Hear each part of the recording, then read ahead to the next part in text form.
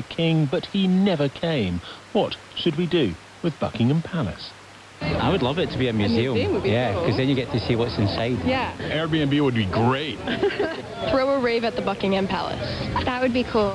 We will hear creative ideas for the palace's future. The BBC News is read by Tom Sanders. International rescue workers are arriving in Venezuela to assist the relief effort following Wednesday's devastating earthquakes. At least 235 people are known to have died, but it's believed the final number of casualties will be in the thousands. Satellite images show many buildings in the northern port city of La Guaira have collapsed. Joe Inwood reports. Aftershock, aftershock, the man shouts, as dozens of rescue workers try to move to safety. They had been here throughout the night, searching for more survivors of the devastating double earthquake. Soon they returned to their task. The number confirmed dead so far is in the hundreds. There are fears it will climb far higher. When you look at the satellite imagery from the town of La Guaira, you can see why. Building after building has simply vanished, collapsed into piles of concrete rubble. The levels of devastation have seen a swift international response. US officials are on the ground, as are teams from multiple countries, from Switzerland to El Salvador. And time is of the essence. It's said there's a 72-hour window in which to find people. It is closing fast. The Home Secretary, Shabana Mahmood, is restricting one of her ministers' access to government documents in an escalation of a row over a newspaper column. Mike Tapp wrote an unauthorised article about Home Office policy, which prompted Ms Mahmood to ask the Prime Minister to sack him. Our political correspondent Joe Pike has been following developments. Mike Tapp, the Minister for Migration and Citizenship, wrote in the Times that foreign care workers should be exempt from some proposed immigration reforms. He suggested this include the retrospective extension from 5 to 10 years of the wait for permanent settlement, which gives people the right to live, work and study in the UK. Shabana Mahmood believes that article constituted freelancing on policy and is a breach both of collective responsibility and the ministerial code. But her request for the Prime Minister to sack him has not yet been heeded. Number 10 has told the BBC no decision has been made. This morning, Mr Tapp posted on social media that he had merely been expressing his views on a policy he has been working on for months, adding, "I have the receipts." Allies of the Home Secretary interpreted that as a threat to leak sensitive documents. Mr Tapp will now need the approval of the Home Secretary before seeing government documents or attending government meetings. Temperatures in parts of Germany are forecast to hit 40 Celsius today as the record-breaking heat wave that's gripped much of Europe starts shifting to the east. A red warning of extreme heat is in place for a third day across London and southeast England, but forecasters say cooler conditions will develop this weekend. The King has become the first monarch to reveal their tax bill, showing a payment that placed him among the top 100 taxpayers in the UK. The accounts also show the sovereign grant, the main source of public funding for the royal household, will almost double within 3 years. Here's our correspondent Tom Simons. It was, the palace said, the King's decision to release his tax bill. The reason wasn't given, but officials stressed the need for more transparency. He paid £12.9 million last year and Prince William £7.7 million. No further details of the King's private income have been released. The Palace and the Treasury also announced the level of the sovereign grant, which funds the King's official duties. It comes from the profits of the Crown estate. It will fall from 138 million to nearly 100 million from next year. The grant was boosted to pay for the refurbishment of Buckingham Palace, which is coming to an end. But 100 million is still twice the level of the grant in previous years. Officials said there was a need to modernise other buildings, improve cyber security and replace ageing heating systems. Reporting restrictions have been lifted to allow the media to name 13 men who are set to go on trial in Manchester later this year as co-defendants of a man accused of conspiring to drug and rape his unconscious wife. The husband, who can't be named to maintain his wife's anonymity, initially denied any wrongdoing, but has since pleaded guilty to a number of the charges he faces, including rape. The former head of Ukraine's counter-terrorism service has been jailed for life after being found guilty of spying for Russia. Dmitry Kozuma was convicted of passing secrets to Moscow, including the locations of military units. Here's our Global Affairs reporter, Paul Moss. He was working for Moscow all along, one of the most senior figures in the Ukrainian intelligence service, the SBU. The court heard Dmytro Kozura was recruited by Russia back in 2018. Money was the motivation, and he passed on details of other people working for the SBU, presumably in case some of them might be open to Russian offers. Because of Colonel Kozura's seniority, the SBU called this an unprecedented case. But thousands of Ukrainians have been investigated for spying. Similar betrayal apparently not uncommon. BBC presenter Trevor Nelson has announced he's taking a break from his shows on Radio 2 and 1Extra for health reasons. Writing on social media, the 62-year-old said he'd had a routine checkup and been advised to have some follow-up tests. A van driver in Kent has been praised by police for helping an armed officer to arrest a suspect who'd run off. Police body cam footage of the incident in Margate shows the driver pulling over and offering to give the officer a lift. Running down the hill towards the viaduct. Get back, get back. Go, go, go, go. I'm going. Go, go, go. Cheers, buddy. Follow that police officer. Don't crash. The van caught up with the suspect and he was detained. Afterwards, the armed officer thanked the driver. Cheers for your help. No problem. Glad I could be of service. Cheers, buddy. We'll get on with doing the rest of it. Thank you very much for your assistance. That was quite exhilarating. See you later. Hopefully the rest of your day is a bit calmer. Yeah. Cheers, guys. Yeah, see you later. The England men's cricket captain Ben Stokes has taken 3 wickets on day 2 of the third test with New Zealand at Trent Bridge. Just before lunch a few moments ago, New Zealand were 418 for 7. Thanks very much, Tom. The maps of Europe are painted flaming red these record-breaking June days. A deep, dark red reaching in from France's Atlantic coast, 40 degrees centigrade or more. A lighter, angry red over central southern England, 30 to 35 degrees centigrade, shared with Germany and down the spine of Italy. The interior of Spain, dark. The north of Italy, dark, hovering between 35 and 40 degrees centigrade. Everywhere, Europe is roasting hot, with many pondering the shape, the heat of the world and their homes to come. Let's hear some of it, starting with a school in London where teachers sprayed pupils with water.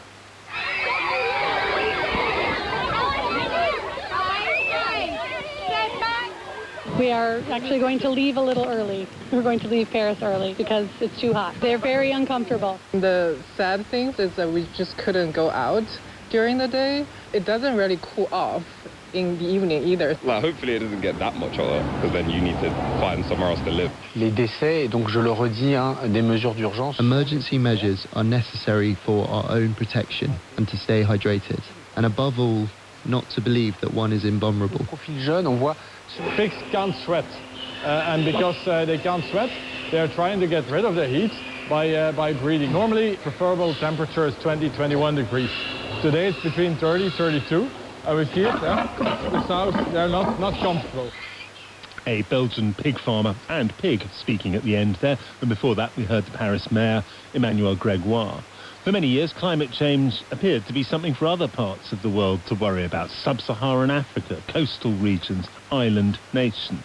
Now, swathes of Europe are prostrate with heat, the most basic functions of nations and regions disrupted by unprecedented temperatures. The continent has heated at double the global pace of warming, around half a centigrade every decade for the past 3 decades, and the extremes of heat have multiplied and lengthened. Samantha Burgess is Deputy Director of Copernicus, the European Climate Change Agency. She wrote a report about this recently. Good afternoon.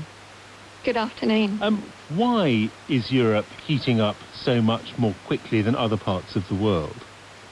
Yeah, so as you mentioned, Europe is the world's fastest warming continent, with temperatures rising at over twice the global average rate.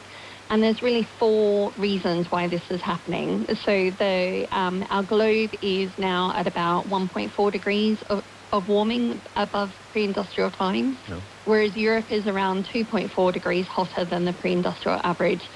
And these 4 factors compound against each other. So one is Europe extends into the Arctic, and the Arctic is warming at about 3 times the global average rate. Land areas are warming faster than the ocean, and Europe is predominantly landmass. Where we have less ice and snow and sea ice in winter, that means we've got darker surface areas that absorb more heat. And we also have less cloud cover through improvements in air quality, which means we're getting more solar radiation. And finally, our circulation patterns are changing. So the weather system that we had this past week, these blocking weather patterns, heat domes that bring in hot air from Africa are happening more frequently. And this is partly down to, or the longevity of these heat domes is partly down to the splitting of the jet stream. The jet stream would normally sort of nudge hot weather away relatively swiftly. The splitting of it means that is no longer the case?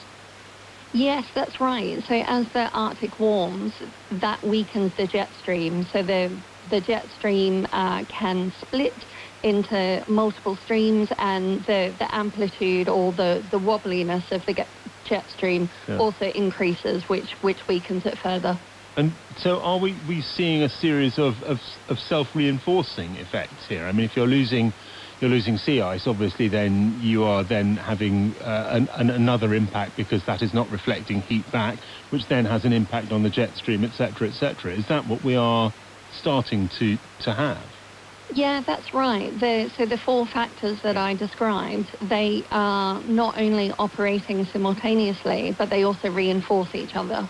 I know that you are a scientist, not a prophecist, but do you believe that what we've experienced over these past few days is something that we will come to experience more and more in the coming years and decades? Yes, absolutely. So a climate attribution study was launched today by the World Weather Attribution, and one of their key findings was that this was the most severe heat wave that's impacted Europe ever. And I think what we've seen over the last few days is effectively the transition point where climate change has shifted from being an abstract statistical future problem, something that you read about in reports that organizations like Copernicus write, to a concrete, present, disruptive feature of daily life.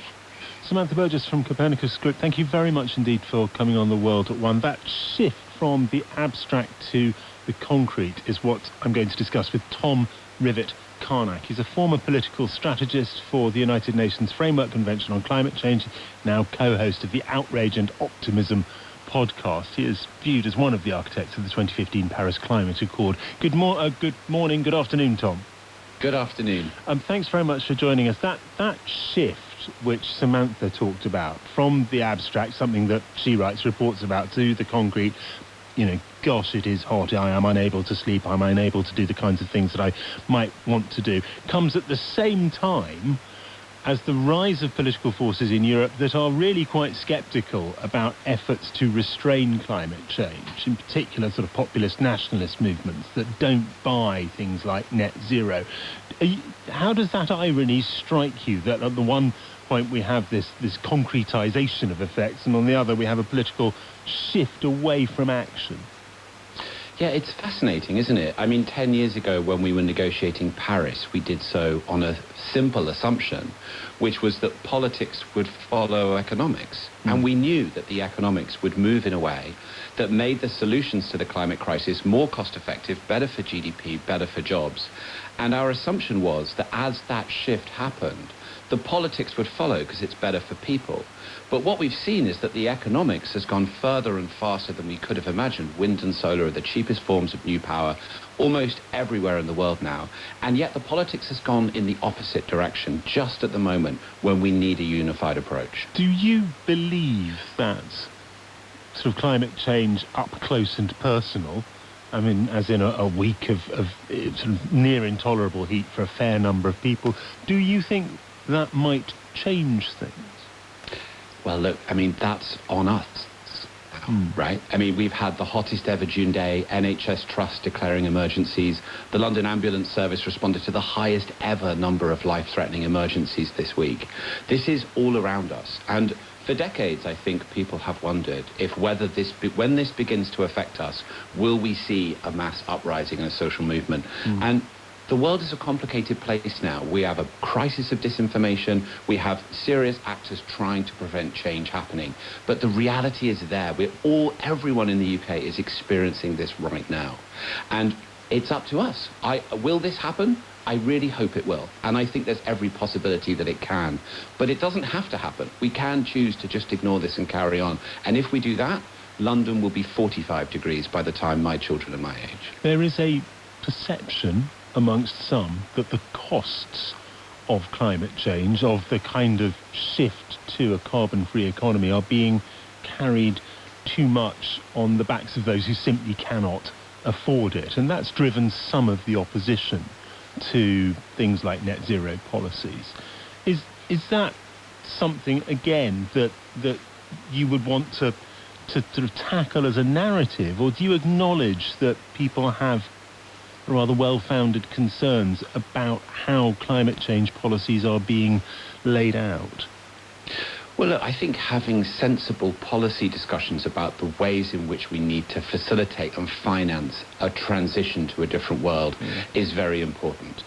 However, what I don't think is right, as I said, is mis and disinformation that is misleading people and is benefiting the status quo rather than the future. Because right now, I mean, a couple of interesting statistics. The UK green economy is now worth $100 billion, and it's growing at 10% a year. Nothing in the UK is growing at 10% a year. China generates 40% of its growth from clean energy. We often hear about the high electric bills that we have in the UK, and it's true, they are high by international standards. But if you look at any analysis done by energy analysts, the International Energy Agency, anyone, this is down to the volatile price of gas, the way we set the market price, together with grid upgrades and investment necessities. The green levies are not the main reason. They're a small part of that. We need to get past that.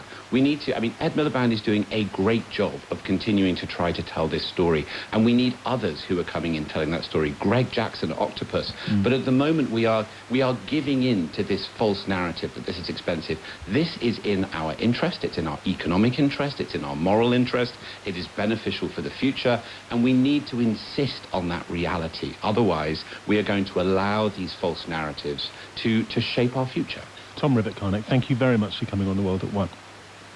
Coming up, the King will not return to Buckingham Palace after renovations are finished on the building next year. We will hear proposals for the future of the building.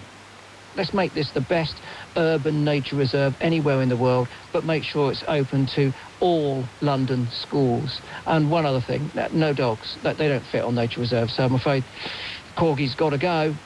Ouch. Do get in touch with us. Our email address is worldat1@bbc.co.uk. One after another, the earthquakes hit Venezuela, what's known as the doublet sequence, an untypical one, the second quake more powerful than the first. The two temblors just over 3 miles apart in the north of the country. The result has been death and injury, with many, many missing. Rescue teams have been working through the night as the earthquake struck a country that's already grappling with deep humanitarian problems, under-equipped and understaffed hospitals, and a state rather hollowed out by economic self-harm and sanctions. Our world news correspondent Joe Inwood has drawn together the story. A group of men climb over the remnants of what was once a family home, although from the state of it, you wouldn't know. Breeze-block walls completely collapsed. What appears to be a patch of blood on a shattered floor. Wearing plastic sandals, a man emerges from under the building. This is San Jose do Arama, just a few miles from the epicenter of Wednesday's earthquakes. Marioxy Fernandez lives nearby and knew the 3 girls who lived here. The girls were in one room. I was elsewhere. We weren't able to rescue them in time. Of the 3, only 1 survived. We don't have water. We don't have anything. We lost everything. It was Wednesday evening when the 2 earthquakes struck in quick succession. Footage shows people running for their lives, fleeing into open space and away from high-rise buildings. And when you look at the coastal town of La Guaira, which was worst hit, you can see why. Building after building has simply collapsed. It's reported that many thousands of people are still missing, many of them under piles of collapsed concrete. Amongst them are the husband and son of Carolina Lopez. She looks utterly lost as she sits on the curbside, her eyes red from crying. The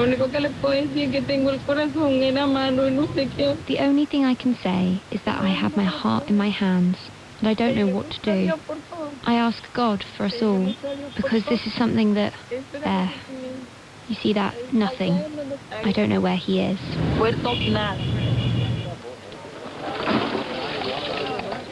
At one site in the capital, Caracas, a human chain is formed as people work together to clear huge piles of debris and search for survivors. There is heavy machinery, but not enough. Venezuela is a poor country and has suffered from years of economic mismanagement and corruption. The government has promised that aid will get to the affected areas, but already criticism of their response is growing. Argenis gesticulates wildly as he lays into the inaction of Venezuela's powerful military. Isn't it possible to call the military to say, come here, help us with this? The military officers that are right here, get on a tank and come help the people. That's what we want. Offers of international support have flooded in. The US, who recently captured Venezuela's longtime president in a controversial military operation, said it will provide around $150 million worth. While in El Salvador, 300 rescue workers and paramedics can be seen packing their gear. Amongst them is Eric Portillo, local director of the Red Cross. Our mission, our motivation, will be to search for human lives under the rubble. That is our #1 mission. We believe we are still within those vital hours after the earthquake, when the greatest possible number of specialised personnel, K9 units and heavy tools are needed to find many people alive, with God's help. But time is running out for those still trapped under the rubble. Back in La Guaira, a team of rescuers kneel around a woman as they position a hard stretcher under her. She is clearly in distress. One of her fingers looks twisted and broken, but she is alive.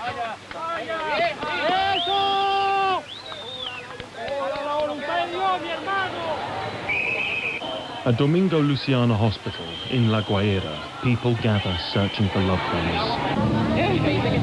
On the walls are lists of all those who have been brought to the hospital, some alive, many not. With every hour that passes, the chances of finding more survivors goes down.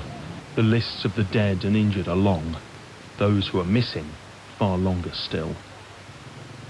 Joe Inwood reporting there. The scenes in Caracas and beyond are heartbreaking. Buildings flattened as if by a giant hand, stunned survivors, and everywhere helmeted rescuers trying to save people from the rubble of their homes. Kieran Donnelly is the Senior Vice President for Crisis Response, Recovery and Development at the International Rescue Committee in New York. I spoke to him earlier and asked him what the key challenges are now for rescue teams on the ground. We're about, a little over 36 hours from the earthquake. We got a little more information yesterday, but as always in these situations, two things are true. One is that it's very hard to get accurate, verifiable information in the early hours. The second is that the numbers of people impacted is inevitably going to grow over the coming days as we learn more. In terms of the rescue operation right now, there are multiple challenges, and it's important to remember that the starting point for Venezuela, the situation before the earthquake struck, is one of a country that was experiencing a significant humanitarian crisis with 8 million people, about a third of the population estimated to be in need of humanitarian assistance. And so even from the beginning, the response is going to be hampered by underfunded, underfunctioning public services, weak infrastructure across the country, the political context and so on. Now, in terms of the specific response, obviously there are logistical challenges. Infrastructure has been damaged. There is limited local civil protection capacity. The airports have been damaged as well. I've seen reports of military bases potentially being opened for flights to come in. Getting as many people out of the rubble as possible is the immediate priority for the search and rescue effort. You mention the economic and political situation in Venezuela. Is it your presumption that the state and state services are so stretched by the challenges of both sanctions, economic volatility, political volatility, that the rescue effort will be that much more complicated, that much deeper? I think that's right. I think on a purely financial basis alone, the government doesn't have the resources that are required, not for a rescue effort, but for a recovery effort of this magnitude. But the underlying fabric of social service provision, of civil protection services that would normally play a significant role in earthquake response, much of that is not highly functional in the Venezuelan context. The word you are getting from the ground, from your people there, as to what they are seeing, what they're experiencing compared to other natural disasters, are you able to shed some light on that? What we're hearing from our team, widespread destruction, many people, including our own staff, who don't have anywhere to sleep. They've been sleeping on the streets. Many of their houses have been destroyed. One thing I would note in particular is the mental health impact of this crisis. Venezuelan people have been incredibly resilient through the challenges of recent years, but no one is equipped to deal with a shock of this nature. It's terrifying, and we anticipate significant mental health needs among the population, among the more obvious shelter and water and food needs and so on. That was Kieran Donnelly of the International Rescue Committee. We live in a time of contradictions. A world united by globalization, riven with inequality, global problems, alongside politics that stress national autonomy, agreement on measures to curb climate change recede as we bake in a Saharan summer. Into this hot mess steps the Global Justice Report, a set of radical ideas for international change to encourage climate-friendly, broad-based prosperity.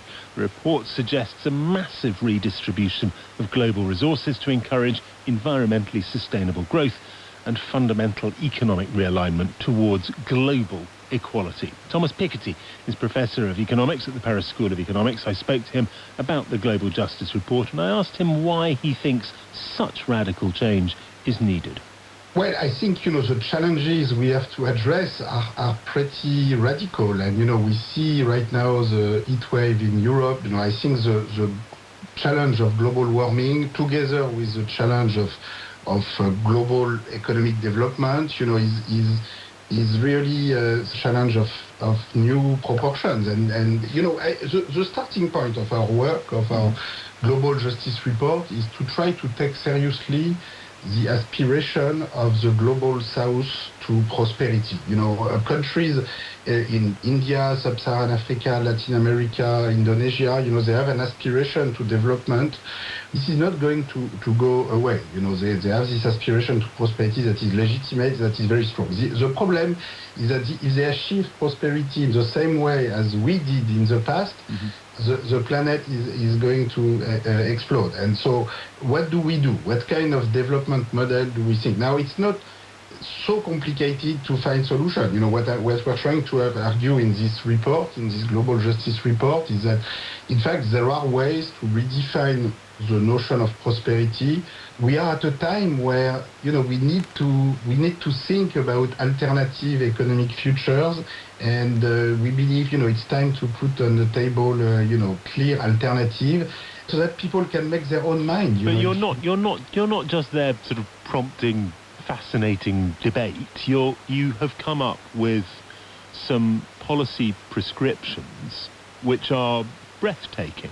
One of them is for the equivalent of a world finance ministry that would, as I understand it, take in 10% of global income and would redistribute that according to a mechanism as yet to be agreed, but with the aim of sort of levelling up or bringing up parts of the world that are currently less developed.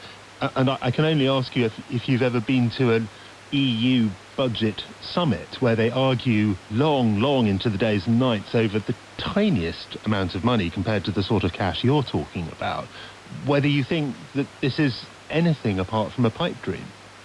Okay, so maybe you are not aware of the fact that after the 2008 financial crisis and the 2020 COVID crisis, there was, enormous money creation, but not only with the European Central Bank and the Federal Reserve, in proportion which everybody before the crisis said was impossible.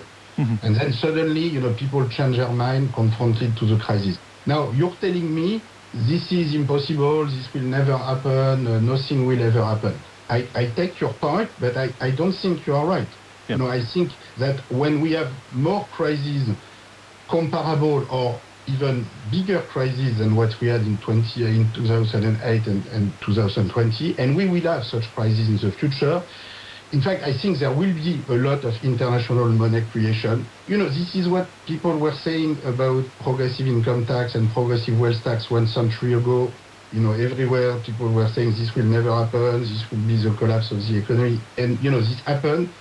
The idea that we are today heading for a sustainable development path for the planet and for the global south, I think it is not true. And more fundamentally, in terms of governance system, I think it's wrong to believe, and I think very few people in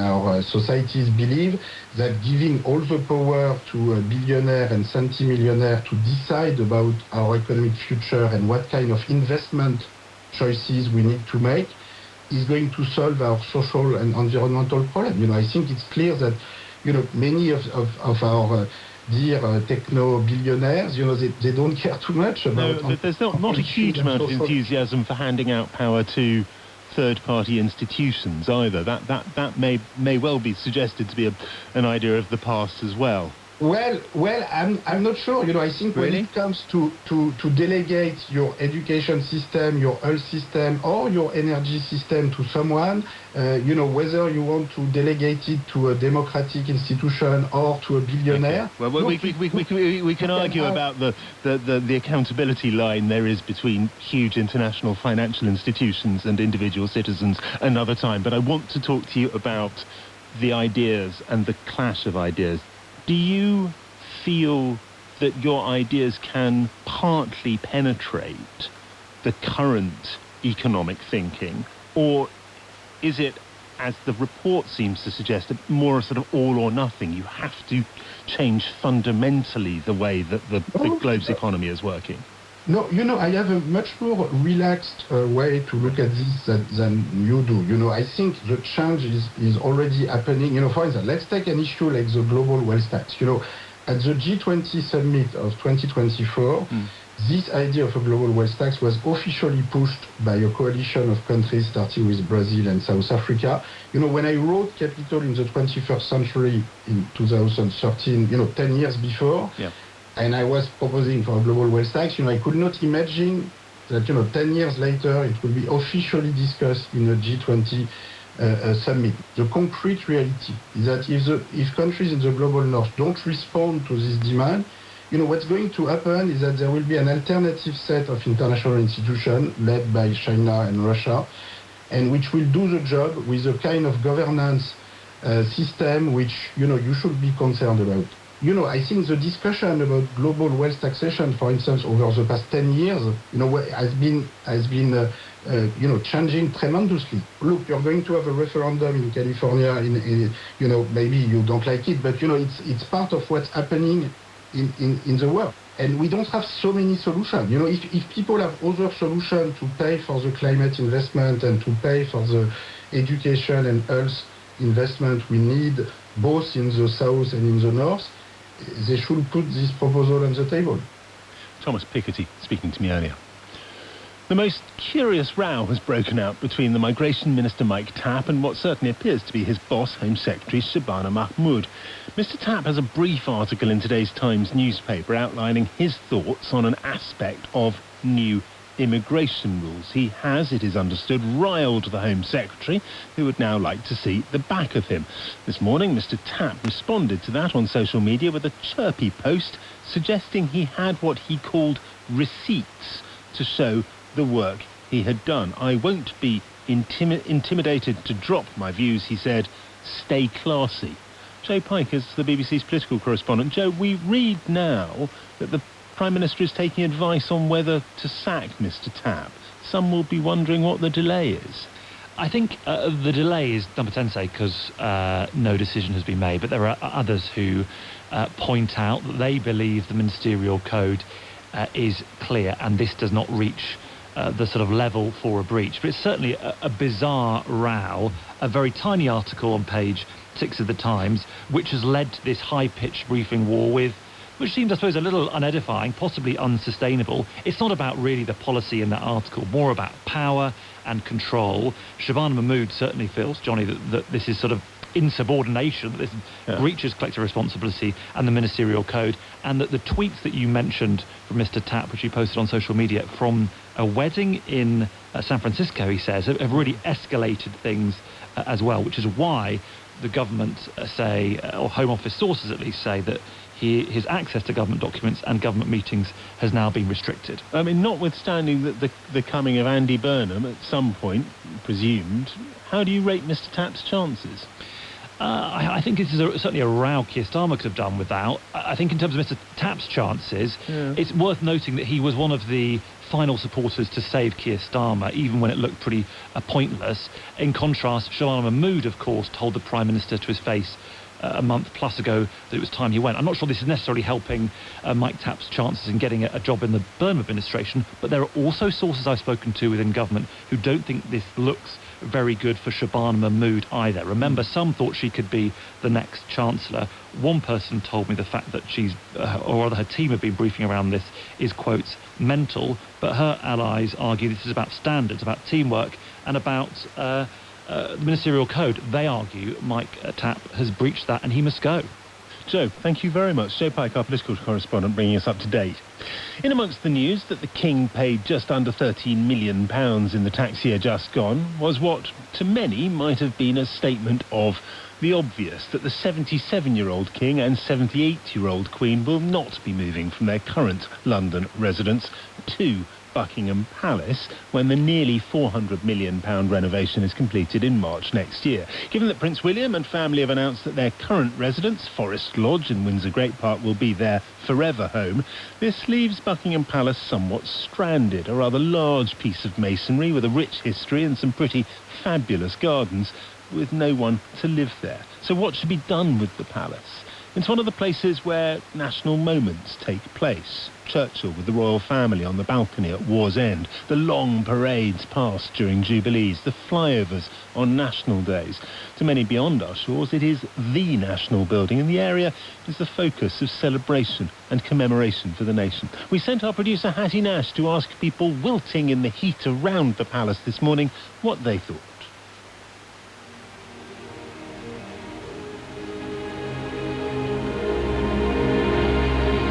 I would say if the king is not going to use it as an official residence anymore, then maybe they should turn it to like a museum. I would love it to be a museum. Would be yeah, cool. because then you get to see what's inside. Yeah. Airbnb would be great. Drag bingo. Good one, yeah. And karaoke rooms also. It should be a Love Island set. They should throw like a giant party. That'd be so cool, like a giant ball. I think it should be a museum because there's a lot of things inside and I want to meet the guys with the fuzzy hats. And we asked some notables how they thought the palace might end up. Maria Balshaw is the outgoing director of the Tate. The King's collection of art is extraordinary, so you won't be surprised as the former director of Tate that I think, in addition to the collection gallery which already exists at Buckingham Palace, the King could give over the rooms to the public display of his art collection, along with some of the textiles and furniture that he also has in the collection, so that people can really enjoy the great cultural riches that he holds. Chris Packham is an English naturalist, nature photographer and television presenter. Okay, it's got a brilliant central location, it's got adequate parking, it's got plenty of rooms, must have some fantastic kitchens. It would make a great hostel for the homeless. absolutely fantastic. And then, of course, there are gardens. Let's rewild those straight away. Proper rewilding, I mean. You know, let's make this the best urban nature reserve anywhere in the world, but make sure it's open to all London schools. And one other thing, no dogs. They don't fit on nature reserves, so I'm afraid Corgi's got to go. It's just for the kids and for the wildlife. Laura Jane Clark is an architect and has presented on BBC and Channel 4. I love the idea that the main square inside Buckingham Palace can be another temporary gallery, so like the Fourth Plinth and Serpentine Gallery, but actually based on students, so based on architecture, design and art students rather than professional artists. I think that would be a really incredible use of the space. If it was me, there would be a roller coaster involved.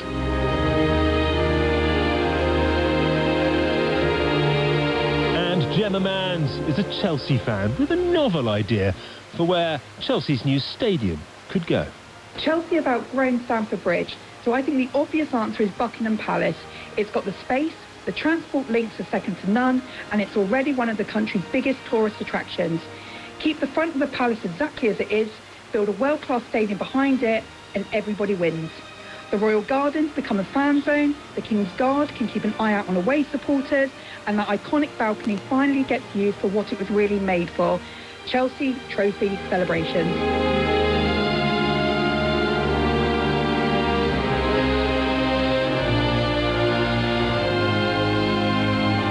The ideas of some about what should happen to Buckingham Palace in the absence of residents. Just to add to the fun is Julia Barfield, the architect who designed the London Eye. Good afternoon. Good afternoon. Tell me what you want to do with that palace. Well, as an architect deeply concerned about climate change, I would suggest that it should become a beacon of regenerative architecture and design. I mean, the premise of which is, what if every time we build something, it makes the world a better place? And currently, I'm afraid, it's actually the reverse. I mean, the built environment is responsible for 62% of the UK's waste, astonishingly, 50% of material use, and 60% of CO2. So, I mean, I think it would be an amazing place for people to go and learn about climate, and the National Emergency Briefing would be on a loop. But also, most importantly, learn about solutions. You know, at the moment, you know, we're in a heat wave, and I pass and a lot of people have their windows open, which is absolutely the wrong thing to do in a heat wave. So they would learn about mitigation and adaptation for climate, and learn about biomaterials, circular use of materials. It could be a demonstrator for all that's best, and would make us all good ancestors. Julia, I don't want to be facetious, but you haven't mentioned a roller coaster, you haven't mentioned a stadium or a fan zone. It's quite serious stuff what you want to do at Buckingham Palace, isn't it? Yeah, it is. Is there any space for any fun there? Sorry? Is there any space for fun? Well, yes, any space for fun? Yeah, of course there'd be fun. Right. You know. Well, with the thing on the loop, the sort of disaster video on the loop.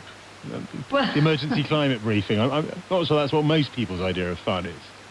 Well, I think that sometimes, you know, there's a place for fun and sometimes a place for being serious. But yeah. I think, you know, you can. I think this would chime with the King and Prince William's concern about climate and the environment, and it would mean that we'd be doing the right thing for future generations. It would certainly change Buckingham Palace. Julia Barfield, thank you so much for sharing your thoughts, and our thanks to everyone who spoke to us over the course of the morning with their ideas too. Time for our main headlines. International rescue workers have arrived in Venezuela to assist relief efforts in the aftermath of Wednesday's powerful earthquakes. At least 235 people are confirmed dead so far. PM is at 5. This is Johnny Diamond, and that is The World at 1:45. Studio direction was by Callum McLean, and the editor was Alicia Quero. OK, so whenever you are ready, just press that button. I'm Polly Weston, and I'm on a mission to find a story you probably haven't heard before. The random postcode is M98. With the help of a random postcode generator and the people I meet when I arrive. Never in my life have I seen anything like that for a homeless person. He was just loved by everybody. The Patch, Monday mornings at 11. To listen on your smart speaker Just say, play Radio 4. Now on Radio 4, Tony takes a very chilly dip in the River Thames and joins the innovative communities who are reclaiming public spaces. And Tony Hawks just wants to play.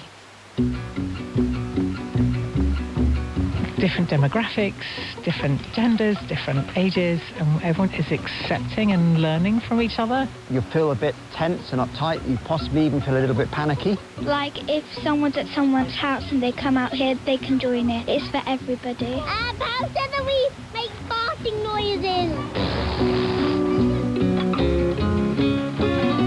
Busy tennis courts in the park, swimmers in the River Thames, kids turning quiet streets into their own playgrounds. Across the country, some communities aren't waiting for permission. They're reclaiming spaces where they can go out and play.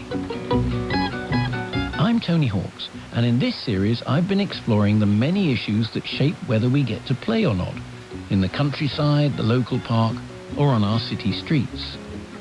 So far we've spent a lot of time looking at the barriers that stand in the way. But this final episode is a little different. It's not about what's broken, it's about what people are building. Because across the UK, swimmers, walkers and players are quietly showing that the future of play is something that all of us can shape together. Today, game on. Every week we have a free tennis session for the community that's community-led, community-run. I'm in Exeter, at a set of 6 park tennis courts at Heavy Tree Pleasure Ground. It's a Saturday morning when the courts are taken over by a free weekly session where anyone can join. Exeter City Council turned down a funding offer from the Lawn Tennis Association. I went on and on about this in episode 2. The funding would have paid to refurbish these courts, but also required them to be locked behind gates and accessed through a booking system. Instead, something different has happened here. The community has stepped in, taking on the responsibility for looking after the courts themselves. This is JJ Pickin, the lead coach. I think the current model we have is far better for getting players in. So this is kind of the stepping stone to getting people playing tennis, active in the community, and essentially keeping our courts active. And we also do our community cleanups. We look after the courts. And speaking with the players here, it's clear that this is about more than just tennis. My name is Christoula. I'm from Greece. Coming here for me, it's the socialization. It's nice to chat with people, having a good laugh. It's not only play tennis, it's like bonding with others. I'm Steffi. So at the university, it's quite a competitive environment. People aren't very willing to chat or be friends, which is why I love this community tennis, because it's just all fun. My name is Jack. I'm from China. Yeah, just to meet new people and to make new friends. Hi, yeah, I'm Sarah Hartley. I've been playing tennis for about 2 years. So there's an intergenerational aspect to these sessions, right? So there's a huge mix of people from seniors in their 70s. I think we have somebody who's actually in their 80s who comes, and we've got kids from 13. Different demographics, different genders, different ages. You feel that you are part of a community when you come to Heavy Tree sessions on Saturday. But it's not just about keeping play free and inviting. It's also about the spaces themselves, holding on to them, reclaiming them, making them ours. Sometimes in the most unlikely places. Just down to our right, we have the Teddington Lock, which separates the tidal Thames from the non-tidal. But this still counts as London. We're inside the M25, half an hour by train back into Waterloo, so we're in central London. I've come to the capital, where a swimming community on the River Thames is challenging the perception that urban waterways are polluted spaces and not for public access. Hey, Tony.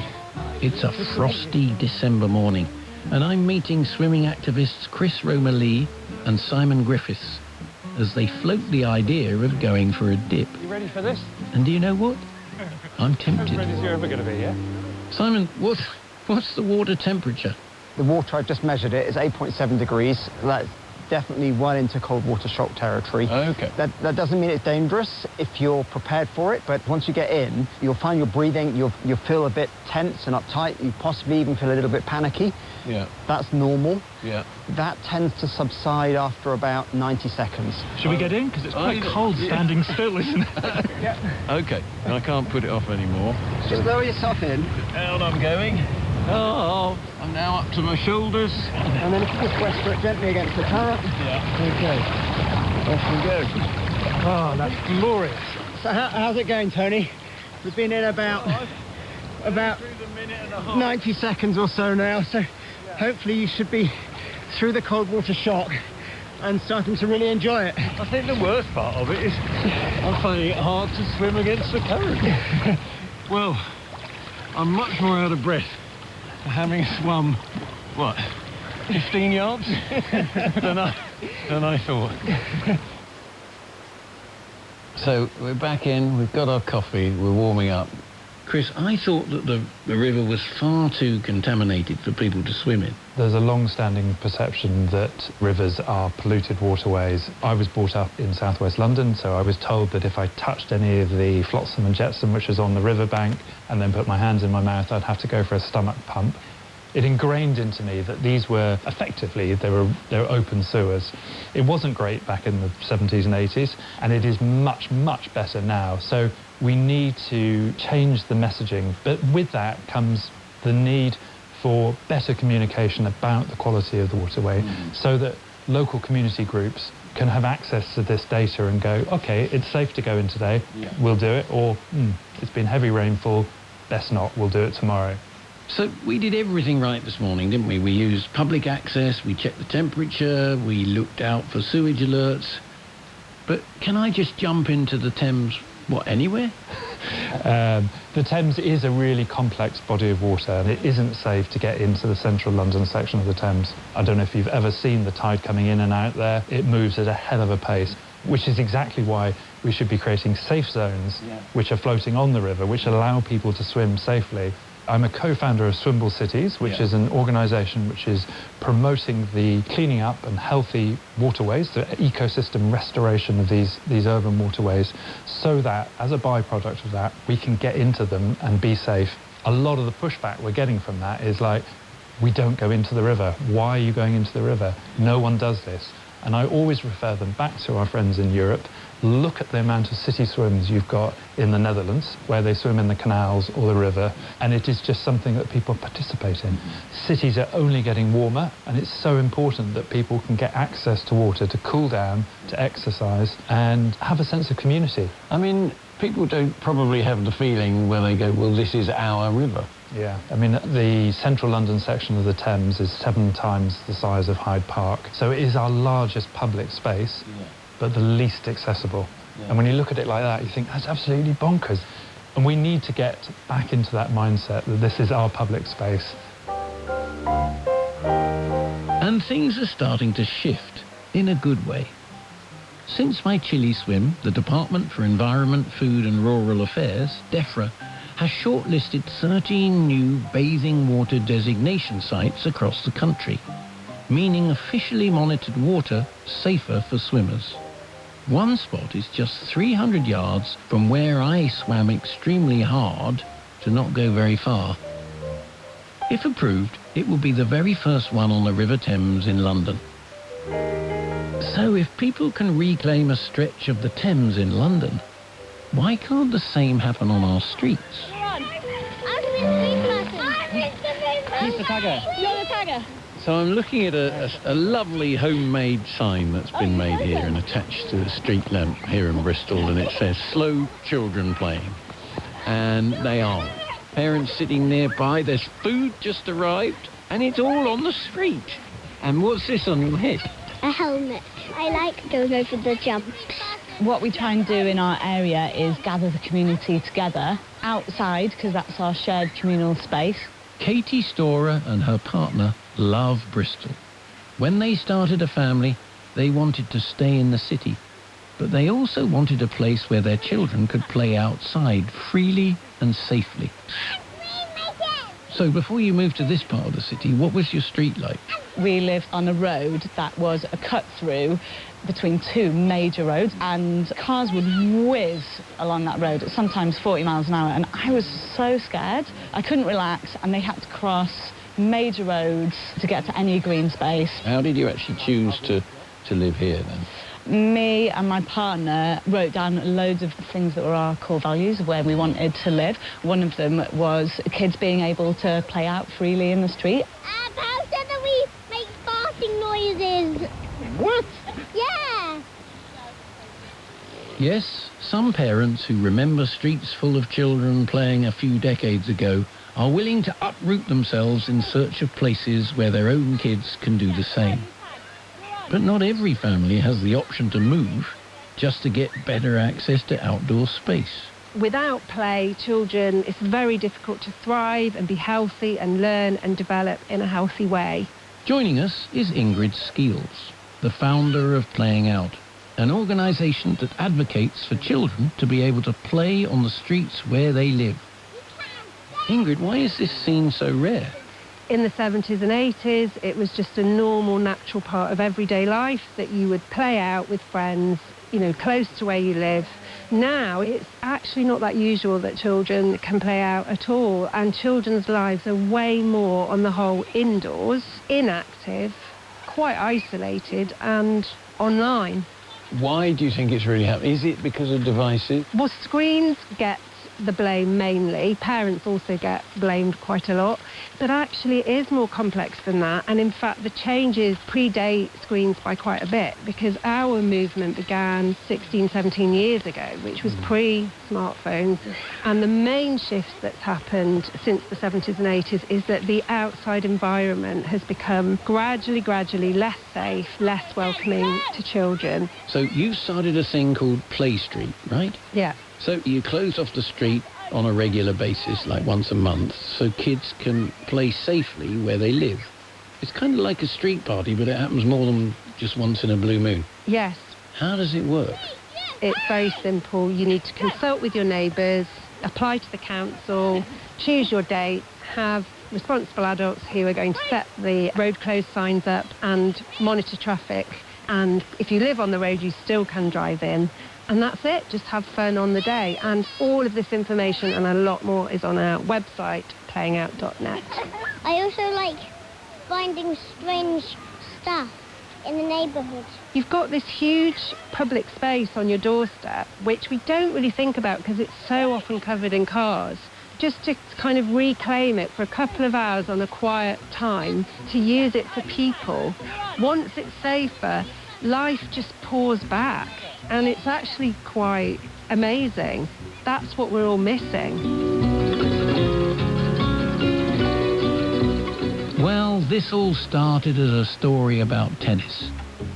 But really, it's about something bigger. The future of play, and who gets to move, belong, and have fun. And what I've learnt is this. It's not enough to wait for councils, charities, or politicians to make it happen. The future of play is in our hands. It's about us, working together as communities, taking ownership of our public spaces. If we show up and take action... You're listening to BBC Radio 4 on 198 kHz longwave. This service is closing. BBC transmissions on this frequency will end on the 27th of June this year. However, you can continue to listen in many other ways. You can find BBC Radio 4 online via BBC Sounds. Radio 4 is available on DAB, digital radio, and through your digital television, including Freely. Radio 4 is also available via FM radio on 92 to 95 MHz and 103 to 105 MHz. Plus, you can listen via your smart speaker. Just say, play Radio 4.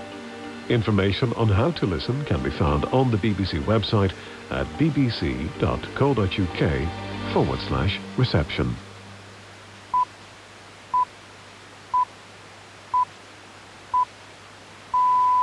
BBC News at 2 o'clock. The number of people who are known to have died in Venezuela after two back-to-back earthquakes earlier this week has risen to 589. The UN says more than 1,000 search and rescue workers have been deployed. A group of men set to go on trial in Manchester as co-defendants of a man accused of conspiring to drug and rape his unconscious wife have been named for the first time after reporting restrictions on identifying them were lifted. The husband, who can't be named to maintain his wife's anonymity, initially denied any wrongdoing, but has since pleaded guilty to some charges, including rape. Our reporter Rowan Bridge is outside the court in Manchester. As well as the woman's husband, it also involves 13 other men. They range in age from 28 to 73 years old and include a paramedic. We can also now report that one man, Keith Fotheringham, who's from Dundee and is 59, had previously pled guilty to 4 offences relating to this case. They included admitting conspiring to rape and conspiring to drug the woman at the centre of the case. It's been revealed that the King and Queen won't live in Buckingham Palace once its multi-million-pound refurbishment is complete, but will remain at Clarence House. Officials say the palace will remain the ceremonial and operational centre of royal life. The royal accounts reveal the King paid £12.9 million for the financial year ending April 2025. The Met Office says the UK temperature record for June has been broken for the 3rd day in a row, with 36.9 Celsius measured at Watersham in Suffolk. A red warning of extreme heat remains in place across London and South East England. In tennis, the 7-time Wimbledon winner Serena Williams will open her comeback in the tournament against a 20-year-old Australian. She'll face Maya Joint, the world number 60, who's never won a main draw match at SW19. Britain's Emma Raducanu has drawn Croatia's Antonia Ruzic. BBC News. You're listening to BBC Radio 4. The concluding part of our new thriller series, The Courier, continues this afternoon, where Mo is in hospital after a hit and run. Will the killer catch up with him again? That's in 15 minutes. Now, though, on Radio 4, it's The Archers, and Ed is about to get a surprise.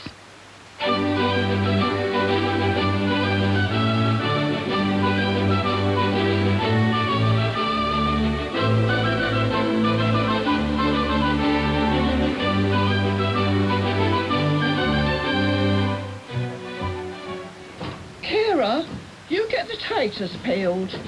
Edward, can you top and tail the runner beans? Yeah, we'll do. Pass me a potato peeler, Dad. Oh, yeah, there you go. Only one more day till the weekend. And I'm not in school for the whole of next week. Oh, yeah, it's work experience. That's nice to hear you sounded a bit more positive about it. That's because she's not going to Amside no more. What? Since when? Well, since yesterday. But we talked about this, Kira. There's some things you just have to do. That's part of being a grown-up. Well, I think we should be impressed. You've actually shown great maturity, haven't you, love? Thanks, Grandma. What, by quitting before she even started? No, by arranging a new work experience placement and sorting it with school. What new placement? Does your mum know? Yeah, she signed the forms this morning. And my careers teacher said he would do his best to get it all agreed. Right, OK. Well, what is it? I'm going to be at Rewilding with Kirsty. Such a good idea. Right up your street. You've always liked being outside, haven't you, love? Did you remember making back boxes with Grandpa when you were little? Yeah, I forced the whole family out to see them in the dark. You even made tickets for everyone. Kira's back box trail. There's still one in the oak tree in Bartleby's old field. I don't remember that. Well, that's probably because George tripped over his shoelace or something.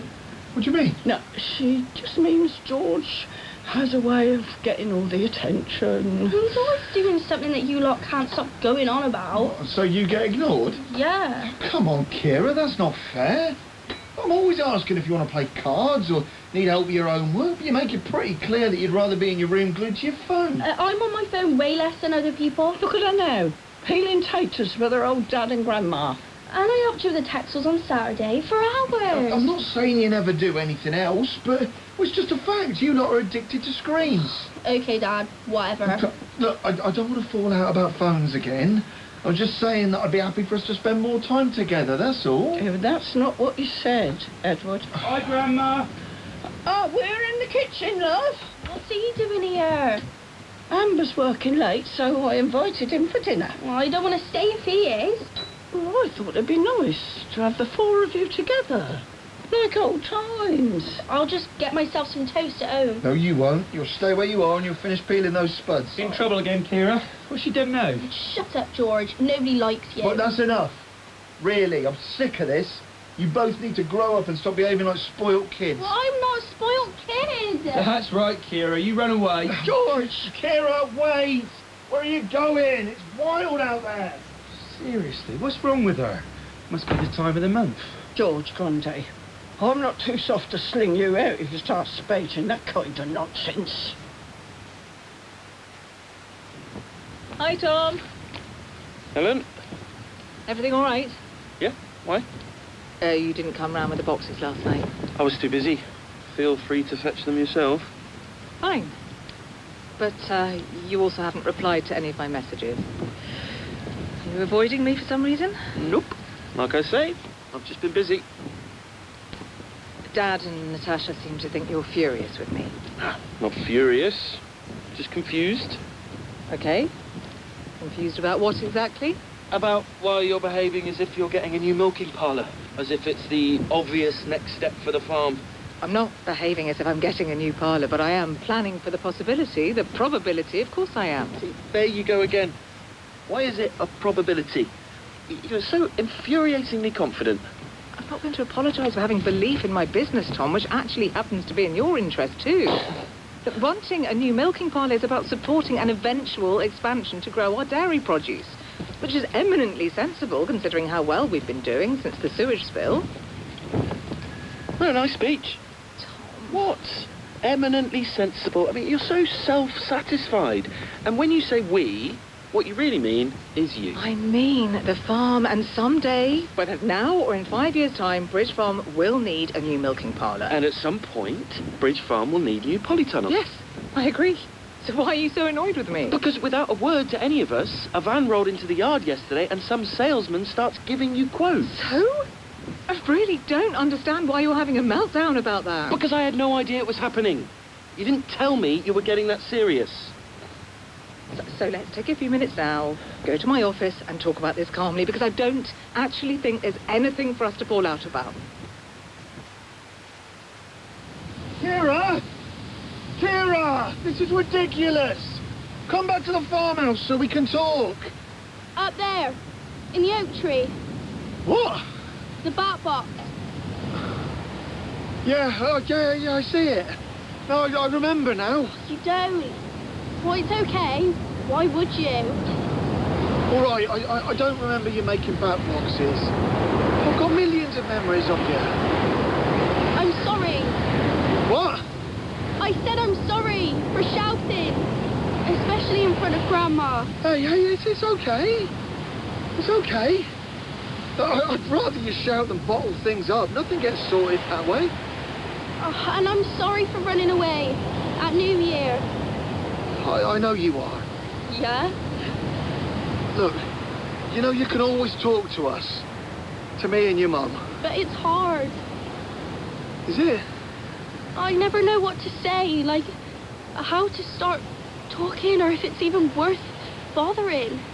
But I thought you and your mum had a good talk about what happened on New Year's Eve. We did, once George was out of hospital. But I can't run away every time I need you to listen to me. Well, why is it so hard to talk to us? I don't know.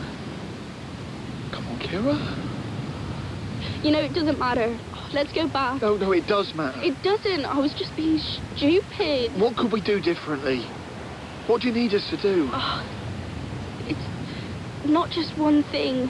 Like, sometimes I don't want to say whatever it is because, well, it might be embarrassing.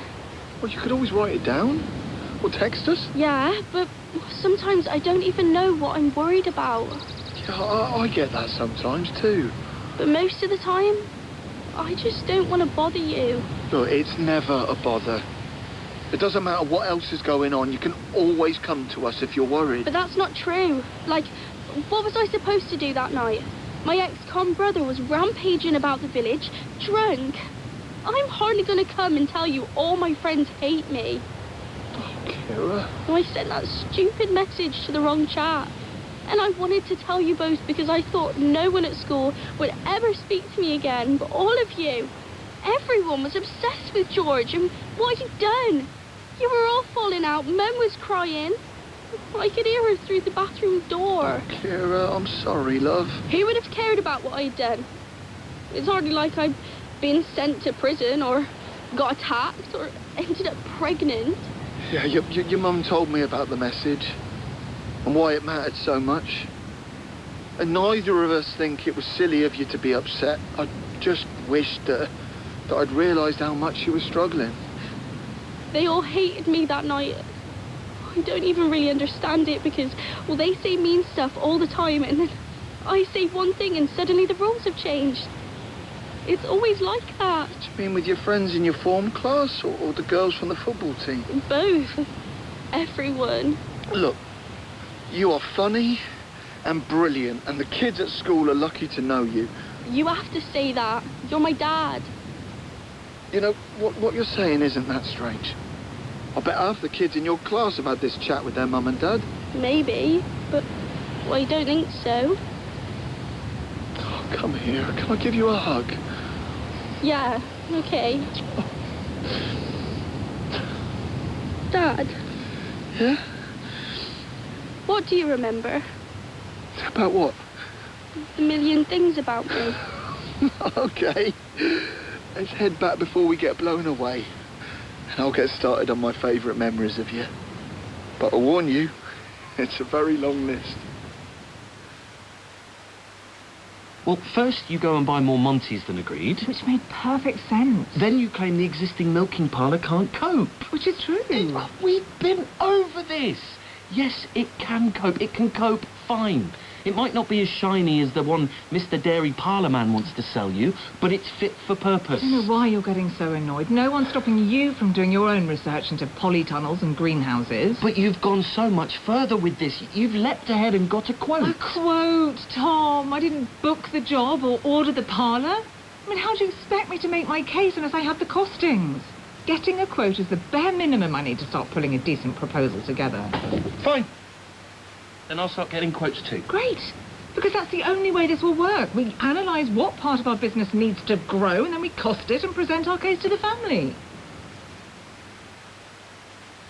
Right. Well, the rest of the family are going to finish making dinner while you two give me a hand in here clearing the barn for hay storage. Ed, your cunning plan is paper thin. He's going to heal our feud with a pointless team-building exercise. What feud? There is no feud. I just think you were born selfish, and now you're a criminal waste of space. Wait, Kira, what did I say? We're going to be civil to each other. That's rule number 1. I didn't agree to any rules. Well, let's call them instructions then, eh? You have 5 minutes to clear this corner of the barn into the bags by the door. What about the big stuff? Well, anything too big for bags can be stacked over there. You can use the wheelbarrow, but every time you stop working together, call each other names or swear at each other, I'm going to add on another 10 seconds. And what's the prize? Well, the prize is not having to spend the whole of the rest of the evening doing odd jobs for me. Fairs. You better not mess this up. I've got homework that's due tomorrow. Ready? Time is going to start in 3, 2, 1, go! This first, get the wheelbarrow. Kira makes the dash for the wheelbarrow, and they're going to lift the crate together. It's full steam ahead. Mum's jam jars in the barrow. George is taking the dust sheet. Oh, he's got tangled up in it. Will Kira help him? You're such an idiot. That is 10 seconds added. Get that here. George snatches a bag out of Kira's hands, and that is another 10 seconds. Is the chili ready? And it's just in the table. Great, they've not got long left. Oh, come on, you two. I know you can do it. Ed, do you just move the turkey plucker? Chuck it in the hand for all I care. You're laughing a bit. Yeah, what's funny, you two? It's just Grandma. Oh, no. Jokes and the giggles won't get the silly plucker shifting. What's gone into them? The daft pair. Look, if you don't come for dinner now, the taters will be burnt and the cabbage soggy. Oh, so, did we fail then? Do we have to do more jobs later? No, I'm going to let you off, because it turns out that you passed my secret challenge. What was his secret challenge? Well, I don't know. Tricking us into not killing each other? Or not killing each other yet.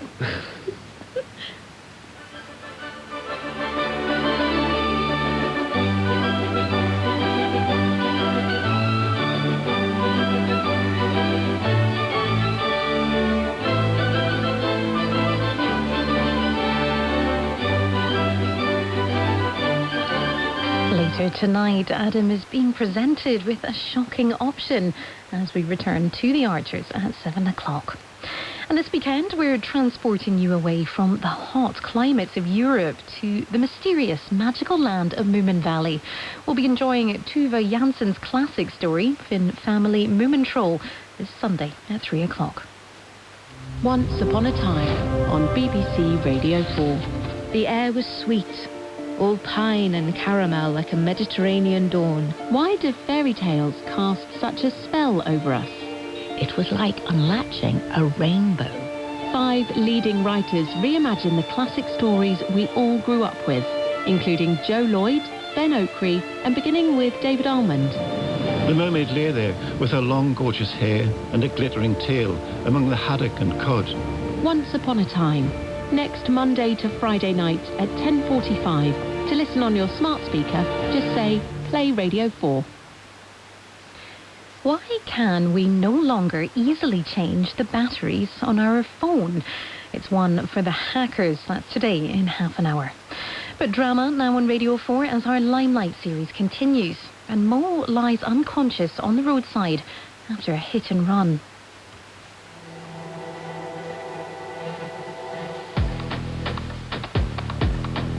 The Courier by Eno Mfon and Dara Motel. Episode 4. Hey! Look how much road you have! Go around me! Ah! Mo! Mo! What the? He rammed me! What? He's trying to kill me! What? Ah! Kill you? Mo! What's going on? Mo!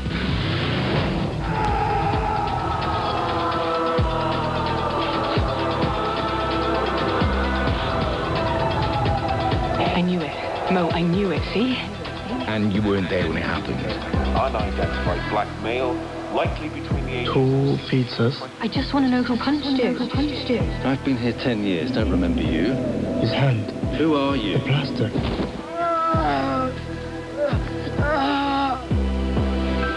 Slow. Mo! What was that? You there? Ya Allah, Mo! Come on, bro, say something! Mo! Mo!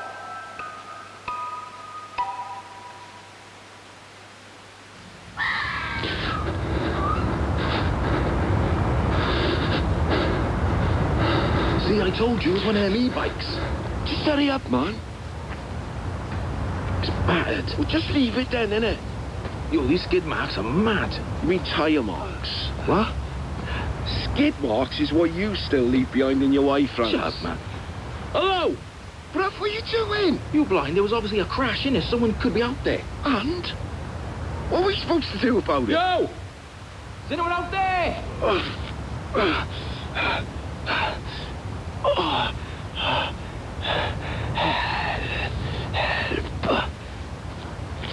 Bro, there ain't nothing out here except for trees and perverts. Come on, it's late. See?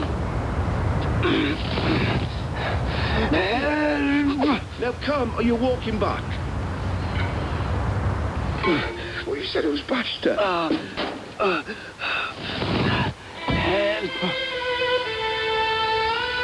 Help! Help me! Hello? Sir? Are you okay? I'm sorry, but my Baba said we could not stop. We could not stop for you. That you were already dead.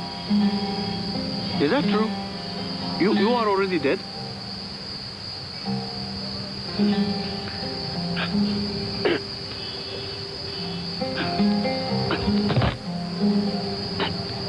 Sir, are you still alive?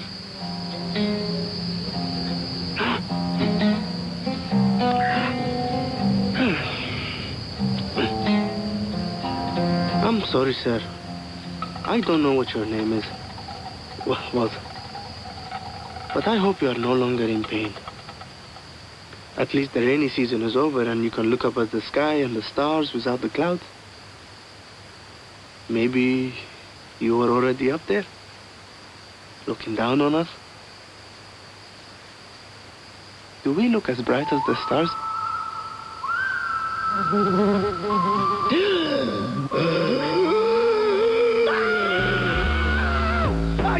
Save me. Save me. What do you want me to do? Why didn't you save me? It's okay. It's okay. It's okay. You're okay. You're safe. Who are you? I'm Detective Inspector Johnson. I was the arriving officer on the scene of your accident. Where am I? St. David's Hospital. How are you feeling now? You're out for a while. If you're feeling up to it, I'd like to ask you a few questions about what happened. Am I under arrest? No. Why would you think you're, I don't know. I'm sorry. I'm just a little bit, This won't take long. We believe you were involved in a hit-and-run incident. Now, the good news is, you're alive. And aside from some bruising and mild concussion, the doctor informed me that you're going to be fine. With a bit of rest. The bad news? The bad news is, down that stretch of the old Newport Road where the accident took place, there's no cameras. So anything you might recall, anything at all...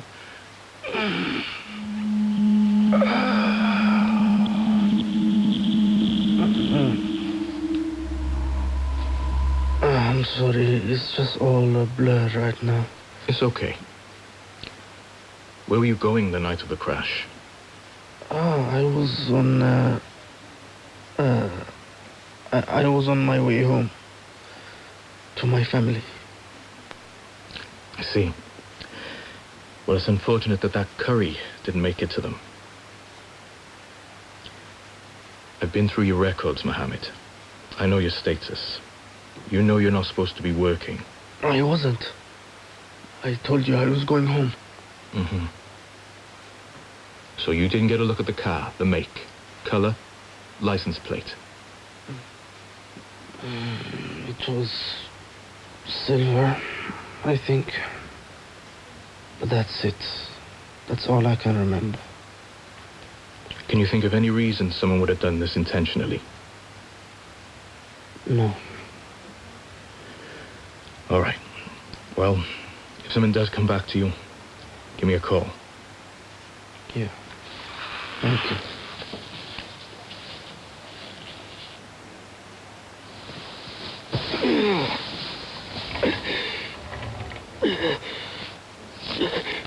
Yo, brother, what you doing? What you doing? You can't be playing a game of Operation on yourself, cuz.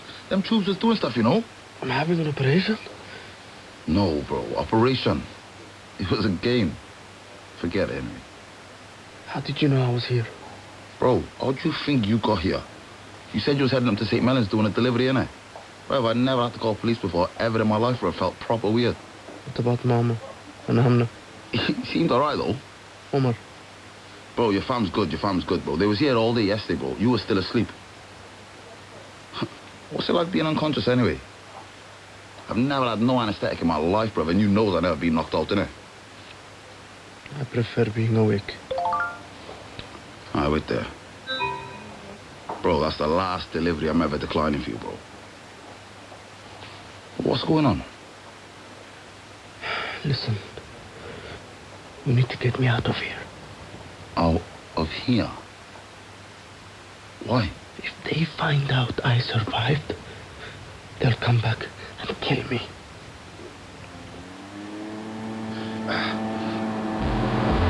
You gotta hold on tighter than that. Bruv, I don't even know if you should be out of the hospital, you know? No, I'm fine. So what's happening then, bruv? Who's trying to kill you? I don't know. It could be a few people. What do you mean a few people, bruv? What are you, like Batman or something, are you? This is not a joke, Omar. Do you hear me laughing? But I think I remember something. What? The license plate. You got the license plate, have you? Some of it. Slow. Bruv, I'm doing the limit. No, the license plate, it said slow or 5L0W. And what did police say about that? I didn't tell him. What? Why not? Rosa Brennan, the woman from the news. I delivered to her house the day she was killed. What? I found her body. Wait, what? You found her body? Someone killed her, Omar. She was on the floor, not hanging like they said on the news. But I panicked. Whoa, slow down. You're the one driving. No, just slow down with what you're telling me, bruv. They'll know who was there from the app. No. I deleted the app from her phone. And then I ran. This guy. I can't talk to the police. They will think I did it. You're the black man on the CCTV? Yeah. After the emergence of video footage showing an unidentified black male at the crime scene around the time of the death, as well as the dismissal of the pathologist which led to the reopening of the case, tensions have been growing in the Cardiff area, and there have been calls from the public to exhume the body of Mrs. Brennan for a second autopsy to be performed. The police have made a statement saying, exhuming a body is always the very last resort, as this comes at great expense and is potentially very traumatic for the family of the deceased. As of now, we are working with the evidence we have and are continuing to conduct our investigation. They can't dig her up. Surely not. Why can't they just let the poor woman rest in peace? I imagine them pulling her out of the ground, sliding her coffin into the back of a van, leaving the grave wide open, maybe for a different body. Open for me.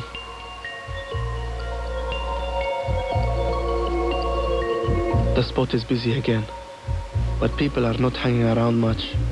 They're just picking up orders and leaving. 62! Omar, are you going to say anything? 63! You being quiet is weird. Bro, what's your girl saying about all this anyway? I'm assuming you told her since that's who you've been spending all your time with. She's not my girl. Huh? She's Rosa's daughter. Ya Allah, of course she is. 64! So, if withholding eye testimony or whatever weren't enough in a murder case, you thought you'd make friends with the murdered woman's daughter? Stepdaughter. For what? Just for a laugh or something, is it? No, I've been helping her. Are you moonlighting at the grievance council or something, you? Aye, 64! Whoa, all right, love, chill out. We've been trying to find the killer. Together. What are you doing that for? Because whoever killed her knows that I was there. So they just tried to kill me. Omar, I think it was Henry. Parnell? Yeah. Or it could be this other guy. This teacher, you know, the woman who had some sort of relationship with. He was in the house when I was. He knew I was onto him. Bro, so, do you want my advice? Go and hand yourself in. What? Are you crazy or something? Bro, you was using my account, and now they're out there looking for an unidentified blackmail. You think that don't have repercussions on the rest of us? Yeah, but on me? I didn't do anything. Exactly, bro. You didn't do anything. You was just thinking about yourself. Bro, it's not too late, bro. Go and tell him the truth. They will look me up. You don't know that. What, you want me to sit around and find out? Huh? Now, are you going to help me find who tried to kill me or not? I gave you my advice. Now I gotta go and feed my family, yeah? Maybe you should go and see yours.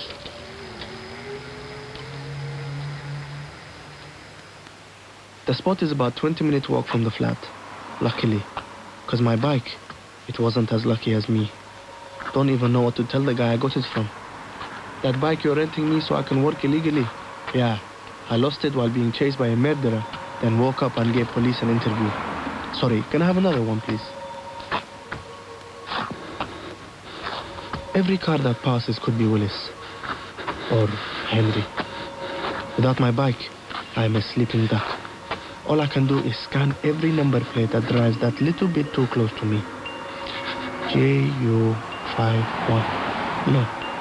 D13M. No. I884. No. After a while, I stop scanning. I go somewhere else and think, where is Rosa right now? Still in her coffin, eyes wide open. Or maybe she's that woman in the red coat who just crossed the road when she saw me. Come on, boys. Or that guy sat in the white van, choking on his bacon sandwich just because his mate just told a racist joke. Mate, not while I'm eating. Something about me crossing 2 seas to get here, and all of that water still not being enough to wash me clean. Got a problem, mate? Or maybe she's one of these school kids running straight at me. She's none of those people. She's still lying on the cold kitchen floor staring at me. Just slow your breathing more. You're okay. You're home. See? There's the door. Just breathe. You're home. Okay? Okay? And then I see it. A big silver car parked right outside our flat. Black windows. You cannot see inside. And the license plate. 5LOW. Slow. They're here.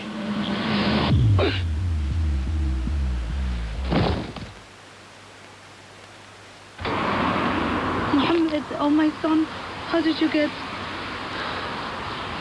I called the hospital, but I said...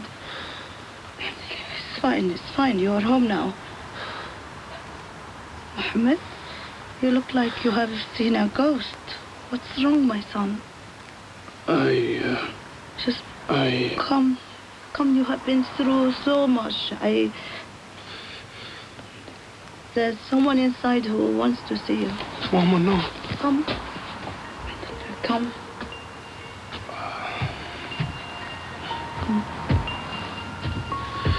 I don't let Mama see me clench my fist. What if they threaten Mama, Amna? If they're here, I'm ready for them. Ow. I miss you so much, brother. I miss you too. You okay? We came to see you, but you were sleeping and snoring, just like you do at home. And the other people were staring at you, but I said I'm used to it. He does that at home. Why do you have to embarrass me like that, Amna? What? Ellie? Hi. Welcome home.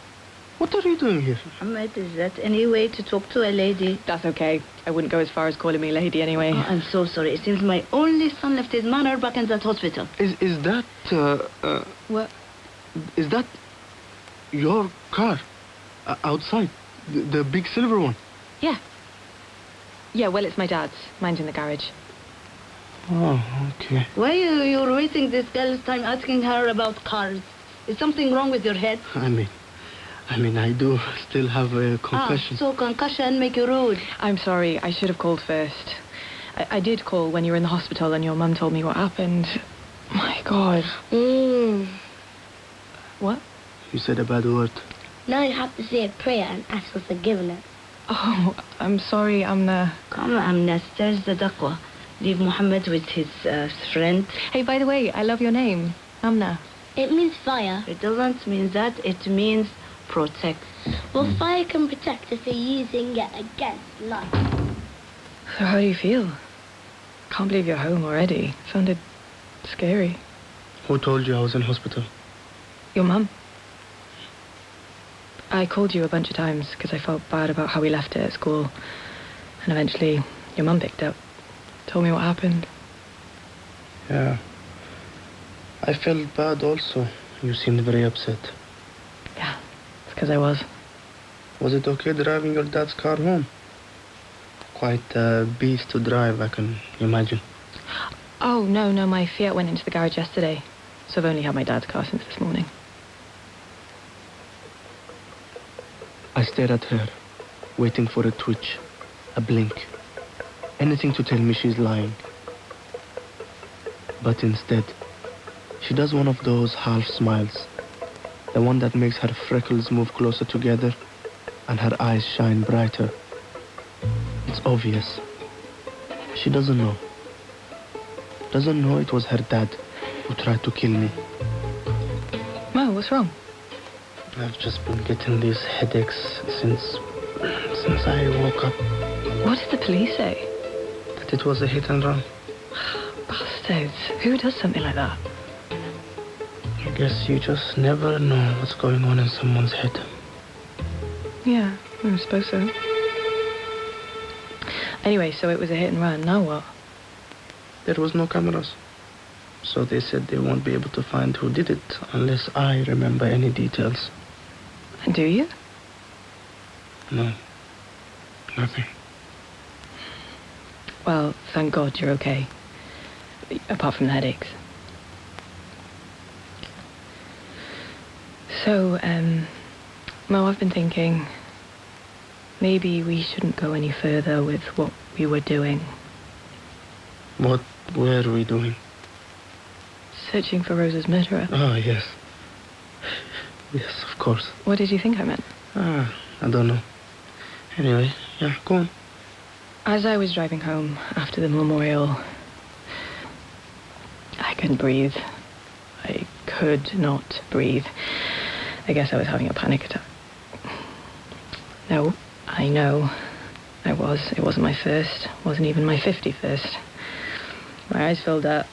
I couldn't see the road, so I pulled into a KFC car park for, I don't know, like 20 minutes, just crying and screaming, feeling nothing but hate. Like, if I had a gun, I would have turned around, gone straight back to that school and shot the Parnells on sight. Henry, Ryan, that teacher, anyone. Anyone who came near me, looked at me, or even smiled at me, I would have shot him, killed him easy. I hate them. I hated them. All of them, everyone. Then I remembered something my first therapist told me. It was like one of the only things she said that made any sense to me. She said, depression is hate turned inwards. I'm depressed, Mo. I'm so depressed. It comes from anger and sadness, and it came after my mum died. My real mum. When I was like 12. Cancer didn't care that I was 12, it just took her anyway. Left me and Dad alone. Why does the universe keep taking my mum? She's rubbing her necklace between her fingers, like a baby sucking on a dummy for comfort or strength. I'm sorry. I wanted to destroy the Parnells, not for justice, but for revenge. It was only gonna destroy me.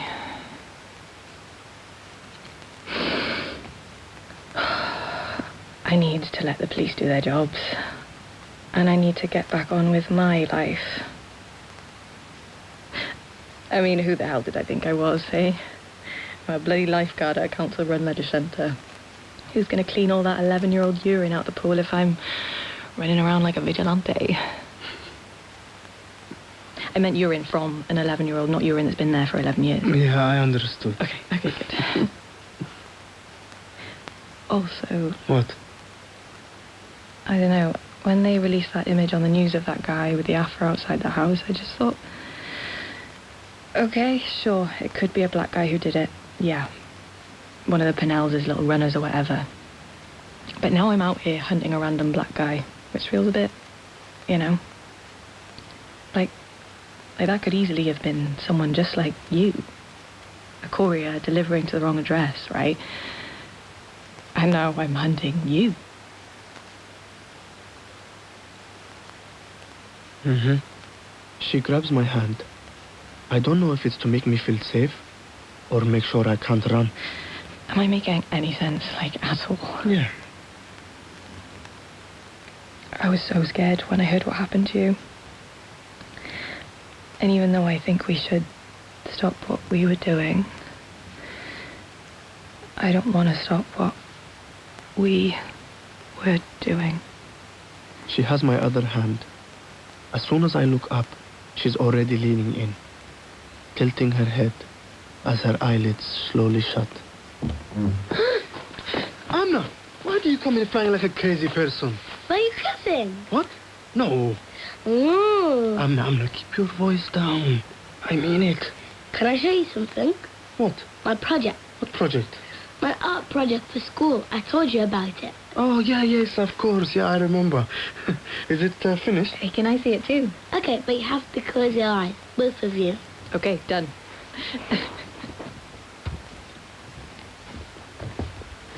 Ready and open. Amna, this is incredible. Did you make it all on your own? Yes, Mama helped me a little. I just folded the cardboard and glued. What's it supposed to be? It's our community. I won first prize for it. A new pencil case. You did? Amna, this is so good. You're really talented. Is that supposed to be me? No, that one's you, the small one. Everyone in the community was asking after you, Mohammed, praying for you, bringing us food. Really? So much food. So much food. Ah, that's amazing. Sounds like you've got really amazing neighbours. Yep. Why don't you give us a tour? Oh, yeah, please. Okay, I'll show you. But don't touch anything. It's fragile. Okay, so these are the speed bumps. The egg carton. Yep, and these are the street lights. I use tinfoil and battery candle lights. So good. Here's the zebra crossing outside of school, but I call it the tiger crossing. You know, I think orange and white is so much better than black and white. I do too. And here is where Mohammed and his friends wait for deliveries. Oh, what's this bit? A receipt. Authentic. That was still on one of the pizza boxes Mohammed brought home. Hey, that's my address. Ellie looks at me, as if for the very first time. Are you okay, dear? You're turning I've got to go. Ellie, wait! It's not what you think, Ellie! Get away from me! No! Oh, no! Mohammed, is she okay? Mama, we have to leave. Leave? What are you talking about? Now! Do not shout at me. I'm your mother. Are we going on holiday? Yeah, yes, no. No, yes. You just pack your bag. I'm not for a holiday, okay? We're going to fly. No, don't pack. Just bring food or something. Mohammed. Okay, maybe a book. You know, you like books, Mohammed, right? what is going on? Mama, I think I've made a big mistake.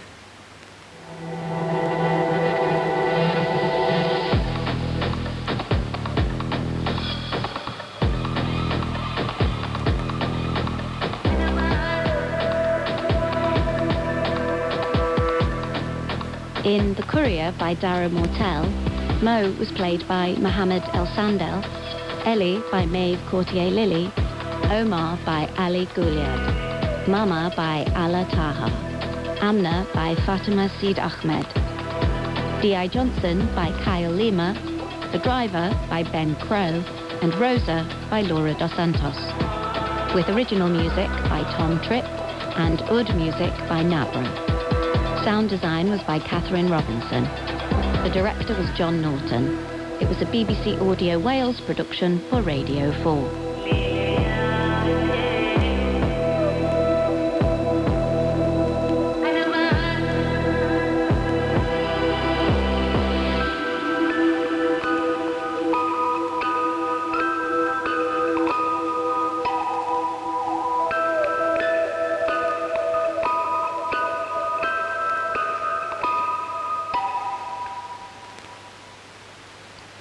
And you can hear the final episode at the same time next week. Is UK society really as polarised as we're led to believe? We're all here on Earth. We've all got our hearts beating and all look after each other. I'm Evan Davis, and as Radio 4 explores how well we live together, I'm hearing from people across the UK to understand whether we've more in common than it seems. Do we have issues? We absolutely do. Do we need to solve them? We do, but that solving has got to come from giving us the tools to do it. I don't want to abandon where I'm from.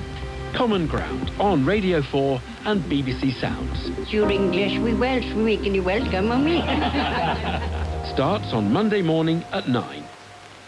Now on Radio 4, the anthropologist Gabriella Coleman discovers the limits of our right to repair our own technology in The Hackers.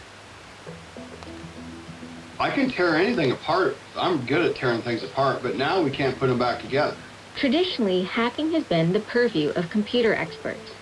It's long been a niche pursuit. However, these days, you may have become a hacker and not even realize it.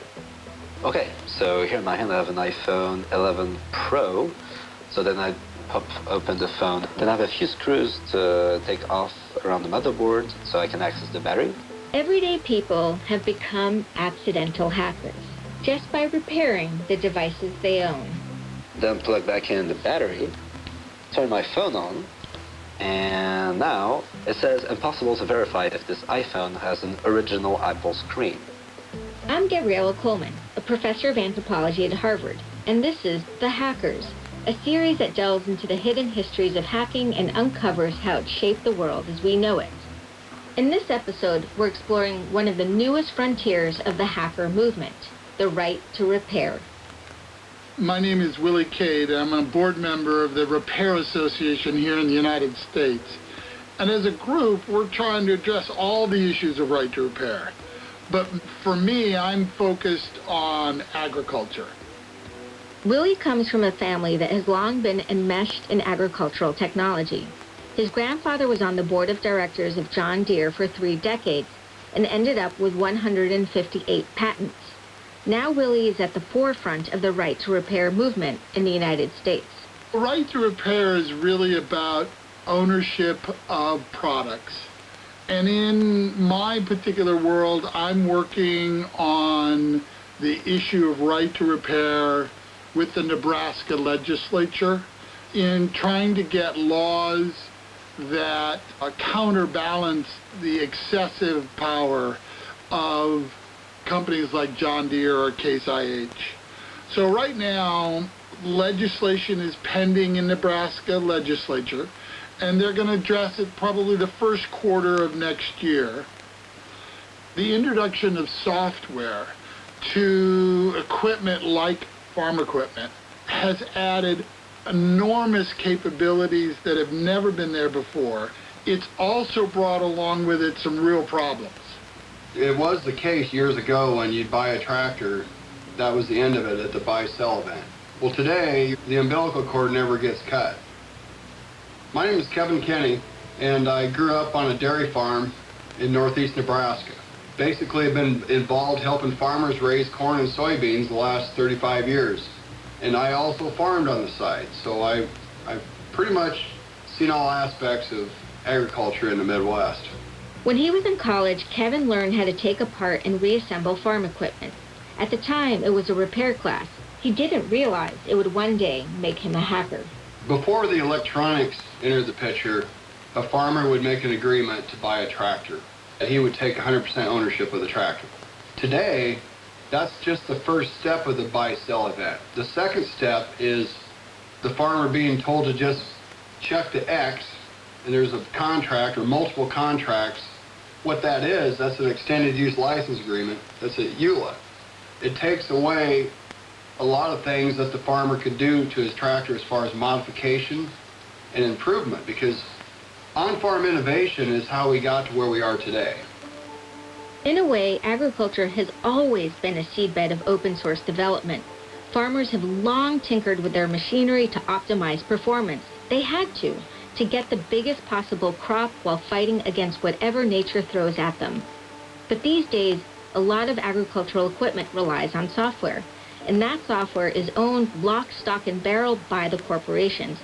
Farmers cannot touch it, and that leads to a real power imbalance. Why don't we have an open source tractor in agriculture?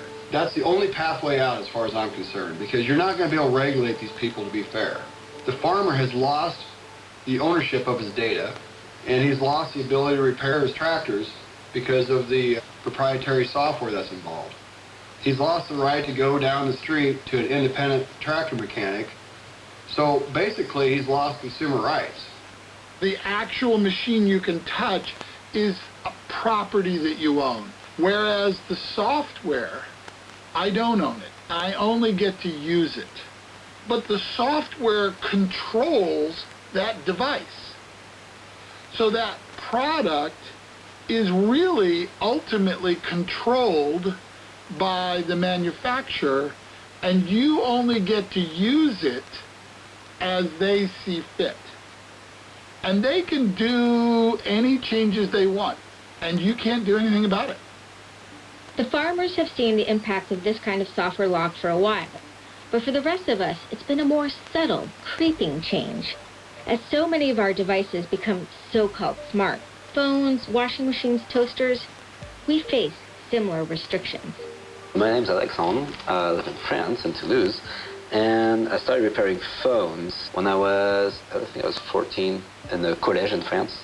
Professional repairers saw the changes early. One very common type of software lock is called part pairing. This example was an iPhone screen. Inside the screen, actually, if you look at the back of the screen, you'll see some chips. Inside these chips, you'll have what's called a serial number that identifies this screen. When the iPhone is built, well, they say like motherboard number 15 will have battery number 16 and screen number 1605. That's hard-coded into all the software stuff that's inside the iPhone. And if I change one of these parts, there's something in the system that will tell the user, prompt him a little message saying, hey, that's not the original screen, so you have a problem. You should go see an Apple store. That's basically part pairing. Part pairing seems relatively benign, but when one component can't find the piece it's been matched up with, it sometimes results in a degradation of performance, or even the complete loss of certain functions, sometimes without reason. So True-Tone is a functionality that Apple invented that will recalibrate the colors of your screen. If I replace the original screen by any other screen, this option will simply go away. So that was the first thing we saw, that was screens paired to motherboards. Then we saw batteries paired to the motherboard also. But then iPhone 12 came out, and you had this time the cameras that were paired to the motherboard. Nowadays, on the iPhone 13, if I replace the screen, I will lose Face ID. Face ID, ever since iPhone X, was linked to the motherboard, but if I changed my screen, my Face ID would still work, right? Now the iPhone 13, and it will deactivate Face ID. So it's the first time we see that changing a part that apparently doesn't have a directly linked function with another part. For example, if I change my screen and I don't have any more vibration, that would be also very weird. Well, now the first thing is you change your screen and you lose Face ID. But this is not just an issue of not being able to use third-party hardware. Some companies don't want people to repair their own stuff or have third-party repairers touch it. They only want authorized dealers to conduct repairs. What impacts the farmers is that companies bundle all the update software into what is called a payload file, and you might need multiple payloads to repair one machine. The key part here is they encrypt repair information. Basically, they lock it all up with kryptonite, and this lock means only authorized dealers have the ability to access the software, without which a tractor will not run. Willie again. One of the pieces of information that's in a payload file is the unique serial number of that machine. It's also made up of a unique serial number of the new part that's being installed. It has the software needed for that part to talk to the computer of the product, and it's unique to that particular device that you own. All of that is submitted to the dealer technician, who then has to hook up their laptop computer to the device, let's say a tractor, and then install that payload file onto the device. So not only do you have to have a dealer technician working on your system, that technician has to get, if you will, permission to do the repair and provide the necessary software to make that happen. This gives them real control for years and years and years on repairs of that equipment. Loss of functionality can be annoying or downright devastating. If you have to type your password each time to unlock a phone, it's one thing. But if a harvester breaks down at a critical moment, take soybeans, for example. You can lose a large percentage of the crop if they get covered in snow. Time is always of the essence. And in a state as large as Nebraska, if your only option is to go to a licensed repair shop, you could be out of time. So farmers have had to find alternatives. Kevin again. A lot of farmers just don't buy new equipment. That's the first fix. You know, they're running around with old equipment. There's farmers out there that have independent mechanics and they have basic and not 100% capable black market repair software. And I'm going to call it gray market because this software is offered in other continents in the world. It's almost amazing. It seems like you're a victim of whatever your national laws are that allow these corporations to get away with what they get away with. Restrictions are harmful across all kinds of technology. What's sad is there are many more benefits to be had with more software access. Big data taken from agricultural equipment could optimize farming practice and can be used to minimize its impact on global warming. But when we have no control, when we can't hack our technology, we all stand to lose. Alexander, again. I always loved engineering, so I'd mostly be an engineer that likes to repair, but actually I would consider myself as like an ethical hacker for the good of everyone and the planet. Today, producing a phone releases about 80 kilograms of CO2 into the atmosphere, and it's something between 80 and 90% of these 80 kilos that are produced when the phone is manufactured. It's a really polluting problem. So every time you repair a phone, well, you give him a second life, or a third, or a fourth, or a fifth life. Not only that, but repairing means instead of giving more money to monoliths, you're supporting local business. Plus it means that your income isn't a barrier to technology. You don't have to drop $1,000 on a new phone, just repair it for $200. Locally, you're helping your economy, and globally, you're helping out the planet. The good news is Apple has recently announced it will allow third-party repair, to an extent. But the Nebraska case is coming to a head in the new year. We must win this. It's for all of our sakes, because we all eat. And what we want is control back, fundamental control of these devices.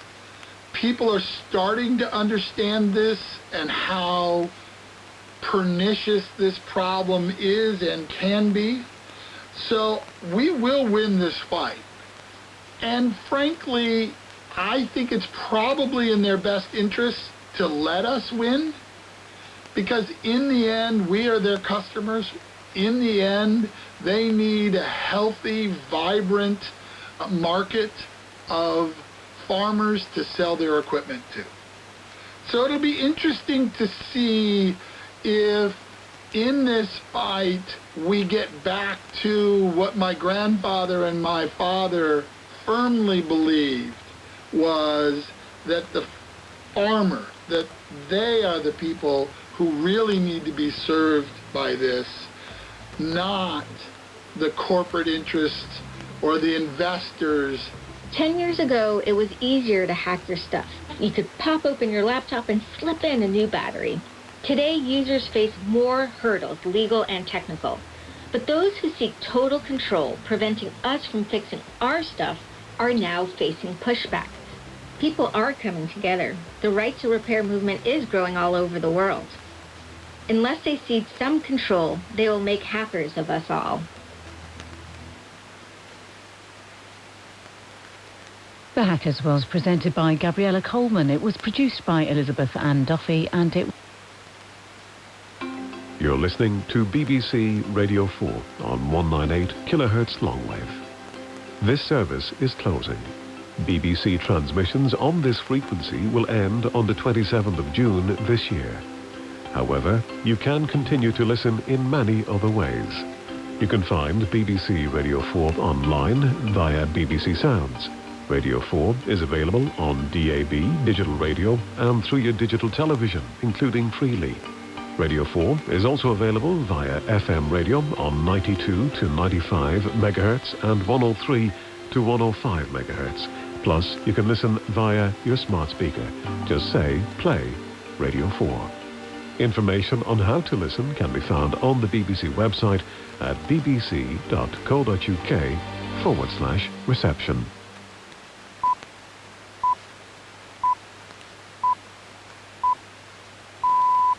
BBC News at 3 o'clock. The UK temperature record for June has been broken for a third day in a row after the Met Office recorded a provisional figure of 36.9 Celsius in Suffolk. A red warning of extreme heat remains in place across London and South East England. More than 600 schools have either been shut or partially closed. Some NHS trusts have been affected by the heat, with several declaring critical incidents. Sam Patel, the medical director of Southmead Hospital in Bristol, says there's increased demand. Pressure has been really high. Our admissions yesterday were amongst the highest that we've seen in a very long time. The priority is very much about the patients and then also about the staff as well, to make sure they can cope and manage. Officials in Paris have banned the public consumption and sale of alcohol because of the heat, and the city's Pride March tomorrow has been cancelled. Venezuela's government says nearly 600 people have died after the huge earthquakes that struck the country on Wednesday. The United Nations says that more than 1,000 search and rescue workers from across the world have been deployed. Reporting restrictions have been lifted to allow the media to name a group of men due to go on trial in Manchester as co-defendants of a man accused of conspiring to drug and rape his unconscious wife. The husband, who can't be named to maintain his wife's anonymity, initially denied any wrongdoing, but has since pleaded guilty to a number of the charges he faces, including rape. Buckingham Palace will not be used as the King's official residence once its £369 million renovation is completed. The King and Queen have decided to remain at nearby Clarence House. The palace will continue to be the operational headquarters of the monarchy. The England cricket captain Ben Stokes has taken 3 wickets to reach 250 in his Test career on day 2 of the third Test against New Zealand. The visitors were dismissed for 438 at Trent Bridge a few moments ago. England were 8 without loss in reply. BBC News. We hop across the Irish Sea for our short work later this hour on Radio 4. An artist is attempting to install her latest piece in an abandoned military fort despite the scepticism of the local caretaker. The day of the papering is at 3:45. Now though? Hello and welcome to a special edition of Gardener's Question Time. I'm Kathy Clugston. And I'm Peter Gibbs. Today's programme is a little different as we pause to pay tribute to our friend and GQT panellist, the plantsman, author and teacher Matthew Biggs, who died last month. Matt sat at the heart of this programme for more than 30 years, bringing kindness, warmth, humour and an awe-inspiring depth of gardening knowledge. Over the next 45 minutes or so, we'll be reflecting on how much he meant to us and to so many of you. Matt devoted himself to what he loved most, sharing his extraordinary knowledge of the natural world. He trained at Kew, a place that shaped both his craft and his curiosity, and was recently awarded the Victoria Medal of Honour, the highest accolade the Royal Horticultural Society can bestow. In this programme, you'll hear Matt from his very first appearance on Gardener's Question Time, right through to the remarkable final broadcast he made just weeks before he died. You'll hear from friends, colleagues and fellow horticulturists who knew him well and loved him dearly. And you'll also hear from some of our listeners whose lives he touched in ways that go deeper than gardening. Their stories remind us just how much Matthew's enthusiasm, generosity and good humour reached into the world beyond the potting shed. Let's start at the very beginning. Matt's first appearance on GQT. It was on a building site in Manchester, of all places. It was 1994, and even then you had the sense you were listening to someone rather special. Hume has been in many ways a monument to the stupidities of the 60s. Bleak high-rise blocks, grey depressing crescents and peeling maisonettes. But now half of that decrepit housing stock is being demolished to make way for new housing association developments, many of them with gardens. And we're joined here at Hume today by some of the tenants who will be moving in, getting to grips with those gardens for the first time. On hand to advise about gardening from scratch, Anne Swithinbank, who can bring a touch of sparkle to the most unprepossessing site, Matthew Biggs of Garden Club and Jeff Hamilton of Gardener's World, both having a day trip to what I'm sure you can hear is still a building site in Manchester. Keep warm. Welcome, please, your Gardener's Question Time panel.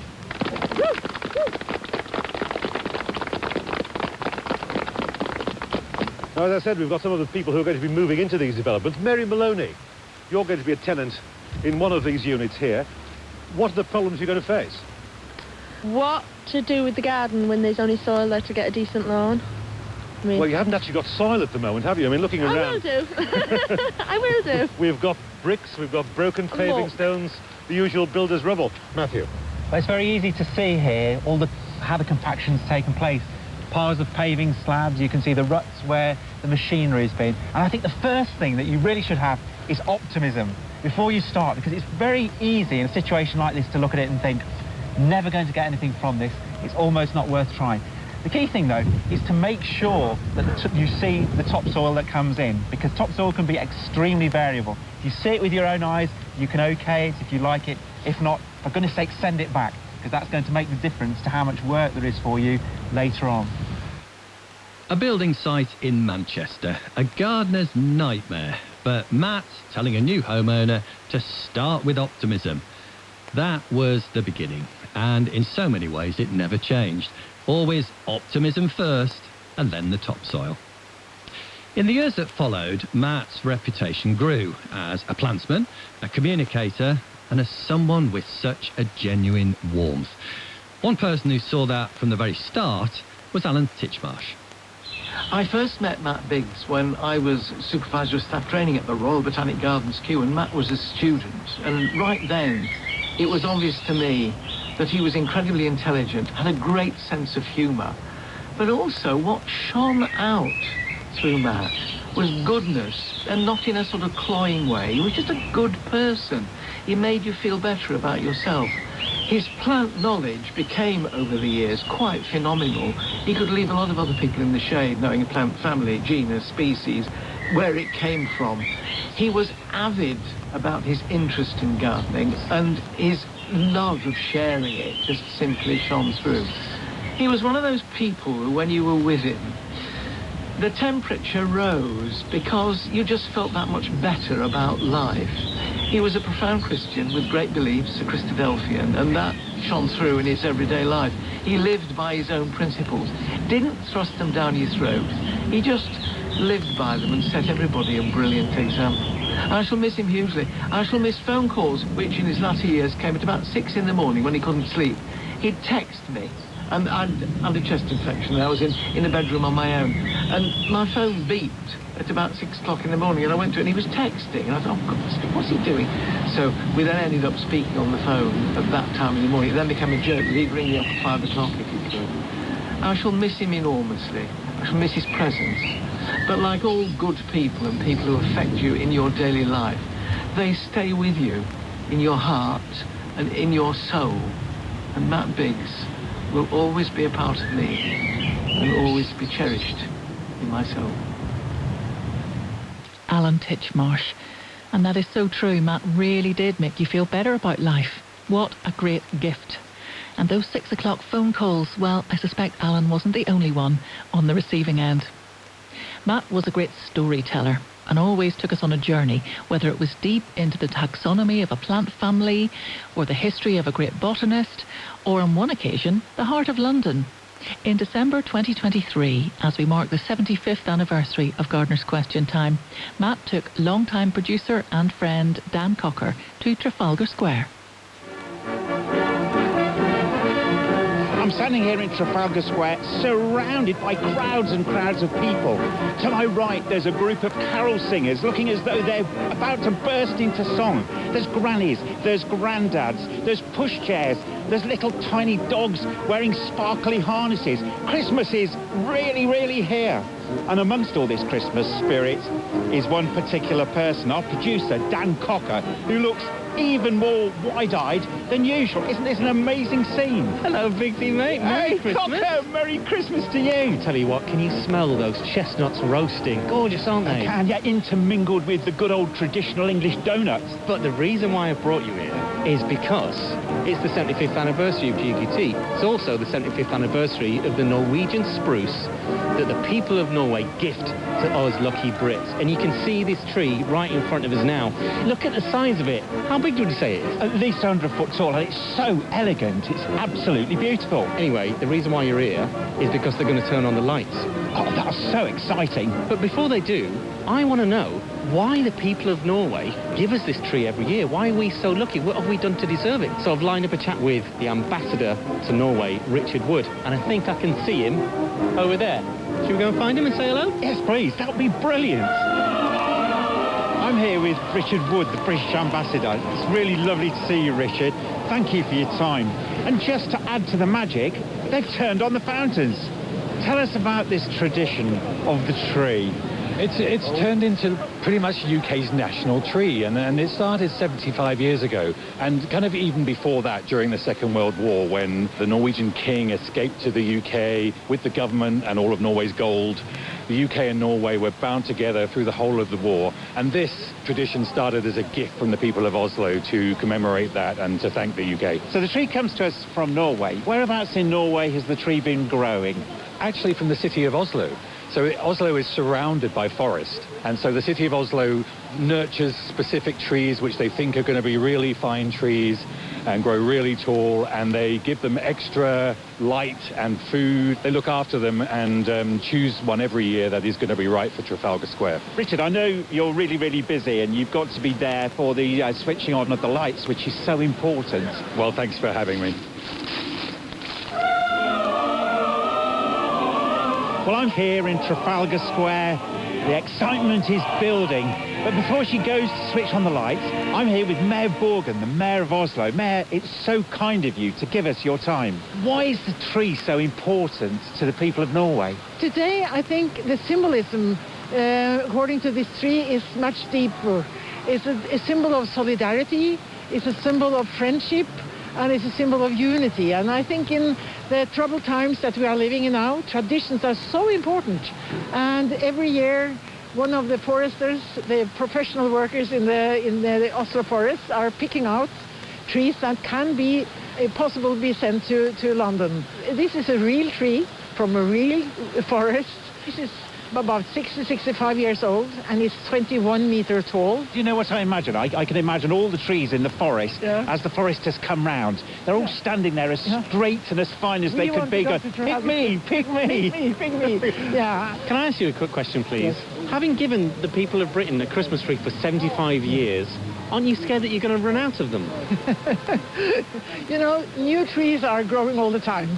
And since we are in this unique position that we have forests all around the city, we have enough trees for the next, 100 years. So you've got to go now, Mayor Borgen. You've got to get on that stage and turn on the lights for us all. Yes, I really look forward to that, because it will be even greater when you turn the lights on. And lights is for hope. A very happy Christmas from Gardener's Question Time. Wow, thank you so much, and a happy Christmas to you as well. 5, 4, 3, 2, 1.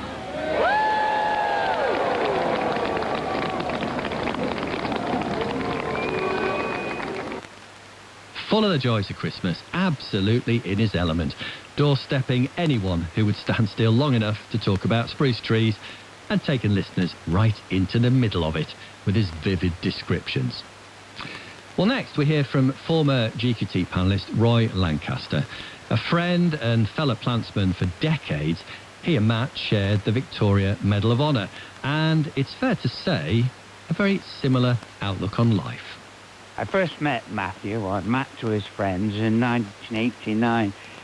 From day one, he impressed us all with his love for plants and gardening, and his natural ability to share his joy and his knowledge with others. We got on immediately. We developed this really close relationship through our plants, and that lasted throughout Matt's life. He could talk about turnips and tomatoes and Brussels sprouts as well and as poetically as he could about lilies and orchids and beautiful ferns. He saw beauty in everything, and he was able to share that with others. He was always seeking new things.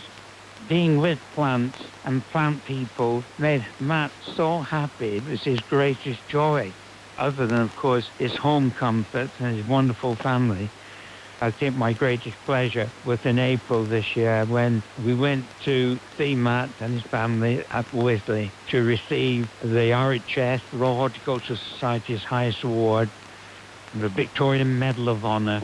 There are not many people who have that, and Matt was fully deserving of it. To be able to present it to him with a whole crowd of his friends and people that he admired, and we all admired him, of course. And to see that, it was one of the happiest times of my life. And I was as shocked as anyone else when I heard the inevitable that he passed away. And I just thought, well, he would be thinking, as I was, there's just one more garden he needs to visit. And I know he will be there now, the garden. Lifelong friend and colleague Roy Lancaster paying tribute to Matt Biggs. Matt, as we know, was knowledgeable, passionate and generous, but he was also very funny. Here's a good example when a question about an audience member's disappearing broad beans took an unexpected turn. Christine Cale, Cox Lodge Allotments. I planted 32 broad bean seeds in a mixture of compost and soil and placed them in a cold greenhouse. Only 8 of them germinated, and when I sifted through the pots where the non-germinators were, I couldn't find any evidence of a seed. It just vanished. Any ideas? Christine, if you think you're hard done by, I once left half a Stilton in my garage and forgot to cover it, and the mice ate the blooming lot. What percent of it's half a Stilton in the garage? Can you tell us why? Well, I can't really give you the backstory to the Stilton. Oh, but, come on. Can we put it in the podcast, you know? Yeah, I bought it from a man in a pub. I can't really tell you the whole story, but it was this fascinating thing where, I can get you still... Did you not want your wife to know? Why were you hiding in the shed? I don't want anything to know. But basically what happened, he said, I can get you some Stilton. So I thought, that's great. So he said to me, come back on Christmas Eve, be here at 4:15. So I got back in the pub, 4:15, Christmas Eve, with my money. I told him what I wanted.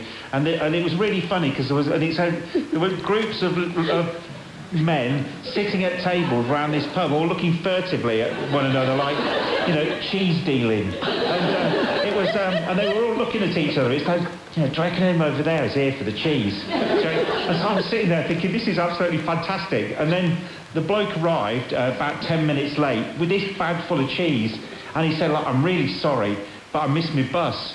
And he'd been going round the county delivering cheese to the pubs. Anyway, so I bought my cheese and put it in the garage.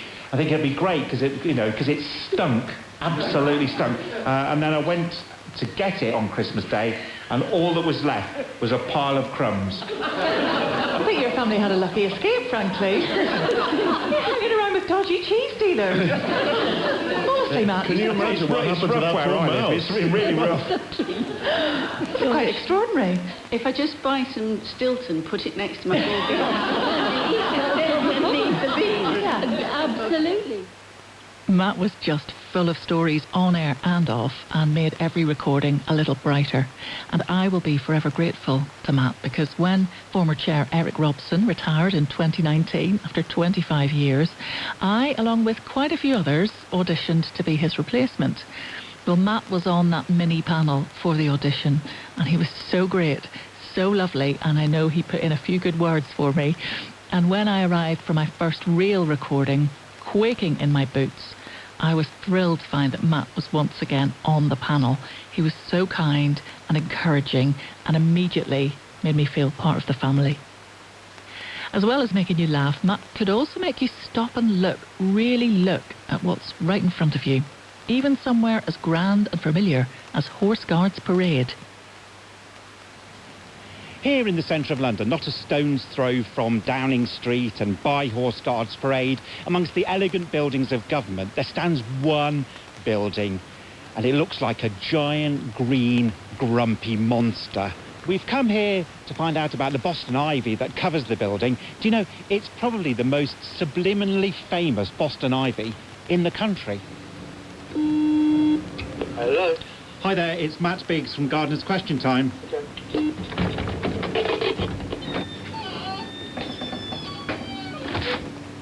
Hello, Dave. Hello, Mike. Welcome. Oh, good to see you. Lovely to see you. Gosh, you've even got a chair ready for me. That's hospitality. Come on in. Sit yourself down. Hello. Welcome to ISS St Vincent, better known as the Citadel. It's a windowless building, as you know, walls several feet thick, foundations thicker than that. The building itself was built in 1941 as a safe haven for the Admiralty to be able to use to do their communications. Right up until 1992, it was known as the Citadel, but changed name in 1992 to HMS St. Vincent. Dave, I'm dying to look at the ivy. Can we go out and see it now? Certainly we can. Shall we just go up to the roof, seeing as how we've come inside first, and have a look at what was the grass roof, and then we'll go straight out and look at the ivy. Oh, that would be wonderful. Thank you. OK.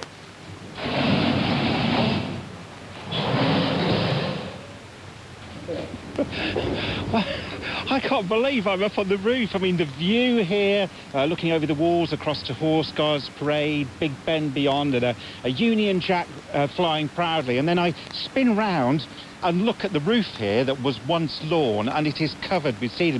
It's a proper green roof. Tell me the story of the installation of the lawn, David.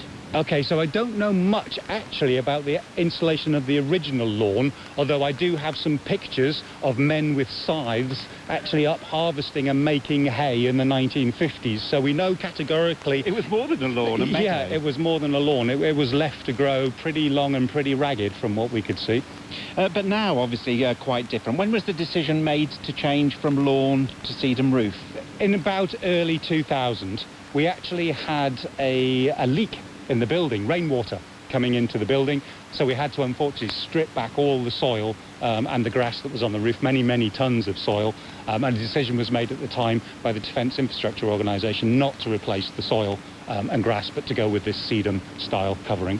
It's a wonderful opportunity for me to actually see the roof. It does actually show you the value and benefit of having green roofs and green walls, and we can actually see at the top of the creeper coming up over the walls, and I would imagine that if it wasn't managed and wasn't cut back from the tops, it would probably cover the entire roof as well.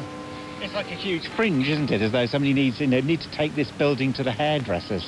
And we're not the only admirers of this roof. Once a year we get a duck. We're not sure if it's the same one, but every year she comes and she lays her eggs on the roof here, and we religiously call the RSPCA and get it to come and bring them, put her back out into the park once she's had her young. Well, I've just heard the strike of Big Ben. So now it's done its job for us. It's telling us, go down and see the ivy. Let's go.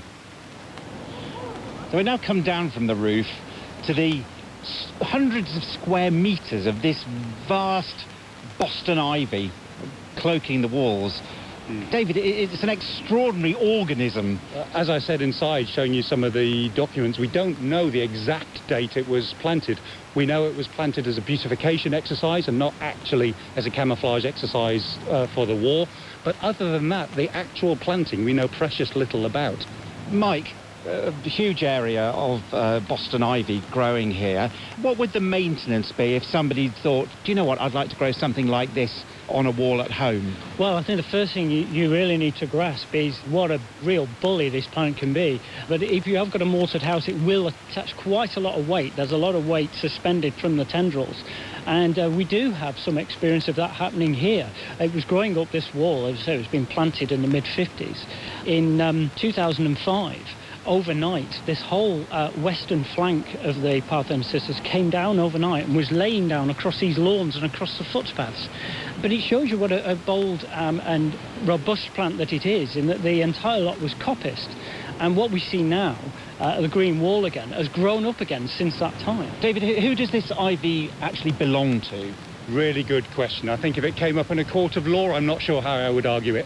Historic England, who did a lot of this research for us, certainly suggested that part of the listing of the building would encompass the ivy. It wouldn't actually form part of the listing, but it does form part of the surrounds and the surroundings. Who actually owns it? Well, I guess the roots leave the exact edge of the building, and therefore probably it belongs to Royal Parks if you're going by the roots.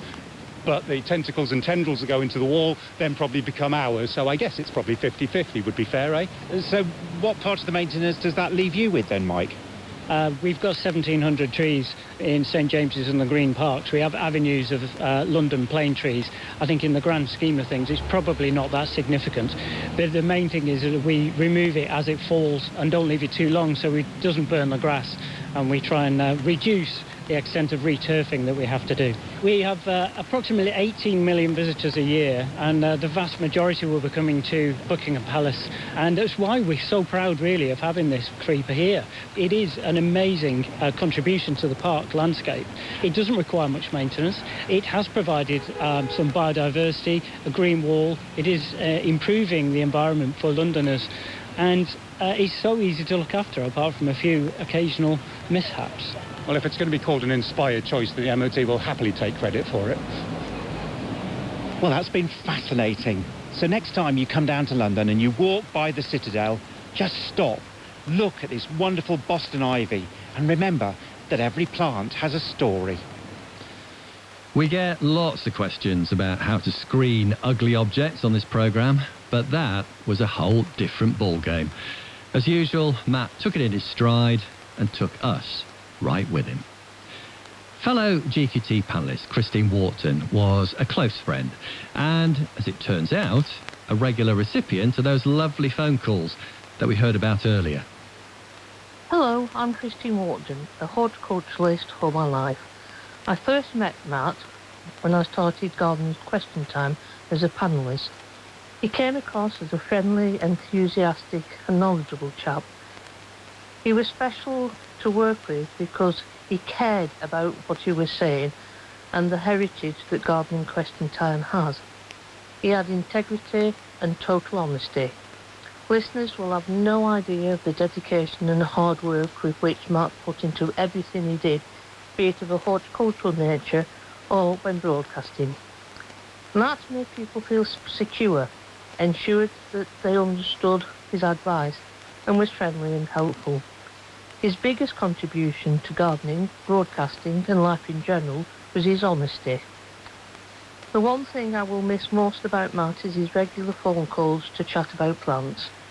He would always ask what I'd seen recently, where I'd travelled to, and which plants I'd never seen before and were new to me.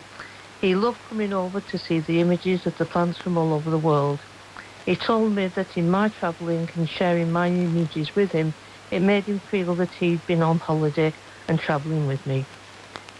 He passed on rare seeds and plants, often which contained my name. These will remind me of a kind, loving and meaningful friendship that now will be sadly missed. Integrity, honesty, regular phone calls about plants, and rare seeds passed on with a very personal connection. For those of you just joining us, we're paying tribute to GQT panellist and plantsman Matthew Biggs, who sadly passed away last month. Matt had a passion for wildlife and biodiversity which ran through everything that he did in gardening. Here he talks about hedges and, as ever, finding a way to turn a straightforward question into something much richer. Elizabeth Colson from Gillingham in Dorset. I wonder if the team could recommend a variety of shrubs which would grow to 6 feet and then stop that I can put as a hedge. A well-behaved hedge, won't it? What sort of shrubs can, well, they're not going to stop, I suppose, but which ones can be kept to 6 feet? I would say something like the hawthorns. Now, I know they grow really big. Your husband still will be able to cut them from ground level, just keep them low. Mainly because they are just such great burglar deterrents and really good for wildlife. It's a really good wildlife hedge. The other thing that grows quite nicely is evergreen, is Viburnum tinus, which is a very, very pretty plant, has lovely flat clusters of white flowers followed by dark fruits. So I would look at these plants very, very carefully, get a good mix, but think about burglar deterrents and wildlife, because there is a great opportunity to provide for the birds and the animals and the insects. Thank you very much. Matt always saw the garden as a living system, not just something to look at, but a place where birds, insects and small creatures had as much right to be as anyone else. And if a shrub could attract bees and deter burglars, so much the better. That holistic thread ran all the way through his career, from his very earliest appearances to his last. Fellow GQT panellist Anne Swithenbank met Matt back in the late 1980s. Here are some of her memories. The first time I met Matt must have been at a Kew Guild dinner back in the late 1980s when we were both just starting out. He just seems to have always been around in the backdrop of my working life, arms outstretched, ready to wrap his friends in that familiar bear hug. Matt was a generous gardener, and on his way to recordings, often called into specialist nurseries. Many of the time, he'd delve into a bag backstage and produce an unusual plant he'd decided I would like. I kept the slightly tender Lavandula pinnata for many years before it succumbed to a cold winter, and I still enjoy the late winter flowers of Cape cowslip lacanalia that started as a tiny potful from Matt. I shall treasure that now. I can't believe he won't turn up at some future recording. I'll miss his warmth and genuine pleasure at meeting his friends and sharing the panel with such a knowledgeable and able plantsman. Like Anne, I was the lucky recipient of one of Matt's special gifts. Inside my bag was a lovely little chrysanthemum with silver grey leaves and a pink daisy-like flower. "It's called Elspeth," he said. That's our daughter's name. She lives around the other side of the world in New Zealand, so we don't get to see her very often. "I know how much you miss her," said Matt, "so I thought this way you can pop her in the garden and have her close by all the time." I later discovered it's a very rare variety, so he'd had to track it down to a specialist nursery.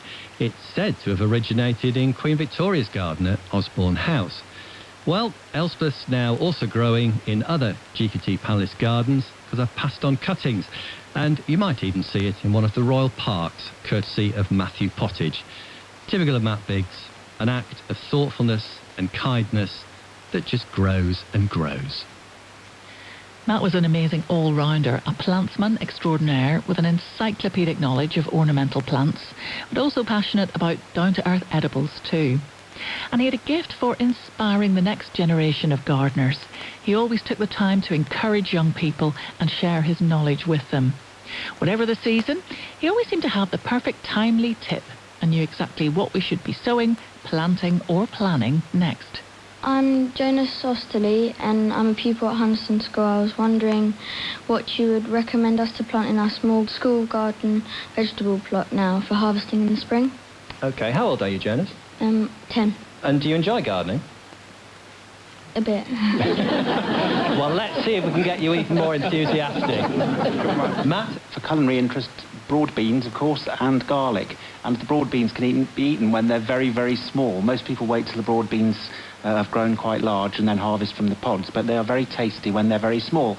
And the other thing that I would do is, on the cold winter nights, get some seed catalogues together and start making a wonderful list of things that you would like to grow and get those ordered and get the veg plot organised ready for next year. Okay, thanks. You're going to be busy, Jonas. You're going to have to get a few friends, I think, to help you out with that one. But good luck with it. Because I think it's time now to actually move on to topical tips. Matt, we'll start with you. Well, microgreens, which are used by all the top chefs, are actually seedlings that are harvested when the first two true leaves appear. And it's a great way of using leftover seeds of any crop with edible leaves, like herbs. All you need to do is fill a seed tray with about 5 centimetres of multi-purpose compost, scatter the seeds over the surface, loosely over the surface, then cover them with a fine layer of compost and place the seed tray in a warm, bright place indoors.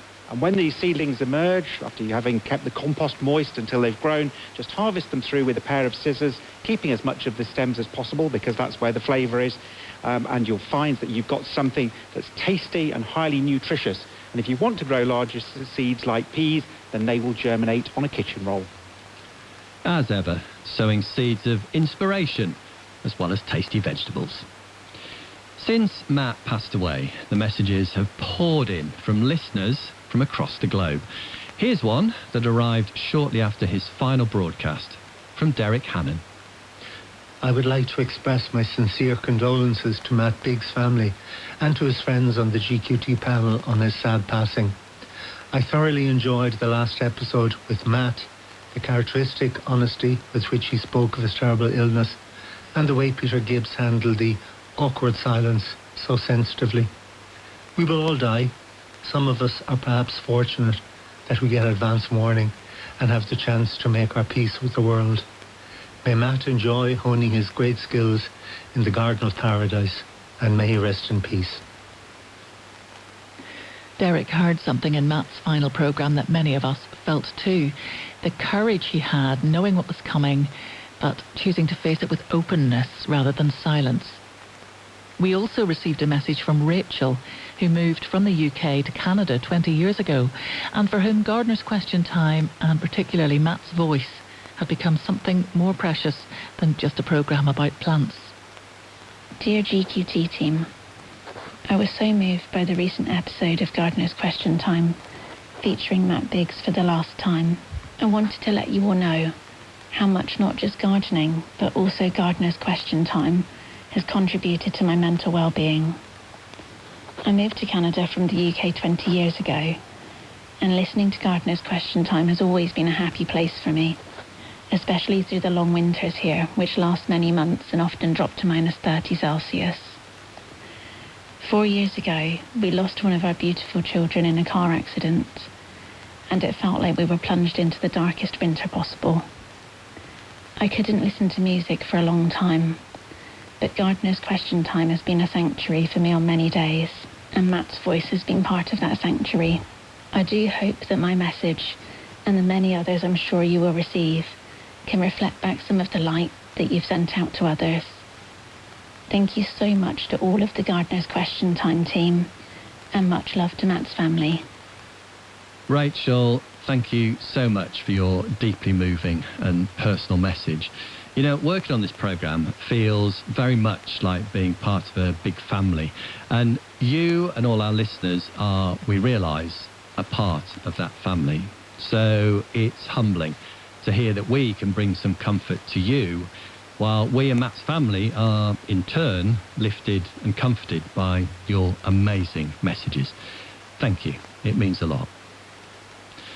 The horticultural world recognised Matt's contribution in the highest possible terms. Earlier this year at RHS Garden Wisley, he was presented with the Victoria Medal of Honour.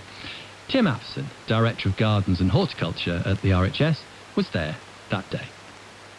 I first got to know Matt 40 years ago. He had just graduated from the Q Diploma in Horticulture.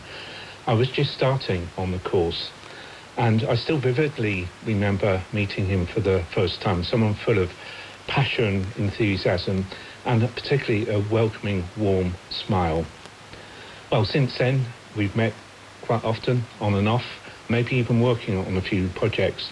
And so it was great sadness to hear of his illness, and then earlier this year, how his health was seriously deteriorating.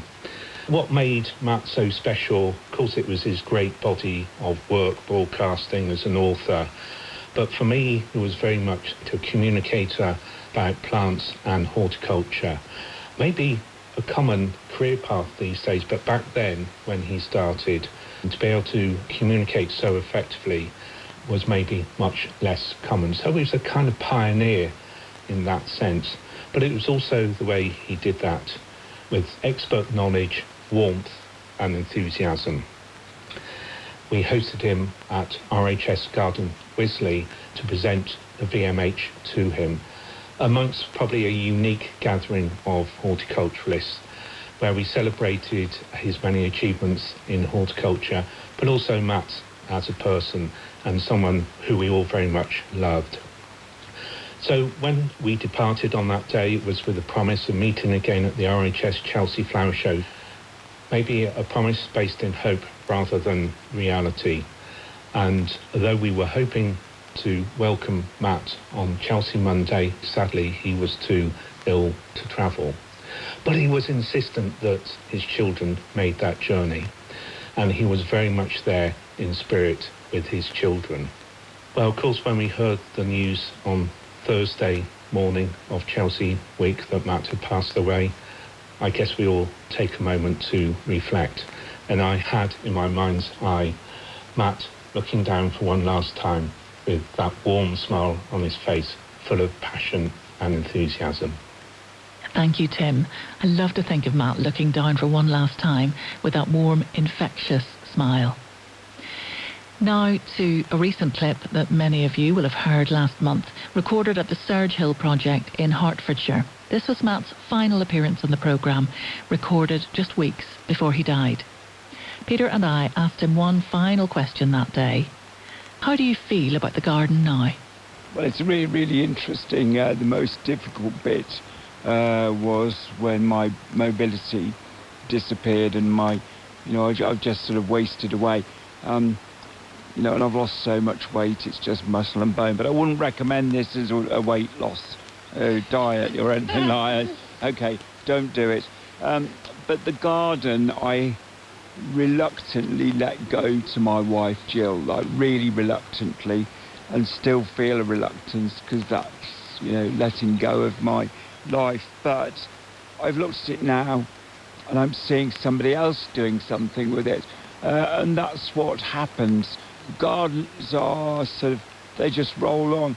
I had a great friend called Will Giles who had an exotic garden in Norwich, and it was fantastic. And he died of cancer. And the garden died with it, and I thought that was rather romantic. Everybody's going, how do we keep it? How do we keep it going? And it died with the garden, and the creator had gone, the creativity went. So Jill has it now. I watch from the windows what she's doing. But you must also remember that not everybody's blessed with a garden. And some people are in tower blocks and what have you, and don't have a lot of money to spend. So houseplants, make an inside garden around yourself. We've been doing a lot of that as well. There's orchids in the bathroom where there never used to be. Jill's got a collection of cacti and succulents on the windowsill, and they're not very expensive, but you can do it. So, make a garden for yourself indoors and bring that beauty even closer if you're confined to bed. Chloe, my youngest, is getting interested in plants, which is fantastic. So excited about that. Really, really excited. She buys loads of cut flowers, and as soon as she comes through the door with cut flowers, you feel great. So just, the doctors will do this, give you that, but that you've got your own therapy, which you can have every day, and that is by going out in the garden. If anybody will take you to anywhere where there are plants, for goodness sake go, because in many ways we know that with plants your mental health is in your hands. With plants, your mental health is in your hands. That was Matt, right to the end. Generous, wise, always thinking of other people. Matthew Biggs spent 40 years making feel that a garden, whatever form it takes, whether it's a window box, a seed tray, or houseplants on a hospital windowsill, was always worth our attention. It all counted, and it all mattered. Matt started his GQT career on a building site in Manchester, telling a new homeowner to begin with optimism. He ended it at a project in Hertfordshire, built around the idea that gardens can help restore health and happiness. In between, he brought that same spirit to every recording, every question, every plant he ever pressed into a colleague's hands backstage.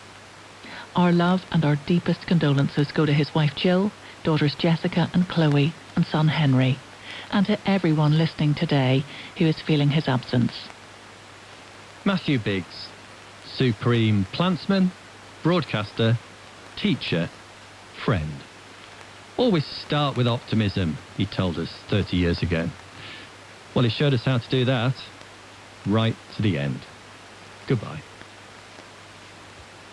Gardener's Question Time was produced by Matt Smith and Rani Prescott. It's a Something Else production for BBC Radio 4. Artist Kayla's battling negativity in the hills of Donegal next here on Radio 4 in our short work by the award-winning Irish writer Bernie McGill. But first, Last Word is in a quarter of an hour. Here's John Wilson. On Last Word this week, Alan Greenspan, the economist trusted by presidents on both sides of the American political spectrum, but who some blame for the 2008 economic crisis. The amazing story of Tulsi Vajiani, who survived a plane crash that claimed the lives of the rest of her family, but who went on to become a visual difference campaigner. Teddy Beverley, the last surviving member of the original UK girl group, the Beverley Sisters, huge musical stars of 1950s television. And the French sailing champion Charlie Dallan, who smashed the record for racing around the world at last year's infamous Vendée Globe competition, whilst privately battling cancer. They're all coming up after the news at 4. Now, in a specially commissioned short work from Bernie McGill, we take you to Ireland, where an artist attempts to complete her latest piece. The Day of the Papering by Bernie McGill. Read by Amy Molloy.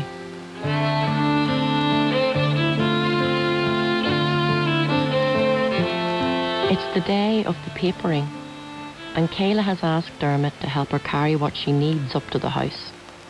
The path is uneven, overgrown with heather, and though the sky is clear now, the grass underfoot is still slippery from the morning's rain. They carry a narrow trestle table between them. The table isn't heavy, but it's an awkward length for carrying. Across Kayla's chest is a canvas satchel that holds scissors and brushes, a scalpel, a measuring tape. In the bag too, a digital camera, an airmail letter of thin blue paper with a postmark from more than 60 years before, a curling family photograph. In his other hand, Dermot balances a lightweight stepladder. She walks in front, because after weeks of trekking through here, she is most sure of the way. She can feel the wood of the table push forward through her hand as he trudges behind. But she chooses her steps, compels him to walk to her pace. Between them, they grapple the table over the wire netting fence. Dermot drops the stepladder down beside it. Then they return to the road for the rolls of paper that she has wrapped in offcuts, a bucket of ready mixed homemade paste. Could you not have picked a building near the road? Dermot says. It had to be this one, she answers him. I don't see the point, he says, and Kayla says nothing. If there had been anyone else to help, she would have asked them. But there isn't, so he'll have to do.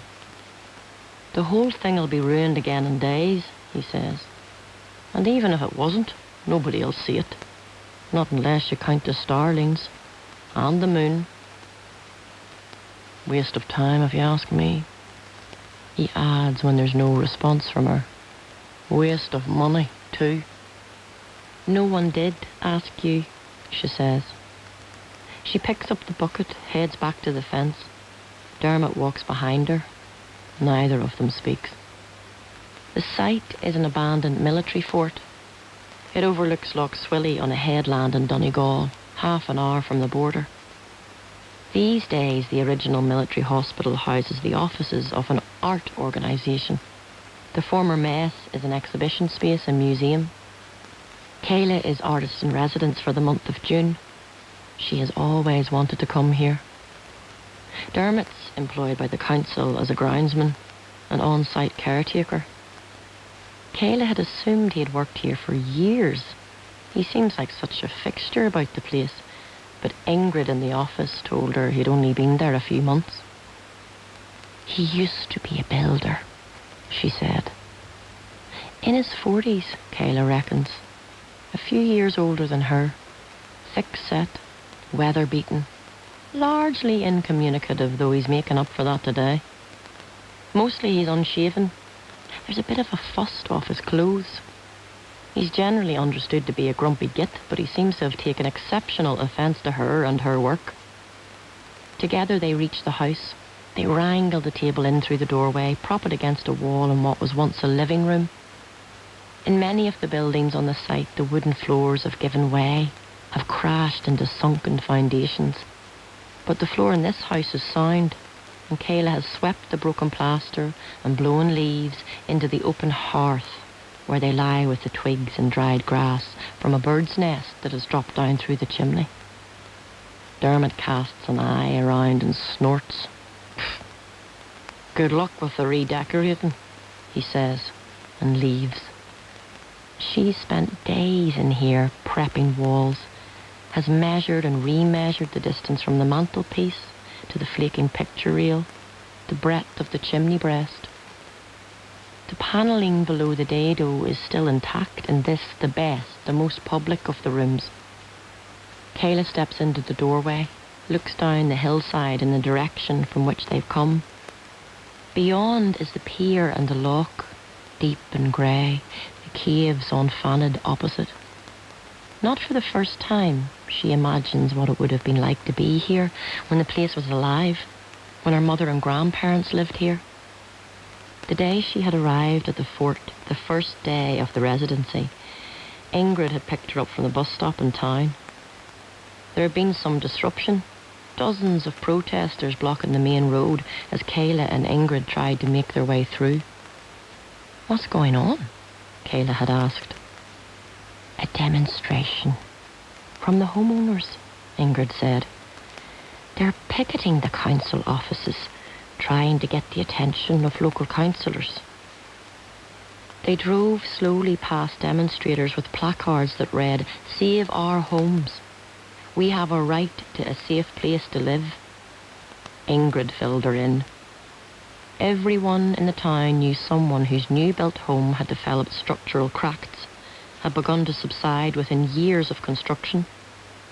It was some time before the problems were linked to defective building materials, blocks that contained a mineral that absorbed and trapped water in foundations and in walls, causing them to swell, to crack and crumble over time. The government had eventually offered compensation, but not enough to cover the rising costs of the rebuilds. In the evenings, Kayla has taken to walking the narrow country roads that mirror the curve of the bay below the fort. A couple of miles inland, there's a house that she passes, a modern design. At a guess, she'd say it was less than 20 years old, with window frames and drain pipes of white PVC. But the place looks more abandoned than the fort.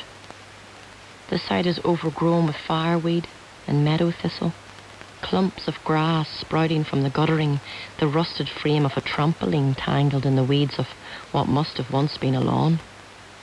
In an upstairs window she'd glimpsed pink gingham curtains, Disney stickers on the glass. The evening sun picked out the cracked render of the gable. But one evening, as she passed a little later than usual, she had caught a movement in a downstairs window, a head bent over a gas flame. In the overgrown driveway, choked with weeds, she had recognised Dermot's battered van. She asked Ingrid about the place. "It's his house," Ingrid said, "or what's left of it. His wife took their daughter, moved into town. He stays with his sister most of the time, but these clear evenings when the weather's mild, I think he sleeps out there." Kayla sets to work now in the house on the abandoned base, gives the walls one last pass with a wire brush before she starts. She lays a roll out on the trestle table, weights it down with a stray brick, cuts the paper to length, plasters the underside with the flour and water paste she has made, and steps onto the ladder to place the first length. The paper bubbles against the wall. She does her best to smooth it out, running a soft brush over the creases. She has printed the wallpaper herself in the makeshift studio she has assembled at the keeper's cottage where she's been staying, has done her best to replicate the pattern in the photograph she has brought. In the studio, she has stenciled and emulsioned and inked, adjusted the intensity of colour until she has found the effect that she wants. And now, on the wall of the deserted house, sprays of cornflowers are blooming again, blue petals and green buds, framed like pictures by the battens on the wall. It's as close as she has been able to get to the original wallpaper in the photograph she has. The picture that was taken in this room. Her grandmother as a young woman with curled hair and an open gaze. Her grandfather in uniform, a pale cravat at his throat, and squeezed between them on the sofa, a smiling girl in a Fair Isle sweater. Kayla's mother, Sarah, as a child.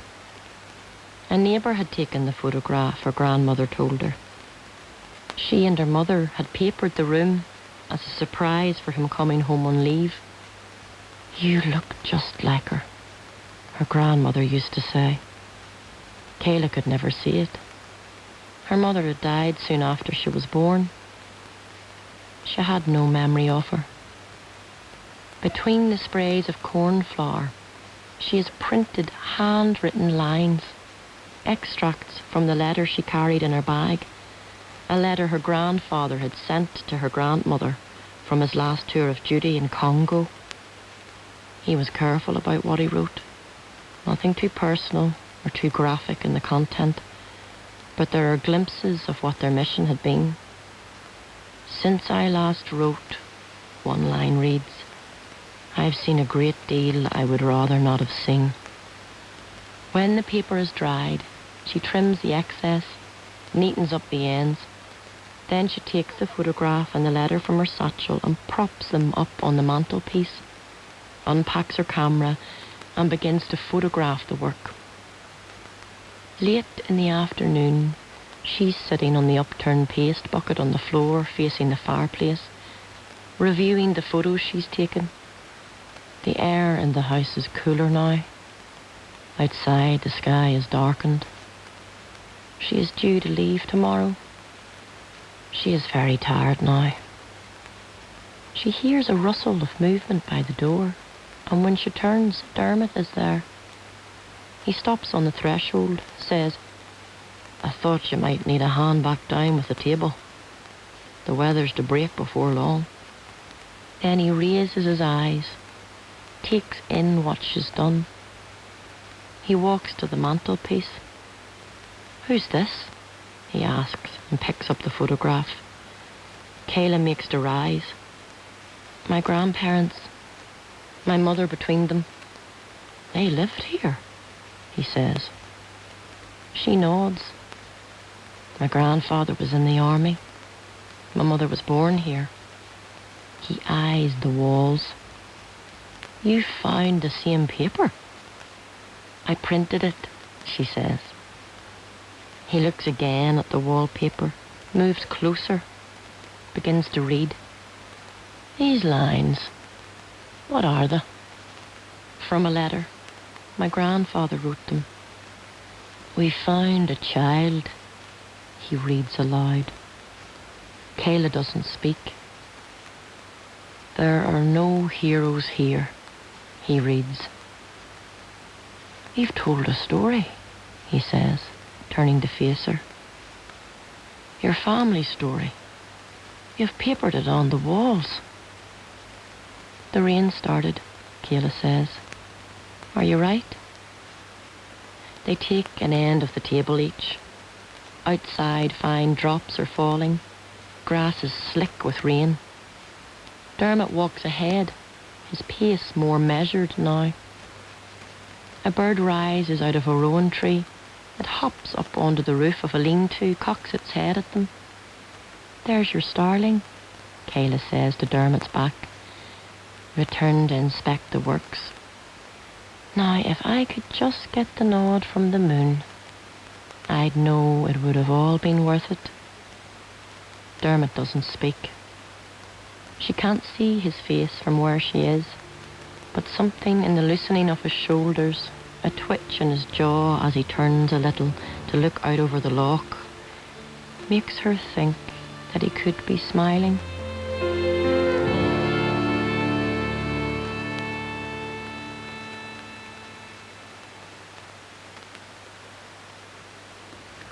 The Day of the Papering was written by Bernie McGill and read by Amy Malloy. The producer was Michael Shannon. It was a BBC Audio Northern Ireland production for Radio 4.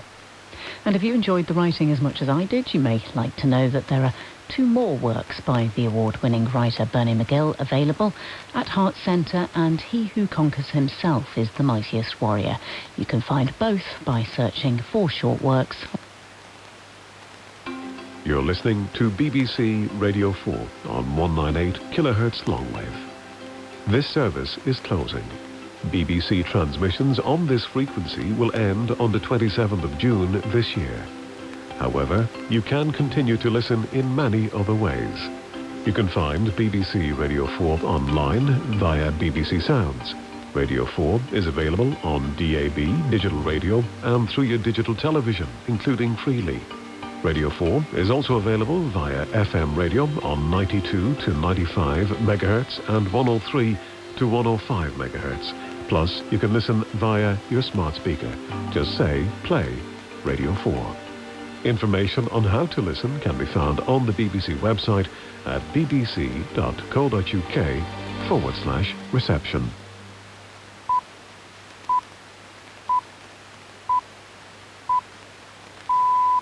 BBC News at 4 o'clock. A new UK temperature record has been set for June. Provisional data from the Met Office shows it reached 37.1 Celsius in Cavendish in Suffolk, breaking the record for the third day in a row. A red extreme heat warning is in place for millions of people in London and South East England. Tom Rivett-Carnac is a climate expert who was involved in the 2015 Paris Climate Accord. He hopes the heatwave will finally banish any scepticism people have about the need to do more about climate change. We've had the hottest ever June day, NHS Trust declaring emergencies. The London Ambulance Service responded to the highest ever number of life-threatening emergencies this week. This is all around us, and the world is a complicated place now. We have a crisis of disinformation, we have serious actors trying to prevent change happening, but the reality is there. Everyone in the UK is experiencing this right now. Venezuela's interim president says nearly 600 people are now known to have died when two huge earthquakes struck on Wednesday. Delcy Rodriguez said around 3,000 others had been injured and that the military was taking control of the worst affected areas. The pilot of a light aircraft has died in a crash in Devon. The plane came down just before 10 o'clock this morning near Dunkeswell airfield. The pilot is believed to be a woman in her 40s. Downing Street has said it's very concerning. An American fighter pilot was able to avoid trial under English law for strangling a woman in Cambridge. Captain Jacob Wolfson was court-martialed at a US airbase where he was found guilty of strangulation but cleared of a number of other charges, including sexual assault. The England cricket captain Ben Stokes has taken 3 wickets to reach 250 in his Test career on day 2 of the third Test against New Zealand. The visitors were dismissed for 438 at Trent Bridge. At tea, England were 73 for 1 in reply, with Ben Duckett hitting 50. BBC News. When someone says ancient Greece, you might think of its gods, mythology or epic battles. But what was it actually like to live as an ancient Greek? The Athenians were a hugely litigious lot. They were always in and out of court as far as we can see. I'll be uncovering 5 stories of fascinating real lives from the streets of ancient Greece. She kind of says, do to me what you want, see if I care. Helped by historians and guests, including Martin Scorsese. He is a gangster, and he knows how to move it. Being Greek, with me, Mary Beard. Continues on Tuesday mornings at 9 on Radio 4 and BBC Sounds. Do the numbers in these record temperatures being bandied about add up? And why the wet bulb temperature matters? As usual, more or less has all the answers here on Radio 4 in half an hour. But now, it's Last Word with John Wilson. Sisters, sisters, there were never such devoted sisters. This week on Last Word, we remember Teddy Beverley, the last surviving member of the Beverley Sisters. Also, plane crash survivor Tulsi Vagiani, who became an ambassador for people with visible differences. And the record-breaking round-the-world sailor, Shali Dallan. But we start with a giant of American economics. Look, I was brought up in the canyons of Wall Street. I know euphoria and fear and greed firsthand. It's there. There's no doubt about it. The voice of Alan Greenspan, who served as chairman of the US Federal Reserve for nearly 20 years from 1987 onwards. Tasked with setting interest rates, regulating banks and ensuring the stability of the dollar, he was one of the most powerful people in the financial world. Greenspan presided over the longest sustained period of US economic growth in a generation, and he worked under 4 presidents on both sides of the political divide: Reagan, Bush, Clinton and Bush Jr. He stood down as chairman of the Federal Reserve in 2006 after an unprecedented 5 terms in office. But when the global financial crisis struck 2 years later, many economists pointed accusingly at Greenspan's neoliberalism as one of the causes of the crash. Stephanie Flanders is head of economics and government at Bloomberg. She knew Alan Greenspan, and she said that despite his reputation as a serious man obsessed with fiscal data, she remembers him as a surprisingly cosmopolitan character. There was a sort of star-studded sort of aspect to him because, of course, he moved in these slightly more, certainly cooler circles and more celebrity-filled circles than the average central banker. I mean, he actually seems to have been someone who was just extraordinarily able at many things from an early age. He was very good at sports and a big baseball fan. He was also good at maths, and that clearly came through a bit later, and was a professional clarinetist and saxophone player for a big jazz band, and actually was touring with a big band in his 20s before he decided to go to university. So, I mean, I am struck quite often when you look at these characters, and it's the same with Larry Summers and some others, they all turn out to have been very big baseball fans, but of course in baseball, more than many other sports, there's sort of algorithms and quite a lot of stats involved. So you quite often find economists who are also very interested in baseball, and he was a big New York Yankees fan. In 1987, Ronald Reagan promoted him to chairman of the US Federal Reserve, and then, as we say, for the next 20 years or so, he became one of the most powerful men in the world. Can you tell us something about his impact and his influence on global economics during that time? He played a huge role, I mean, not only in shaping policy at the Federal Reserve, which of course is, still is and was certainly at the time the most important central bank in the world, but I think he shaped the way that a whole generation of policymakers thought about the economy, thought about markets. Some economists would say his biggest contribution was that he identified that the sort of productivity gains associated with computers were not being fully captured in the data, and that actually the economy could grow faster than previously thought and without triggering inflation. And that's what, there's a lot of people who ended up getting jobs who wouldn't have had jobs in an earlier era because the economy wouldn't have been able to grow as fast. My real job was trying to anticipate what was going to happen. In many cases, we were able to do just that. So it was a large struggle against a huge world of uncertainty.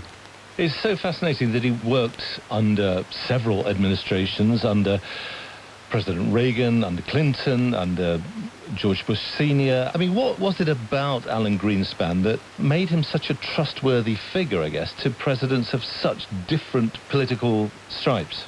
He was part of this global shift in the end, but an intellectual shift in the US away from sort of Keynesian state intervention to a more hands-off, deregulatory approach. That was part of how he then became someone who Republican presidential hopefuls would go and talk to and seek advice from. I think he was kind of the middleman for this kind of quite high academic views of the economy and people who were sort of in the grubby business of politics. He was someone who was able to kind of move between those circles, as well as, having lots of girlfriends and being a popular guy. The collapse of one of America's biggest investment banks has sent shockwaves around the world. Share prices have plummeted and thousands of jobs are in jeopardy. There was that absolute crash in 2008 and then a terrible global economic downturn, the worst since the Great Depression. Did Alan Greenspan fail to read the markets correctly in the run-up to that crash? I mean, he famously admitted that there had been a flaw in his thinking, that he had really thought that the financial industry would be able to regulate itself to some degree. And he kind of trusted, and I remember this at the time at the Treasury, we had debates about whether one should regulate some of these new derivative products that were coming onto the market. And his view was that these were grown-up investors who were involved in these things, and that it was in their interest to understand them, and therefore they could be trusted. And he admitted in his testimony years afterwards that there had been a flaw in his thinking, that in fact many of the people at these financial institutions didn't understand these very complex products, and we all ultimately paid the price. What is his legacy as a giant of global economics, Stephanie?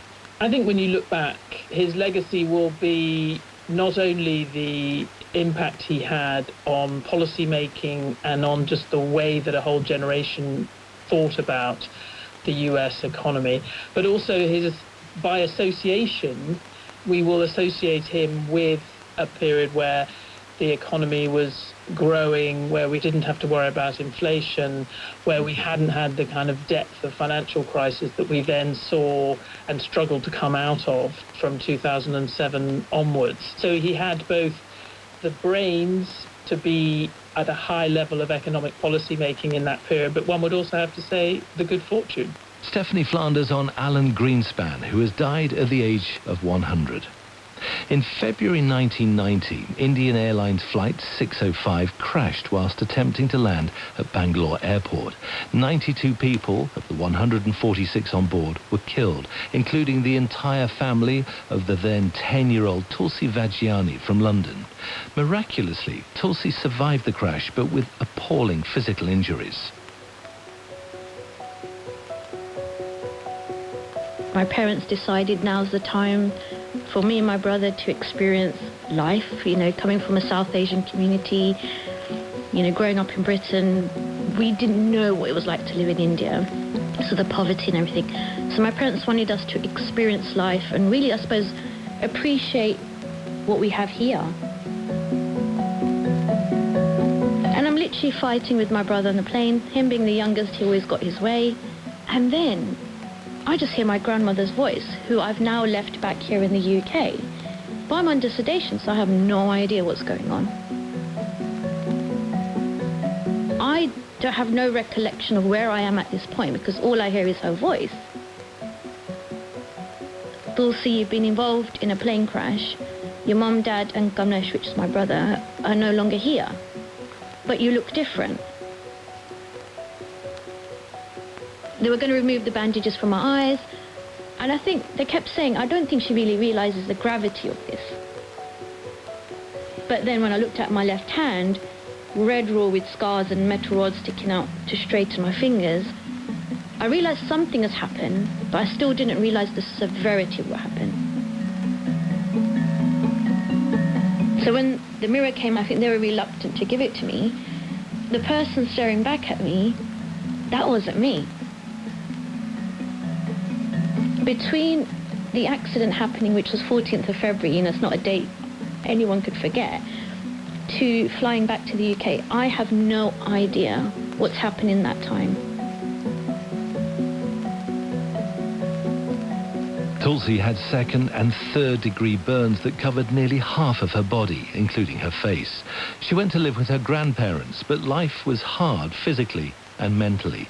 She became passionate about inclusivity and acceptance for those with a visible difference, and she became a campaigner for several organisations, including Changing Faces, where she met fellow campaigner Phil Goff. Despite their friendship on and off the campaign, they never spoke about the crash that almost claimed her life.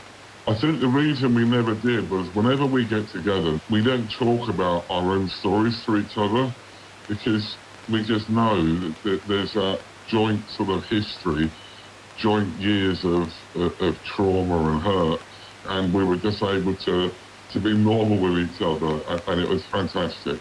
What were the foremost aims of her campaigning and the charity? Was it about encouraging acceptance in other people, that there are visible differences in some people and it's important not to differentiate or discriminate? Absolutely, and I think if I take a personal view on that, I was kind of okay with my visible difference. I've got a birthmark that covers 3/4 of my face. I was kind of okay until the day I wasn't okay, and it was in my mid-40s when I fell apart. I needed the support of Changing Faces. But the work that Tulsi's done, the campaigning and the public speaking, gives anybody else out there who has that visible difference the knowledge of where to go. So when their day comes, when they need some support, she's guiding them in the right direction. We're made to believe that, made to feel this is, you have to accept this. Having a visible difference means you're going to get the name calling, the bullying, like it's part and parcel. The thing is, it's not acceptable in any context at all. She made it okay for people to show up just as they are. Broadcaster, model and fellow campaigner Katie Piper. And it wasn't just about being a burn survivor, it was also about her culture, her heritage. You know, living with a visible difference wasn't her only adversity she faced. She had many other health problems. She also did, she didn't do it all with her birth family. She was a real hero to so many minorities. It's really important for me to have positive representation in the film and TV industry, because somebody like me is not represented fairly. It's usually as a villain, and it's time for this big change, because I want to be this character in the film, the main leading role, and it's important to have a fair representation, somebody with a visible difference. She was a hero to me, she inspired me also. I had this idea to put on a diverse catwalk show, a fashion show, and it was going to be at the Ideal Home Show, which is a huge exhibition in Olympia with a massive live audience. And I said, would you be one of my models? Would you go on the runway in a bikini? And she was like, yeah, great, of course I will. And she did. She did multiple days on the catwalk in her bikini, showing her burns, taking the microphone, talking. She was a leader and she was an innovator, and she was very bold and completely fearless. She survived a terrible accident and endured trauma and pain, but she seems like such an inspirational character. Is that the way that you saw her? Yeah, very much so. I very much looked up to Tulsi. She was there when I first started the campaigning, and I'd follow her lead. And I think the fact that we never had to talk about the past just showed her character, and that her character was all about moving forwards. She was very loyal, and she was very generous and kind with her time. And if you ever called upon her, it wouldn't matter how long it had been. If you asked her for a favour, you asked her to do fundraising, to volunteer. She mentored other burn survivors, not even always publicly, sometimes behind the scenes. If you asked Tulsi for her time or her advice, the answer would always be yes. Katie Piper remembering Tulsi Vajiani, who has died aged 46. Round the world solo sailing champion Charlie Dallan set a new record in January 2025 when he circumnavigated the globe in just 64 days, smashing the existing record by 9 days to win the Vendée Globe. It was an astonishing achievement, made all the more remarkable by the fact that Charlie was racing with a secret. He'd been diagnosed with a rare form of gastrointestinal cancer shortly before he set out on the race. I spoke to Charlie Dallan's friend and fellow Vendée Globe competitor Pip Hare to hear about his legacy and to reflect on the physical demands of one of the most grueling of all sports. On the face of it, the rules of the Vendée Globe are actually quite simple. It's single-handed, non-stop around the world, unassisted, and whoever finishes first wins. But the class of boat that we race is 60 foot long. The mast is 30 metres high, and they can go at speeds up to 40 knots, which is 75 kilometres an hour. They're pretty fast, and they fly above the surface of the water. What sort of sailor was Charlie? How would you describe his technique and his approach? Meticulous, intense, measured. He would sail a boat incredibly fast. I mean, he was so hard to beat. He won race after race after race. And sometimes you look at these boats and they look like wild beasts, and you put them in this huge environment of massive waves, big seas, and you just think that the person on board must be a complete thrill-seeking cowboy. But actually, Charlie had a strategic mind. He had an engineer's mind. He didn't take risks. He believed in what he was doing. He knew that he could achieve a speed to outrun a weather front, and so he went and did it. You know, he was always learning. He was always incredibly careful and precise about what he did, and driven. Absolutely driven. You saw him, I think, after he'd won the race in 2024. Can you describe his reaction? How did he respond to that victory? Charlie wasn't somebody who showed a lot of emotion. He was quite a self-contained person. He would demonstrate that he was happy at the end of races, but, he wasn't overly emotional. And kind of watching him finish that race, it's incredible. You turn up to Les Sables d'Olonne and there are hundreds of thousands of people waiting for the winner of the Vendée Globe. and there are fireworks going off, and there are hundreds of boats on the water. There are helicopters, there are film crews, there are lights shining on you. And, you know, Charlie, in the centre of that, he just looked ecstatic. I'm the happiest man in the world today, for sure. winning the Vendée Globe. When I crossed the finish line, I felt things I never felt before. Like, that's definitely the best finish line crossing of my career by far, and that was just amazing. He showed such emotion, which was unusual for him, but, you know, he had performed an incredible race. Yeah, these boats are just fabulous. They're amazing. They can go really fast. They're really able now, and you can push hard. You can push. You know, you're the limit. You know, the boat takes it. That's the man, the skipper, who's the limit. It was an astonishing achievement to have broken the record in those circumstances, but also learning what you did sometime afterwards, that Charlie was racing in those incredibly grueling conditions whilst being seriously ill. I mean, how big a shock was that to you and the whole sailing community when you found out what he had endured very privately? It's still incomprehensible. You know, he did keep it very private. We were aware that he had been unwell at the end of the previous year, but certainly, you know, the majority of us were completely unaware that he was unwell during the race. And when you think about the race itself, it is a 64-day endurance race where a person is subject to immense physical stress. The noise is huge. Kind of when the boat's flying and they stop flying, they will fall out of the sky, and it's like being in a car crash over and over again. You know, you're falling 3 meters onto the water below you. All the while, you're managing on 20 minutes of sleep at a time, a 2-hour sleep cycle if you're lucky. And when you add into that the fact that Charlie was incredibly ill, it puts his achievement into, you know, another realm. The mental toughness and determination that he must have had to perform as an athlete and manage that as a human being is more than immense. Pip Hare paying tribute to fellow sailor Charlie Dallan, who has died aged 42. Last words this week also go to one of the most significant figures in the history of the music industry, Clive Davis. The music mogul was responsible for the signing and nurturing of the recording careers of artists including Bruce Springsteen, Billy Joel and Aretha Franklin.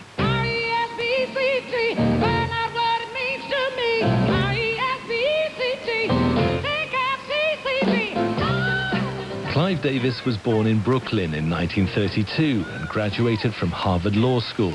He had little or no knowledge of the music industry when he joined Columbia Records in 1960, and so he took night classes in copyright law, contracts and litigation. In 1967, he was appointed president of Columbia, and Janis Joplin became one of his first signings.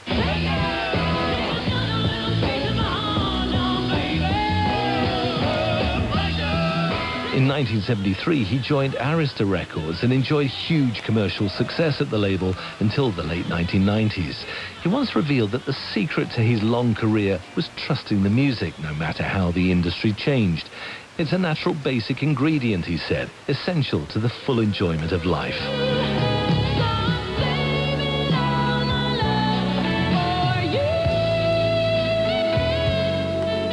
Whitney Houston, just one of the many musical artists whose recording careers were overseen by Clive Davis, who has died aged 94. And we end this week's edition with musical stars from an earlier generation, the original UK girl group, the Beverley Sisters.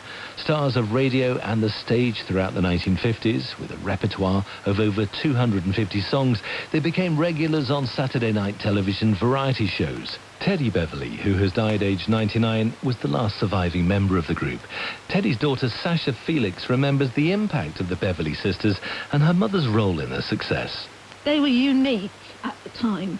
They were incredibly pretty, funny, creative. Obviously, vocally, their harmonies were lovely. They did all their own harmonies, they did all their own arrangements, they did their own choreography. There was clearly a beautiful vibe between them, so you could feel the love. 3 little unexpected children simultaneously. The doctor brought us, and you can see that we'll be 3 forever and day. I think you can always rely on your sister, can't you? If you're brought up to love each other. You've got a bit of a public face, even with a close friend, but with a sister, nothing. No, She's no. allowed to insult you, isn't she? The next one's uggle and giggle, and they say she is the smallest. Just tell us something about their early lives. Born and grew up in the East End of London, but then evacuated to, was it Northamptonshire? Yes, my mother always said that she was devastated to be separated from her mother basically for 6 years because of the war. But they were born in Hackney. Their parents were in the music hall, but they didn't want the children to go into showbiz at all. They trained to be shorthand typists. And they started singing together just as a hobby, really. And then a photographer was taking pictures for the Ovaltine promotion, something about Ovaltines. And he said to them all, I'll photograph you doing your hobby. What do you do? Do you play tennis? What do you do? And they said, well, we sing a bit. And he said, all right, well, sit on this little blanket with a ukulele and you sing and I'll take pictures. And he was so impressed with them that he recommended them to Cecil Madler at the BBC, who was huge at the BBC. I'm sure a lot of your listeners will know the name. And then they got an audition for the BBC. And that was how they started. But we put all our clothes, including Mum and Dad, on one nail behind the kitchen door. And we were always hanging up. And always. And within about 5 years, we had to buy the house next door just to put the clothes in. That was true. Still I feel the thrill of your charm. I'm telling you, leaves that... They had a fabulous live act because they mixed beautiful harmonies with comedy. My mum, Teddy, was the most fantastic comedy parody lyricist, and they worked all the time. I've got my mum's diaries here, and you cannot put a pin between the days when they were working. And this was a long period of time before they had children. And yeah, they were a breath of fresh air. But I'll see you in my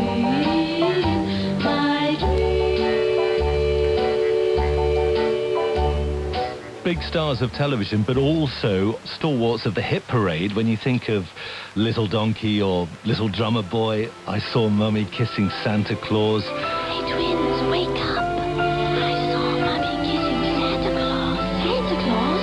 Where? Underneath the mistletoe. When? Last night.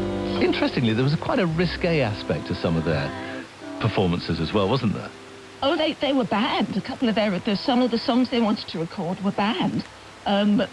Somebody took pictures of records in the BBC archive with a sticker on that said not for transmission. So, yeah, they did quite cheeky songs. Our songs were always getting banned. We were banned for this lyric, and we were banned for wearing trousers in here. Yeah, very nice. Banned years ago. They had some lovely, quite sheer outfits. Couldn't even wear body stockings underneath. If it was sheer, you couldn't wear it. So a lot of their clothes and outfits they had to modify. It was all done in innocence. Nothing was extreme, but they were very stuffy at the BBC in those days. Mommy kissing Santa Claus last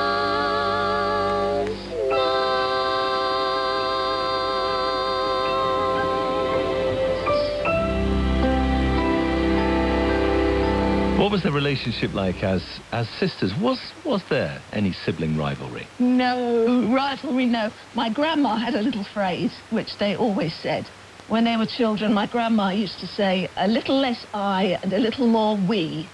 And they sort of took that on board. So if one of them was good at something, they just celebrated it. So Joy was very good on stage. She had a fantastic presence. And the twins were fantastic. Babs was quite coquettish and pretty to look at, but Mum was the workhorse. Mum made everything happen. Mum did all the phone calls, she did all the lighting plots, she arranged everything. So no, I don't remember them having cross words. I mean, sometimes Joy would be keen to be in the garden and the twins wanted to rehearse and that didn't go down too well. But apart from that, that was all. And you teamed up with Joy's daughters, your cousins, to create your own singing group. Was your mum very proud and supportive of your career? Well, listen, one thing I've got to say about the Bevs, we can talk about them professionally, but they were fantastic mothers. We did have a long time at the top, and then when our daughters were little girls, we decided to be real mothers and give up our career and bring them up. And then when they grew up and started to sing, They said, no, we want no help at all from you, Mama, no help at all. And we were heartbroken for a short time and felt terribly lost. That's the moment we said, let's put our toe in the water. So now they've flown the nest? And do a and few... we're putting our little toes in the water. I mean, I don't know. I'm not sure whether we only did it because they did it. It's very hard now to see looking back. But we were really good mates and we played together as children and started singing. And, I mean, I've been in music all my life in various different capacities. I still now run a children's music company. So, you know, music is in the family. We would have done it anyway, there's no doubt. And, yeah, we had great fun, John. It's been a blast.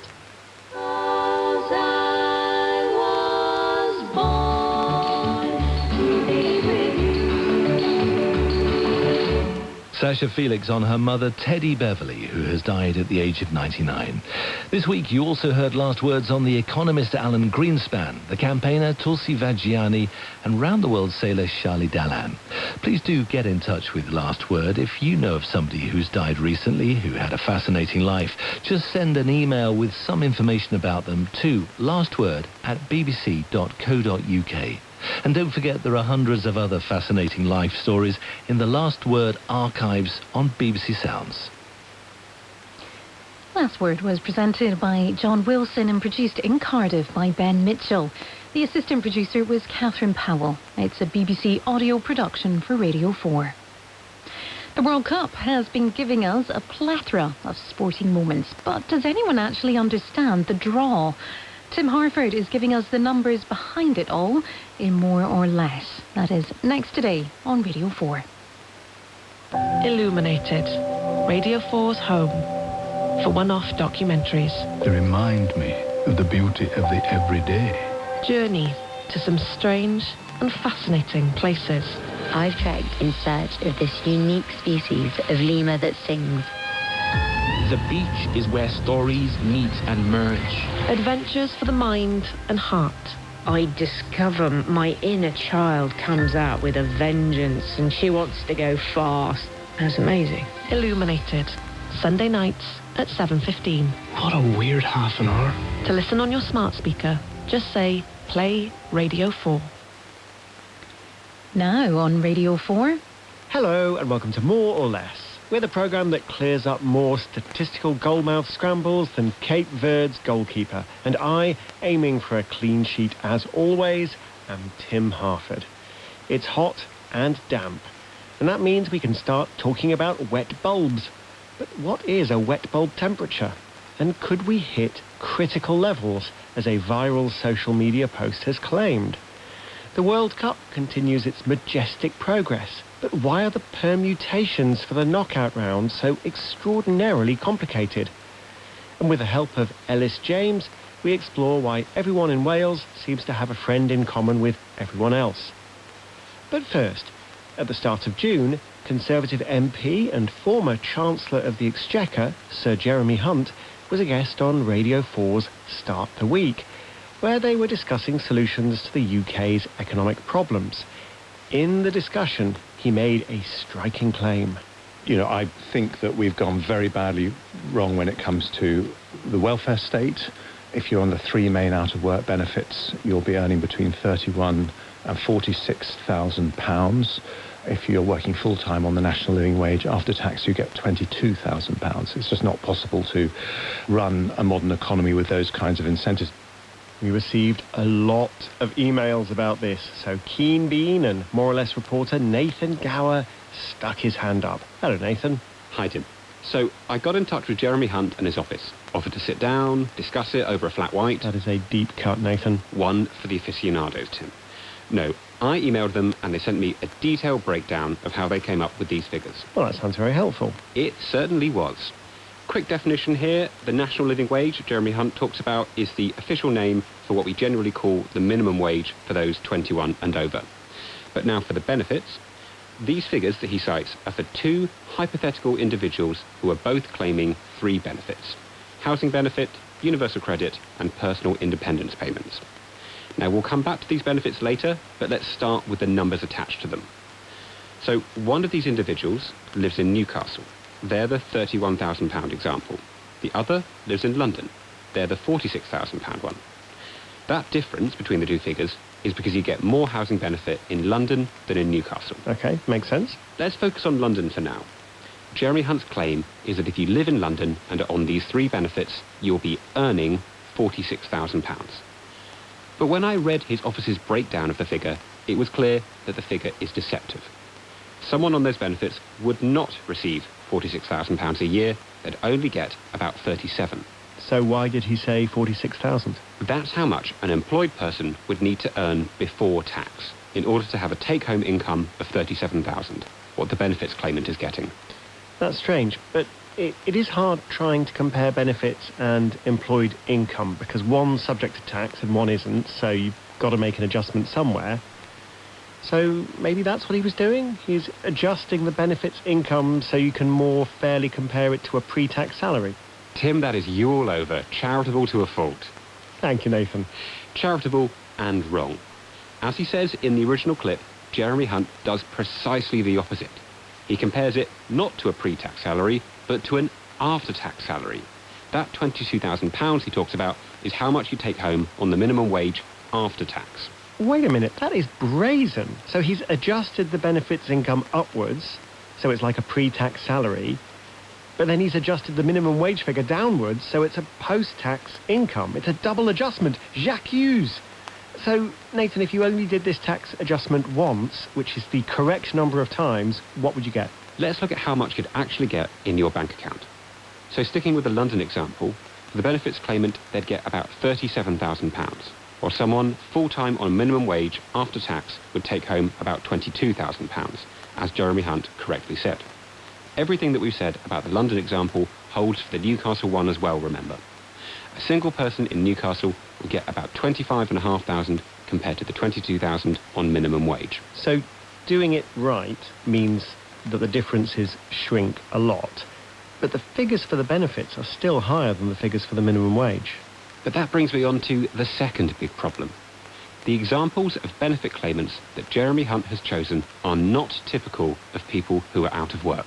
How so? Well, they're not just out of work, they're also disabled. In fact, to receive the payments that Jeremy Hunt describes, they would have to be recognised as severely disabled. Edwin Latimer is a senior research economist at the Institute for Fiscal Studies, focusing on benefits policy and the low-paid labour market. So the example that Hunt gives, each claimant has a very severe level of disability as assessed by the benefit system, so they have the higher levels of PIPs for both daily living and for mobility, and they also have the health element of universal credit. So that puts them in the as severe as possible group you can be in within the benefit system, the disability, and around 800,000 people are in that group. So, and that's about 8% of the out-of-work population. So it's a relatively small group and it's a severe group. Although it is worth noting that that group has grown significantly since the pandemic. So before the pandemic was about 400,000 people in that group, and it's doubled since the pandemic. And because they're not your typical out-of-work claimant, the amounts they receive aren't typical either. The examples that Hunt cites are both single people without kids. So thinking about that group of single people out of work without children, the average benefit recipient gets around £15,000 a year. And so both the examples that Hunt cites get significantly more than that and are in the top 10% of single people receiving benefits. There's one other massive thing to mention here. Because these hypothetical claimants are on the top level of health benefits, they're exempt from the benefits cap. This is a policy brought in by the then Chancellor George Osborne in 2013 to limit how much money a household could receive in benefits. For a single adult with no kids outside London, it's capped at about £15,000. Inside London, it's about £17,000. So if they didn't receive these disability-related benefits, there'd be a hard cap on how much they can receive, and they'd get nowhere near the figures that Jeremy Hunt's using. Correct. OK, Nathan, the first part of the more or less dance is over. We've done what we usually do, unpack an eyebrow-raising claim, only to find that it's stuffed full of unjustified comparisons. Now, while I always enjoy the sugar rush of a good debunk, is there something a bit more meaningful to say? I am all about the high fibre content, Tim. If we want to have a proper analysis of incentives when it comes to working versus being on benefits, we have to look at what happens to someone's actual income the amount they get in their bank account, as they move from benefits into work. Now, you could try and do that for Jeremy Hunt's examples, but these are people who have been assessed as having severe disabilities, so there's a good chance that many of them wouldn't be able to make that transition, though hopefully some would. Instead, I asked Edwin to run the numbers for perhaps a more typical scenario, someone who's still disabled, but less so. OK. So, take a single renter in Newcastle. They're out of work and get a more moderate level of disability benefit, as well as support for their rental costs. Their income from benefits would be about £16,000. But if they start working full-time on the minimum wage, that income would rise to £28,000, £12,000 more. I should say that figure is based on them keeping the £6,000 that they were getting in personal independence payments. So that's a disability benefit, but it's not an out-of-work benefit. You can get it while you're working, but even without it, they're still better off. Edwin Latimer again. So they would be getting £22,000 or nearly £23,000 in earnings, and that would leave them better off than the £16,000 that they were getting out of work. So they would still be better off in work than out of work. The gap would be smaller. Thank you, Nathan, and thank you to Edwin Latimer from the Institute for Fiscal Studies. Nathan, what did Jeremy Hunt have to say about all this? His office told us Jeremy is grateful to More or Less for pointing out that in a relatively quick-fire exchange, he inadvertently used the net rather than gross salary for the national living wage.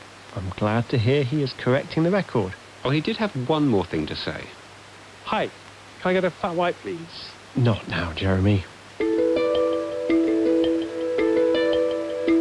You don't need me to tell you that it is hot out there, very hot.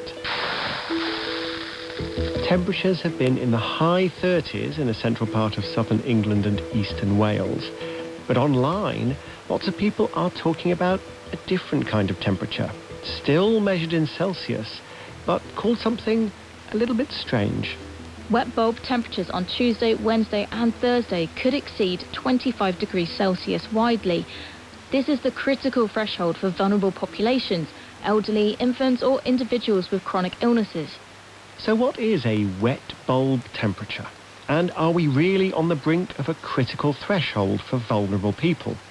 To find out, I spoke to Dr. Chloe Brimacombe, a climate scientist and postdoctoral researcher at the University of Oxford. When we take a temperature reading, we use a thermometer, and this would be what we call dry bulb temperature. Now, the difference of wet bulb temperature is it's basically the same thermometer, but we wrap it in a damp muslin cloth, similar to ones that you might use to sort of burp a baby. So it's basically a thermometer wrapped in this damp cloth, and it's an indication of how much moisture the air can hold, but also our ability to lose heat through sweating. Think of that wet bulb thermometer as a proxy for a human being dripping with sweat and evaporating away heat.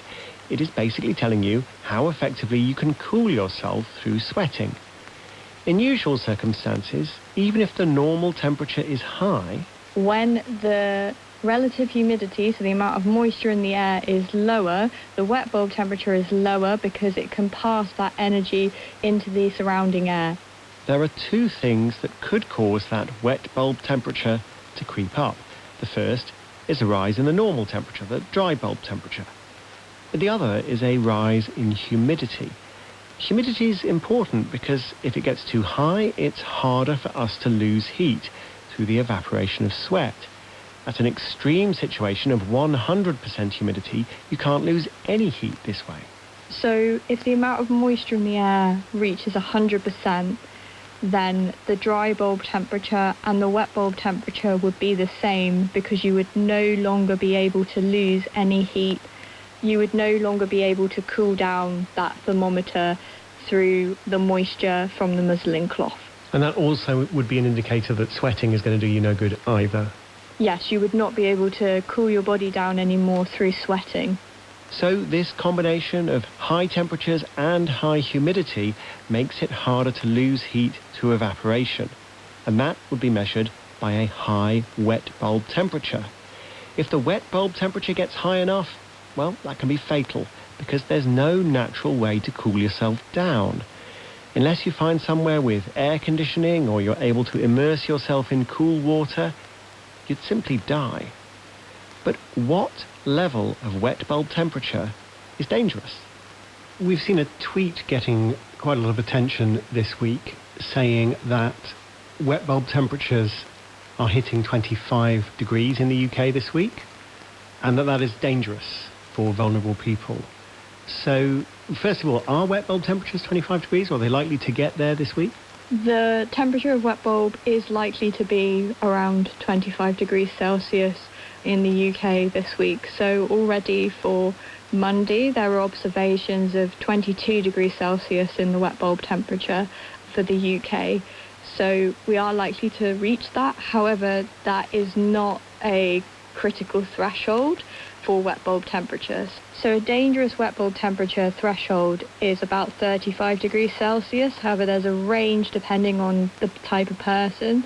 So those that are most vulnerable to heat, so these would be people that we've heard of that are like the elderly or those who are children under the age of 5. This could be as low as sort of 30 to 32 degrees Celsius.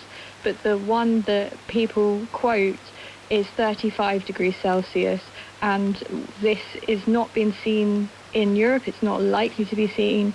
We're reaching that threshold in parts of the world like Pakistan and India, and this is where, you know, temperatures in the sort of hottest season regularly reach 50 degrees Celsius or above. The UK is not going to hit the wet bulb temperatures that test the very limits of human survival. That only happens in countries with very high temperatures and high humidity. But that's only one metric on which to judge the health impacts of a heat wave. As we saw in last week's programme, heat waves do increase excess deaths as vulnerable people struggle to adapt to the changing temperature. It is still extremely hot out there, and loyal listeners should take care. Thanks to Dr. Chloe Brimacombe. It's World Cup season, and here in the More or Less house we've got our big World Cup wall chart to tell us which teams will be playing who next. Let's get it out on the table. It's a bit more complicated this time around. There are 48 teams instead of 32, so let's see who England will be playing if they come first in their group.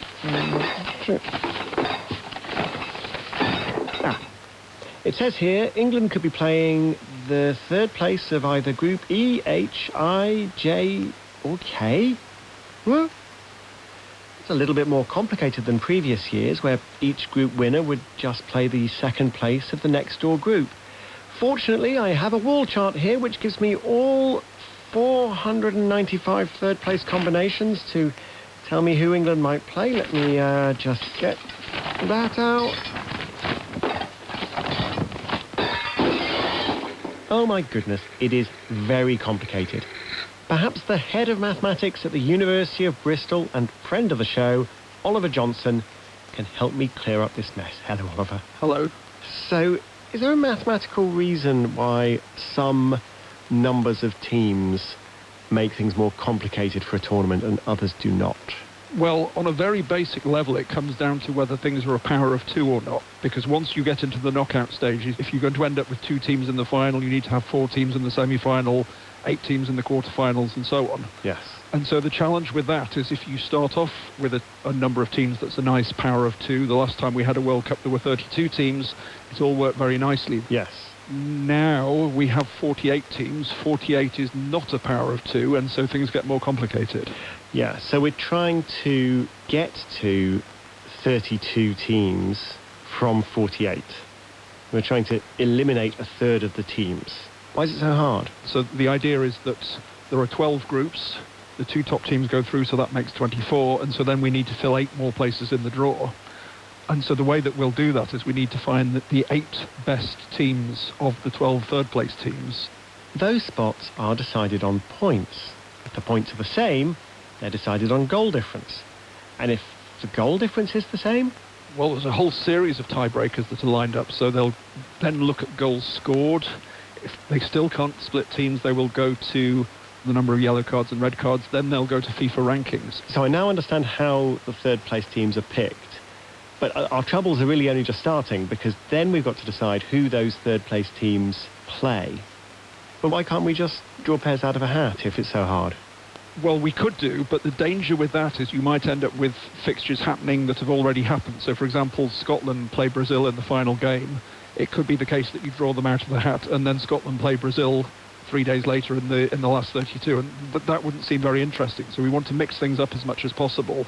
So the way that this draw is designed is that games that have happened once can't happen again until at least they get to the quarter-final stage. So it's meant to keep it more interesting. Right, but since we don't know which team is going to rank highest on the basis of goal difference and all of the things that they use, since we don't know which of the third-place teams are going to rank highest, you have to have a lot of different combinations in order to separate them out from other teams they might be playing. Yes. And so this is why FIFA have this very, very complicated table. If you go to their website, they have a table which has 495 rows in, corresponding to each of the possible sets of teams that might come through, assigning where everybody will end up and where everybody will play in the next round after that. It's a magnificent thing. And is there a better way to have done this?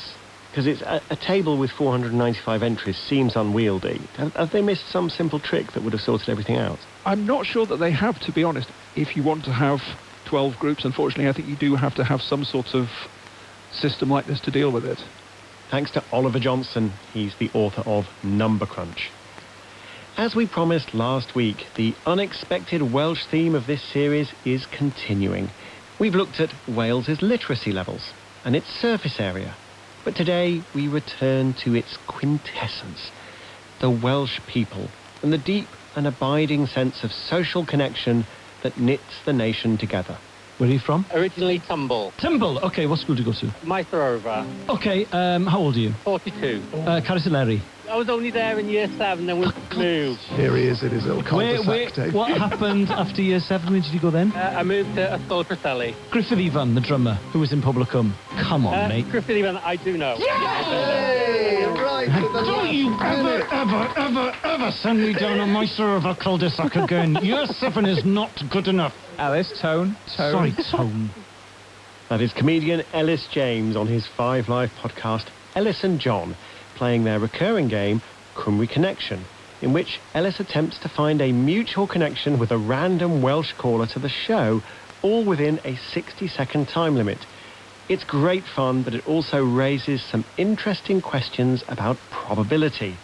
We invited Ellis into the studio, along with Dr. Kat Phillips, an Innovation Research Associate at the University of Warwick, and a digital maths communicator, and she's Welsh. First of all, what is Ellis's success rate? It's about 48% on the radio. About 48%, yes. I think it's 48%. It's so 50-50. We'll call it 50-50. Yeah, it's higher in real life. So occasionally I will talk to someone and I'll ask them where they're from and the Cerberus with, and I won't get it in 60 seconds, which is deeply frustrating. And I feel like I've let Wales down. A thing I used to say was, yeah, but if we were on holiday and I was on a sun lounger and I had, sort of limitless time, I would definitely get a connection. Because also I'm famously on the show not very good under time pressure. I tend to crumble. So, Kat. Yes. Wales is a small country. It's not that small. Mm-hmm. How is it possible that Ellis is able to do this? Can we think about it mathematically? So we're going to go off like complete back to basics random chance here. Yeah. So you can play the game of, just people in Wales, or I think the stat that we pulled out was if you look at just the people who identify as Welsh in the ONS, you get about 2.25 million people that self-identify in the UK. So if you start with sort of a random sample within that, let's say of those 2.2 million people, Ellis knows a subset. Yeah. Any of those people are a win condition, right? If we pick a random person in Wales and Ellis knows them, then we're done. Yeah. So what we can say with the caller is they know a different subset of people in Wales. But what you're looking for is the odds of, if the caller was to list out everyone they know, the odds of at least one of those people being the same. And we're oversimplifying here because we're assuming that all of the friends that Ellis has and all of the friends that the callers have are themselves Welsh. Yes. What is the chance then that there is such a person, that the lists overlap? If I start looking, so we go with our 2.25 million people, trying to find statistics for how many people know is quite hard. Yeah. So there's been a few different studies done. And in 2013, a paper came out by McCormick et al. That looked at a few different methods of like measuring acquaintances. But the number that came out was the mean number of people that people know is 611 in the US, based on this study. Okay. So if you just had Ellis knows 600 people, 611, and the caller knows 611, and there's 2.25 million people, what then is the chance that there's overlap? So just given those numbers, completely random, uniform distribution, you're looking at 15%. So 15%, 1-5. Yes. So it should be getting 15%. Well, 15% should be your ceiling. Like, Wow. it should be Oh, impossible for you to do better. Obviously, that's not describing the situation. So what's different? Is it just that Ellis knows a lot of people? I get around. So, yeah, there is a really interesting thing that came out with this study was that even though the mean was 611, the median number was lower by quite a lot, 480 odd. Right. But what that was meaning, if you plotted the number of people that people knew, most people don't know as many, and then you have this like massive tail of outliers. Yeah. So there's something like the top 10% of people know over 1,500. So you're saying Ellis is in the massive tail category? Use the word elite. I'm saying nothing. So if I pick the number 1,500, because that was sort of the cut-off point for the lower end of the elite, sorry, Ellis, that puts you at 33%. Elite wannabe is what I'm hearing. But he's doing better than that, 33%.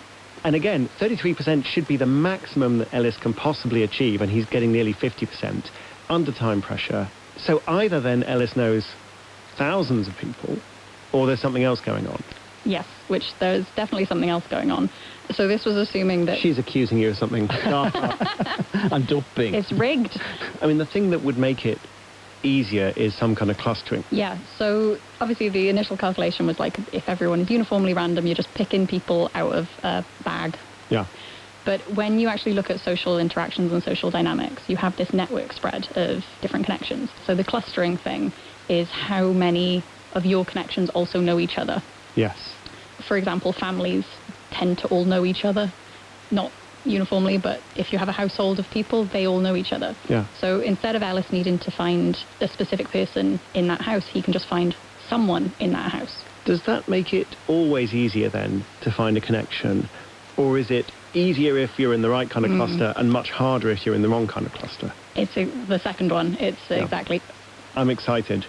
I want to play this. I want to see enormous pressure now. I've talked the talk. We're all full of confidence. Okay, let's get ready to play Cymru Connection. Age and school? 29 and Gower College. Gower College in Swansea. Oh, which Yeah. part of Swansea did you grow up in? Mumbles. Mumbles. I suppose you don't know Catherine Zeta-Jones, do you? Unfortunately Di not. Hollywood, her dad. No, neither No. do I. Gower College. What university did you go to? Cardiff. Cardiff. And you studied maths at Cardiff? Maths at Cardiff. Oh, I went to Cardiff University. Okay. Let me think about this. Where did you live in Cardiff? kHz and then Heath. kHz and then the Heath. Okay. You don't know. No, that's not true. When you worked in Cardiff, where were you working? I didn't work in You Cardiff. didn't work in Cardiff. Okay, so you just worked in Warwick. And Bath. And Bath. My sister went to Bath University. My friend Gareth studied maths at Bath. That's interesting. Okay. Bath Maths Uni 2019 to 2024. Oh, he was before that. Gower College. So where did you go to secondary school? Bishopston. Bishopston. Time's up. Oh. Do you know of any connections? No. I'm definitely going to get one. Bishopston. So which part of Swansea did you grow up in? The Mumble? Yeah. Even then, Ellis would not let it lie. What does your mother do for a living? She was a lawyer in Neath. A lawyer in Neath? Yeah. Now I know a lot of criminals in Neath. All right, that's it. That's it. But then, at last, once they'd left the studio and were chatting in the corridor, they finally found a connection. One Mr. Steve Balsamo, lead singer of the now-defunct Welsh country rock band, The Stories.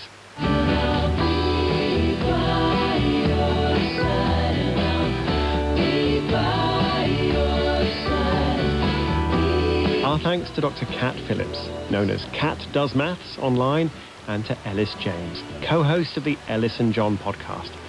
And if you enjoyed Cymru Connection, they play it every week on the podcast, which is available now on BBC Sounds. That's all we have time for, but please keep your questions and comments coming in to more or less at BBC. You're listening to BBC Radio 4 on 198 kHz longwave. This service is closing. BBC transmissions on this frequency will end on the 27th of June this year. However, you can continue to listen in many other ways. You can find BBC Radio 4 online via BBC Sounds. Radio 4 is available on DAB, digital radio, and through your digital television, including Freely. Radio 4 is also available via FM radio on 92 to 95 MHz and 103 to 105 MHz. Plus, you can listen via your smart speaker. Just say, play Radio 4. Information on how to listen can be found on the BBC website at bbc.co.uk/reception.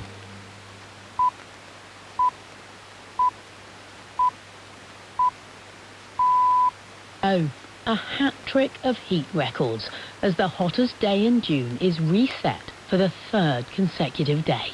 My youngest has currently got a temperature, bless him. He is definitely struggling with the heat. My eldest is currently in his swimmies, paddling out in the back, just trying to keep as cool as he possibly can. We'll hear from the fire service battling the wildfire that broke out in Derbyshire. Also on PM, the death toll in Venezuela more than doubles after Wednesday's back-to-back earthquakes. I was in the building for 4 hours before I was rescued by someone. I think they were from the civil defence, but I'm not sure. They didn't have many tools, so they went at it with their nails. We hear a report on the desperate search for survivors. Former tennis number one Caroline Wozniacki heralds the return of Serena Williams to SW19 and So Long, Longwave. This is BBC Radio 4, serving the whole of the United Kingdom on 1500 metres, 200 kHz. Listeners prepare to wave goodbye to long-wave broadcasting. We reflect on an illustrious history. But we'll start with the BBC News, read today by Chris Aldridge. Temperature records for June have been broken again in another day of searing hot weather across the UK and Europe. The Met Office provisionally recorded 37.3 Celsius in Santon Downham in Suffolk, breaking a record June temperature set only yesterday. A red extreme heat warning remains in place for millions of people in London and the southeast of England. Keith Adams reports.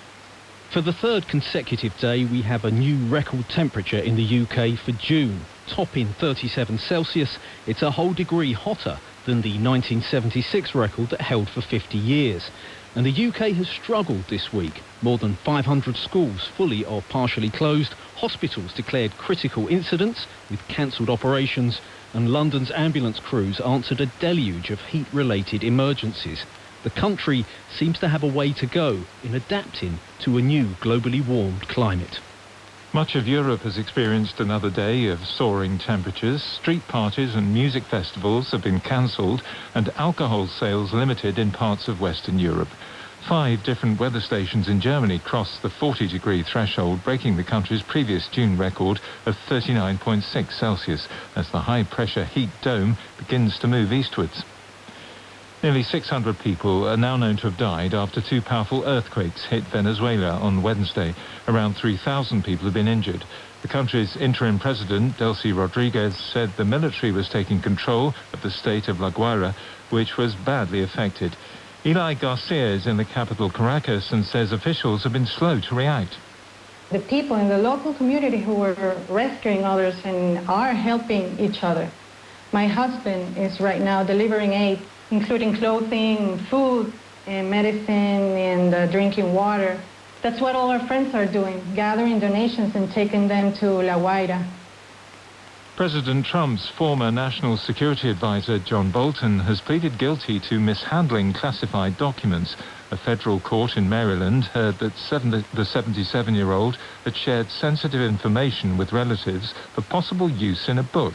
He's been fined more than $2 million as part of a plea bargain and could face up to 5 years in prison.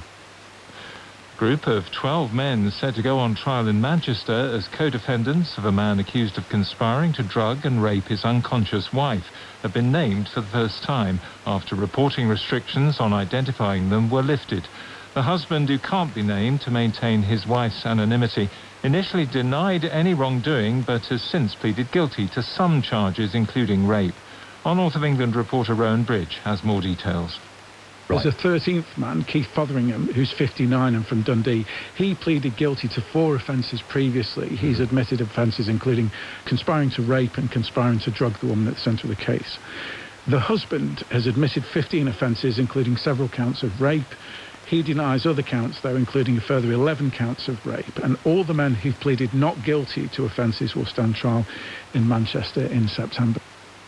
Downing Street says Sir Keir Starmer is taking advice over whether he should sack the Immigration Minister Mike Tapp after he became embroiled in a dispute with the Home Secretary Shabana Mahmood. Mr Tapp wrote in the Times newspaper that foreign care workers should be exempted from Home Office plans to change visa rules for migrants. Ms Mahmood has since restricted his access to official documents, saying the article was unauthorised. The Green Party has been forced to return a donation made by its leader, Zach Polanski, because he was not on the electoral register. He donated around £1,500 in September last year, shortly after being elected leader.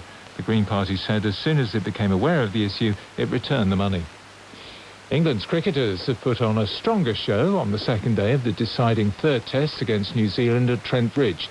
The tourists were bowled out for 438 in their first innings. A short while ago, England were 162 for 1, with Ben Duckett and Jacob Bethel both hitting half-centuries. Thank you, Chris. For many, there is no respite from the heat. The UK has recorded its hottest June day since records began for the 3rd consecutive day. At lunchtime, the hottest place in the UK, as we were hearing, was Wattisham in Suffolk at 36.9 degrees C. Liv runs a child daycare centre there and told us how she's coping. My youngest has currently got a temperature, bless him. He is definitely struggling with the heat. Bearing in mind, I follow everything to do with, safe sleeping, especially for childminding. So I do a lot on Lullaby Trust, which is obviously partnered with the NHS. So I've been following that for safe sleeping at night and whatnot for the heat. But just ice lollies, homemade ice lollies, and sitting in a paddling pool. My eldest is currently in his swimmies, paddling out in the back, just trying to keep as cool as he possibly can. In the 4 hours since then, that record has been broken twice more, with a top temperature of 37.3 at Santon Downham in Suffolk as we came on air. Public services around the country are struggling in the heat. More than 600 schools have closed in England, and the BBC has heard from NHS staff who are struggling to work on wards without air conditioning. Firefighters are battling a wildfire on Tintwistle Moor near Glossop in Derbyshire, which has been burning since yesterday. Ellie Gillett is from the Derbyshire Fire and Rescue Service and told me earlier how they're tackling the fire. We've got 6 fire engines in attendance alongside specialist vehicles, including a high-volume pump and a United Utilities provided helicopter. We've also got partners including Peak District, FOG providing support, and also Derby Mountain Rescue. The fire's contained, but we're continuing to monitor the situation in regard to any changes in weather. Crews are currently damping down and identifying hotspots and putting water on, but the fire has affected approximately 200 acres of land to this point. So that is a big area which you've got to try and manage. Yes, it is, and the aerial support we've had from the helicopters really helped with that, and we've had drone footage assistance as well, so that we can get a view of the whole scene. Can you just explain, was this caused by the heat wave or made worse by the extreme heat? It's really difficult to say at this point what's caused the fire. We don't know, but certainly the heat wave does create conditions that make incidents like this more likely, or once a fire starts, make it more likely to spread and be more severe. So the heat dries the vegetation, it dries the soil, so that if a fire does start, it spreads very quickly. And does the heat also make it more difficult to put fires out? It certainly creates arduous conditions for the crews on the ground tackling the fire in the personal protective equipment that we give them. It's it is arduous work, it's physical work, particularly with yesterday and today. The seat of the fire has been some distance from the road, so although we've got support with all-terrain vehicles, crews are still having to walk on foot to some degree as well. How do you deal with them? So there's a number of tactics that the crews on the scene have been exploring and have applied. We can apply water as per a standard fire, and whether we do that through hoses, through high volume pumps or via helicopter, we can get water onto the fire, which is effective. We can also create fire breaks, and we've had support from Greater Manchester's burn team, and they'll create a fire break by burning vegetation and cutting back vegetation to make sure that the fire can't spread past that point. We can use beaters to sort of beat the ground, but with a fire of this extent. And is this, clearly for several days now, much of the country has been experiencing this extreme heat. Is it, when you look to the future, is your expectation that you are going to be facing more conditions like this and therefore more fires of this nature potentially? It's certainly something that we incorporate into our future planning. It is a future risk when you look at global warming and the extreme weather events that we see in terms of flooding and wildfires. It's certainly something that we do plan for, we train for, we equip for, and make sure we've got the correct assets for.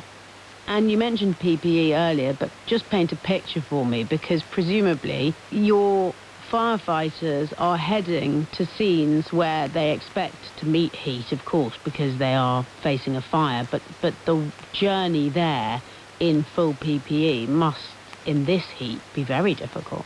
It can be challenging, and we do have specific PPE for wildfires, so it is different to our structural firefighting kit, which isn't particularly suitable for wildfire firefighting. So we do have specific boots and specific lighter weight but heat-proof kit that they do wear. Well, that was Ellie Gillett from the Derbyshire Fire and Rescue Service. What can the government be doing more widely to help people deal with this record-breaking heat? Labour MP Toby Perkins is the chair of the Environmental Audit Committee and joins us now. Welcome to the programme, Mr. Perkins. Hello, hi, nice to speak to you. Hi, great to have you. You wrote to the Environment Secretary today about this. What were you asking for? Well, so we had an inquiry within the Select Committee into extreme heat, which turns out was very timely, and we heard from a range of voices that the previous government's National Adaptation Plan had been widely considered to be inadequate, and that we are now experiencing extreme heat on a regular basis. We know that in the evidence that we heard in 2024, 3,000 excess deaths during the heat wave that we had then. Predictions that by the end of the decade there'll be 10,000 excess deaths. People dying that wouldn't if it wasn't for the heat that we're experiencing. We also heard about the health impacts on people with heart conditions, lung conditions, diabetics and asthmatics. But what do you want done as a result of this? Well, what we want is for the country more generally to recognise that these kind of extreme heat incidents will be a lot more regular. So we need to look at hospitals, we need to look at care homes, and be thinking about being regularly used to this kind of extreme heat. So is that about adapting buildings or what? Exactly. So, I mean, there will be things that we can do quickly that will be involved in working practices and other things like that, but also things that will be need to think about as we're building new hospitals or as we're renovating hospitals and care homes, which will be things like having shutters on buildings, having obviously air conditioning, more expensive solutions, but also there's cheaper solutions like having effectively tinted windows that keep premises cooler. So you're saying some of these things are things that can clearly be done on a tight budget. I think what you're saying is the government is currently falling far short of what is needed. We are. I mean, the National Adaptation Plan was widely criticised by the Climate Change Committee. This government is in the process of setting up a new National Adaptation Plan, and I think events like this week and like last 2 years ago will make people feel that's all the more urgent. I mean, I think the other really important thing for us to understand is that the last 5 years have been the hottest years in history, but they are also the coldest years we will ever experience again. This is only going to get worse in the decades to come. So we need to accept that we are not a cold country anymore, and the things that would routinely happen in countries like France, in Greece and Italy, we need to be prepared for the similar kind of heat experiences here. And do you think the government is listening? Do you think they're taking this on board? I think the fact that they are in the process of doing a new national adaptation plan means, yes, they do take that seriously. I think we've been used in this country to winter NHS pressures. We're going to have to get used to extreme heat summer pressures as a regular thing. But we need to see that new national adaptation plan, and we need to see that government are also putting money, resource and expertise behind getting Britain adapted to more expensive temperatures. Toby Perkins, Labour MP and Chair of the Environmental Audit Committee, thank you. And this time last week, the dust was settling on Andy Burnham's win in Makerfield. Today, later in the programme, we assemble three Labour Party chairs to talk through some of the more contentious issues facing Keir Starmer's successor. But at 5:15, Chris is here with some of the rest of the day's headlines. President Trump has criticised Iran for a drone strike on a vessel in the Strait of Hormuz, calling it a foolish violation of the ceasefire in the region. The vessel's owner said it sustained minor damage to the bridge. Earlier, Iran's deputy foreign minister warned his country must be informed of any attempts to enter the strait. A 21-year-old man has been jailed for 3.5 years for assaulting 2 police officers and a member of the public at Manchester Airport in 2024. Mohammed Fahir Amaz was convicted earlier this year of attacking the officers as they tried to arrest him for headbutting a man in a cafe. A small plane has reportedly crashed into the tallest building in the Chinese capital, Beijing. Eyewitnesses reported seeing debris and a fire at the base of the skyscraper. Police have closed off the roads around the building. Thanks, Chris. Now, there have been warnings reported today in The Guardian from 2 countries on NATO's border that Russia is preparing a provocation against the Baltic countries or Poland in order to test the resolve of the alliance. We've seen activity before, last September, for example, when NATO sent jets in response to 19 Russian decoy drones which crossed into Polish airspace. Well, earlier today, I spoke to Baiba Braze, Latvia's foreign minister. I asked her how worried she was about the reports of provocation from Russia. We clearly see that in terms of military capabilities, Russia doesn't have those to challenge NATO.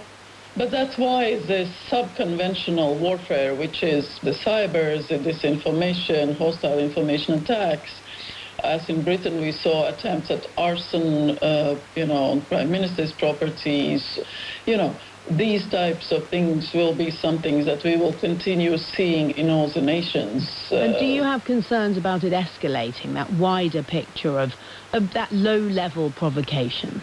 We have to really pay attention to also these low-level provocations, because those are actual peoples that they are somehow in our countries. So we have to make sure that we don't issue visas to Russians we don't know. So that's the people carrying out arson attacks, for example? Of course, that we know of the connections. We have to be very relying also on our internal security services to make sure that they protect us as citizens in our countries. And also ourselves, we have to invest in our own hygiene of information space, not to believe all types of crazy disinformation theories. So there's a whole set of what we call resilience and internal security matters for our societies that I think we need to trust ourselves to be doing. Do you think Russia is trying to provoke NATO to invoke Article 5? Oh, no, I don't think so. Russia is trying to split our societies, to get within our political systems, to influence elections, to influence our minds. Kremlin wants to get in our heads and basically stop us believing that we can be successful or that we are strong or economically viable. They want to split us to sort of hollow this political center which makes decisions for increase of budgets for security defense or for support to Ukraine or for any difficult decisions at all. So split societies, everybody arguing with each other, not trusting ourselves, not trusting our democracies, our government, that's the best sort of scenario for Russia. So we have to be very sure we understand that. And do you get the feeling that they are getting more desperate in Russia, in the Kremlin? I wonder whether there's a correlation between how the war with Ukraine is going and any of this. I don't know about despair, but what we clearly see is that Russia cannot fulfill its political objectives, which was to subjugate Ukraine through military means up till now. It's more than 4 years of the war that Russia was sort of planning to be a few days of war. And Ukraine is not going to give up. It's their country, it's their future, it's their people's future, and they are fighting for that. But we also don't see a sign that Russia is ready to give up those objectives. So we have to force Russia through sanctions, through very much supporting Ukraine, through isolating Russia internationally, to stop it being successful in international fields, whether that's sports or Venice Biennale or international exhibitions, but also in international organizations. And that's with a very strong purpose to bring peace to Europe, because it's enough of this war. It's enough. That was Baiba Braza, Latvia's foreign minister. Now, with the summer holidays in the offing, the UK's Civil Aviation Authority has issued a warning about the fire risk posed by lithium batteries, which are now the #1 safety risk to aircraft. Phones, vapes, power banks should all be kept in your hand luggage rather than checked into the hold. As new figures show, there are around 2 lithium battery-related incidents every week. Here's the sound of concerned passengers as one catches fire in an overhead locker on board an Air China flight in October 2025.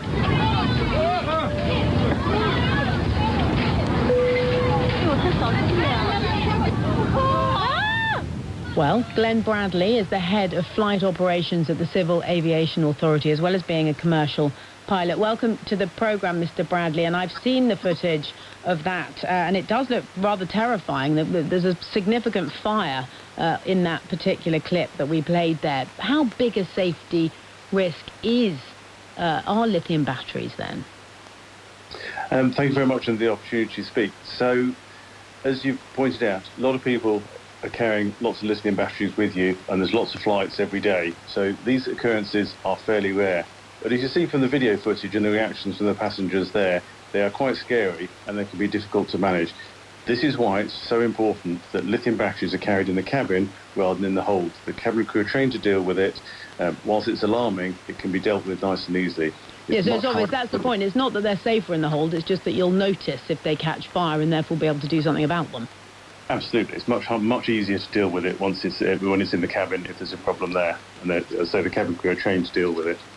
And so what do you do? This is real news you can use if you like, but what would you do? What should you do if halfway through a flight you realise you've left, for example, a vape or, I don't know, a phone in your hold luggage?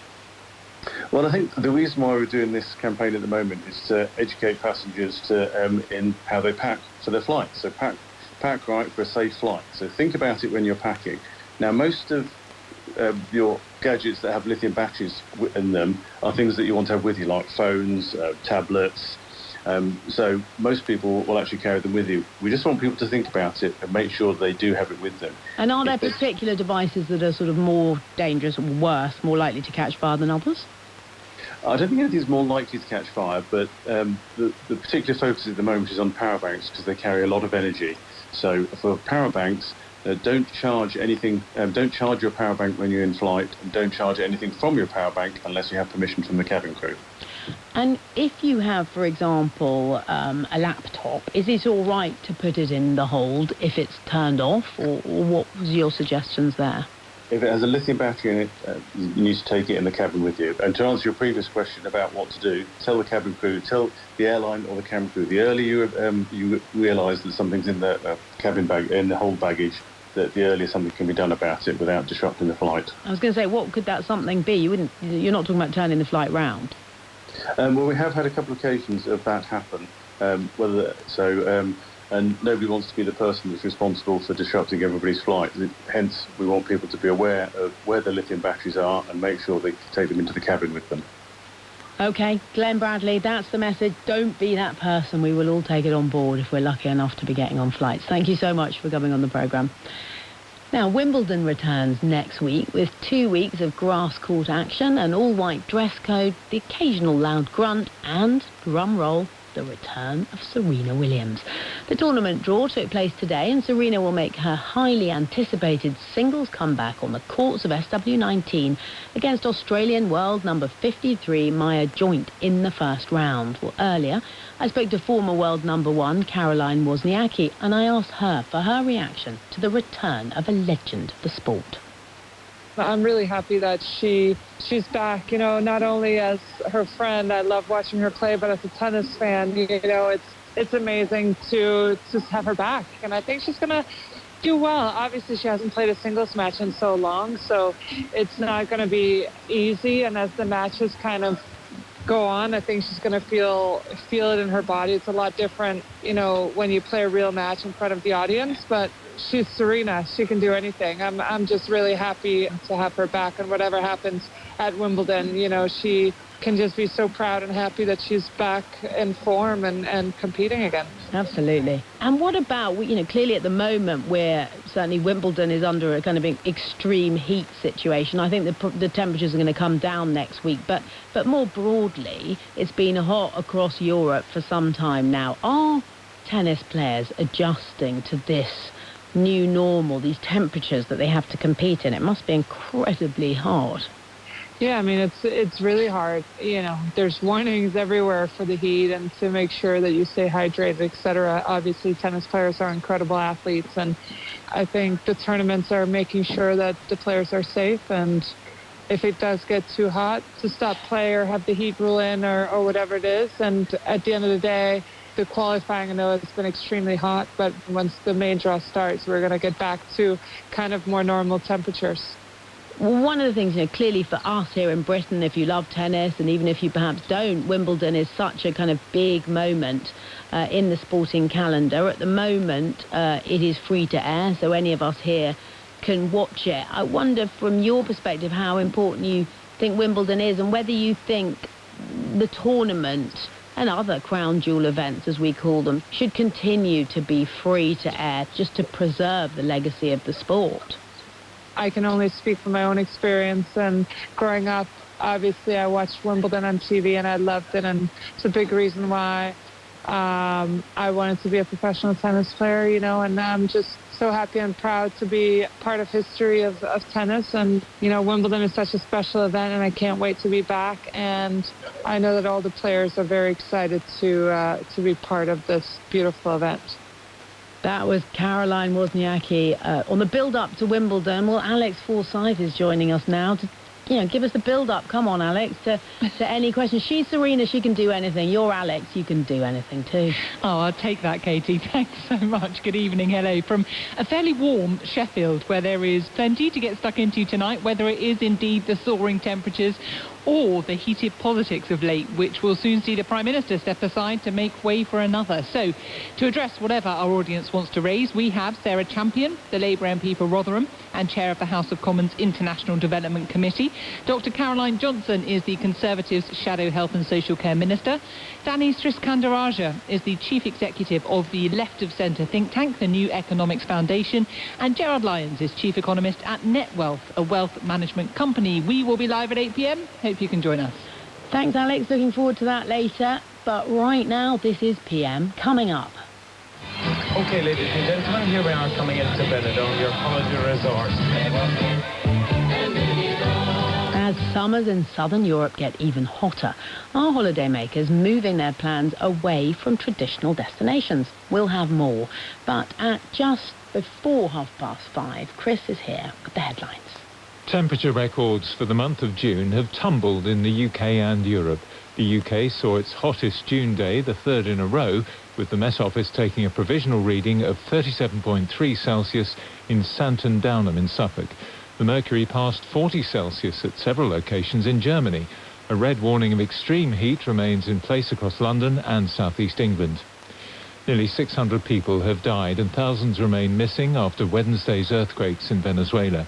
The interim president, Delcy Rodriguez, has announced that the military is taking control of some of the worst affected areas. The United Nations says more than 1,000 international search and rescue workers have been deployed. President Trump has accused Iran of targeting ships in the Strait of Hormuz, saying it's a foolish violation of country's ceasefire agreement. A Singapore-flagged container ship was attacked in the waterway yesterday. A planned evacuation of more than 11,000 sailors from the strait by the International Maritime Organization has been suspended. Reporting restrictions have been lifted to allow the media to name a group of men due to go on trial in Manchester as co-defendants of a man accused of conspiring to drug and rape his unconscious wife. The husband, who can't be named to maintain his wife's anonymity, initially denied any wrongdoing, but has since pleaded guilty to a number of the charges he faces, including rape. President Trump's former National Security Advisor John Bolton has pleaded guilty to mishandling classified documents. A federal court in Maryland heard that the 77-year-old had shared sensitive information with relatives for possible use in a book. Downing Street says Sir Keir Starmer is taking advice over whether he should sack the Immigration Minister Mike Tapp after he became embroiled in a dispute with the Home Secretary. Mr Tapp wrote in the Times that foreign care workers should be exempted from Home Office plans to change visa rules. Ms Mahmood has since restricted his access to official documents, saying the article was unauthorised. Thank you, Chris. The pictures coming out of Venezuela are grim. Mounds of rubble, an often makeshift rescue operation that infrequently pulls a survivor from beneath a destroyed building, more often, sadly, does not. The number of dead is rising, and rising dramatically. That's expected to continue to go up after the two powerful back-to-back earthquakes shook the country on Wednesday evening. Earlier this afternoon, the UN confirmed more than 50,000 people are missing. The Venezuelan acting president, Delcy Rodriguez, gave this update in the early hours of the morning. We regret to report that 589 people have died and 2,980 people have been injured. However, we have also rescued dozens of people alive, which brings us great joy, as they are now able to embrace their families and loved ones again. Eric Paul Martinez Santos is one of those who had a lucky escape. He described what happened. I was in the building for 4 hours before I was rescued by someone. I think they were from the civil defence, but I'm not sure. They didn't have many tools. They couldn't find the chisel, the drill, the grinder, so they went at it with their nails. I also could help because they handed me a tool. I was only saved because I had a lot of furniture in my home that protected me from the wall. Well, Stephen Gibbs is the Times' correspondent in Caracas, and earlier I asked him what he could tell us about the situation. Well, what we've seen really for the last, coming up for 48 hours really, is Venezuelans trying on their own really as best they can to rescue people. This is involving civilian rescue teams, which are pretty under-resourced, and hundreds or thousands of local volunteers. But it's a pretty hopeless task to watch. These people are using their hands. The rescue people themselves are having to borrow ropes or cell phones to use like torches. It's just a situation where you need the experts. And thankfully, now the experts are coming in from Switzerland, from France, from the United States.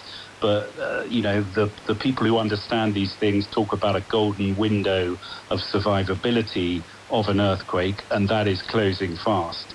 And what does that mean? I mean, obviously, we understand what that means in terms of the window of people's survival rates, but in terms of how people are feeling right now in the country, clearly it's been such a turbulent time politically. Then we have this awful double earthquake.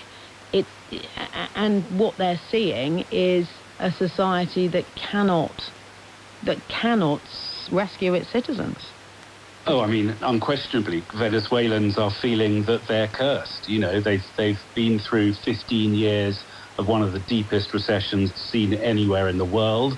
They've had this political crisis, and now, you know, nature deals this further blow that's of course worsened by the complete unpreparedness of the country for this. And then you add to that the fact that 25% of the entire nation, 8 million people, are outside the country. So they have this total feeling of hopelessness, of trying to contact their families and their friends from a distance, seeing yet another crisis hit their country.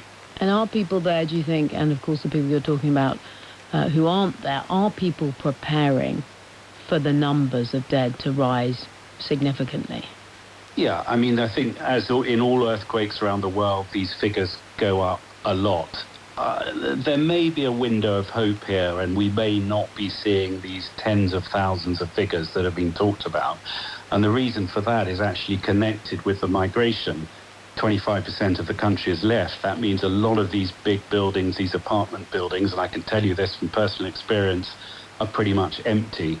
So while you see something huge fall down, hopefully there were not so many people in them that would cause this massive rise in the death toll. And did you experience the earthquake yourself? Yes, I was in Caracas, in Altamira, which was one of the, places that it was hit the worst inside Caracas. I'm fortunately in a building that was properly engineered when it was built and expecting the risk of this, because in 1967 there was another pretty major earthquake here. But absolutely, around me, buildings have collapsed. The bank I usually use is in total ruins.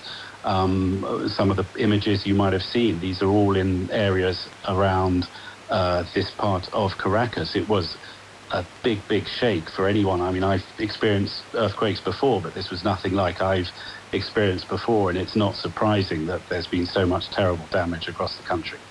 The Times' Stephen Gibbs on the rescue effort in Venezuela. Now, a week is famously a long time in politics, but it does feel like this week has contained a significant amount of action.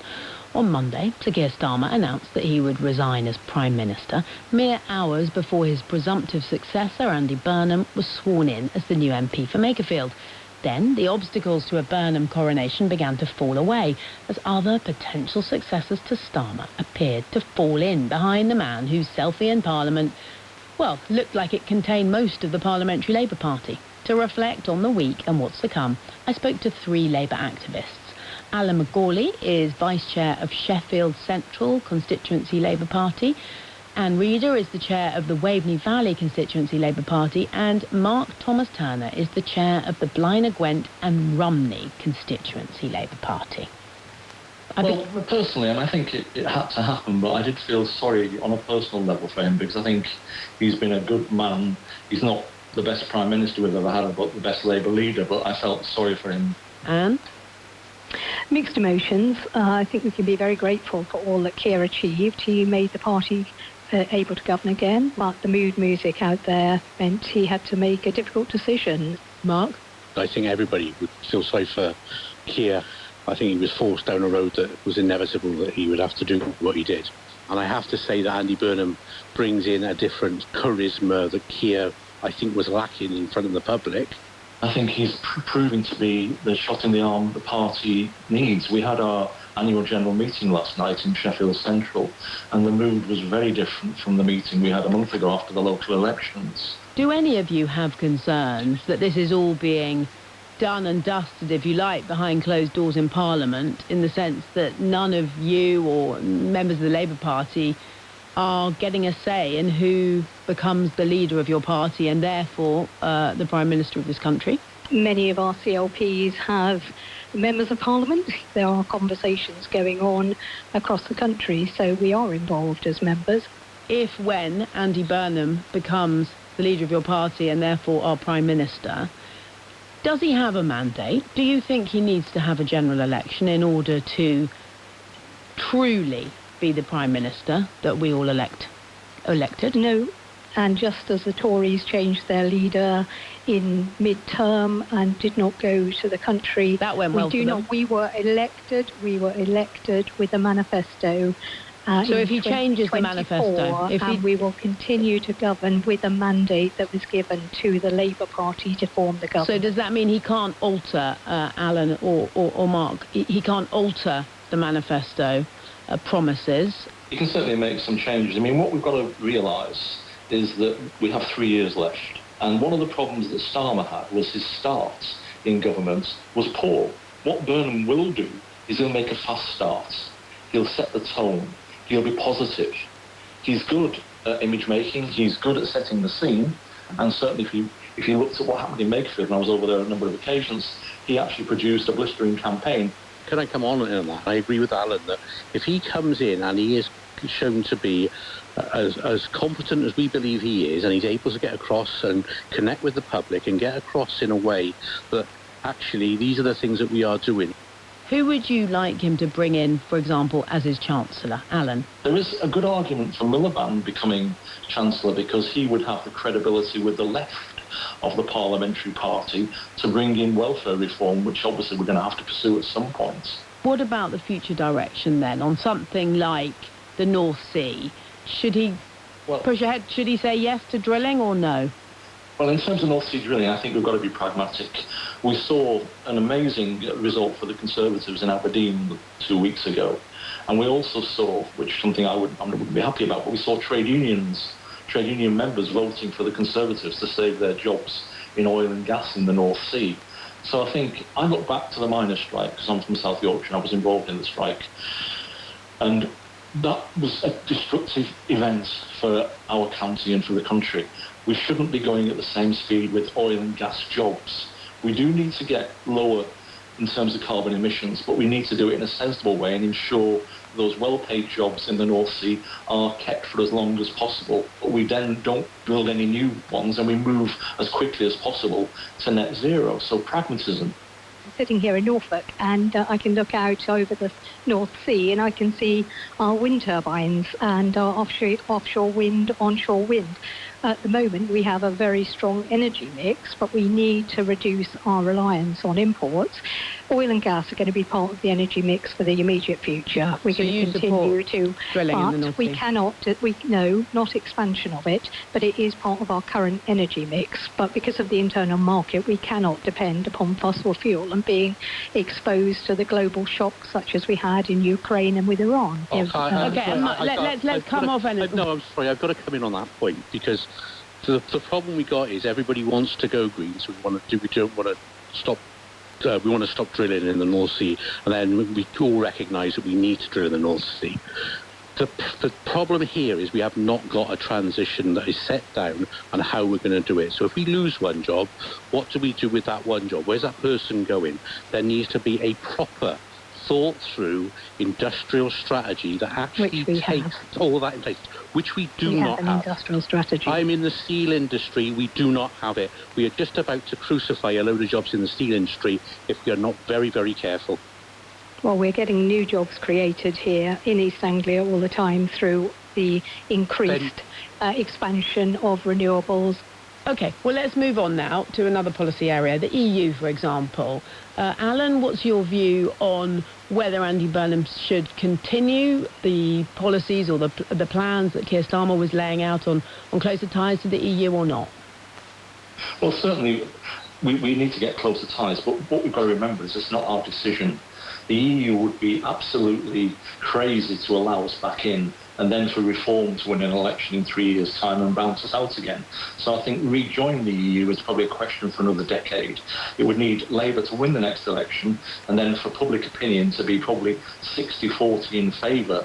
Mark?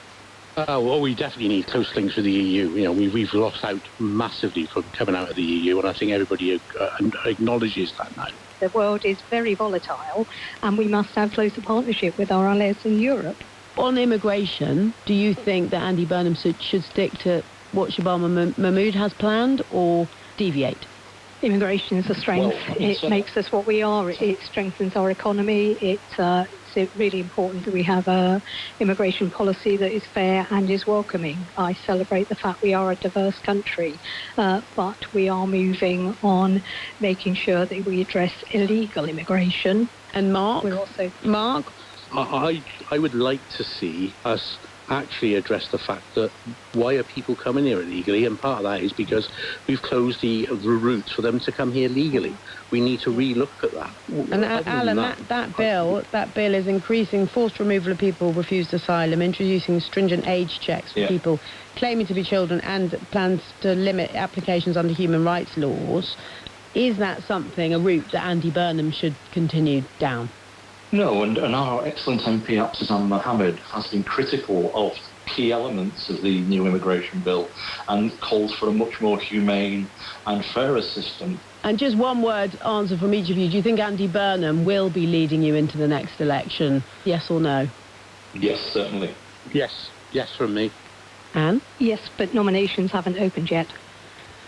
There you go. Faith there in Andy Burnham from Anne Reader, Alan McCauley and Mark Thomas Turner, all Labour constituency, Labour Party chairs or vice chairs. But nearly 5:45. Chris is here with the last go at some of the headlines. A pilot has died after their light aircraft crashed this morning near Dunkeswell Airfield in Devon. Police said there was no one else on board. Air France has suspended flights to the Democratic Republic of Congo after a passenger from Kinshasa tested positive for Ebola. The airline says it's working with Congolese authorities to improve screening. An American rapist who tried to escape justice by fleeing to Scotland in 2021 has died in hospital in the United States. Nicholas Rossi was given a 5-year jail sentence in the US last year after he was extradited. Thank you, Chris. A man has been jailed at Liverpool Crown Court for assaulting 2 police officers. The incident, which took place in Manchester Airport 2 years ago, led to much criticism of the police's actions at the time, but the facts put forward in court have painted a very different picture.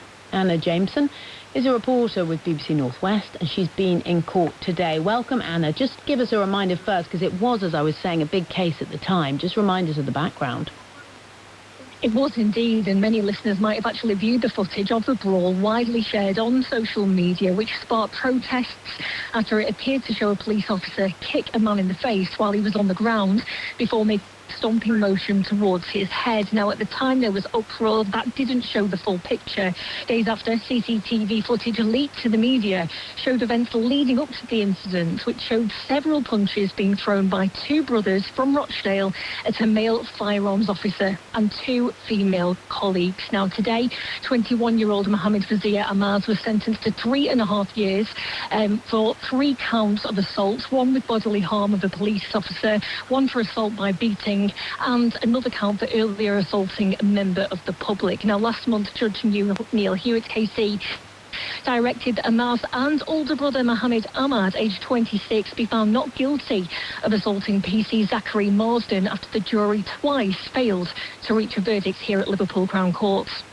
And briefly, was there reaction in court today?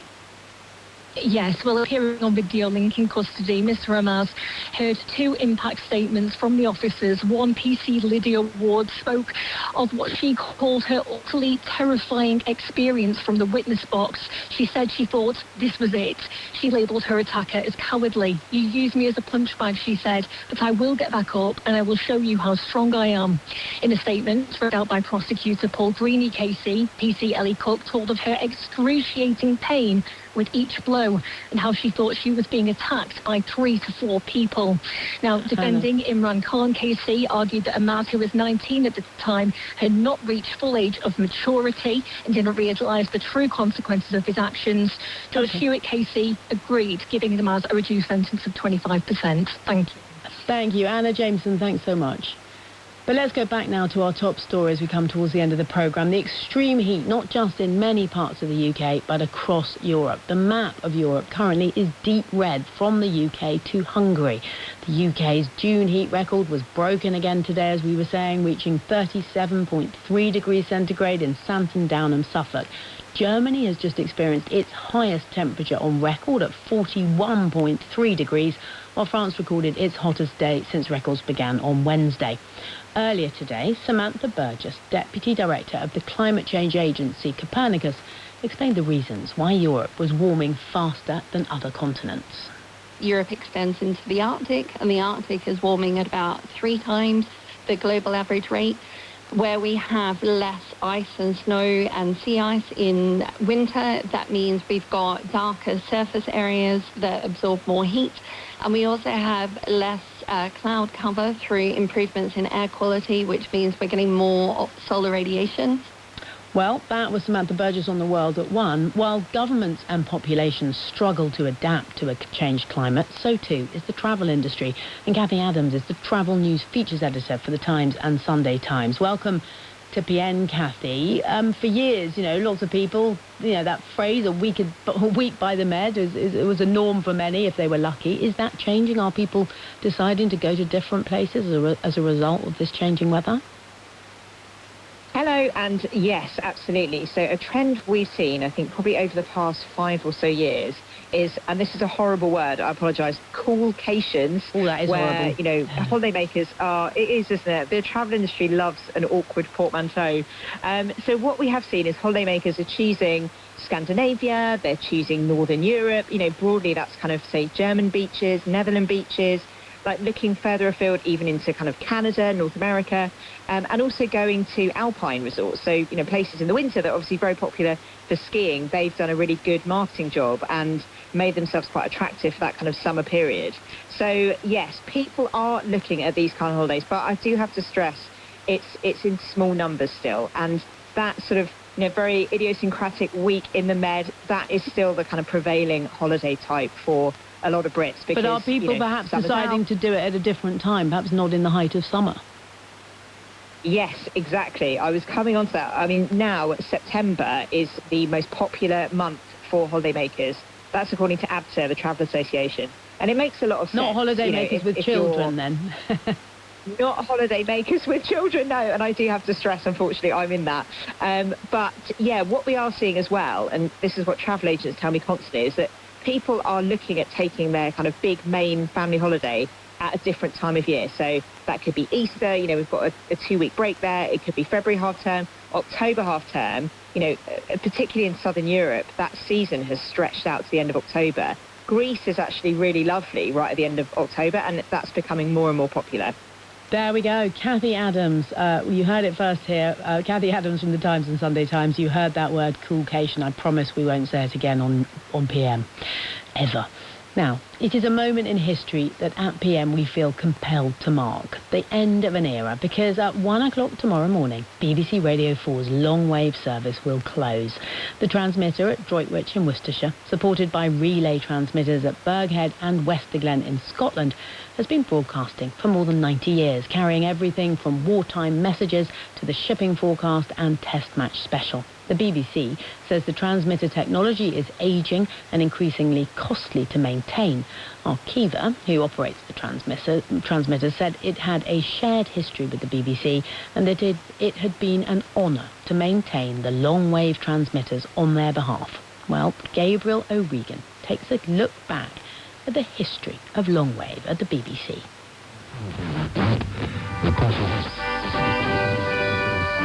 This is BBC Radio 4, serving the whole of the United Kingdom on 1500 metres, 200 kHz. November 1978, the moment Radio 4 arrived on longwave, and with it a new UK theme to mark the occasion. After almost 50 years on the frequency, and over a century since the BBC first broadcast on longwave, the BBC will end broadcasts of Radio 4 on longwave later this year. 1 o'clock tomorrow morning will mark the end of Radio 4's longwave service. The Daventry transmitter, which opened in July 1925, was the world's first permanent high-powered longwave transmitting station, a single aerial on a hill, but enough to reach 94% of the population. Libby Purvis presented on Radio 4 for more than 40 years, but her love of radio started long before that. A little transistor radio was like the mobile phone is for children today, and I longed for nothing more than this extraordinary magic thing in my shorts pocket people just talking to me out of this tiny box I carry around with me. By 1934, the Daventry transmitter was replaced by a far more powerful one at Droitwich in Worcestershire. This is Droitwich testing on a wavelength of 15... I'm Jim Lee. I've been a Radio 4 announcer and newsreader for nearly 30 years. I was lucky enough to visit the Droitwich transmitting site. And when you stand at the bottom of a mast, the hairs on the back of your neck stand up. And it's not because of the excitement, it's not because of being an anorak, it was because there's so much RF energy floating around there that you can actually feel it. Ici, Londres. Les Français parlent au français. During the Second World War, BBC transmitters, including the long-wave signal from Droitwich, carried coded messages to the French resistance, the powerful waves able to penetrate deep into occupied territory. After the war, BBC Longwave carried the Light programme, then Radio 2, and finally, in 1978, Radio 4. Welcome.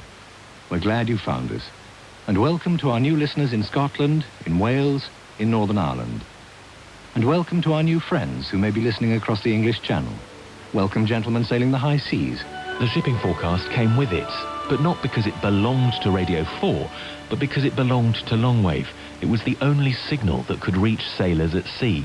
And now the shipping forecast is issued by the Met Office. This is Peter Jefferson. I used to read the shipping forecast on Radio 4. Being on longwave, you had the clarity aspect as well, in knowing that whoever was listening, maybe quite possibly at sea, was not listening under ideal circumstances, so you had to make sure that your diction and pronunciation was as clear as possible. Good morning from John Timpson and Libby Purvis. I have been a radio professional, but I've also been a radio listener, and a very dependent radio listener when sailing in small boats around our coasts. There was something about the absolute calm, professional accuracy. No silly little disc jockey jokes or raised eyebrows or little additions. No, just the forecast. That's the end of this shipping bulletin.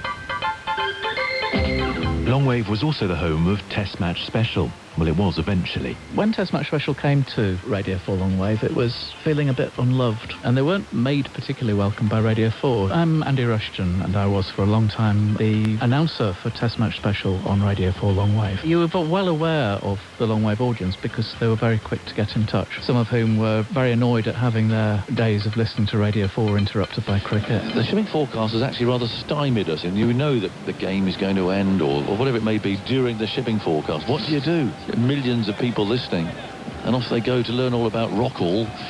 But we'll miss it. We'll miss the shipping forecast. But it wasn't just cricket or weather. For decades, 198 kHz Longwave was the daily heartbeat of institutional Britain. And here on Longwave, it's time for the daily service. And the steady churn of democracy. But here on Radio 4 Longwave, it's time for Yesterday in Parliament. Gradually, though, the programmes, traditions, quirks, and relevance of a network and wavelength steeped in history have faded away.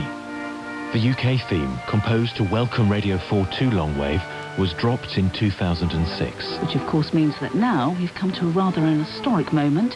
We're about to hear for the very last time live here on BBC Radio 4, the UK theme. In 2023, Test Match Special left the frequency.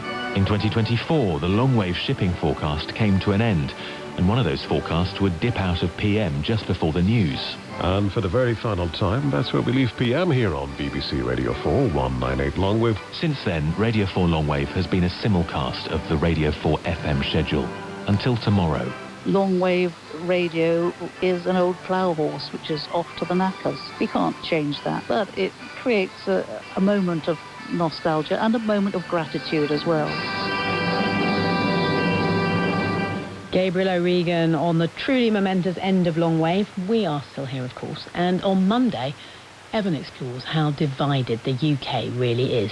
How united is the population of the United Kingdom? I've wanted to be different, not be defined by what I read in the newspaper about where I live. It's about breaking a cycle. I'm Evan Davis, and as part of Radio 4's look at social cohesion, I've been travelling around the UK to find out whether we are as divided as people fear and how much it matters. If you can't help your neighbours, you're not much of a neighbour. My door is open, my girls' doors are open, and my house is always full. Common Ground with me, Evan Davis, starts on Monday morning at 9. To listen on your smart speaker, just say play Radio 4. I'm now going to say play weather. Ben Rich, please Yes, do. thank you very much indeed, Katie. Good afternoon to you. What a week of weather it has been, and for the third consecutive day we've broken the UK's June temperature record provisionally, in any case. 37.3 degrees Celsius today at Santon Downham in Suffolk. We do still have that red warning for extreme heat from the Met Office covering parts of southeast England. That's valid until 9 o'clock this evening. That's about to expire in a few hours' time. There is another amber warning for extreme heat that covers parts of eastern and southeastern England for tomorrow, but then that warning will expire tomorrow evening, and then beyond that the weather does look set to turn quite a lot cooler, which I'm sure will be a relief for many. But the other side of the weather story today has been thunderstorms, of course, across many northern and western parts of the UK, and through this evening we have a few more of those to come across parts of Northern Ireland, Northern England, but more especially across Scotland. And in the north of Scotland there'll still be some further vicious thunderstorms, I suspect, for a time to take us through to around midnight. For much of England and Wales it turns dry, but a few showers could creep into the southeast of England, with some areas of low cloud around some western coast. Overnight temperatures in the southeast corner may be once again not getting below 20 degrees Celsius, so another very warm night for some, but the story over the weekend will be for fresher conditions to spread from the west. Now, across the southeast of England and East Anglia. You're listening to BBC Radio 4 on 198 kHz longwave. This service is closing. BBC transmissions on this frequency will end on the 27th of June this year. However, you can continue to listen in many other ways. You can find BBC Radio 4 online via BBC Sounds. Radio 4 is available on DAB, digital radio, and through your digital television, including Freely. Radio 4 is also available via FM radio on 92 to 95 MHz and 103 to 105 MHz. Plus, you can listen via your smart speaker. Just say, play Radio 4. Information on how to listen can be found on the BBC website at bbc.co.uk/reception.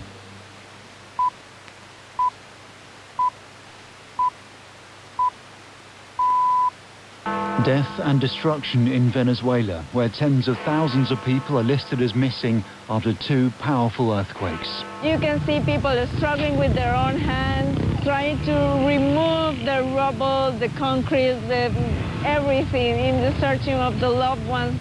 Also tonight, the UK record for the highest June temperature is broken for the third day in a row. It's not very nice, there's no shade, you've got no let up. Yeah, you can see it out here, it's baking. An extraordinary row at the Home Office escalates as the Secretary of State tells one of her ministers he can't see sensitive documents without her approval.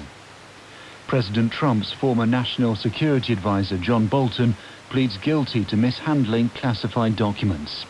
And... Get back, get back. Go, go, go, go. I'm going, I'm going. Cheers, buddy, follow that police officer. The van driver who helped police catch a suspect by giving a lift to the armed officer chasing him.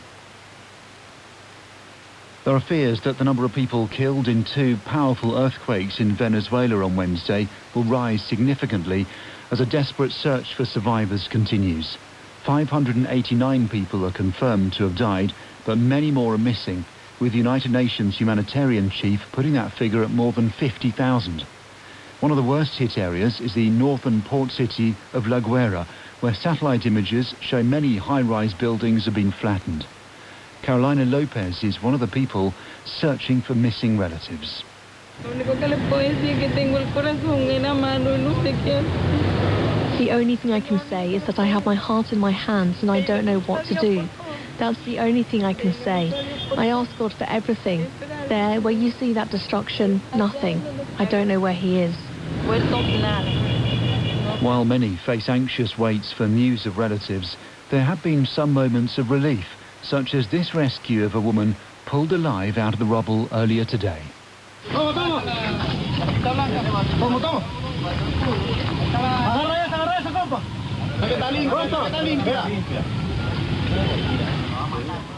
Our reporter Vanessa Silva is in La Guaira. The level of devastation has no words to explain what we have seen in this area of this coastal town of Venezuela, the one that was hit with more force with the earthquakes that shake the country on Wednesday. There's so many destructions, wherever you see is a building collapses. This was a small mall. Over there is another. This building at my back is just completely lining to one side. It's about to collapse, and there is so many places, and you can see people struggling with their own hands, trying to remove the rubble, the concrete, everything in the searching of the loved ones. But it's a lot of work that is needed. The international rescue teams are arriving to Venezuela, but still it's not enough. It still is not deployed in all the places that we are seeing today. I mean, we literally see the floor open, the earth breaks in this area of La Guaira. Teams from around the world are arriving in Venezuela to assist the relief effort, with tons of aid supplies also being delivered. More details from our World News correspondent, Joe Inwood. Working by torchlight, rescue teams in Caracas use angle grinders and their bare hands to search through the wreckage of collapsed buildings. Every now and again they fall silent to see if they can hear anyone knocking or crying for help. Then a shout goes up. There has been an aftershock and they move to safety. This was how much of the first 36 hours of the rescue operation was carried out. Local people working by hand. That spirit was praised by the acting president, Delcy Rodriguez, when she spoke to the nation a few hours ago. Lo que está expresando es el gran corazón de nuestro pueblo. This demonstrates the great heart of our people and their solidarity. No one has hesitated to go out into the streets to lend a hand to their Venezuelan brother or sister. And a very special recognition goes to our rescuers, those arriving from all over the country to join this commendable task of rescuing people alive from collapsed buildings and homes. But this country, which has long suffered from poor governance and US sanctions, needs help to cope with a disaster of this scale. Teams from all over the world have flown into Venezuela, with many heading for the worst affected area in this disaster, the northern city of La Guaira. The UN says more than 1,000 rescue workers have arrived, along with 6 teams of specially trained dogs. Nicola Puchel from the International Search and Rescue Dog Organization says they will save lives. There is always hope to find people alive. So as we know from past events, there have been people found after several days, and I think this is also possible in this event, and we are very hopeful to find a lot of people and can help families to bring back people they are missing. Today, once again, the number of confirmed dead rose sharply, but many more are still missing. Even as a major international rescue effort gets underway, few doubt the true scale of this tragedy is only just beginning to emerge. A new record high temperature for June has been set in the UK for the 3rd day in a row as heatwave conditions continue to affect parts of the country. The Met Office says a temperature of 37.3 Celsius was recorded at Santam Downham in Suffolk, topping the previous high of 36.7 Celsius in Somerset yesterday. Health leaders have warned that the unprecedented heat is having an impact on NHS services. As our health reporter Catherine Burns explains. When you think about NHS staff going above and beyond in a heat wave, it's not just doctors and nurses. At St Mary's Hospital in London, the estates team have been taking turns doing shifts on the roof, day and night, hosing down the rooftop chillers with cold water just to keep the air conditioning on inside. Essentially, keeping it continually doused with water is the only way that we can keep it cool enough in order to be able to keep it running. That's Ian Bateman, the Chief Operating Officer at Imperial College Healthcare. He says staff and patients have been brilliant, but it's not been easy. Inside the hospital, it's warm. We're doing our very best. We've got additional chiller units in and fans everywhere that we could possibly put them, but unfortunately it's still uncomfortable. We're keeping our temperatures under constant review and wherever possible moving staff and patients around to try and keep them as comfortable as possible. But I think it's probably fair to say it's pushed our buildings and it's pushed our staff to some really challenging limits at times. Parts of this hospital date back to the 1800s, not built with climate change or air conditioning in mind. Health leaders are warning that the NHS isn't equipped for heat waves and needs investment to cope with what is becoming an annual event. NHS staff have been telling me what it's like for them. One nurse said her ward was like a wall of heat and called it intolerable. A midwife described mums and new babies struggling to cope with temperatures over 30 degrees in a postnatal ward. And an A&E doctor said the heating was still on in some parts of their hospital. They said staff were irritable and some patients were abusive. Amy Tompkins is a GP in Greater Manchester. Like so many others, our practice is converted residential rather than purpose-built, and general practice has limited resources to be able to cool the environment. We have one air conditioning unit in reception, so several of the doctors have been taking regular breaks to go and stand out there throughout their clinics. NHS England says its website pages on heat exhaustion have had more than 120,000 hits in the last 5 days. It says services are using well-tested plans to keep staff and patients safe, but is asking the public to use their common sense about being out in the heat and staying hydrated. The German Weather Service has said the country has hit its highest ever temperature on record at 41.3 Celsius. As large parts of Europe swelter under similar conditions to the UK, our correspondent Anna Holligan sent this report from the Dutch seaside resort of Kite Down. On golden sand, stretching across the North Sea, toddlers splash in the waves and families seek relief in the sea breeze. Elsewhere, escaping the heat is far more difficult. The electronic music festival DEFCON 1 in the Netherlands was ended prematurely. At midnight, visitors were asked to leave as a code red weather warning took effect. Fans were gutted. I feel sorry for the people that have come really far. Some people have travelled literally from the other side of the world for like a once-in-a-lifetime experience, so I feel gutted for them. But I understand as well because it's so hot. Organisers said they simply couldn't take the risk. We were in the tent yesterday and you couldn't even dance. Everyone's pouring sweat, everyone's exhausted. You couldn't do it, and that was, 31 degrees, so 37 today. Yeah, it's unbearable. Across the continent, the heat is having devastating consequences.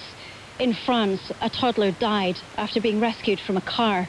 The Pride March, scheduled to take place in Paris this weekend, has been postponed, while officials in Belgium cancelled a reenactment of Napoleon's defeat at the Battle of Waterloo.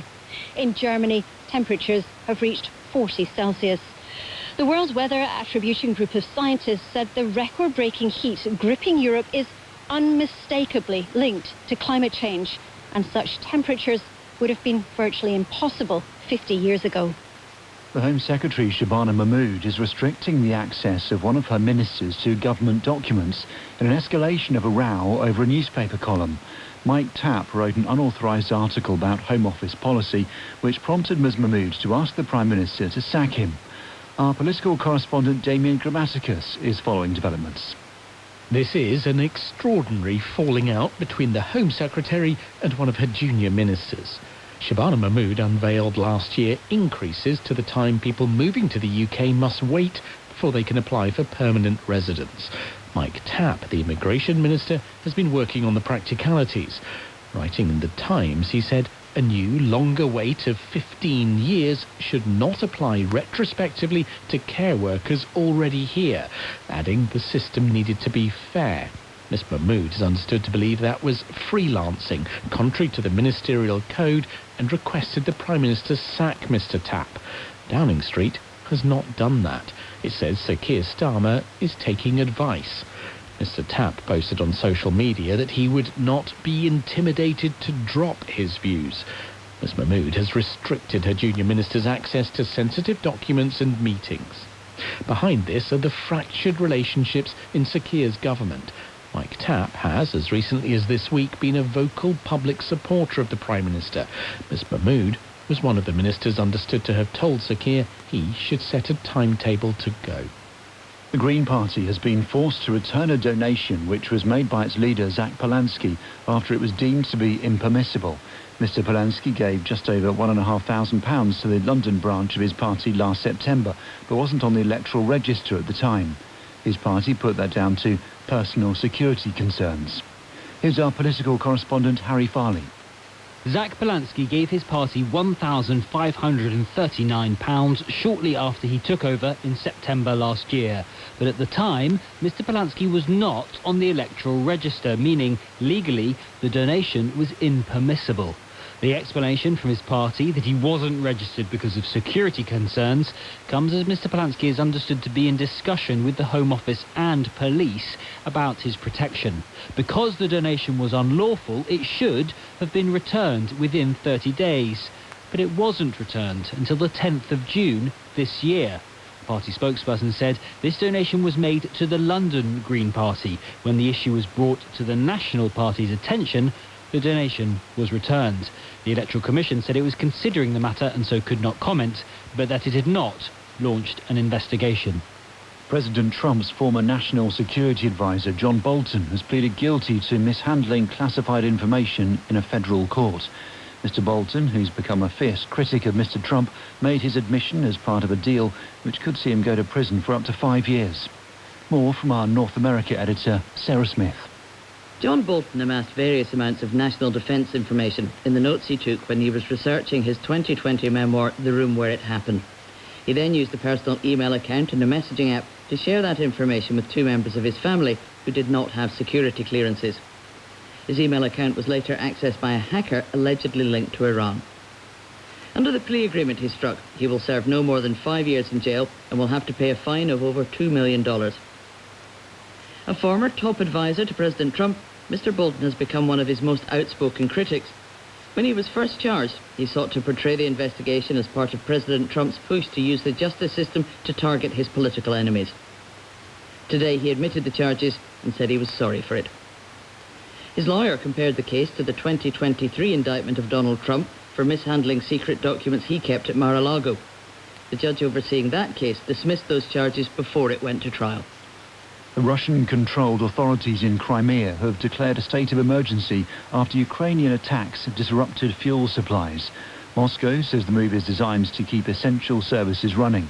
President Zelensky of Ukraine has announced what he calls a 40-day influence campaign aimed at forcing Russia to negotiate.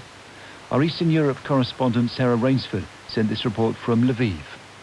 First, there was fuel rationing and power cuts.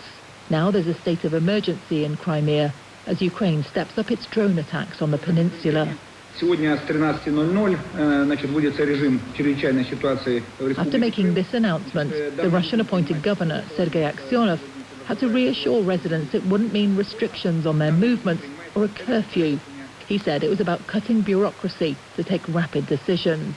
But Ukraine is focusing its military strikes on and around Crimea like never before, and that's having a major impact. On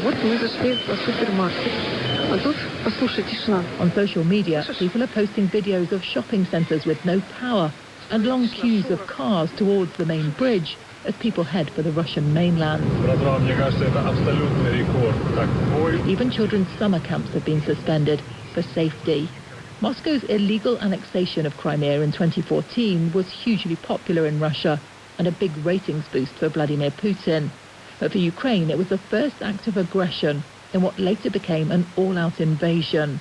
So this intensified military campaign against the stolen jewel in President Putin's crown is highly symbolic in itself. But it is also part of a wider push to increase pressure on the Kremlin and to force Vladimir Putin into peace talks before Russia gets better at intercepting the drones. A court has lifted reporting restrictions that prevented the media from identifying 13 men who are charged alongside a husband who's accused of conspiring with others to drug and sexually abuse his wife. The husband and 12 of the 13 other suspects are due to go on trial in Manchester later this year.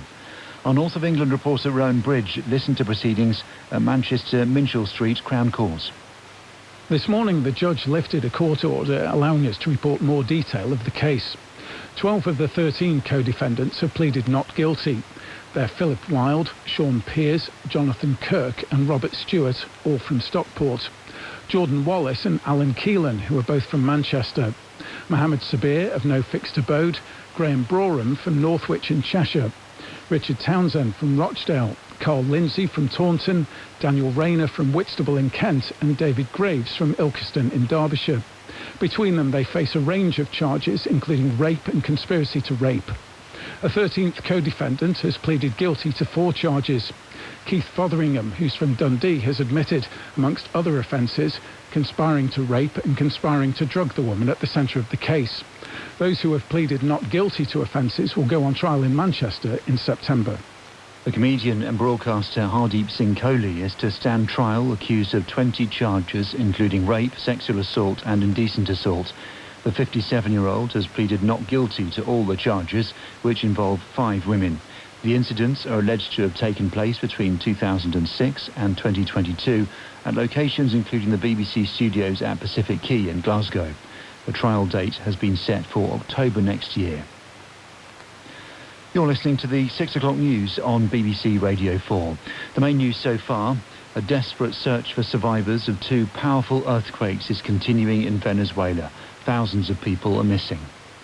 The UK temperature record for June has been broken for the 3rd day in a row. Still to come.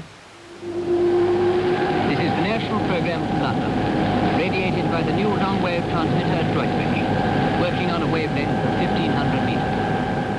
The end of a radio era, as Radio 4 broadcasts on longwave are switched off tonight. The King has become the first monarch to reveal their tax bill, showing a payment that placed him among the top 100 taxpayers in the UK. But there have been claims that, despite Buckingham Palace saying the figures are evidence of unprecedented transparency, the royal family's finances remain opaque. Our senior royal correspondent Daniela Relf reports. Royal accounts can be opaque. This year, both Buckingham Palace and Kensington Palace have attempted to offer more information, but with limitations. For the first time, the accounts reveal that the King paid £12.9 million in tax in the year 2024 to 25, and Prince William paid just over £7 million over the same period. But there is no breakdown of how these final figures were reached. Dan Needle, who is a tax lawyer and campaigner, questioned the level of royal transparency. It's not tax in any sense. It's money going round in a circle for PR purposes. It's not paid in the same way as a real tax. It's not subject to scrutiny from the tax authority in the same way as a real tax. It's a PR trick. It would be much saner and probably a lot cheaper if we simply gave the King less pocket money.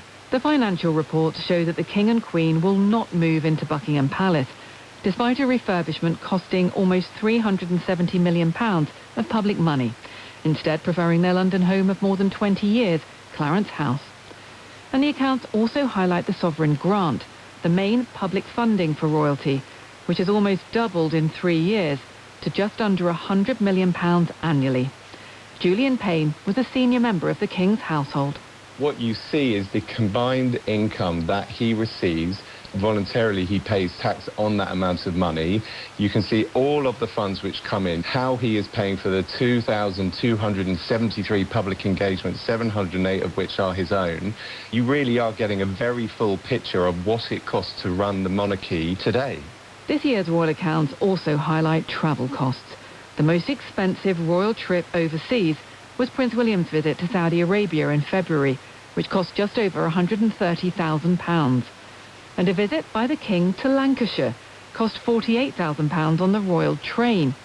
Next year, the train goes out of service as it's too expensive to run. Downing Street has said that it's very concerning that a US fighter pilot stationed in the UK avoided trial under English law for strangling a woman in Cambridge. Captain Jacob Wolfson was tried at an American military court by a panel of 8 male Air Force officers, despite the incidents taking place while he was off duty. Our UK correspondent Daniel Sanford reports. Sarah Steele waived her anonymity to allow the Guardian newspaper to highlight the concerns raised by her case. The Cambridge academic met Captain Jacob Wolfson on the dating app Tinder and agreed to go to see the fighter pilot at his flat in Cambridge. But there he strangled her during sex, which she said was not consensual. When she reported it, Cambridge Constabulary allowed the US military police to take the lead in the investigation. Wolfson was tried by an all-male American court-martial panel, which found him guilty of strangulation, but acquitted him of non-consensual sex. Sarah Steele told the Today programme that the panel then took into account Wolfson's military record when passing sentence. They were raising in his mitigation how many people he'd killed, supposedly to get him a lower sentence for committing a serious violent crime against me.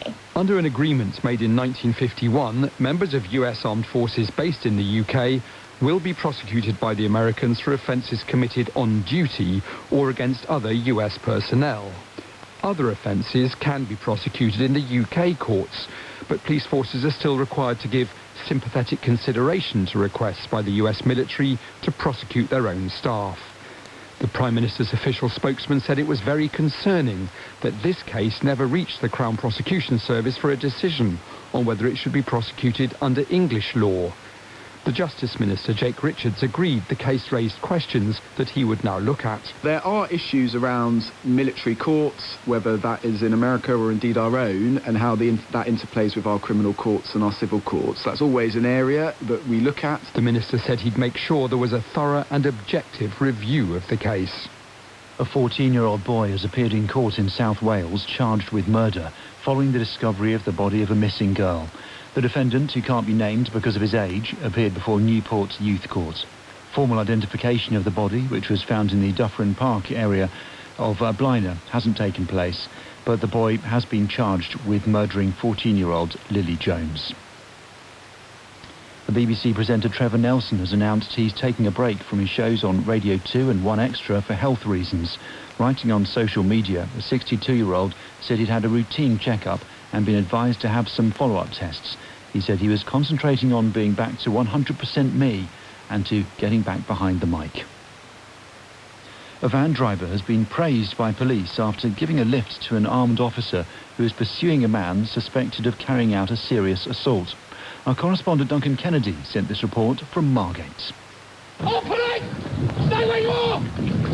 All police, stay there! Tuesdays in Margate don't normally play out like this. Armed officers recording on body-worn cameras are running after a suspect. But it looked like the alleged culprit was hot-footing it to freedom.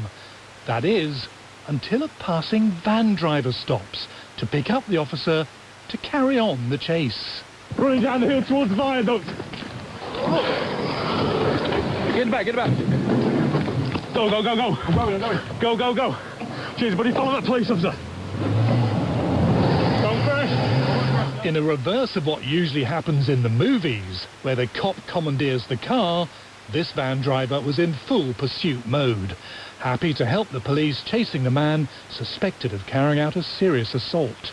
If you just go past him, keep going past. Keep going past.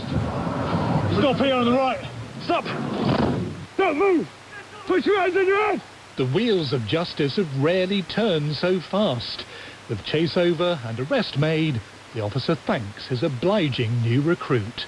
Cheers for your help. No problem. Glad I can be of service. Cheers, buddy. We'll get on with doing the rest of it, but thank you very much for your assistance. That was quite exhilarating. See you later. Hopefully the rest of your day is a bit calmer. Yeah. Cheers, guys. Yeah, see you later. Kent police say the van driver, who hasn't been named, should feel proud in what's clearly a case of a good Samaritan doing his bit to drive down crime. In cricket, England's men's captain Ben Stokes has had an impact on day 2 of the third test with New Zealand at Trent Bridge. Stokes got 4 wickets as the tourists lost their last 9 batters for just over 100 runs. Oh, there's a little edge there, he's out. Yes.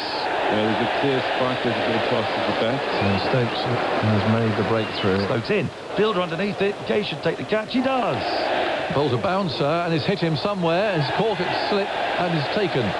In response, Ben Duckett scored the 9th fastest century in English history, reaching the landmark in 88 runs. A short time ago, England were 216 for 2, trailing New Zealand's first innings total by 222 runs, with 8 wickets remaining. In tennis, Serena Williams will play the 53rd seed, the Australian Maya Joint, in her opening singles match at Wimbledon as she makes her highly anticipated comeback to the All England club. In the men's singles draw, Britain's Jack Draper has been handed a tough first-round match against the American Taylor Fritz, who reached the semi-finals last year. Radio 4 broadcasts on longwave will end tonight. The BBC began broadcasting on the frequency from its original transmitters in Daventry in Northamptonshire in 1925, before switching to a new transmitting station in Worcestershire. Our media correspondent David Sillito reports. Ready for number 3? All ready. Right, let her go. 1934, and the beginning of an engineering marvel.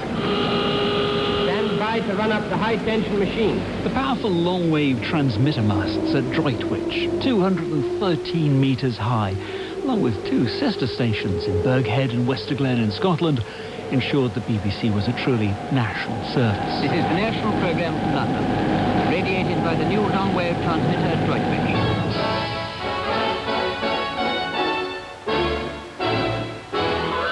Beginning with Eric Coates' The Merrymakers, the BBC's new Droitwich service sent out a signal that travelled far out to sea and, for decades, delivered the shipping forecast. Dover, Thames, Humber, Heligoland, East Dogger. And that ability to travel far? In the Second World War, the long-wave signal was a way of communicating across Europe. These are today's main events. Germany has invaded Poland and has bombed many towns. And even sending coded messages to the French resistance. And in more recent years, on 198 longwave, allowed cricket-starved holidaymakers to follow Test Match Special in the West Indies, from the beaches of Brittany. And join Jonathan Agnew. Hello, good morning and welcome to... But 92 years on, the masts are showing their age. The elderly technology behind the service is drifting into obsolescence. Scan along longwave these days, and most will only hear the slightly scratchy sound. I just wonder if there's anyone at the top of BBC Radio 4 on 198. actually batting for Radio 4. Which has been warning its few remaining listeners that things are coming to an end. This service is closing. BBC transmissions on this frequency will end on 15 years after the announcement that investment in the service had come to an end, Arqiva, who operate the transmitters, are shutting it down next week. Which means that tonight, Radio 4 will be saying goodbye to longwave. The headlines again. The United Nations has warned that more than 50,000 people are missing after 2 powerful earthquakes hit Venezuela on Wednesday. More than 900 people are now confirmed to have died. The UK has recorded its highest ever June temperature for the 3rd consecutive day. The Met Office says it reached 37.3 Celsius in Santon Downham in Suffolk. President Trump's former National Security Advisor John Bolton is facing a prison sentence of up to 5 years after pleading guilty to mishandling national security information. BBC News. With Tom Sanders. Coming up later tonight, from West End Girls by the Pet Shop Boys to Africa by Toto. We're weaving through a musical journey at 7:15 with Add to Playlist. Then a live political debate from Sheffield High School for Girls. Alex Forsyth will be bringing us any questions at 8 o'clock. How united is the population of the United Kingdom? I've wanted to be different, not be defined by what I read in the newspaper about where I live. It's about breaking a cycle. I'm Evan Davis, and as part of Radio 4's look at social cohesion, I've been travelling around the UK to find out whether we are as divided as people fear and how much it matters. If you can't help your neighbours, you're not much of a neighbour. My door is open, my girls' doors are open, and my house is always full. Common Ground with me, Evan Davis, starts on Monday morning at 9. To listen on your smart speaker, just say play Radio 4. Now on Radio 4, the Dead Ringers team are ramping up the temperate of the week's news. Harry Kane, a disappointing 0-0 draw with Ghana. That was a dour 90 minutes log. Yeah, I know, because, we had a plan. We stuck with it, and we gave the fans back home what they wanted. Gave the fans back home what they wanted. Harry, England were flat, uninspiring, ponderous and boring. Yeah, that was for everyone back home sweltering in this 40-degree heat wave. The entire country's finding it impossible to sleep for half an hour watching England versus Ghana. And then nodding off in no time, it's a dream come true, isn't it? Dead Ringers. The question my party is asking now is whether I am best placed to lead us into the next general election. I have heard the answer of my parliamentary party to that question, and I accept that answer with good grace. OK, Keir, I now need you to write down the name of who you think is a traitor.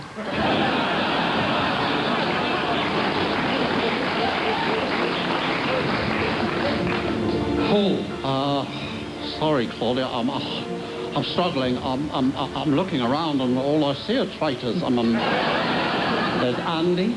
Look, here, it's nothing personal, mate, but I had to vote for yourself to leave. Sorry. I know you played an amazing game. And as for you, Wes, I have been 100% faithful to you the whole way through, Keir. Yeah, he's definitely a traitor. To be fair, Keir, you've done some quite traitory things to a lot of us. Well, Angela, I have to say, you didn't do very well in the housing challenge. I need to push you for a name, Sir Keir. You know what? I'm putting down myself. I mean, I did let everyone down in the don't appoint an associate of an international sex trafficker to a high-security government post challenge.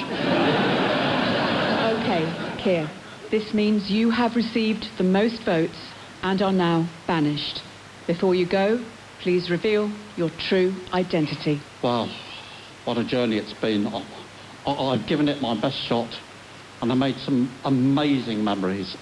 Remember when I got all those free gifts and made all those U-turns? But I'm proud to say that I am, and always have been, since the very beginning, a son of a toolmaker. Hello there, I'm Gary Lineker, and welcome to The Rest is Football. If Netflix had VAR, they'd reverse their decision to give us 30 million quid for this. So it's been a disappointing few days. Scotland's hopes are hanging by a thread after they lost to Brazil, and before that, there was England's frustrating 0-0 draw against Ghana. I'm once again joined by England manager Thomas Tuchel. Hello, Gary. So, Thomas, what was the main problem? A lack of legs in midfield?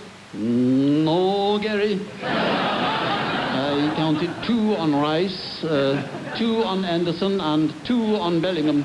Exactly the right amount of legs. Then I substituted off Bellingham, 2 legs off, and brought on Rodgers, 2 legs on. The legs added up to the correct number of legs at all times. But the Ghana team, they really parked the bus, didn't they? No, Gary. The coach driver parks the bus. The Ghanaian players would not be allowed to drive the bus without the proper PSV license and accreditation. Right, well, good luck against Panama, Thomas, and don't forget, the whole country's behind you. No, Gary. I am currently facing in a southeasterly direction, which means the whole of England, I believe, is to my left and slightly in front of me. I could, I suppose, try at all times to face away from England so that the whole country was indeed behind me. However, that strikes me as highly inefficient. But then again... You are German. Precisely, Gary.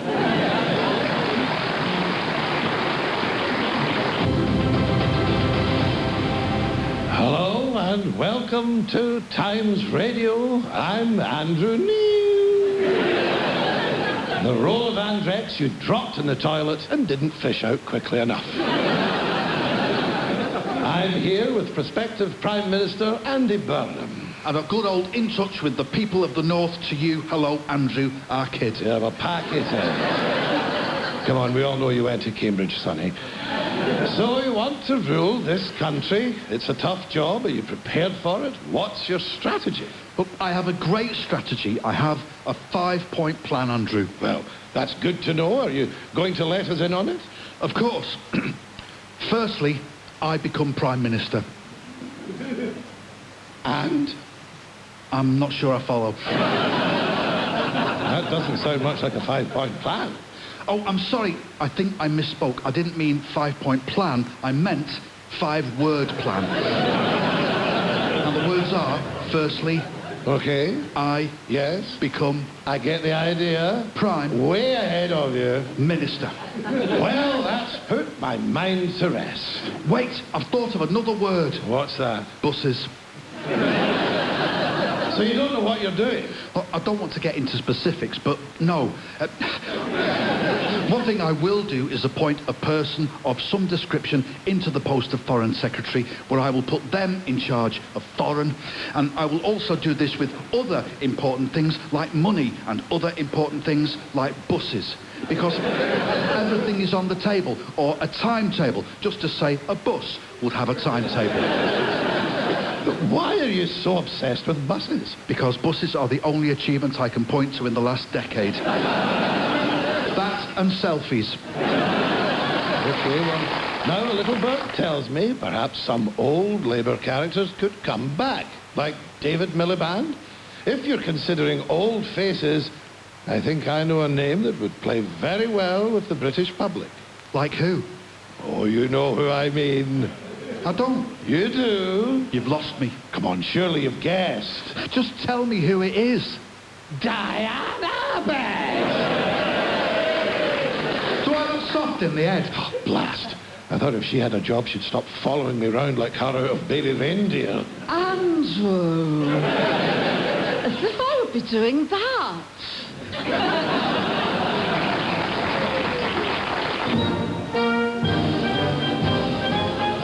Shut up, losers. It's the Donald rambling away at you until you leave or I fall asleep again. In recent months, our troops have done an incredible job battling evil. But no deal has been reached. The vital waterway remains out of action.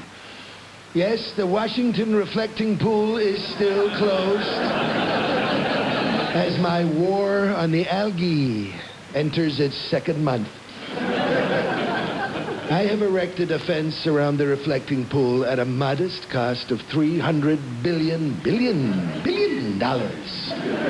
But this is just one step. Step one of Operation Epic Fungi. Reopen the waterway. And to those loser Democrats who say it was the Donald who destroyed the reflecting pool with a botched renovation job, I remind them that once the Donald has bombed every last bit of stinking, slimy sludge out of that reflecting pool to smitheroonies, I will have delivered on yet another of my campaign promises to drain the swamp. You're watching Sky TV. You may have seen this week that Nicola Sturgeon is to take part in a new reality TV thriller called The War Game. And that's not the only new TV show she's making for us.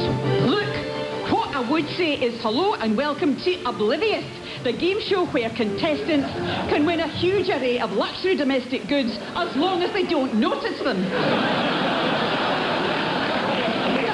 I can't think why they asked me to host.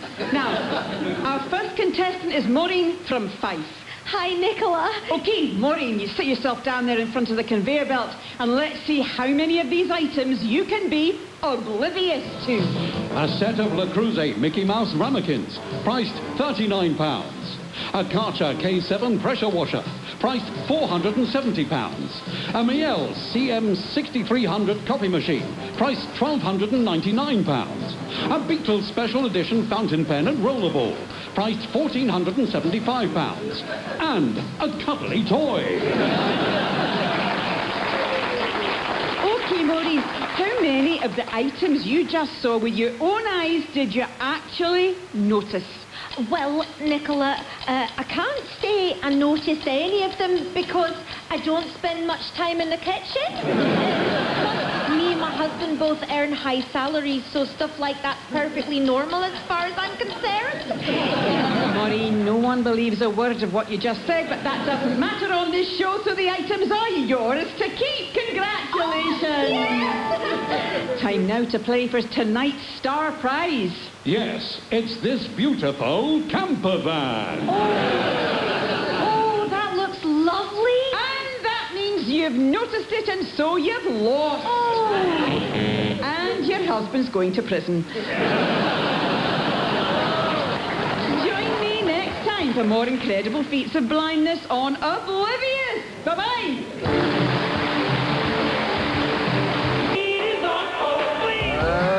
That was a classic. That was Glenn Fry with The Heat Is On. And yes, we are all frying, as the heat is most definitely on. Now, having promised supporters he'd be a candidate for Labour leader, the former Health Secretary shocked Westminster this week by backing Andy Burnham. Moon-faced boy man Wes Streeting joins me now. Yes, to answer that point, I did briefly consider fighting for the leadership, but then my team reminded me that I am the living embodiment of a customer feedback form. Isn't the truth here that Burnham offered you a plum job to buy you off? Surely a Machiavellian deal your mentor would be proud of. Mentor? Oh, come on, don't play the innocent with me. He's been at your side every step of the way as you entered politics. I'm completely at a loss as to who you're talking about, Jeremy. I'm talking about the Prince of Darkness, of course. Oh, him. Yes, he is my mentor. So you're finally admitting how close you and Peter Mandelson really are. Peter Mandelson? No, I'm talking about my mentor, the actual Prince of Darkness, the devil. Sold my soul to him when I was 19. Why do you think I don't age and I'm such a backstabbing little shit? Wes Streeting, thank you. By the way, surely you've noticed by now that I look a bit like the inflatable pilot from Airplane? Everybody has. Let's go back to the 80s again. Here's Big Country on Radio 2. BBC Sound. Hello, I'm Chris Mason, and joining me in the newscast studio is the leader of the opposition, Kemi Badenoch. Hello, Chris. May your cormorants be well greased for the solstice. Thank you. Now, you've been quite aggressive of late. You called Bridget Phillipson, the Education Secretary, a spiteful class warrior. That is indeed so. You see, I have transmogrified from being a low-energy weirdo to a low-energy weirdo with a mojo to a low-energy weirdo with aggro. I am now using my position to flow that aggro at those that displease me. Would you like to feel the rough side of my tongue? Not especially. Because I keep my tongue here in my Wellington boot. As you can see, it is a tongue of an otter. Seems rather cruel. It is not, because it is still attached to the otter. So, where has all this newfound aggression come from? I was greatly buoyed by the result of the Aberdeen South by-election because I have huge affinity with the peepholes of Scotland. The people of Scotland... Hang on, did you say peepholes? Oh, yes, I carry one with me at all times to peep through. Here it is. Is that... A hole I've drilled in a haggis, yes. I can see you through it, Chris, and I can also see a future for the Conservative Party in which we are still nowhere near power. Kemi Badenoch, thank you. My bra is a set of bagpipes.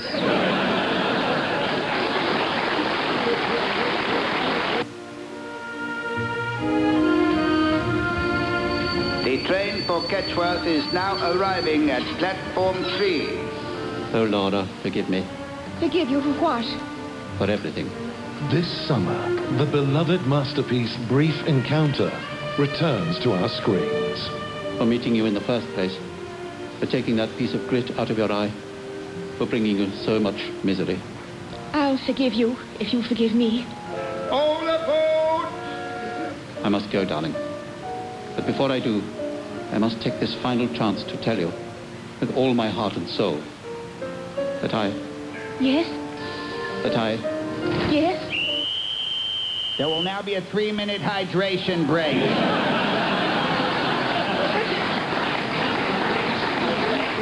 But dash it all, I'm not dehydrated. I've just had a cup of tea.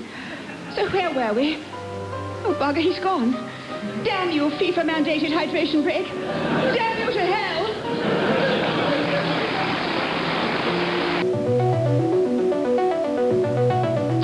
Is it so? This is it? You're listening to BBC Radio 4's Intrigue to Catch a King. The hit investigative podcast which runs the full gamut from dangerous and dramatic to dramatic and dangerous. I'm Sue Mitchell, I'm a reporter, and my friend Rob Laurie is ex-army. They trained me to speak in a whisper all the time. Because of the danger. This week our trail has led us somewhere that isn't a pitch black forest for once. That's right, we're on a beach. Cold red, Sue, cold red! Rob is ex-army. It's called a red weather warning, Rob, because we're on a beach and it is very, very hot. Don't move, Sue. We've got to stop right now. Rob, his ex-army, has identified a critical threat. What is it, Rob? You can't hear our footsteps on sand. This is bad news. Without the sound of our footsteps, we can't imply danger. There's only one thing for it. We have to stop the podcast and start it again at a shingle beach. That's much better. And after just a few hours walking in circles, Rob finally finds some danger. Cover me, Sue! Rob has forgotten to put on suntan lotion. He left it in the hire car. Rob is ex-army. We're very exposed here. Put your shirt on, Rob. Sue! Sue! Suddenly, because of editing, Rob has made contact with his contact.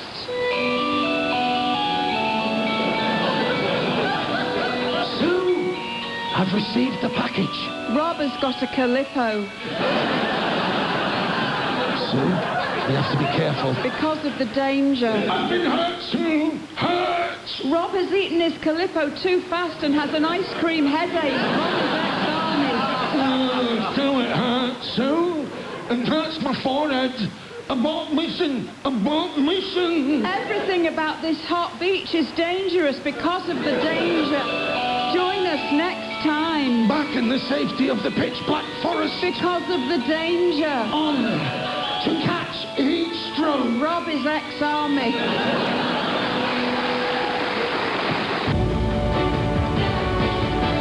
You're watching Sky News with me, Beth Rigby, live from outside 10 Downing Street, where just a few minutes ago the Prime Minister Keir Starmer announced his resignation. And one of those watching on was the Deputy Prime Minister, David Lammy. He joins me now. Good morning, Beth. David, it's your inner monologue here. Just popping into what could be one of your last important interviews ever. Now we're going to get a new Prime Minister, presumably Andy Burnham. Look, the Labour Party has... David, I just had a crazy thought. Look, but actually, I think it's rather a brilliant thought. Let's just see what happens. You could announce your candidacy right now on live television. Go on, David. Look, just don't rush me, okay? I don't think I was rushing you. Sorry, no. What I was trying to say was perhaps I myself will decide to throw my hat. This is your moment. Carpe David. To throw my hat, yes, in the bin. Why would you throw your hat in the bin? Sorry, what I meant was perhaps now is the moment. Go on. To throw my keys in the bowl. Right, well, I think we'll have to leave it there, David Lammy. Thank you. Oh, David. Once a lammy, always a lammy.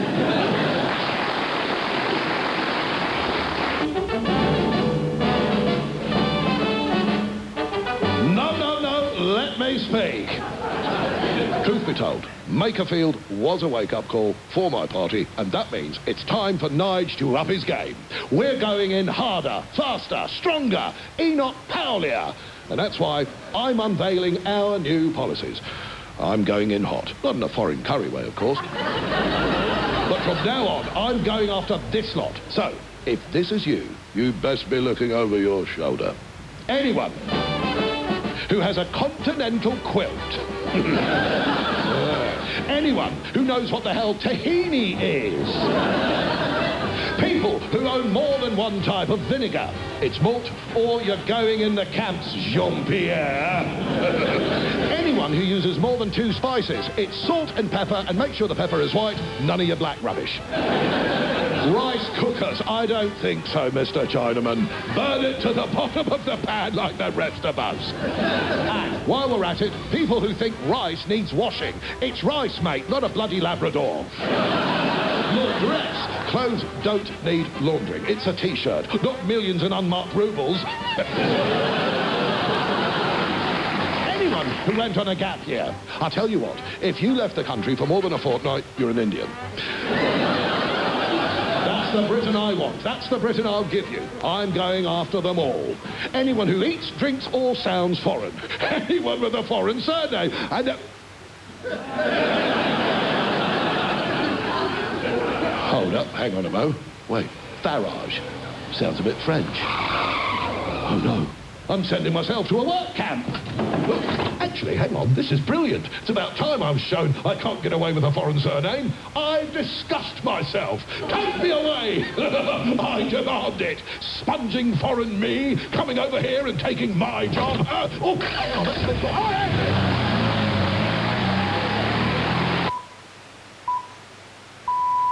You're listening to Today. Coming up later, Thought for the Day. And here's mine. Why can't we axe the God-botherers and keep the world tonight?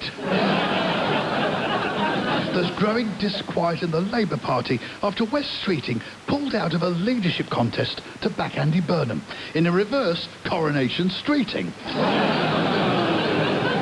And despite Darren Jones saying he won't stand, many Labour figures are still hoping someone will emerge in the next few days to challenge Andy Burnham, however unlikely a contender they might seem.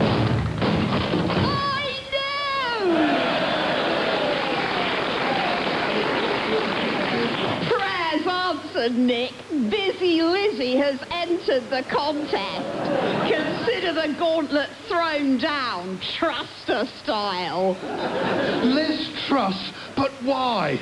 A sentence I could have said many times down the years. Why do you think? Because you said the word coronation. And as everyone knows, the only reason we had the last coronation of King Charles was down to yours truly. There wouldn't have been any coronation at all if the Lizmeister hadn't killed the Queen.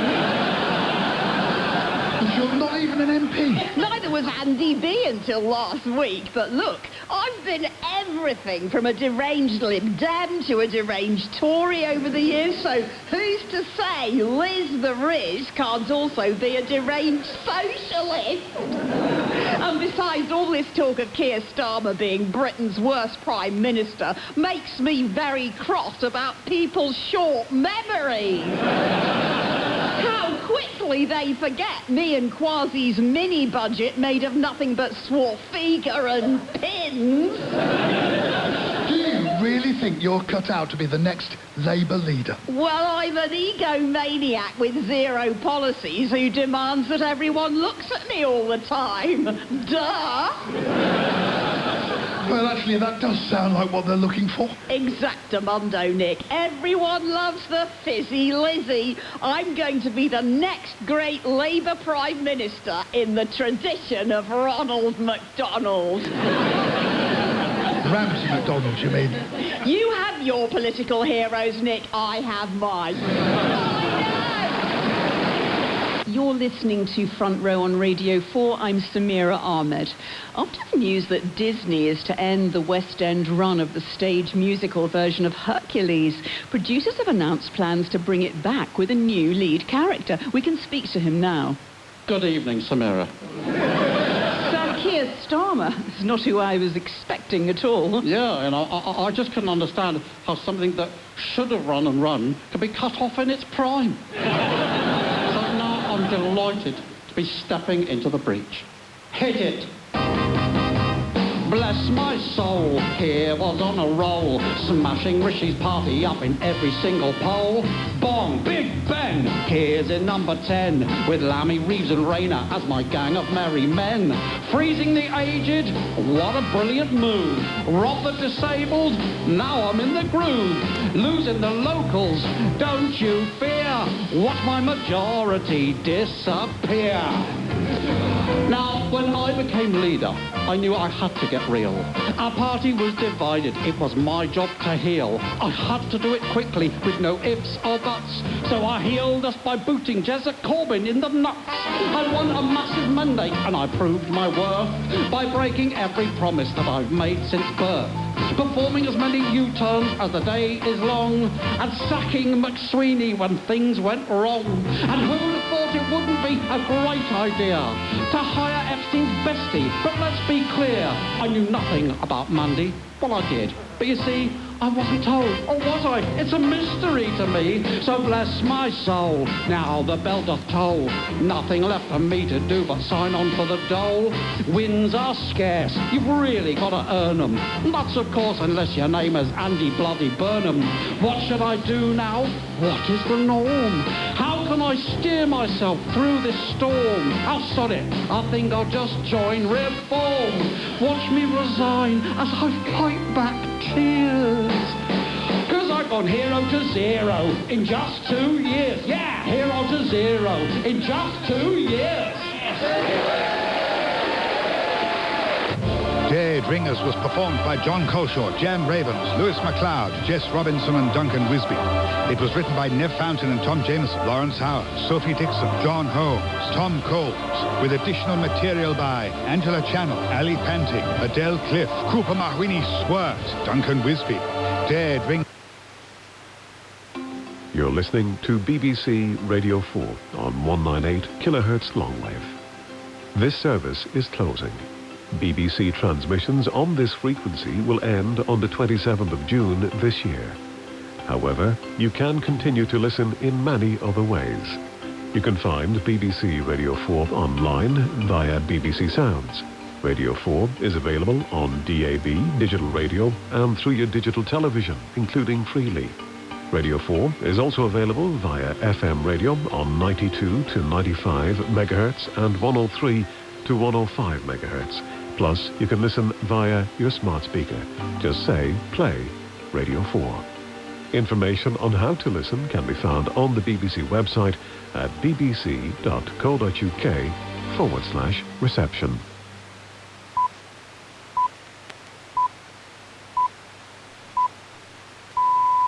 BBC News at 7 o'clock. The head of Venezuela's National Assembly says the number of people who've died in this week's 2 earthquakes has risen to more than 900. Some survivors are being pulled out from beneath the rubble of collapsed buildings. The government has confirmed an RAF flight carrying British search and rescue teams, specialist search dogs and drones has left the UK bound for Venezuela. The UK has seen its hottest June day, the 3rd in a row, after the Met Office took a provisional reading of 37.3 Celsius in Santon Downham in Suffolk. A June temperature record has also been broken in Germany, where the mercury passed 40 Celsius at several locations. A red warning of extreme heat is in place until midnight tonight across London and South East England. Ian Bateman from the Imperial College Healthcare NHS Trust says they're being pushed to their limits. Inside the hospital, it's warm. We're doing our very best. We've got additional chiller units in and fans everywhere that we could possibly put them, but unfortunately it's still uncomfortable. We're keeping our temperatures under constant review and wherever possible moving staff and patients around to try and keep them as comfortable as possible. A 21-year-old man has been jailed for 3.5 years for assaulting 2 police officers and a member of the public at Manchester Airport in 2024. Mohammed Fahir Amaz was convicted earlier this year of attacking the officers as they tried to arrest him for headbutting a man in a cafe. President Trump's former National Security Advisor John Bolton has pleaded guilty to mishandling classified documents. A federal court in Maryland heard that the 77-year-old had shared sensitive information with relatives for possible use in a book. An American rapist who tried to escape justice by fleeing to Scotland in 2021 has died in hospital in Utah.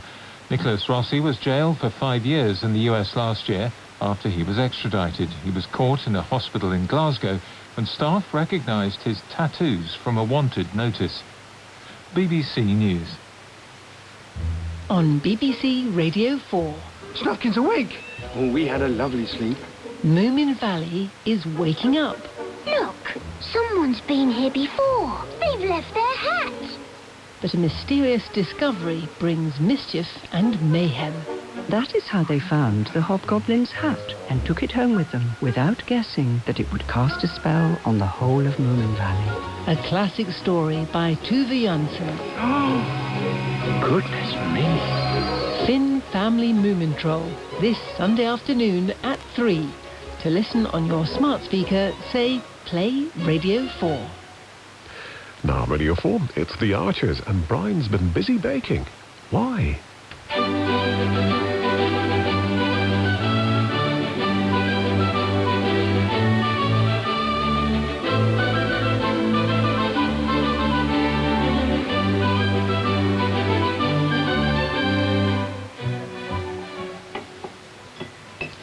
That's done then, Dad. I've restaked the delphiniums and tied up the sweet peas, so hopefully they'll hold out a bit better against today's winds. Well, thank you, darling.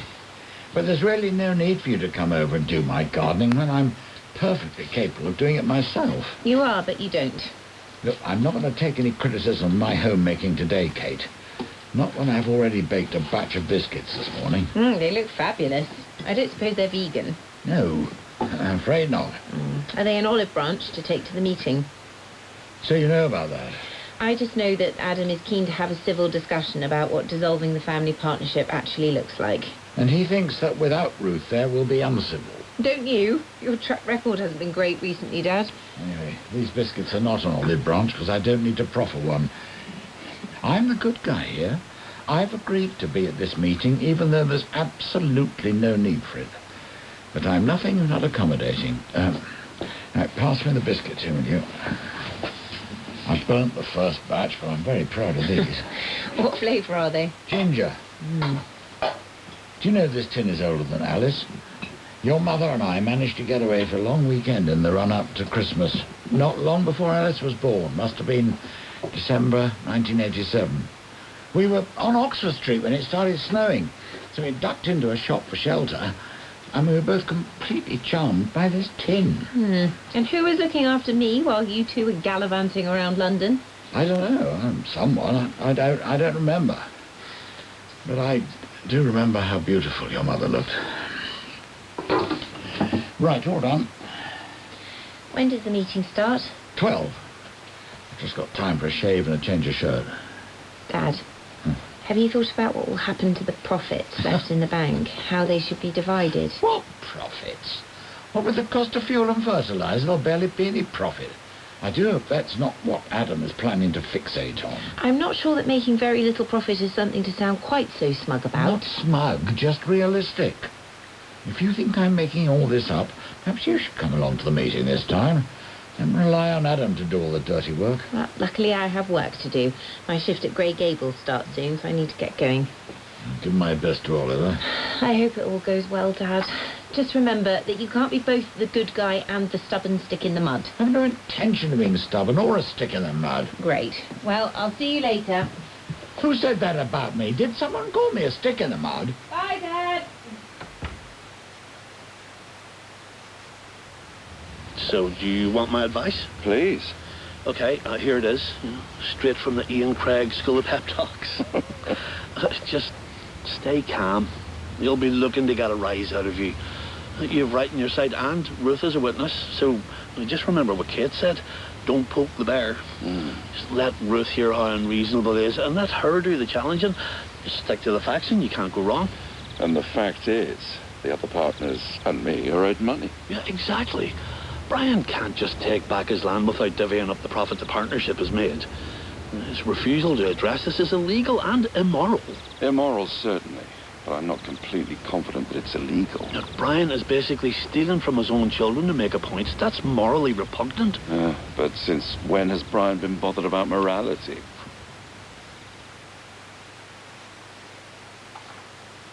Take a seat, Brian. Oh, thank you. Here's a coffee. Oh, smells delicious. There's milk and sugar on the table. It's very generous of you to host this, Ruth. I wonder where Adam's got to. It's not really on to be late to a meeting you've convened. Well, it's only just gone 12. Well, maybe my ginger biscuits will help sustain us while we wait. Freshly baked by yours truly. Oh, lovely. Jennifer would be proud. Amazed, more like. You know why he's called this meeting, don't you? He wants me to agree to a long list of things he thinks he's owed. But I have to be frank, Ruth. My main goal for today is to put a stop to these ridiculous claims. Brian, if you come here with a closed mind or all fired up to be adversarial, then you can put the lid back on your ginger biscuits and go home. I see. Today is about meaningful negotiation and compromise, taking positive steps towards an agreement that will suit everyone. I hate seeing you and Adam so divided. Oh, look, this is him now. All families have their ups and downs. You should have seen Ed Grundy. He arrived at work this morning shattered from the constant, never-ending energy needed to bring up kids. Well, there's some truth in that, certainly. Even when they're grown-ups, we don't get to stop thinking like their parents. Especially when they're grown-ups. That's when the difficulties really kick in. Oh, hi, Adam. Come in. Come in. Finally. I'm sorry I'm a couple of minutes late. I got held up by Linda Snell and her speed watch team. Caught speeding, were you? No, Brian, I wasn't. Well, have a seat. Thanks. Help yourself to coffee and biscuits. Made from a secret family recipe. Take one. No, thanks. Suit yourself. OK. I suggest we crack on straight away. I know this is an informal meeting, but I'll be taking some notes, so we have a record of what's been agreed. Good idea. Or disagreed. Right. Now, jump in if I get anything wrong, but as far as I understand it, Adam is looking for the partners to get their share of the farm profits that they feel they're owed. And also to get financially compensated for kit bought by the partnership and now in Brian's possession.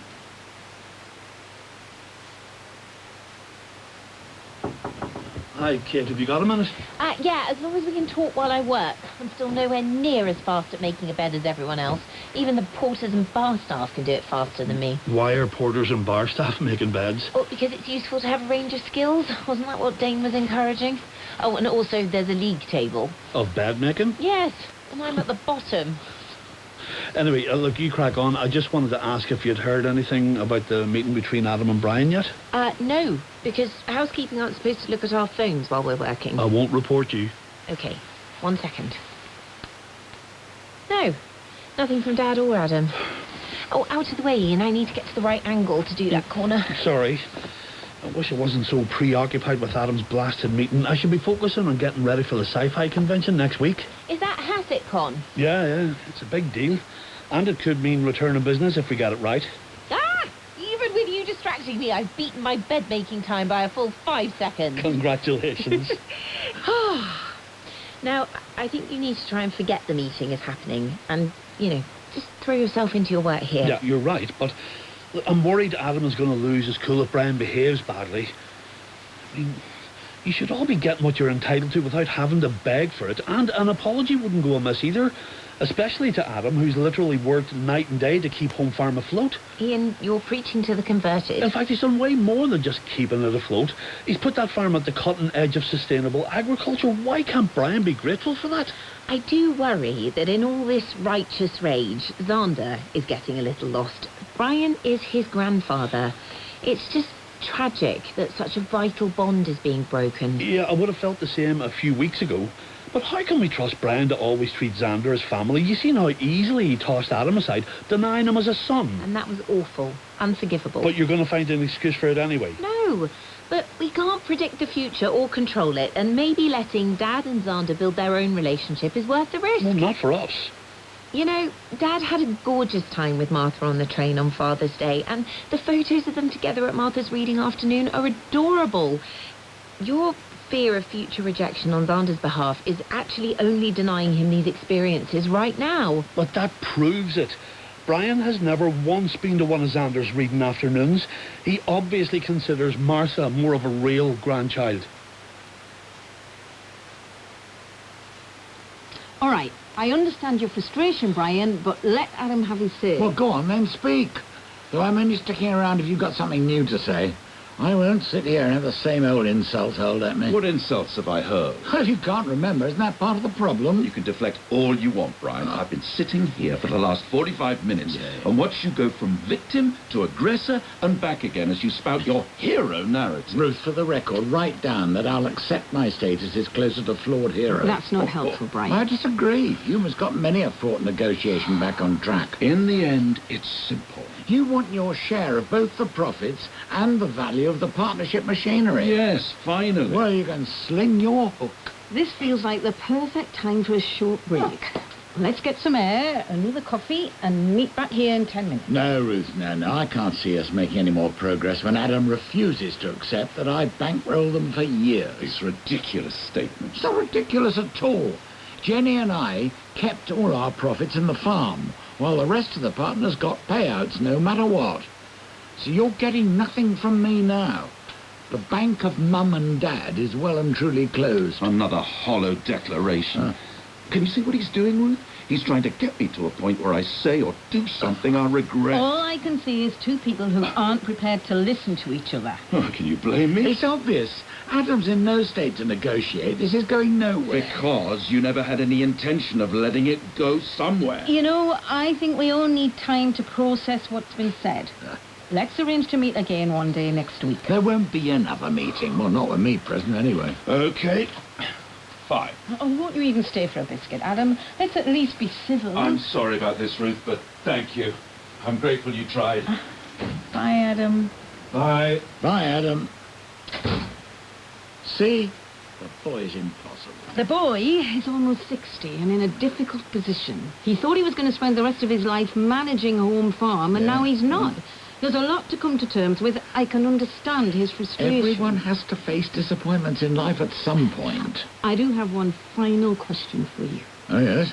What is it you want, Brian? What do you actually want? Glass of wine? Oh, yes, please. Do you know what the best part of my day was? Reading to Xander. Yes. Yeah, if I could have disappeared into that magical world with the two of you, I would have, without hesitation. I'm sorry the meeting was such a disaster. Oh, I'm not sure why I dared hope it would be anything else. It's better to always expect the worst where Brian's concerned.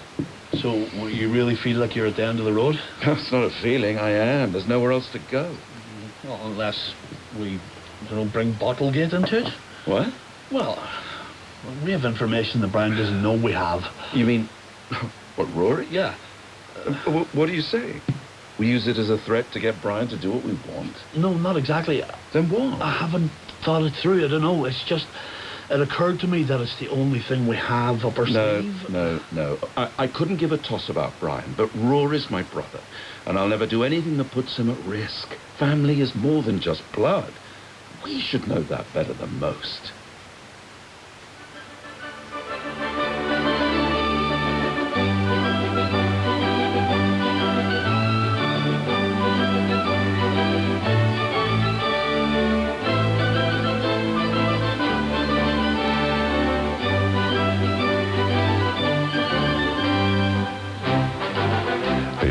Was written by Sarah Hare, and the farming and countryside advisor is Sybil Roscoe. It was directed in Birmingham by Sally Avens. The editor is Jeremy Howe. And in this week's The Archers podcast, Emma Freud has invited father and daughter duo Ed and Kira Grundy to swap notes on their troubled teen years in Ambridge. That's all available to listen to now on BBC Sounds. I had no way of knowing that this would grow to become the #1 domestic terrorism threat in the United States. Green campaigner or terrorist? The anger was justified. That action was not. Friend or foe? There was a fundamental difference around approaches. I'm Justin Rowlatt, BBC climate editor, and I'm looking at how the modern green movement has been shaped by conflict and the clash of ideas. It was very, very emotional. 10 fights that made the green movement on Radio 4 and BBC Sounds. Weekday afternoons starting on Monday at 1:45. Now on Radio 4, it's time to round off the latest musical adventure.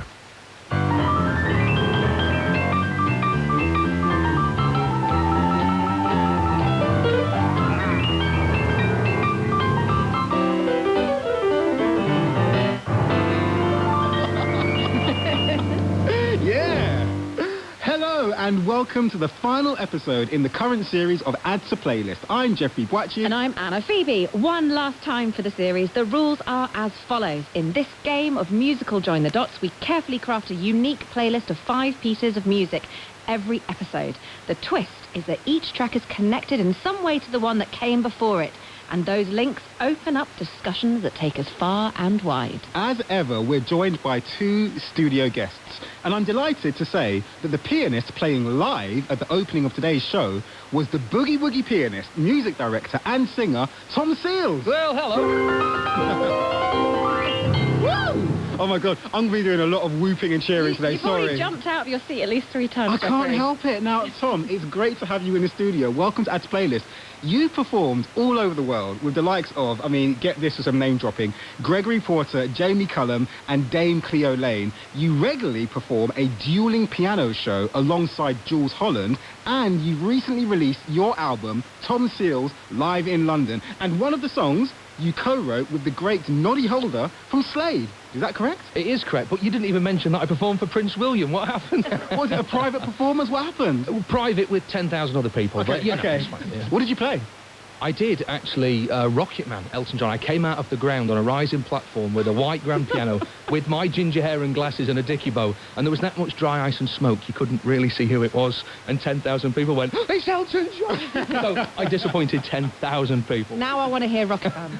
Oh, she packed my bags last night, pre-flight. Well, 0 hours, 9 a.m. You know what? We've got all this music lined up, but you just want to do it all live. But we actually have 2 phenomenal pianists with us in the studio today. So, Tom, if you wouldn't mind leaving the grand piano and heading over to the keyboard, because it's a huge welcome back to regular guest and Add to Playlist composer-in-chief, creator of the music for Wolf Hall, among many others.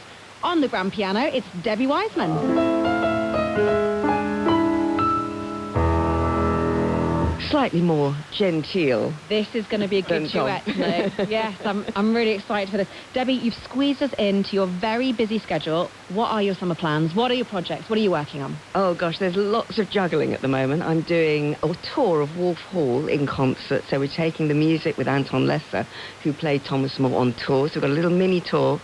Also writing Father Brown, Series 14, got that right. And then I'm starting a new project with Peter Kosminski, which is going to be a very challenging project because it's about Grenfell. And next year is the 10-year anniversary of the awful tragedy. And the BBC are creating a 3-part drama, which Peter's writing and directing. So it's going to be a very different project. Brilliant to have you back, Debbie, and welcome to the family, Tom. Thanks very much. For the last time in this series, we're picking up where we left off last time, and in the last episode, we ended with this massive hit from 1985.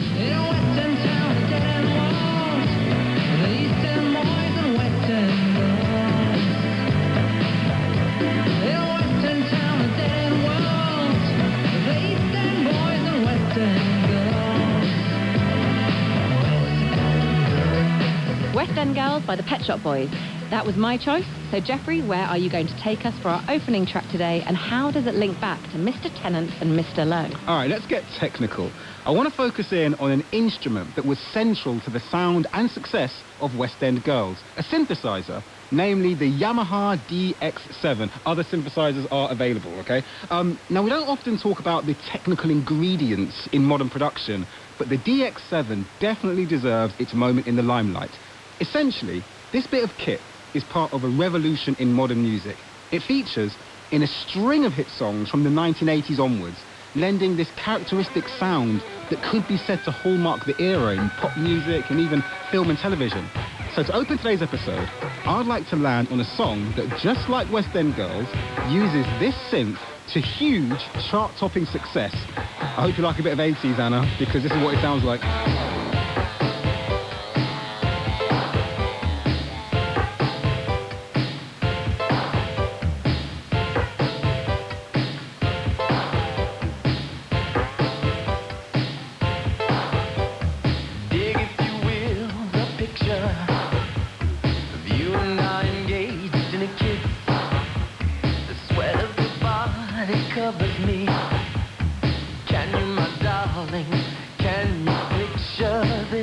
When Doves Cry by the American singer, songwriter and musician Prince the lead single from his monumental album, 1984's Purple Rain. Anna, wow. I mean, you know you're in the 80s, don't you? Listen, I know that we're in 80s synth heaven, but it still feels so fresh and raw in its bold and still feels experimental. Yeah. We need to have a reminder of the DX7 in West End Girls.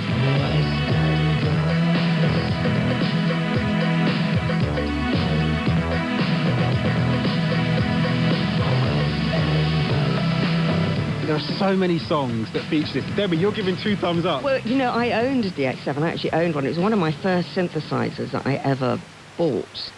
And it opened a whole new world for me, because suddenly I wasn't just sitting at the piano playing a normal piano sound. You could get all these other incredible sounds. And there was one sound, a koto, which was like this sort of Japanese metallic sound, which became so popular. It was used in so many different songs just because it was a great sound.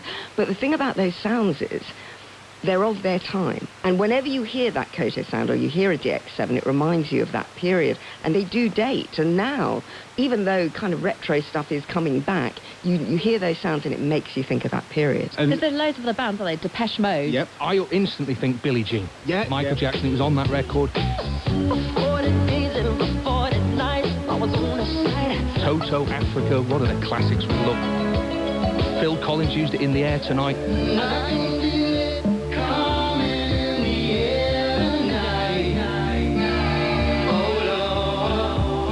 So we've established the DX7 is a huge part of this 80s landscape, and actually a bit of a linchpin in popular music as we move into the 20th and 21st centuries. It was introduced in 1983, and it would go on to become one of the best-selling synthesizers of all time, selling more than 200,000 units, including the one that Debbie Wiseman bought, I think. And isn't there, you've got that stat, that 40% of the #1 singles on the US Billboard 100 in 1986, 40% of them had a DX7. So that really says if you're listening to chart music, you're listening to this sound and this instrument. You can program your own sound into a synthesizer, but a lot of the presets of what we're hearing, one of them that we're going to go back to When Doves Cry on, is this koto preset. You mentioned it earlier, Debbie, the koto. It's a traditional Japanese stringed instrument. It's got like 13 silk strings on a hollow wooden body, and there's a sound on the DX7 that is emulating the koto. Yeah. That's what you hear. If you hear a real koto, it sounds nothing like the DX7 sound. It's just worth saying that. You know, it's an impersonation of it, but it's a great sound on its own. People are calling it a koto. It sounds nothing like the real thing, but it's a really effective sound. Let's hear Prince, When Doves Cry, with some of this koto preset. Why do we scream at each other? This is what it sounds like when doves cry.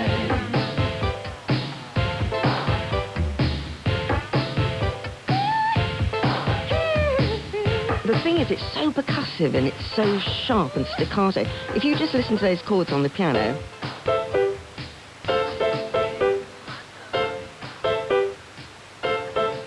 it's great. It's a great little hook, but it doesn't drive you to that feel of the, you know, the dance vibe that you get with that koto sound, because it's so sharp, it's so distinctive, and it's so immediately something different. And that was what was so great about it. It was a new sound. What's quite interesting then, over the top of that, is the melody is so simple, because it's only 2 or 3 notes. And same with the, which is a 3-chord pattern, but also then the melody so simple on top. The melody is only, how can you just leave me standing, da-da-da-da-da-da, 3 notes, alone in the world that's so cold. You know, it's only ever 3 notes. So I think when you put that sort of repetitive underscore underneath with this nice simple melody, it's catchy.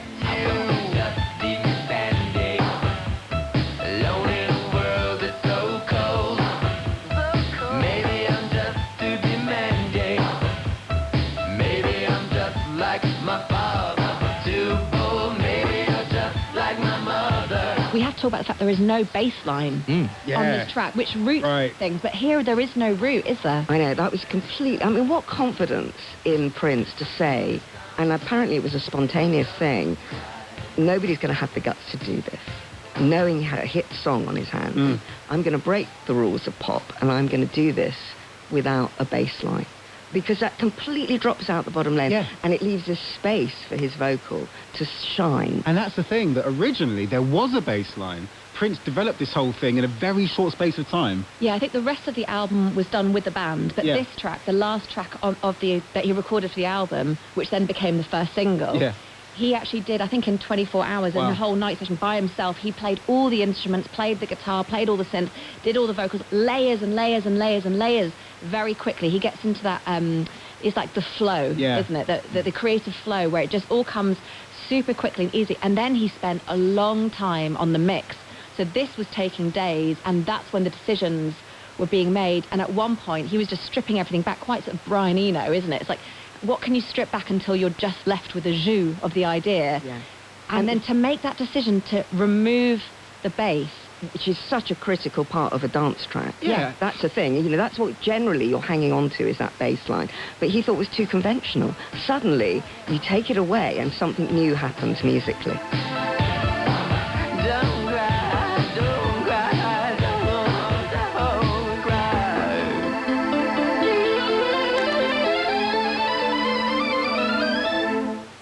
Right, that's it. Prince opens the show, When Doves Cry. So, it's over to you now, Tom. Where does that artist, still pretty much known as Prince, lead you for our second track today, and how did you get there?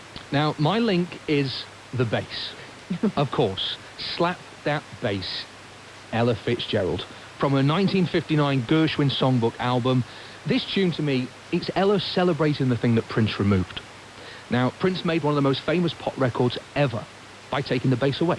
But nearly 50 years earlier, Ella Fitzgerald sang a song insisting that bass was the very thing that held society together.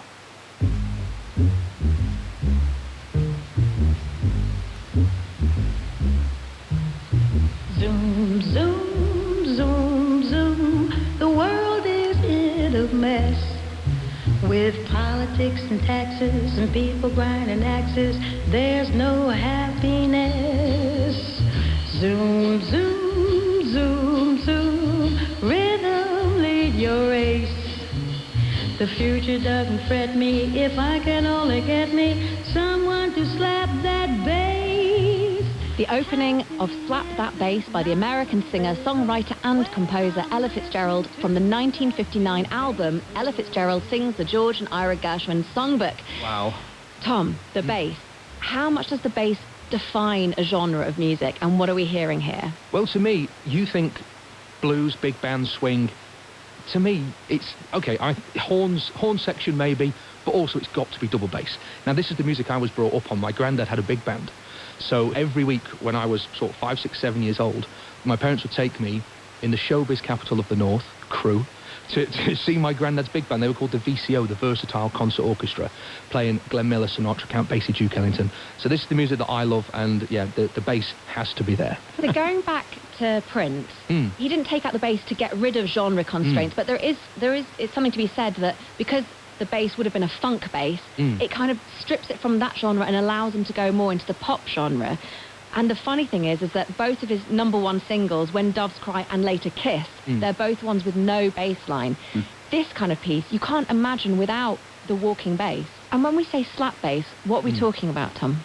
Yeah, the percussive playing technique on the double bass. It kind of makes that pop and like a sharpness to it, where the bass player would use the inside of their point. Is that your index finger, your pointing finger? Yeah. I've no idea what it's called. That finger, they sort of hit the bass kind of hard and rhythmic, and you're creating that sort of sound as well, as opposed to just a dum bum bum bum sound of a one note. You're almost getting the rhythm on there as well. It sort of leads the rhythm, and I think also by having slap that bass in the title, in the lyric, becomes part of the story. Slap that bass, slap it till it's dizzy. Slap that bass, keep the rhythm busy. Zoom, zoom, zoom. Misery, you got to go. Slap that bass, use it like a tonic. Slap that bass, keep your philharmonic. Zoom, zoom, zoom, and the milk and honey will flow. The lyric in this I find quite interesting, because both of the tracks, the Prince track and this one, both reference hardship. Because in the Prince track, he says, how can you just leave me standing alone in a world that's so cold? And she's never satisfied. Why do we scream at each other? So there's never any resolution to the lyric there.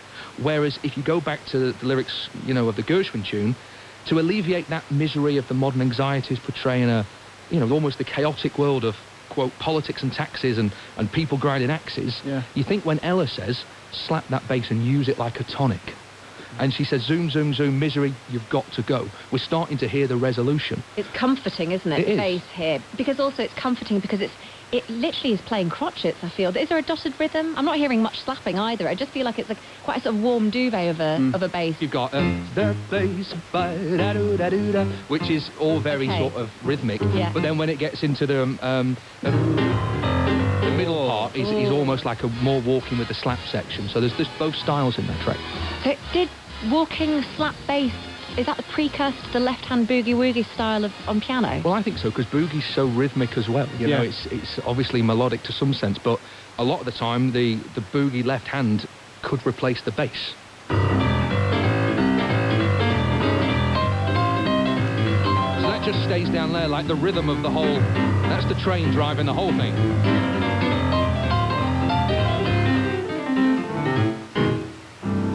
He's all right, isn't he? He's all right this time. This was introduced by Fred Astaire. Yes. In the 1937 musical film Shall We Dance. You know, it was an RKO film, RKO being one of Hollywood's big 5 studios during that golden age era. And this is where it was debuted, with Fred Astaire matching the rhythm of the double bass. So all it was Fred Astaire tap dancing and the double bass.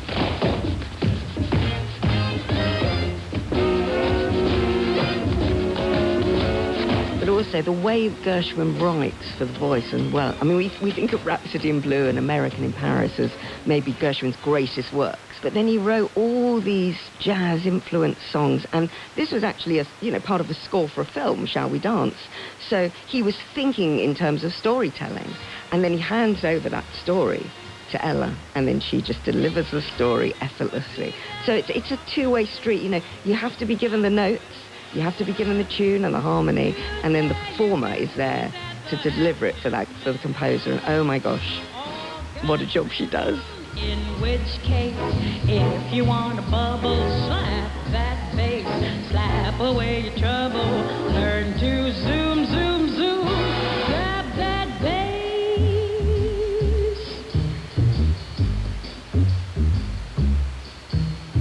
Zoom, zoom, zoom, zoom, zoom, zoom, zoom, zoom. Thank you, Tom. Our second track today, Slap That Bass by Ella Fitzgerald. So, Anna, over to you. Where are we off to next, and what's the link back to the First Lady of Song? Well, my link is Gershwin and musical training. One of my favourite musical stories involves George Gershwin and the French composer Maurice Ravel. In the 1920s, despite already being one of America's most successful composers, Gershwin was still looking for ways to develop. And in the late 1920s, he approached the French composer Ravel to ask if he could study with him. Ravel refused, not out of arrogance, but out of admiration. The famous quote is that he said, "Why become a second-rate Ravel when you're already a first-rate Gershwin?" So these two composers come from very different musical worlds. Gershwin's language shaped by jazz, Broadway and popular song. Then you've got Ravel by the refinement and colour of French classical music.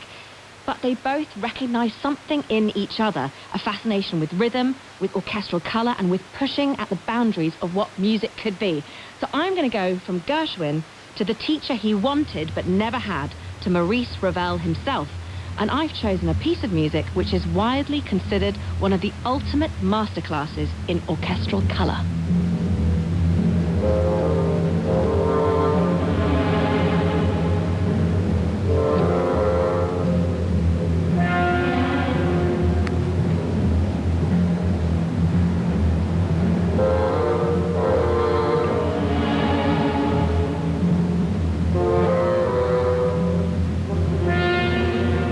Dramatic and alluring opening of La Valse by the French composer, pianist and conductor Maurice Ravel, written in 1919-1920. Now, I feel like, well, continuing on where Ella Fitzgerald has quietly whispered out of the room and we're still in the whispering phase, this is called La Valse. It's a waltz, but it definitely doesn't feel like a waltz just yet, does it, Debbie? No, thank you for choosing this, and I think we need a whole series to talk about this piece, not just a section, because there is so much in this piece. It's huge, it's complex, it's challenging, and people have said that Ravel insisted that the work had absolutely nothing to do with his recent experiences of World War I, because it felt like Europe was dancing on the edge, on the verge. He said that wasn't the case. But here he is, being inspired by the waltzes of Johann Strauss, but completely throwing them out the window. So you're lured into a sense of this is going to be a comfortable waltz-like piece, but then it's everything but.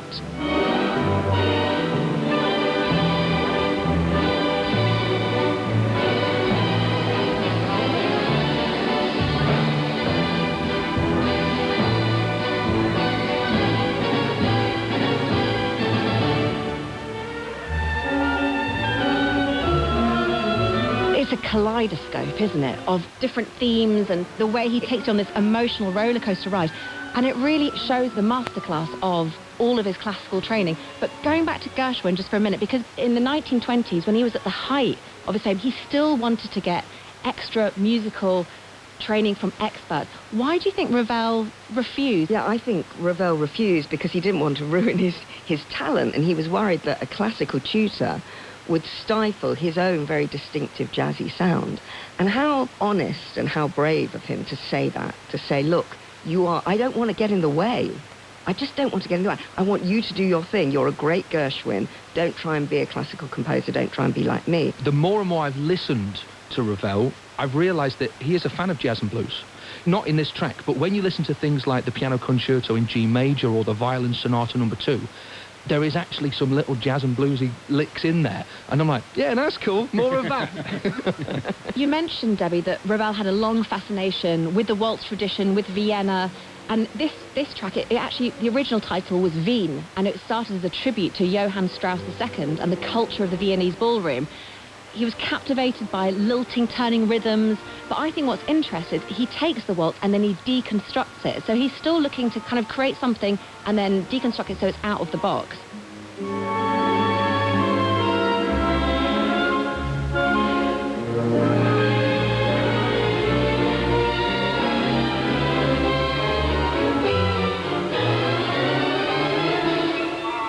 Everything about this piece is so precise. Ravel was such a brilliant orchestrator that every single detail, the phrasing, the accents, the dynamics, is intricately written into the score. I'm looking at the score, and there isn't not one note that hasn't got a dot or a dash or an accent or something on it. He was so precise in his writing. It feels almost like Tim Burton-esque, isn't it? It's that cinematic. It's like a It just happens. You can't imagine anyone conducting it. Great big leaps in the tune.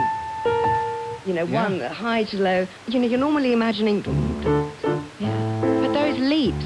And then you put the tune over the top, and you know where the one is. With this, the bar lines are almost irrelevant. It just organically flows from one tune to another. I mean, it feels balletic when you play it like that. It doesn't feel like a strict waltz in a Viennese ballroom. I mean, it's a large-scale orchestral work, and it's in dance form, but it was intended originally to be danced to, but then it didn't end up being that way. It ended up being this large-scale orchestral work that people just wanted to play. It didn't end up being a piece that was going to be in a ballet. And I find it quite interesting as well that a friend of his, the other composer, Igor Stravinsky, repeatedly said that he was like the most perfect Swiss watchmaker amongst all the composers. And he was so famed for his craftsmanship and being so precise. So there was obviously reason and intention, and there must have been a feeling inside him to create it like that. Yeah. And, you know, we can all take our own why we think that happened, but he must have written it like that for a reason. Yeah. Let's listen to the end, because I really feel like this sounds like a civilization dancing towards collapse. It's so dramatic.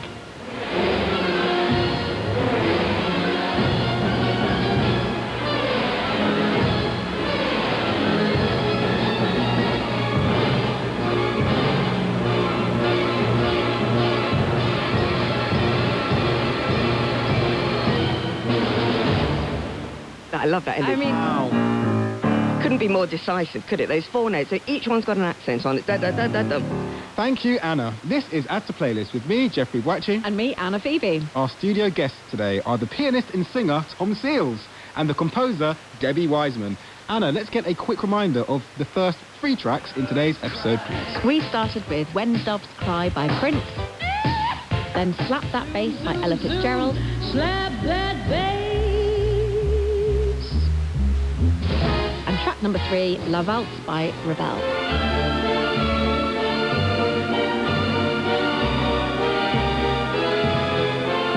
It's over to you, Debbie, for our penultimate track of this series. Where are you going to take us from Ravel, and what's the link back? Ravel, we talked a little bit about his precision and the way he loved detail in his scores. He also had a lifelong fascination with mechanical toys and clocks, and he'd love to show them off to visitors who came round his place. He must have had hundreds of them. So I was thinking about his opera, which is written in, I think it was 1911, called La Española, which is set entirely in a watchmaker's shop, and also the ticking rhythms of L'Enfant et le Sortilège. And I started thinking about songs that maybe used rhythmic time as inspiration. So this was where I started. Didn't end up, but started with Time by Pink Floyd. Obviously, it's got a fantastic opening. Then I was thinking about Madonna singing Hung Up, which in its opening line talks about time.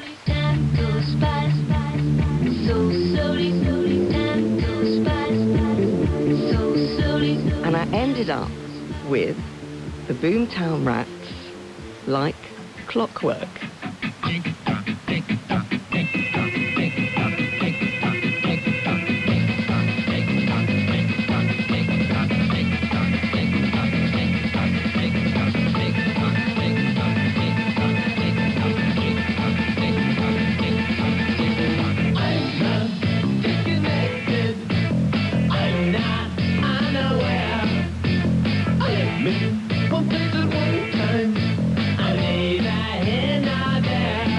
Clockwork by the Irish band The Boomtown Rats from 1978. Anna, this was not on my bingo card that Debbie Wiseman would pick the Boomtown Rats. I love it. After Ravel. It's so good.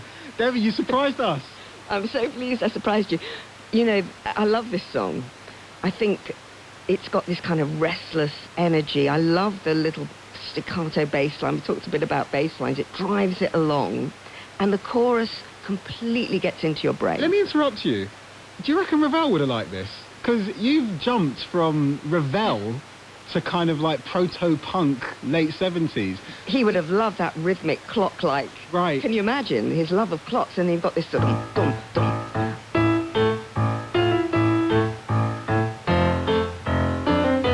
It's great. Yeah, yeah. And then, you know, the chorus.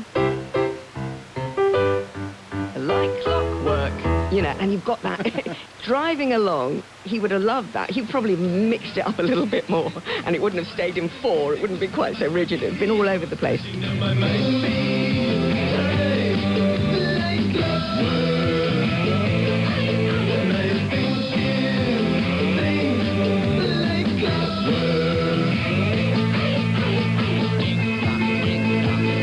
I feel it's like Geldof somehow trying to impose some sort of order, this logic into a crazy world, and my mind beats in time like clockwork. Tom, where does this fall in your musical biography? Are you familiar with this? I didn't know this tune, and it's amazing, you know, when you listen to the two, I was trying to find is there a link? Is there any way, besides, you know, musically, is there any link between the two?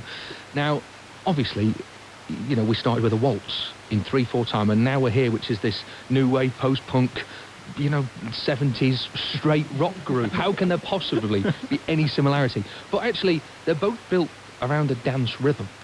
The thing is quite interesting. They're both made to be danced to. Whether it's, you know, this straight rock thing, if you're listening in the car, you're going to tap along. La Valse starts as this elegant Viennese waltz, gradually becomes manic and unstable until it all collapses, whereas Clockwork is built on this mechanical, compulsive thing with the staccato bass line. The whole thing, both of them, I actually think, is kind of hypnotic. And again, the melody is simple. And it gets into your brain. It's a hook. And that's the genius of a great pop song. It's something that you're going to hear it once and you're going to remember it. She takes the time with the concept which we measure our age. She wants to say it again, but she don't have time because the mind really well produced. And, to me, it's the music of... We know Bob Geldof through his activism and his energy in that. And it feels to me like this is his frustration and anger, but expressed through his songwriting, and he does it so well. And this comes across with not only with the lyric, but the production, which is crisp and sharp and driving. And that bass line drives it along at this quite frantic pace. What's the bass line? Not very much. Okay, sorry.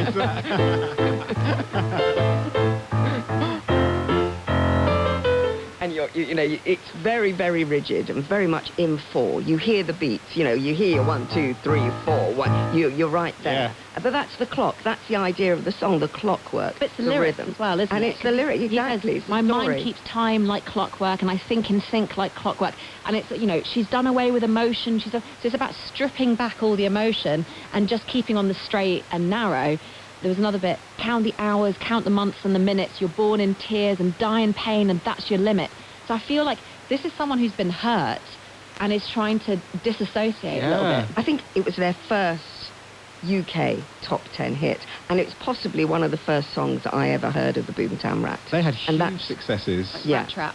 Rat Trap, first rock song by an Irish band to reach #1 in the UK, so that's breaking records.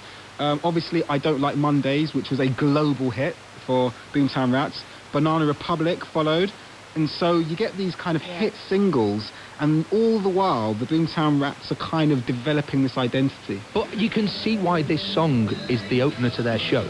They open with this song. Okay. So I think instantly they come out and you've got that, and it just whips people up into a frenzy immediately. You can see why the gigs were so successful.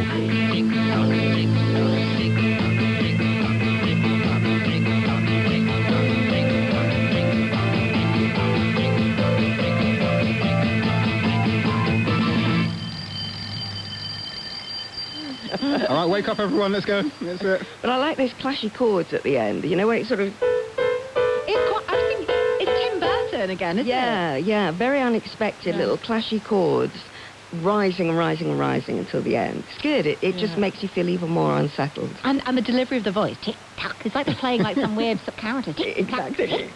Thank you, Debbie. Track 4 today is Like Clockwork by the Boomtown Rats. Which just leaves you, Jeffrey, to see us out. Where do Bob Geldof and the gang lead you, and why? When I was reading up on Like Clockwork, I discovered a fun bit of trivia. This song holds the honour of being the first track ever played on one of Ireland's main radio stations, the pop station RTE Radio 2, back in 1979. And it got me curious about songs that launch radio stations. Fascinating. I mean, what gets chosen and why? This is fantastic, pub quiz fodder here, people. Right, Classic FM, the first national commercial classical music radio network, opened in 1992 with... I know this one. Go on. Zadok the Priest. Absolutely. All right. So let's go close to home. BBC Radio 1 launched back in 1967. Anyone know this one? No idea. No, it was Flowers in the Rain by The Move. Okay. There you go. There's loads of these. I went all over the internet just searching countries and the first radio station. We don't have time for pub quizzes. No, and we're not going to stop at either of those two choices. We're going to go back to 2002. Sticking with the BBC, all right? To the first broadcast of the BBC Asian network on digital radio. Now, my choice for today's closer is the very song that launched that station. You ready for this?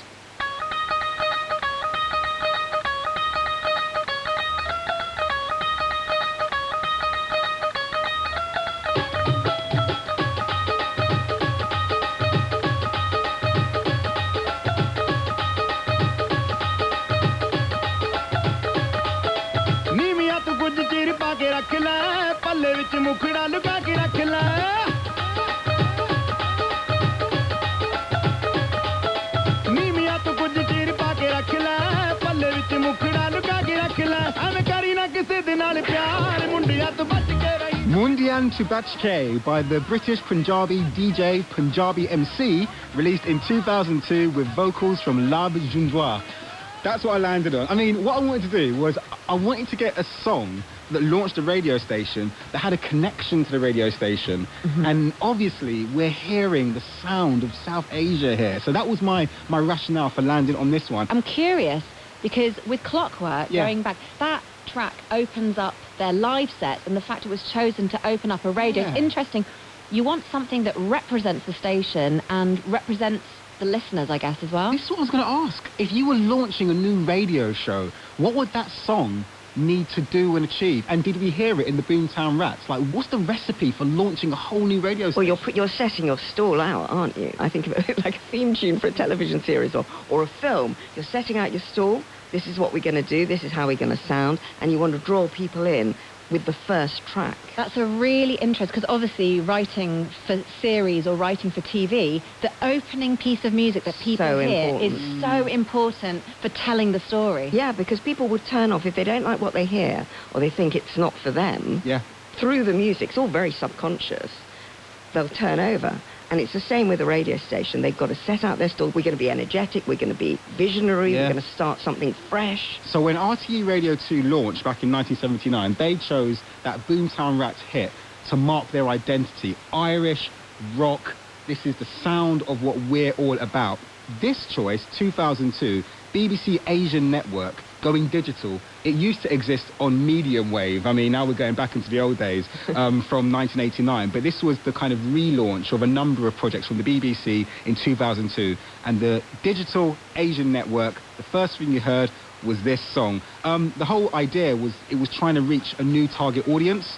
So, quote, an audience of people with an interest in British Asian lifestyles, particularly between the ages of 18 and 34. So it's kind of like a youth sound.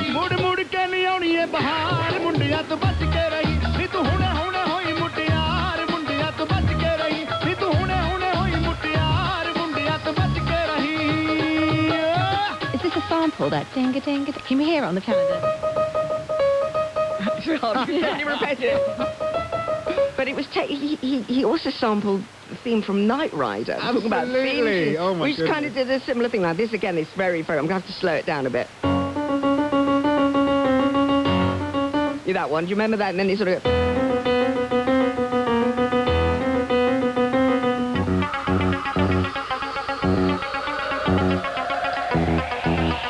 He also uses the bass line and part of the beat from Fire It Up, 1997 Busta Rhymes, which in turn was based on the sample of Absolutely. Knight Rider. I'll be the street kid, the brother your mama freak with. Put y'all people on if y'all know how to keep a secret.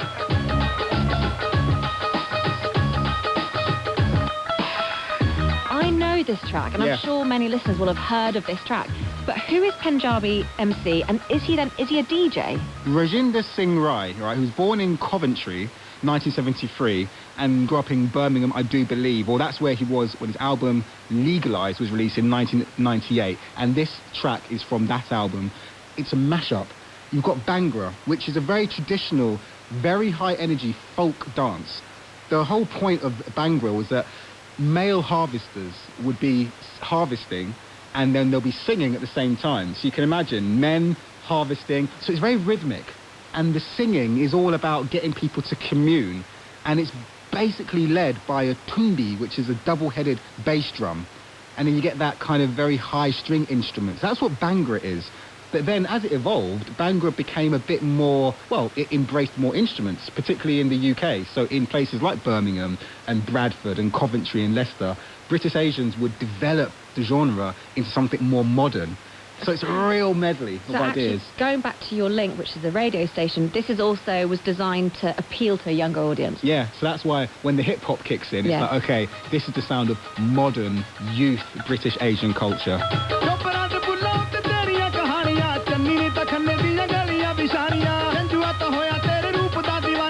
I didn't understand what the lyrics were about, but reading them, I don't know if they stand the test of time. I know, for the Gen Z generation. Yeah. It's all about keep your face down, hide it with a scarf. Presumably talking to a woman, isn't it? Yeah. Don't give your love to anyone. Beware of the boys. So this is the translation. Beware of the boys. You've only just grown up. Beware of the boys. You've only just grown up. Yeah, that's what the title is. And Mundi Antabachki is kind of beware of the boys. So it's this kind of cautionary tale. This is an international smash hit. It became the first Bhangra song in history to reach the UK top 10. So again, breaking records, a landmark for South Asian communities in the UK. It charted really highly, I mean top 5 in Germany, Italy, Belgium. It's thought to have sold over 10 million copies worldwide, which makes this one of the biggest selling singles of all time.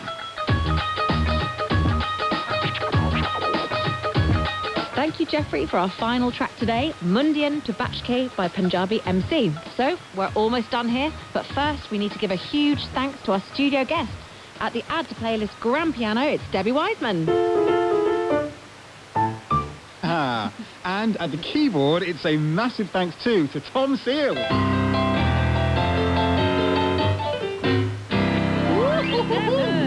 And we can't thank you enough for joining us on our musical explorations.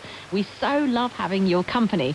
Don't forget that all episodes of the first 17 series are available via BBC Sounds and all the usual platforms. I'm Jeffrey Boache. And I'm Anna Phoebe. We'll be back on air in the middle of August with a very special event. But before we're back, we're also going to be recording an episode of Add to Playlist at the Crossed Wires Podcast Festival in Sheffield on Sunday the 5th July. Save the date. So, if you fancy coming along and seeing us in the flesh with some excellent musical guests, we would love your company. You can find details at crossedwires.live/fringe for the full list of programmes and how to get free tickets. We look forward to being back with you in August, but in the meantime, Debbie and Tom, who have now somehow magically joined each other side by side at the grand piano. I think we're going to get a four-hander. On the way here, I wrote this little tune. And at the end, you'll know exactly where it is. We shout tick-tock. A 1, a 2, a 1, 2, 3, 4.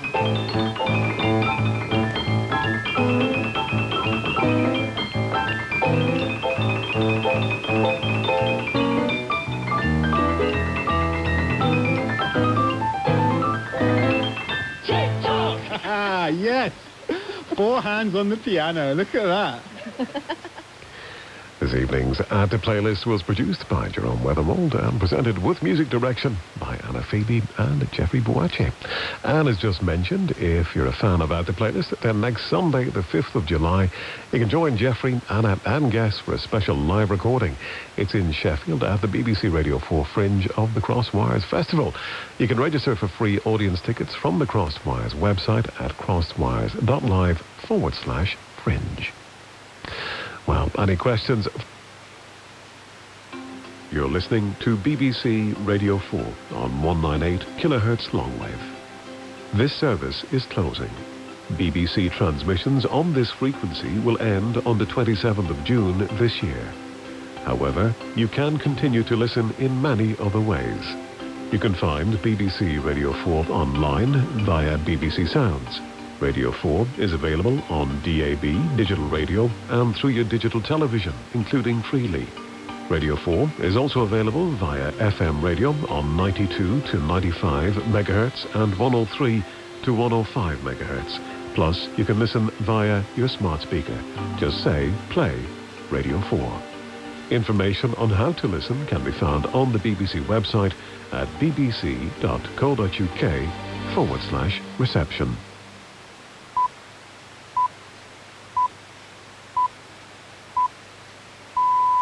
BBC News at 8 o'clock. More than 900 people are now known to have died following the 2 earthquakes which hit Venezuela earlier this week. The UK government says it has sent an RAF plane carrying British search and rescue teams to the country and will provide £2 million of emergency humanitarian funding. Carl Scow from the World Food Programme says it's a difficult situation for teams on the ground. The devastation is just massive. Many buildings flattened. The first 72 hours are absolutely critical. First and foremost, of course, for the search and rescue, but then also to pre-position food and other humanitarian supplies, which will need to come in the next few days. Our staff is up and running. They're sleeping in cars, but they are doing everything they can. Temperature records for June have been broken for the 3rd day in a row after another scorching hot day across the UK. The Met Office provisionally recorded 37.3 Celsius in Santon Downham in Suffolk. Sir Keir Starmer has declined to sack his Immigration Minister, Mike Tapp, despite being asked to do so by the Home Secretary, Shabana Mahmood. Mike Tapp became embroiled in a dispute with Ms Mahmood by calling for foreign care workers to be exempted from plans to change visa rules for migrants. It had been suggested that Mr Tapp breached the ministerial code. The former head of Ukraine's counter-terrorism service has been jailed for life after being found guilty of spying for Russia. Dmytro Kozura was convicted of passing secrets to Moscow, including the locations of military units. Prosecutors said he was recruited by Russian intelligence in 2018 and became active after the full-scale invasion. Ukraine's security service described the case as unprecedented because of the colonel's senior position. Israeli and Lebanese negotiators have signed what the United States has said is a framework agreement for a peace deal between the two countries. The details have not yet been announced, but the Israeli Prime Minister Benjamin Netanyahu has said his country's military would remain in southern Lebanon until the Iran-backed group Hezbollah is disarmed. BBC News. And now Radio 4, time for Any Questions with Alex Forsyth. Hello and welcome to Sheffield, the city of steel. It is a city of makers with an industrial past and a booming creative industry, and it is one of the greenest cities with more trees per person than any city in Europe and the Peak District on its doorstep. We are at Sheffield High School for Girls, an independent school that was founded in the 1800s in the city's Broom Hill area between the university and the Botanical Gardens. Our venue is the Trinity Building, part of the evolving estate of Sheffield Girls. It used to be a church but has now been incorporated into the school and repurposed to support teaching while retaining its historic character. Here with me is Sarah Champion, the Labour MP for Rotherham and chair of the House of Commons International Development Committee. Sarah went to university here in Sheffield.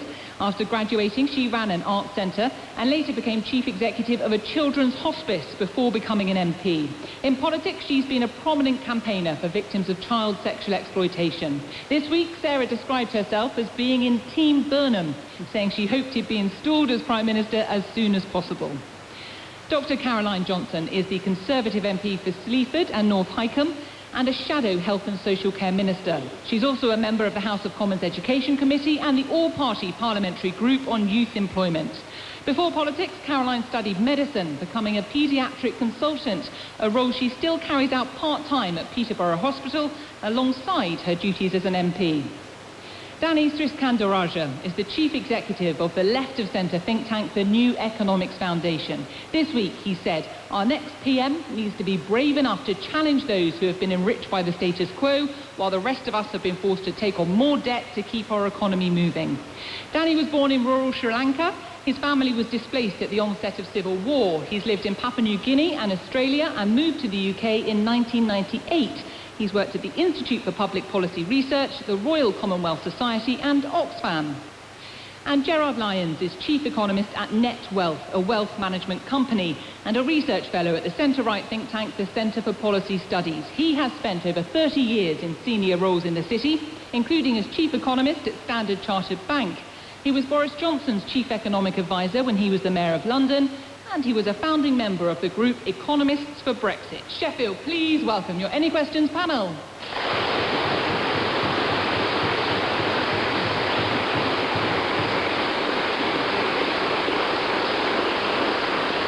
I will say briefly, if you're listening at home and you can hear a slight whirring in the background, don't adjust your radio or your BBC Sounds app. We have kept the fans on here in the room because, as you all probably know, it's pretty warm and we're doing our best to keep our audience cool. Right, we get going with our first. It comes from Jacqueline Morton. Jacqueline, hello. Hello. Beyond putting a better spin on Labour's policies, how substantially different do you think Andy Burnham will be? Jacqueline, thank you. So, Keir Starmer has said he's stepping down, and as so far no one else appears to be standing for the leader of the Labour Party and therefore the Prime Minister, Andy Burnham looks, as things are set, likely to be the next Prime Minister. So, beyond putting a better spin on Labour's policies, how substantially different do you think Andy Burnham will be? Sarah Champion. It's a really good question, and I can only speculate because at the moment I am assuming in the next couple of weeks he'll become our Prime Minister. I'm keen for that to happen.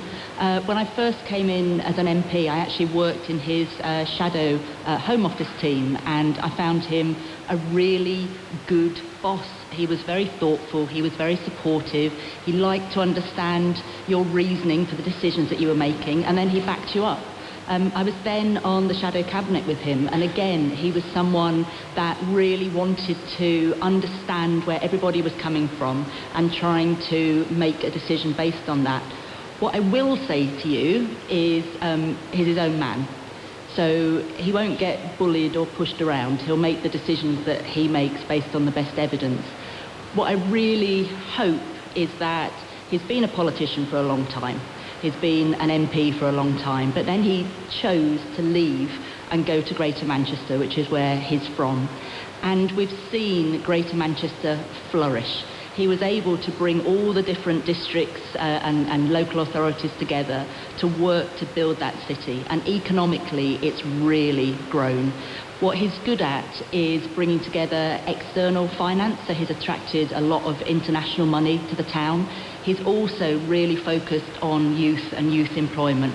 His very first thing that he did was homelessness, and then sort of close to my heart, he did an inquiry into grooming gangs to try and see where things had gone wrong.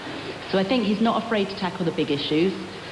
He's not going to get pushed around. So for me, I think we will see a very different style of leadership. And dare I say it, I think it will be a more northern stroke, a more regional understanding that he brings as well.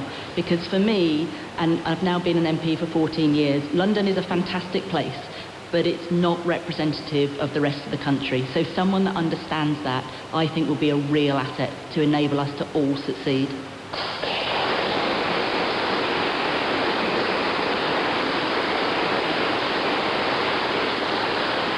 Just briefly, Sarah, I guess the thing is, running a city region like Greater Manchester is very different to governing a country. And we know some of what Andy Burnham has said. He's going to stick to Labour's manifesto pledges on not putting up key taxes.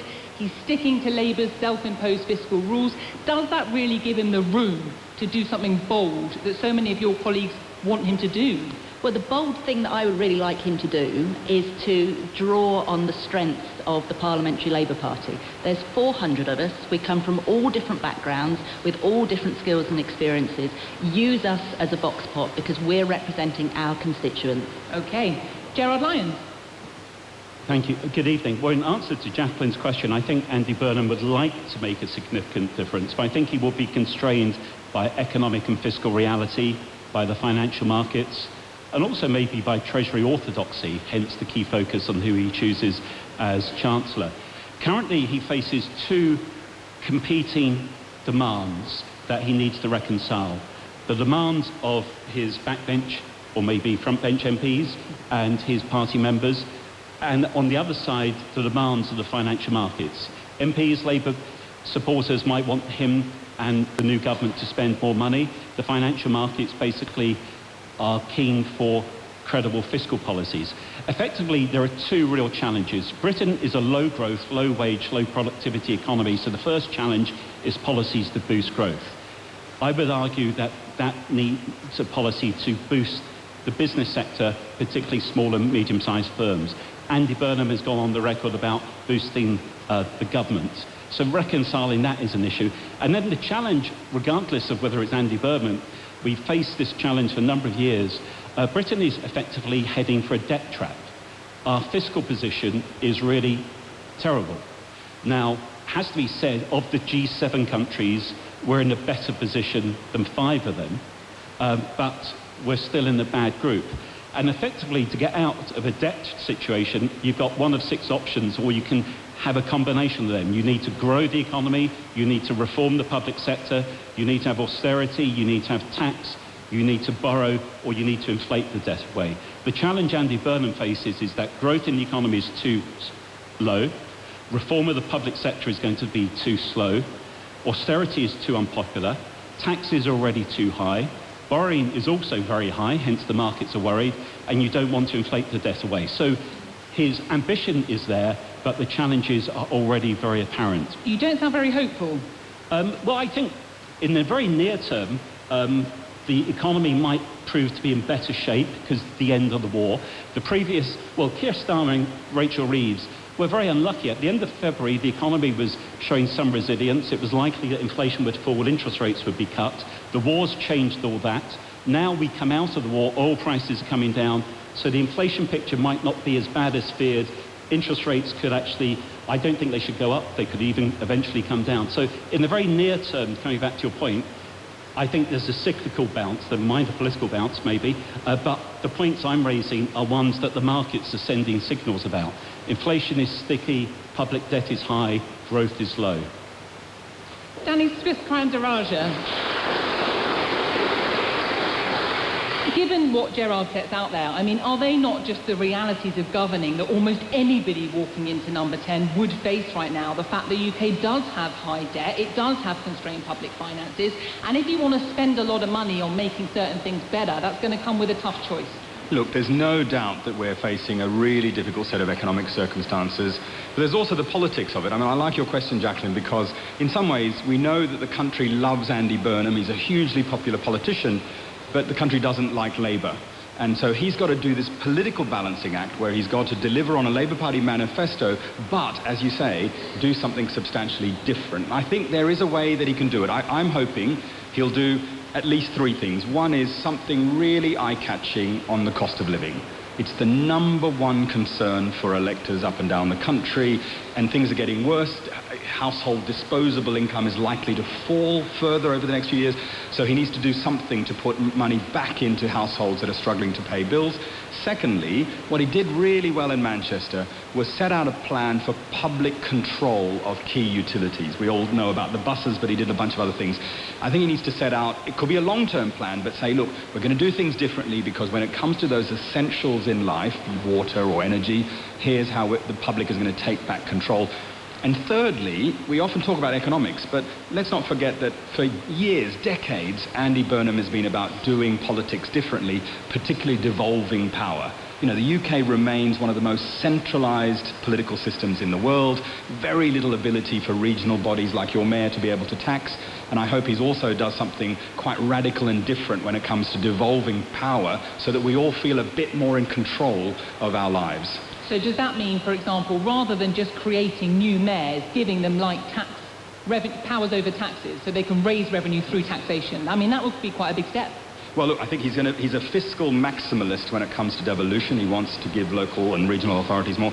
But look, let's not also forget he wants to get rid of the House of Lords, which is in the Labour Party manifesto. I actually gave him a copy of my book a few months ago, which has a proposal to replace the unelected House of Lords, the world's second largest legislative chamber, 7% of whom are political appointees who are former donors. That's not democratic.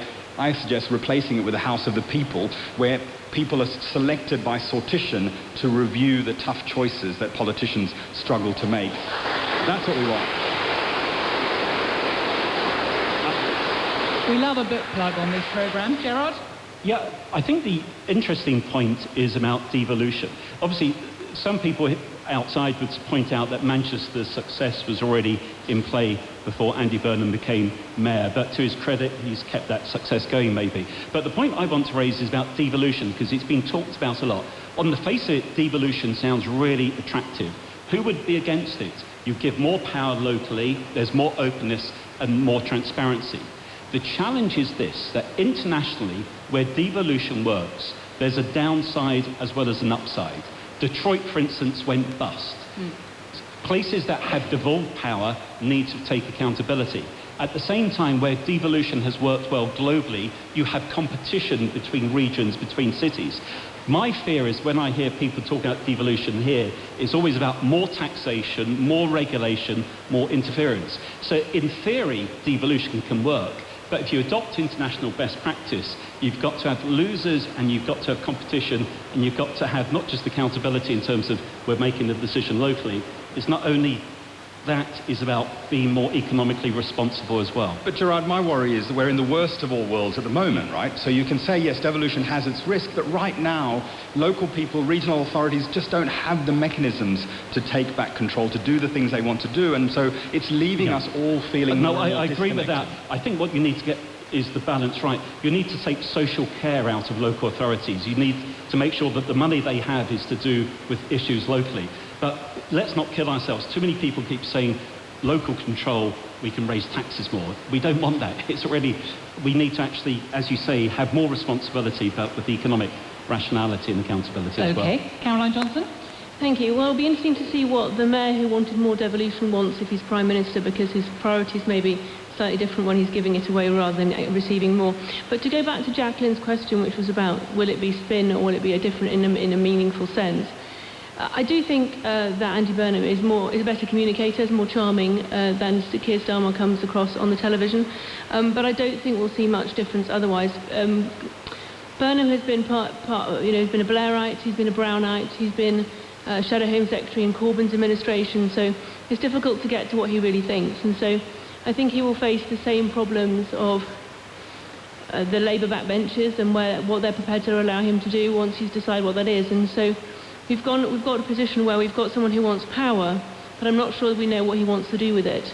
And that, in my view, is quite a risky situation for the country to be in. Alex, Sarah, on that point, I mean, is there a fairness to this argument that says Keir Starmer did try some things like welfare reform and he did run into Labour backbenchers and opposition from them? Do you think that your colleagues on the backbenchers are going to be a bit more supportive of Andy Burnham, perhaps? I think we just want to be consulted, to be quite honest. That was where the welfare bill went wrong, and some of the other somewhat disastrous policies, I'm thinking winter fuel, went wrong. Talk to us. You know, we're here to represent our constituents, and they actually know what works and what doesn't. But going back to Jacqueline, and it is spin, the one thing that I want, and I'm sorry to go all a bit MAGA, I just want I didn't pride. expect that from you, Sarah. I know. I just want pride, bring it back to our country. Yeah. I'm fed up of us running ourselves down all the time. You know, we're even doing okay in the football right now. So let's celebrate what we're doing. Let's celebrate what we're good at, because that's how you get international investment. That's how you get tourism, and that's how you get the markets churning again. You know, let's celebrate our country. And I think Andy Burnham has done that for Greater Manchester. He can do it for Great Britain.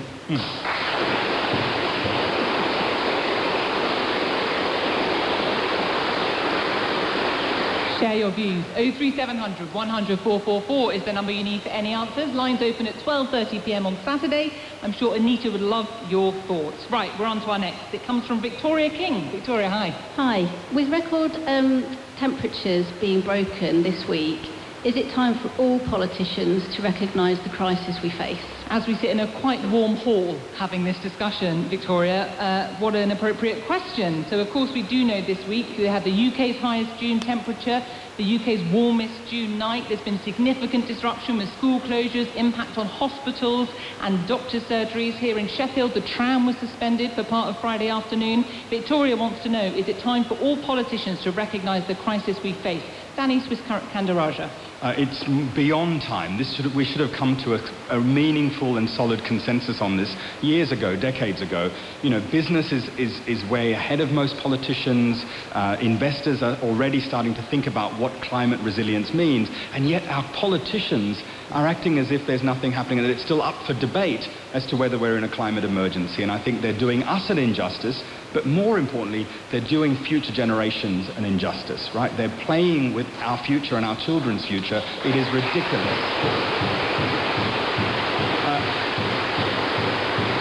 Can I tell you what I thought about coming on? I was on the 1542 Transpennine service from Doncaster to Sheffield this afternoon. It was late. Not surprising, perhaps. It was boiling because the air conditioning had turned off, so there was no windows. People were fretting, and I thought I took two lessons here. We're only going to get through this sort of the transition and build climate resilience if we do things like upgrade our infrastructure. That includes our transport systems, it includes buildings like this. Our homes, 92% of British homes are not going to be of heat fit for the heat we're going to face in 20 years' time. So we need public investment. That's also why we need public control over our utilities. But the other thing that struck me was, you know, people in that carriage today weren't angry. We were all helping each other out. There was a wonderful moment where the woman in front of me looked like she was in trouble and someone else came over and gave her a bottle of water. And we have to stick together, and that's why the politics matter. Just when we need to come together as society to support each other through this transition, our politicians are bickering and backtracking.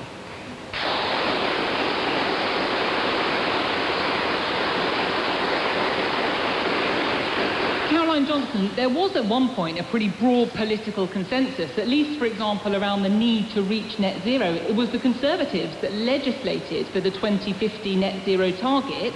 Kemi Badenoch has now ditched that. So I think the target was important to set a direction, to show the direction of travel, and to say it is important that we look after our climate for our children's future, of course.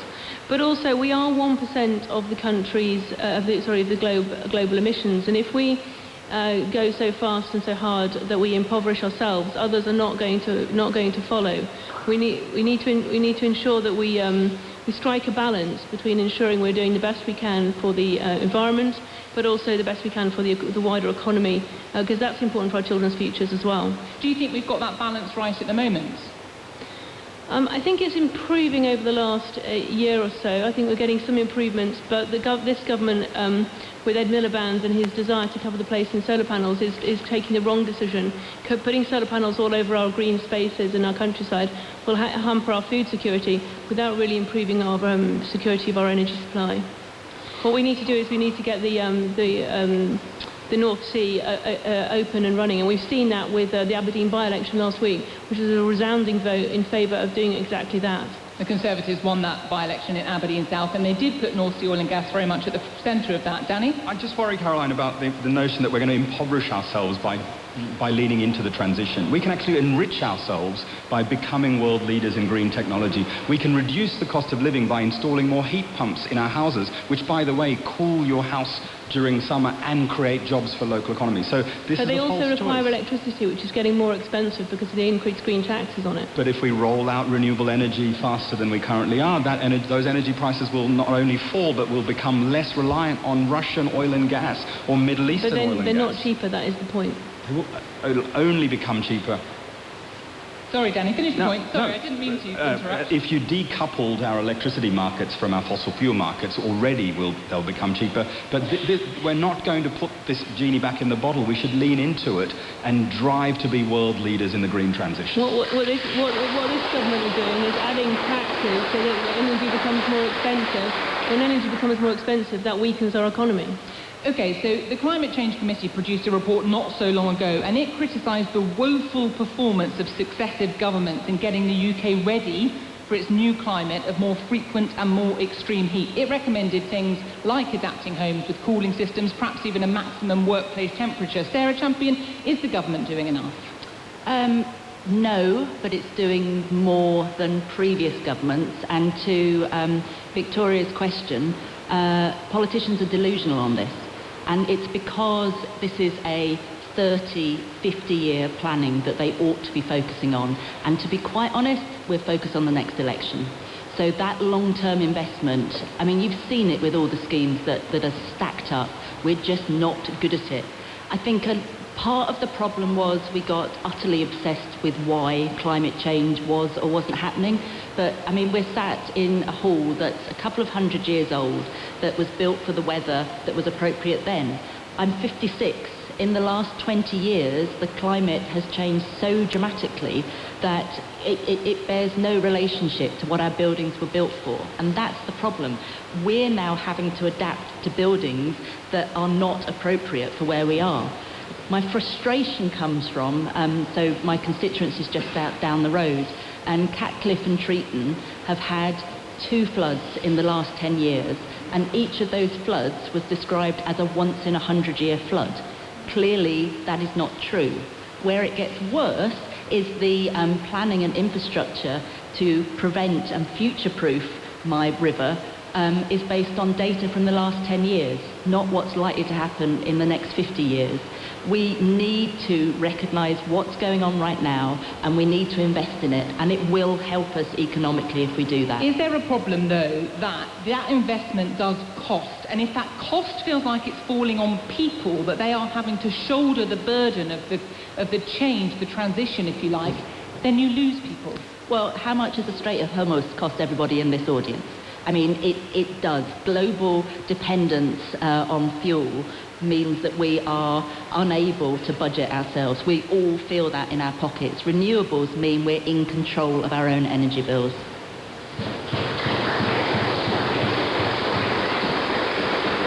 Gerard Lyons. Yeah, well, coming back to Victoria's question, I think the green agenda should be centre stage. I think it's a phenomenally important issue. The heat wave we're having at the moment almost goes to the heart of it.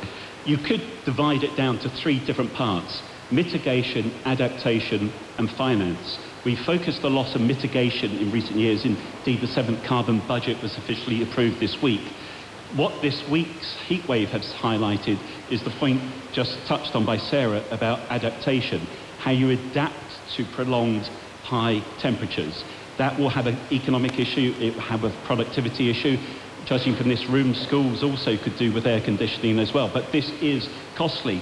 But then the finance, in terms of the UK leading, the UK is actually leading in terms of this finance issue.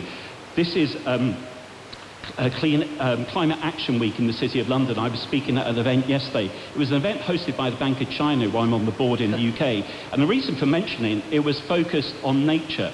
The UK actually does Gupta review. If you're interested in nature or the climate, read the Gupta review if you have time. It's 600 pages long, from about 4, 5, 6 years ago. And what it highlighted was how we underfund nature, we underprice it. But what was interesting in that review, and also highlighted this week in the city, is how the city is providing leadership in terms of providing finance. Investors do want to invest in this area. Where though, the area of renewables, you mean? Renewables, completely. But where I would agree with Caroline is, even though climate is probably one of the most important issues if you look further ahead in time, we don't necessarily address it in the right way. Clearly, the last 4 months have highlighted the importance of energy security. We don't want to be dependent on Russia and other countries like that. The last few months have also highlighted that electricity prices in the UK are 5 times higher than in the US, for instance. So businesses are suffering. In economic terms, what you need, and I'll take 20 seconds, is you need energy addition, not energy substitution. What Britain has tried to do is substitute fossil fuels with renewables overnight. That is costly. Given our lack of storage capacity, it's not possible. Given our grid system, it doesn't work. What countries that are adapting to the climate like we are doing is energy addition. You add renewables, you encourage renewables. As their cost falls, demand for them increases. And then you have a diverse energy mix. So climate, very important. Adaptation, critical issue. There should be political support for it across the board. But we in the UK need to think twice about the way we're doing it, because we do need not only to bring people with us, you need to actually have energy security. You need to make sure businesses don't go bust because of high electricity costs, but we do at the end of the day need to address the green agenda.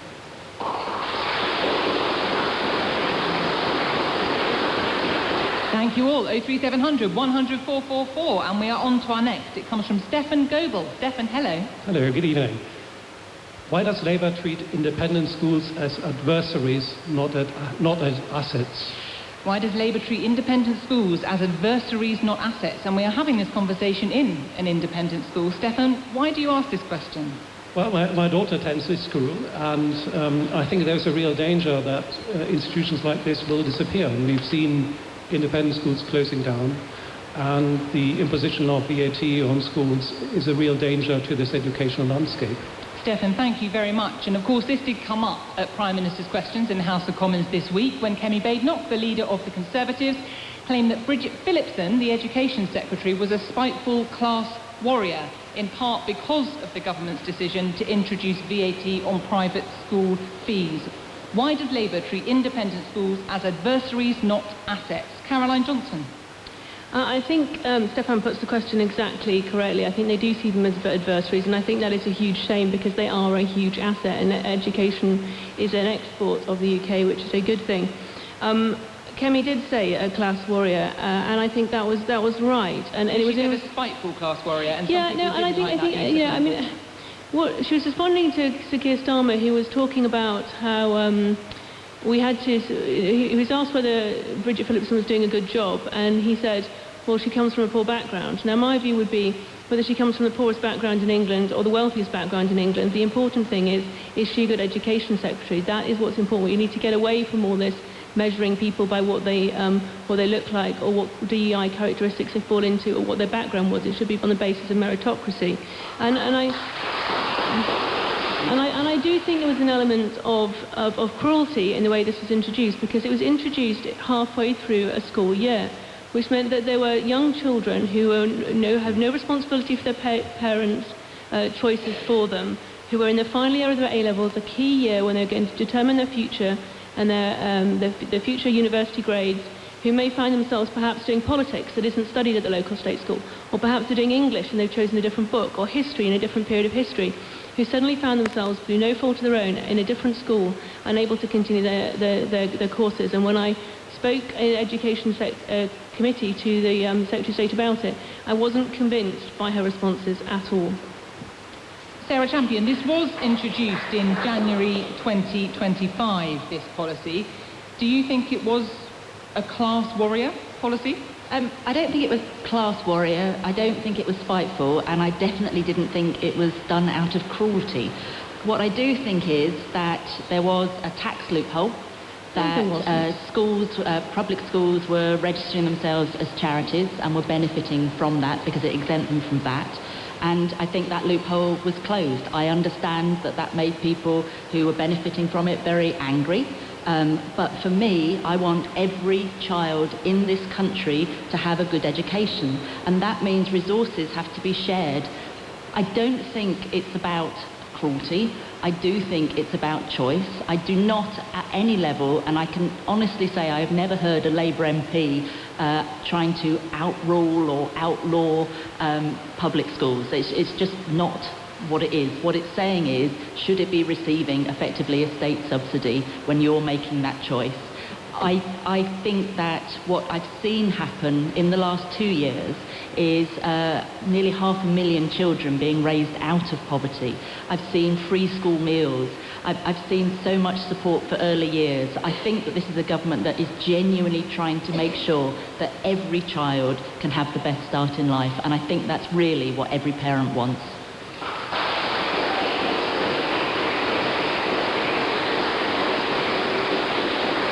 Gerard Lyons, what do you think about this? Yeah, I didn't think it was a sensible policy putting VAT on private school fees. It was, I'm not sure if it was a subsidy.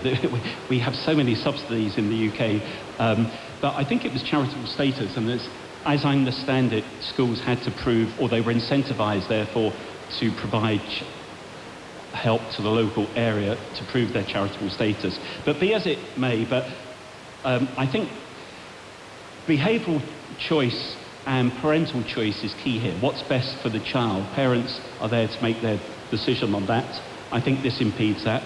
Fiscally, I don't think it's been a success.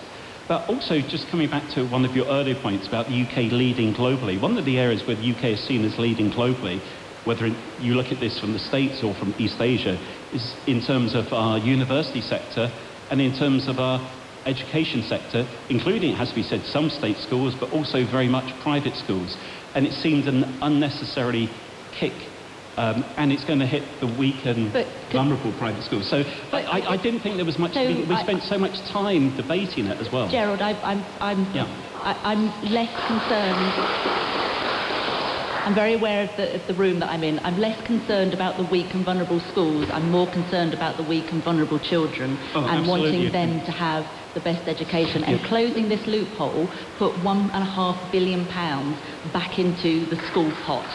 Well, actually, I would have been, if it had, it would have been good, but I'm not sure it did. But certainly, in terms of funding education, I think it leads on to a wider issue about education more generally and how we fund not just the state sector, but also issues in the university sector as well. But I'm not sure if we'll come on to those this evening. Well, just on the numbers, of course, the government said at the time it would raise 1.8 billion by 2029-30. So we don't yet know if that has come to pass. Yeah. Caroline? I just wanted to say, they say they're going to raise money out of it. What they've done is they've made schools close. They've made children go to different schools, disrupted their education. They've made some people unemployed. They've promised that all this will be done in favour of making thousands of new teachers, but actually there are 1,900 fewer teachers in the state systems. They haven't benefited the state sector either. Caroline, Can I come back? Those figures were put out by the Independent Schools Council, which is the lobbying body for the private school sector. And when they were actually fact-checked, a lot of them were somewhat generous, if not untrue. Well, happily, I've got a few figures here that do come from the Department for Education. And what those figures show, that between 2025 and 2026, there were 47 mainstream independent schools that closed. However, They also show that the number of independent mainstream schools has been reducing every year since 2018-2019, so it's not clear at all that it's a direct result of this policy. Danny Sriskandaraja. Just on substance and also this tone of the comment. I mean, I think Gerard's right. There is a sort of basic economic principle about having as few exceptions to taxes as possible, and so applying that VAT on private education made sense in that sense. The evidence that's also worth saying is that it's been about a 4 to 5% drop in independent school enrollment since the VAT has come in. That's a bit higher than the longer-term drop that Alex has been talking about. So we're not yet seeing, but I also agree with Caroline, the speed at which it was brought in for parents here and everywhere must have made it more difficult to plan and adjust. So, but on the tone of Kemi Badenoch saying that Bridget Phillipson was a spiteful class warrior, there I disagree with you, Caroline. I think that, you know, this is the sort of politics that we just can't afford in this moment in our history.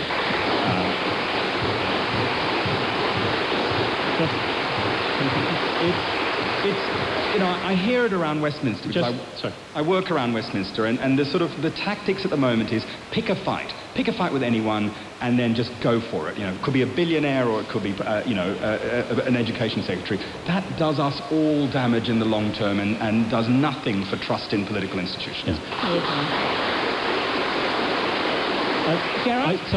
I always find it interesting when a figure is used in a debate to justify a point when the figure is due to other factors. The reason why numbers are probably declining, not just at private schools, but at state schools, is because of the phenomenally low fertility rate in the UK. And that's one of the big problems, because young people can't afford to have a house, they can't afford to actually pay off their student loan, and they can't afford to have children. So the reason why we're going to see more private and more state schools close is because we're not addressing some of the underlying issues, and Danny's right, we need to focus on the issues, not these peripheral political point-scoring areas. And Caroline, on that point that Danny made about language and the use of language. Yeah, I think, when we've been called Tory scum and things in the chamber like that, it's been completely unacceptable, and I think the tone should be improved, and we should focus on issues rather than personalities. But yet the first question this evening is about the personality that might go into number 10 rather than his policies. Well, can I just tell a story? Brief one, Danny. Yeah, so I'll give you an example of how I think politics should work. So I was due to meet Andy Burnham recently at the end of a meeting in Manchester. It was 5 o'clock. I went over to him and I said, can we go? And he goes, no, I want to stay because Hannah Spencer, the newly elected Green MP, is about to speak. I don't want her to think I'm leaving when she's speaking. She gets up and, she says, makes it a point to say, I just want to acknowledge that Andy Burnham is in the room and what a great politician he is. Right? Why can't we have more politicians behaving with respect to each other than we see often in Westminster these days?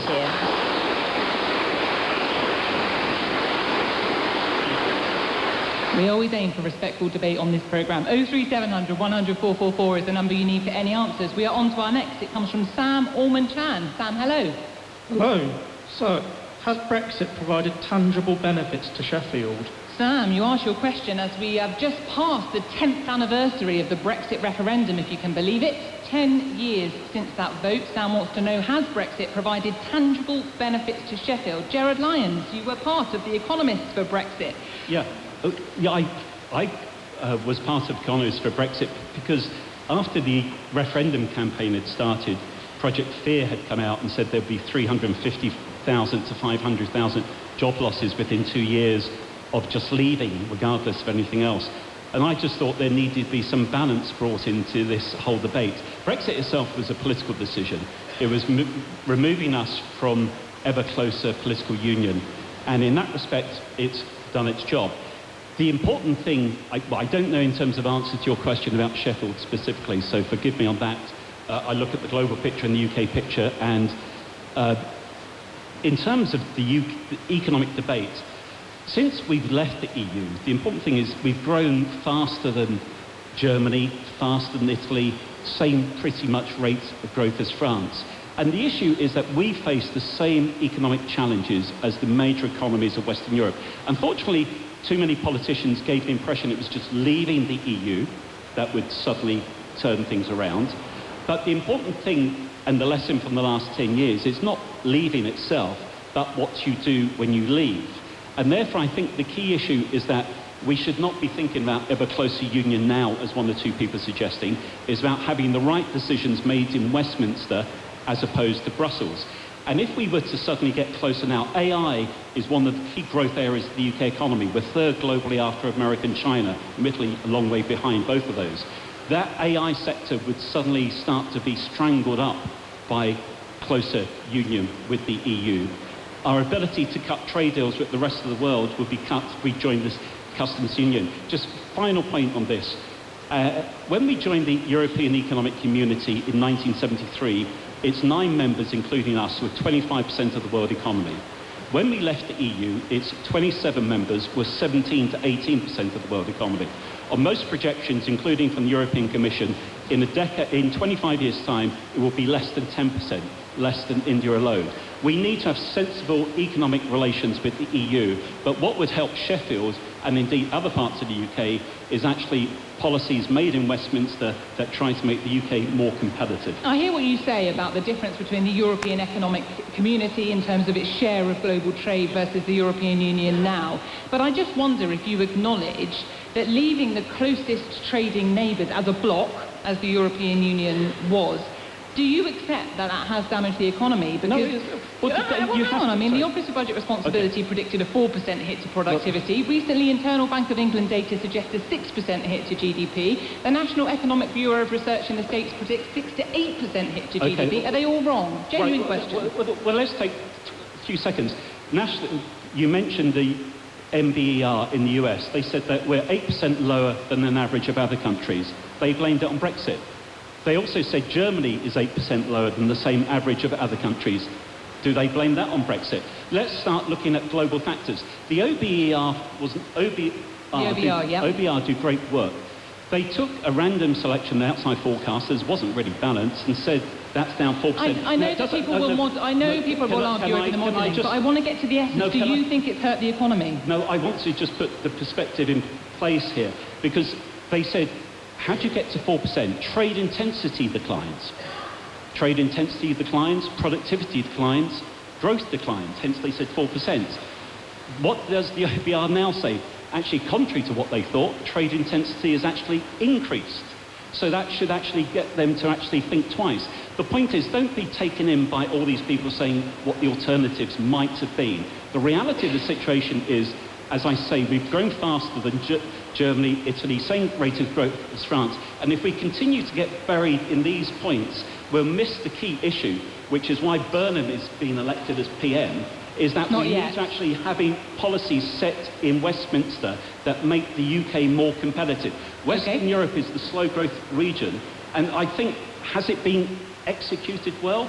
Well, I was never asked how to execute it, and I think quite a few people would say we could and should have done things differently. OK, Sarah Champion. I mean, Sam, why'd you have to ask this question? This was a question that I was dreading coming up. I watched, I think it was about a year ago, the BBC did a documentary that did the Brexit years, and I realised I had like PTSD from watching it. And Gerard, you're a lovely man, but it was hearing all of this stuff. I was wishing we would have moved on, because I thought 10 years ago... I know, 10 years. Yeah. So, Sam, to answer your specific question, and it's the absolute right question to ask, has Brexit brought any tangible benefits to Sheffield? While Gerard was talking, I was trying to figure it out. The one that I can come up with is the steel situation, so being able to put tariffs on steel so that we can protect our own industry, which we were unable to do before. What my frustration is we moved away, or have moved away from the EU, but it's still our closest neighbour, so we need to be exploiting that market there. There are international markets that we could and should be trying to make inroads in, and we've not done that much. And then the other thing that I really want to say and to stress, it's not just the world's on fire heat-wise, the world is on fire conflict-wise. There's 61 raging around the world right now, and I want us to be working as closely with democracies as we possibly can. We chose to lean into America. That's not gone that well. So let's look at where the other democracies are in the Commonwealth, for example, and let's come up with some really useful strategic trade deals with them that help all of us. So just to be clear, He's talked there about needing to get closer to the EU, but also needing to look elsewhere across the globe. To Gerald's point, you can't do both. You know, you can get closer to the EU, but there might be a limit in an economic agreements you do with the EU, which could limit the UK's ability to go off and strike trade deals elsewhere, limit its sovereignty. Look, I'm aware I'm on a panel with two economists. But to me, I thought the point of leaving Brexit was so that leaving the EU was so that we could make these international trade deals, so I don't understand why we can't do that and why that hasn't been our absolute focus. Because what has been our absolute focus has been infighting, bitching and power games that have been going on with the Conservatives. So we need right now to keep on focusing on getting those trade deals. Look, the point is that we should have a sensible relationship with the EU. There's no one's doubting that. We lead on defence, although we're not spending enough on it. But you need to actually keep outside the single market so you've got regulatory autonomy, and you need to actually be outside the customs union because you can think globally. So we shouldn't be sacrificing one for the other. It's about having the political leadership to actually say we're friends with the EU, but we don't want to be in the ever closer union. Danis Viskandarajah, is that not fair enough? You know, the UK had the opportunity to vote. It voted to leave the European Union. You know, this notion about tying back into the EU would limit its ability to look elsewhere across the globe. No, because I think Brexit was a debate about the economics, and I would urge you to look at the sort of counterfactual studies to estimate what has the impact been compared to what our economy would have felt like if we'd remained in Europe. But it was also about people and peace to me. So the European Union for me was wonderful because it was about creating opportunities, particularly for young people to move. Your town has some of the UK's best universities, which are suffering in part because they don't get the same number of students, they can't collaborate with European colleagues as well as they could have once. So, you know, it's those sorts of things that meant the sort of connection and solidarity. But also, let's not forget what's happened in the last 10 years about peace and stability. The European Union was about putting an end to hundreds of years of fighting within Europe and creating a solid bloc against the world when calamity struck.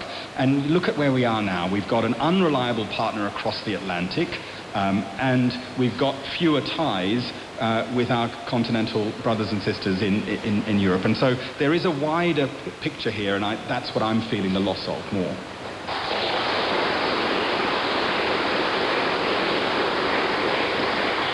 Caroline Johnson. Thank you, and thank you for the question, Sam. So I voted for Brexit. I think that we were being too much under the control of other countries. We were having to make too many compromises that weren't necessarily always in our best interests. And I think the emerging markets, the ability to trade with markets right across the globe that are the areas of growth is a huge benefit. And we've seen the CPTPP. That's the Trans-Pacific Partnership. Global trade partnership. Which we couldn't have done. And there are benefits in AI, as already been mentioned, but also in agri-tech and other industries. I do always find it interesting that some people who want to devolve power and talk about local devolution, then at the same time want to cede power to the EU, and it doesn't really make sense to me. My worry at the moment is that we will see the Labour Party, the Labour government, give up our freedoms for nothing and perhaps even pay for the privilege.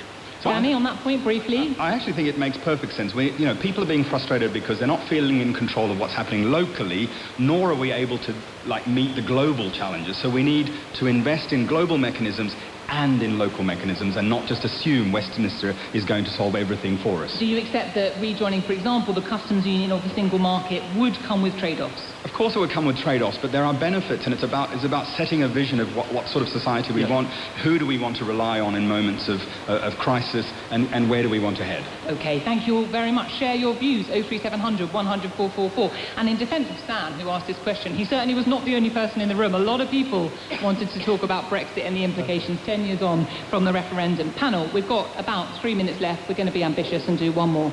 This one comes from John Pudifats. John, hello. Hello. Which task should be at the top of Andy Burnham's to-do list? Now, because we only have a couple of minutes, I'm going to press you for a specific task. What should be at the top of Andy Burnham's to-do list, if indeed he comes into number 10? Sarah Champion.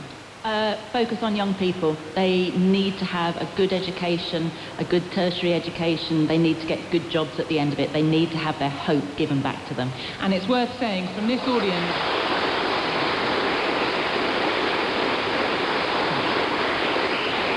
a lot of questions about education, young people, and what all of that means, something we discuss often and we will return to. Gerard Lyons, what should be at the top of Andy Burnham's to-do list?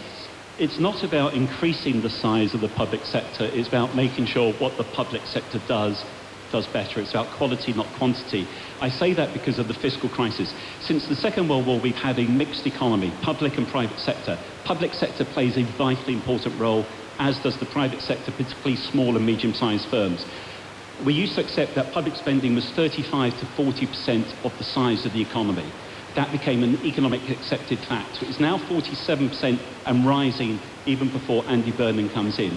We need to not increase public spending, we need to actually make sure we spend it properly, less on welfare, say, more on defence, contentious issues. So he has to confront those difficult questions. OK. Danny Swift-Kandarajan. I'd like to see him introduce an essential energy guarantee, and lots of other countries have it, and basically the idea is every household gets a basic block of energy at a discounted price so that you can afford to heat your home and cool it when you need to. It's an obvious way, and it can be done in a fiscally neutral way, of meeting our immediate cost of living crisis head on, and a symbolically powerful way of saying these utilities that we need to live aren't just commodities sold to us by private equity. They're essential things that we all need to survive and thrive as a society.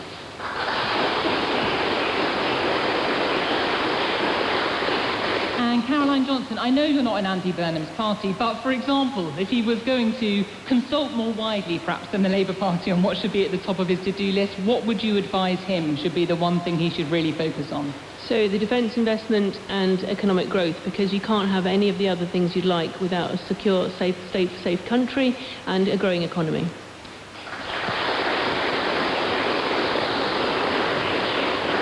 I don't know if Andy Burnham is listening to this edition of Any Questions, but if he is, there are perhaps some suggestions for his first week in government. And of course, I will just caveat that by saying we have had this conversation based almost on the premise that Andy Burnham is going to walk into number 10. The reason for that is because as things stand, nobody else in the Labour Party has put forward their name to try and challenge him. So I think it's fair to say it's a working assumption that Andy Burnham is highly likely to be the UK's next Prime Minister, although it's not entirely a given.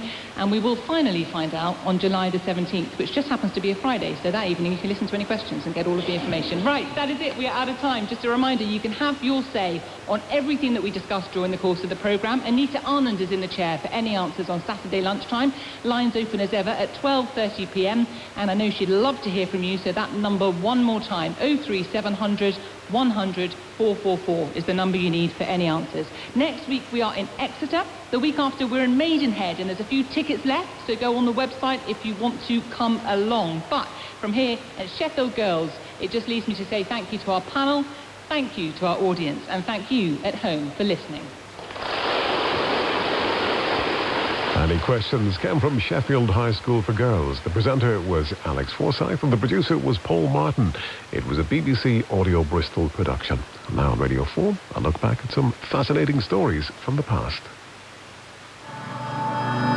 5, 4, 3, 2, 1. This week in history. I hope I will be able to confide everything to you, as I've never been able to confide in anyone. And I hope you will be a great source of comfort and support. So begins Anne Frank's diary, which was first published on the 25th of June, 1947. The Frank family were Jewish. Early in the 1930s, they fled Nazi Germany for the Netherlands, only to have their new life destroyed by Nazi occupiers several years later. For her 13th birthday in 1942, Anne was given a diary. She began writing in it straight away, addressing it as her trusted friend, Kitty. The family were forced into hiding less than a month afterwards in the secret annex of her father's business in Amsterdam. Anne continued to write about her hopes and fears while documenting her daily life and the complex relationships between the 8 people who were sharing the small space. The group was discovered just over 2 years later in 1944, and Anne was eventually sent to Bergen-Belsen concentration camp, where she died the following year. Her father, Otto, was the only member of the family to survive, and when the war ended, he decided to publish Anne's diary in her memory. In 1979, he spoke to the BBC's Blue Peter about the impact of his daughter's words. Anna wrote in one of her diaries, "I want to go on living after my death." And in a certain way, through her diary, she is living on in many hearts. Since its publication, Anne Frank's diary has been translated into dozens of languages and has sold millions of copies worldwide, a testament to courage and resilience in the darkest of times.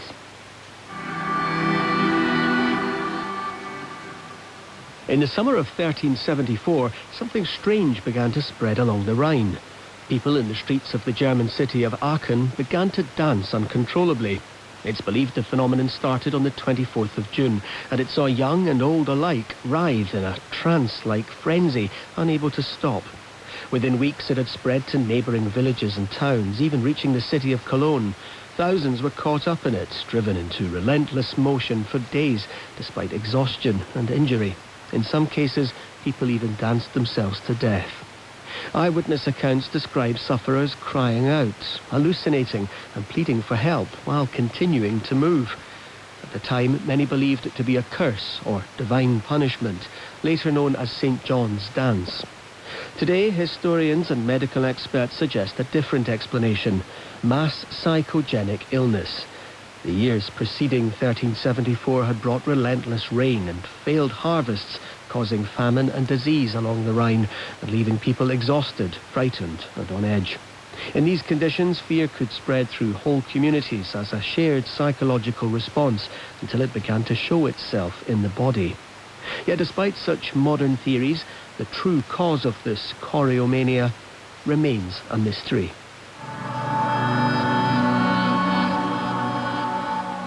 On the 26th of June, 1974, in a supermarket in Ohio, a packet of chewing gum would make history, becoming the first ever item scanned and sold using a barcode. The idea had been dreamt up years earlier by an engineer named Joe Woodland, who in 1949, after drawing lines in the sand on a beach, patented an early version of it. The idea was based on Morse code, but used lines of varying thickness instead of dots and dashes. The first prototype featured a series of concentric circles in a bullseye design, but when the concept was eventually put into practice by a team at IBM, it was simplified into a series of parallel lines which could be read by a laser scanner. While the barcode would revolutionize shopping and stock-taking, there was some initial pushback. Workers' unions worried that scanning technology would threaten jobs, while some shoppers mourned the loss of being able to find old stock on the shelves with cheaper prices stuck on them. In some evangelical Christian circles, rumours spread that the lines concealed the biblical mark of the beast, the number 666, a theory the inventors dismissed.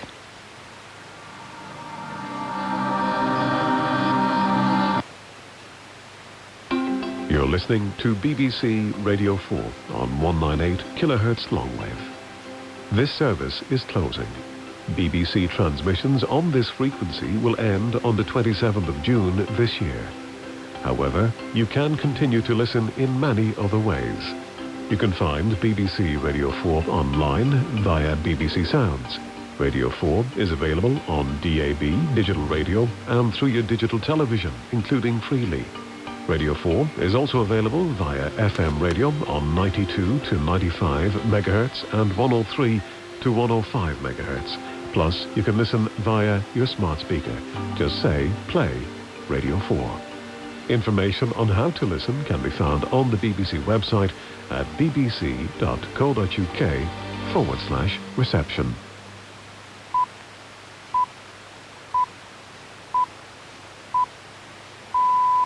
BBC News at 9 o'clock. Temperature records for June have been broken again in another day of searing hot weather across the UK and Europe. The Met Office provisionally recorded 37.3 Celsius in Stanton Downham in Suffolk. A red extreme heat warning remains in place for London and the South East. Nathan Holmes is a national officer for the GMB union, which includes ambulance staff. He says his members are suffering particularly with the extra workload. The amount of cardiac arrests have increased, and it's the normal run of the mill stuff as well, but it makes it even harder let me just paint a picture that doing CPR on a patient is the equivalent of somebody doing an exercise in the gym. Imagine doing that in a temperature of 35, 36 degrees, fully dressed, not in a gym suit. The Venezuelan authorities say more than 900 people are now known to have died following 2 huge earthquakes. More than 50,000 people remain unaccounted for, although survivors are still being pulled from the rubble. An RAF flight carrying British rescue teams and sniffer dogs has departed for Venezuela. Israeli and Lebanese negotiators have signed what the US is calling a framework agreement for a peace deal. Details have yet to be announced, but Israel's Prime Minister Benjamin Netanyahu says his troops will remain in southern Lebanon until the Iran-backed group Hezbollah is disarmed. President Trump's former National Security Advisor John Bolton has pleaded guilty to mishandling classified documents. A federal court in Maryland heard that the 77-year-old had shared sensitive information with relatives for possible use in a book. An American rapist who fled to Scotland to avoid justice has died in hospital in Utah. Nicholas Rossi was jailed for 5 years in the US after being extradited last year. He was arrested in a Glasgow hospital when staff recognised him from a wanted notice.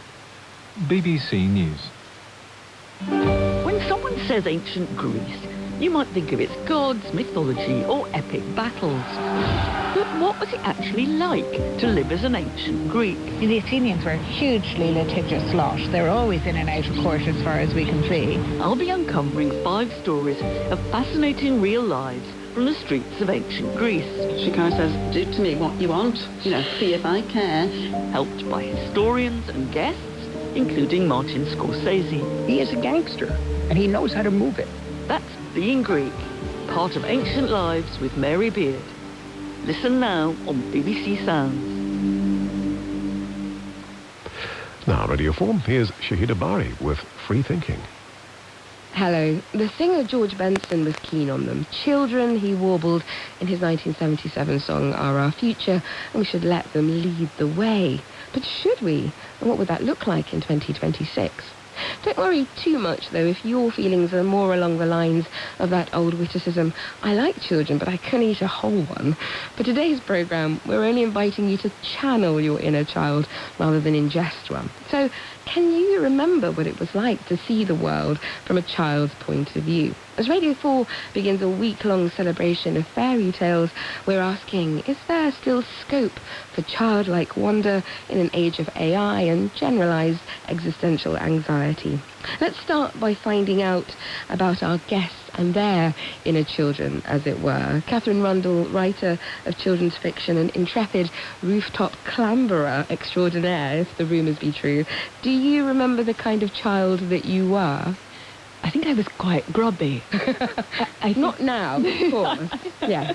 I have absolutely washed in order to come here. But I think as a kid, I loved to be outside, and I loved the idea that there were no barriers between me and the living world. And so that did mean treating clothes and shoes with a kind of proud contempt, which my parents were immensely kind about and put up with a lot of stains. Is there any photo evidence of this? Because I've encouraged all of my guests to bring evidence of this. Let's see how grubby. Maybe we can. I mean, to be honest, how grubby the picture that I could find of myself, I would say I look quite clean. Oh, adorable! The adorable fact that Josh Cohen here is cooing already. Josh Cohen, writer, psychoanalyst. Were you a good boy? I wouldn't say a good boy. A very dreamy, nay, oblivious one. Always being sanctioned to get my head out of the clouds. Later on, at 17, I went to America to work as a waiter, and I was told to get my head out of somewhere else. I have to say, what I like about my inner child is my stubborn persistence in refusing to do anything of the kind. I was always distracted, but not in a kind of attention deficit way at all. Just distracted from whatever the teacher or the person in charge would say. Is that inner child still there, lurking inside you? I think probably we might find out. Do we have photo evidence? We do.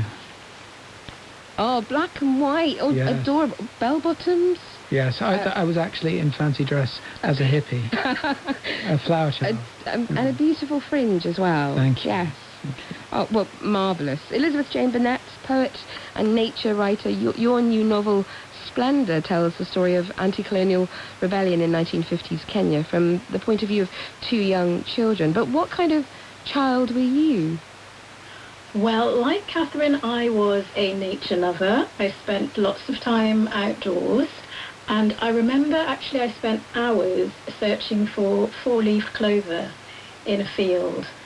Never found one, but I think I must have been quite easy to look after because you could just plonk me in a field and I would just lie there for hours looking for this clover. Oh, well, it doesn't sound like you've changed very much, certainly in terms of your love of nature. Emma Butcher from the Ruthie think tank, the Royal United Services Institute. You're a historian of children's experiences of war, and you've previously written about the Brontes as children too. Were you writerly like them as a child? I loved to read. And I think I was self-absorbed, actually, is the word that I chose, just because I was an only child, so I had to be very imaginative in my play, and I loved to play. But also, I think that I was a bit bossy. I think that I really like to write and show off what I've written and be a teacher and put all my cuddly toys out and make sure everyone sat and listened to what I had to say. Amazing. We would have been terrible rivals as children, I think, Emma. But do you have photo evidence? I brought two photos that I thought summed me up. One of me dressed as Robin Hood. Oh my goodness! And the other, we should explain to our listeners that you're hoisting a bow and arrow in the air. You've got a peaked Robin Hood hat, adorable. So, fantasy, imagination, but then also I love roast dinners, so it's me devouring a giant turkey leg, stuffing a piece of meat into your mouth. Wonderful, wonderful. The size of your head. But I'm learning so much about you. And Namisha Kurian, assistant professor at the University of Warwick, researching children and their use of AI. What about you? I was a quiet and dreamy child, I would say. My parents are both very creative and arts-loving people, so they spoiled me with books, and I was given free rein to read anything and everything in the house. It's funny, actually, because I now research children and AI at the University of Warwick, but I grew up in the 90s with absolutely no device but a notebook and a pen. I was also growing up in Mumbai, so along with all the writing and storytelling, Bollywood movies and music were a big part of my life. Oh, lovely. I love the idea that you were growing up with a notebook and a pen, and now you research children and AI. In the spirit of sharing, this is a picture of me as a child. You can see it. I was holding my gosh. Yeah. I look very much the same, I think. But I was very keen on my Fisher-Price wind-up radio, which I think is very prophetic, bearing in mind I now present radio and wind people up. But one of the reasons that I'm asking about your childhoods is that later this year we'll see the last episode of what was Michael Apted's documentary series 7 Up.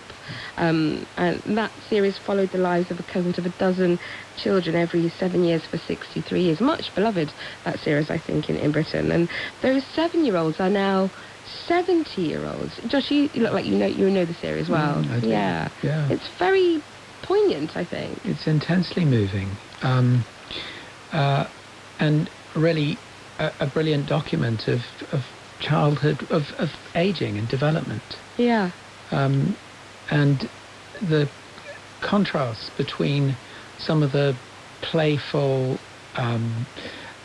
overwrought, emotionally intense young children and the adults they grow into, which are sort of too complicatedly differentiated to pin down to one. There's everything there. There's joy and pain, and you see the vulnerability of those taut little children at age 7. If you remember, the premise of this series was taken from the Jesuit motto, which is intoned at the beginning: "Give me a child until he is 7, and I will give you the man." And the poet Wordsworth has a version of it too, that the child is the father of the man. What do we make of that thesis, that the grown-ups we are already there in the children that we once were? What do you think, Catherine? I do think that it does feel like there is a rich continuum that runs through someone's imagination. And of course, there are so many shifts, compromises, transformations that will take place over a long life. But I do think that so many of your instincts are formed in childhood. So many of your sort of textured reactions to the world will take place, and so much will be baked into sort of the way you conceive of yourself in the world, that it does feel that those are some of the most urgently precious years that we need to guard with, I would argue, far greater care than we have as a culture. This is becoming a very serious conversation already. I mean, I wonder just what you think of this idea, because partly it's one of the tenets of Freud's thinking too, isn't it? It is, yeah.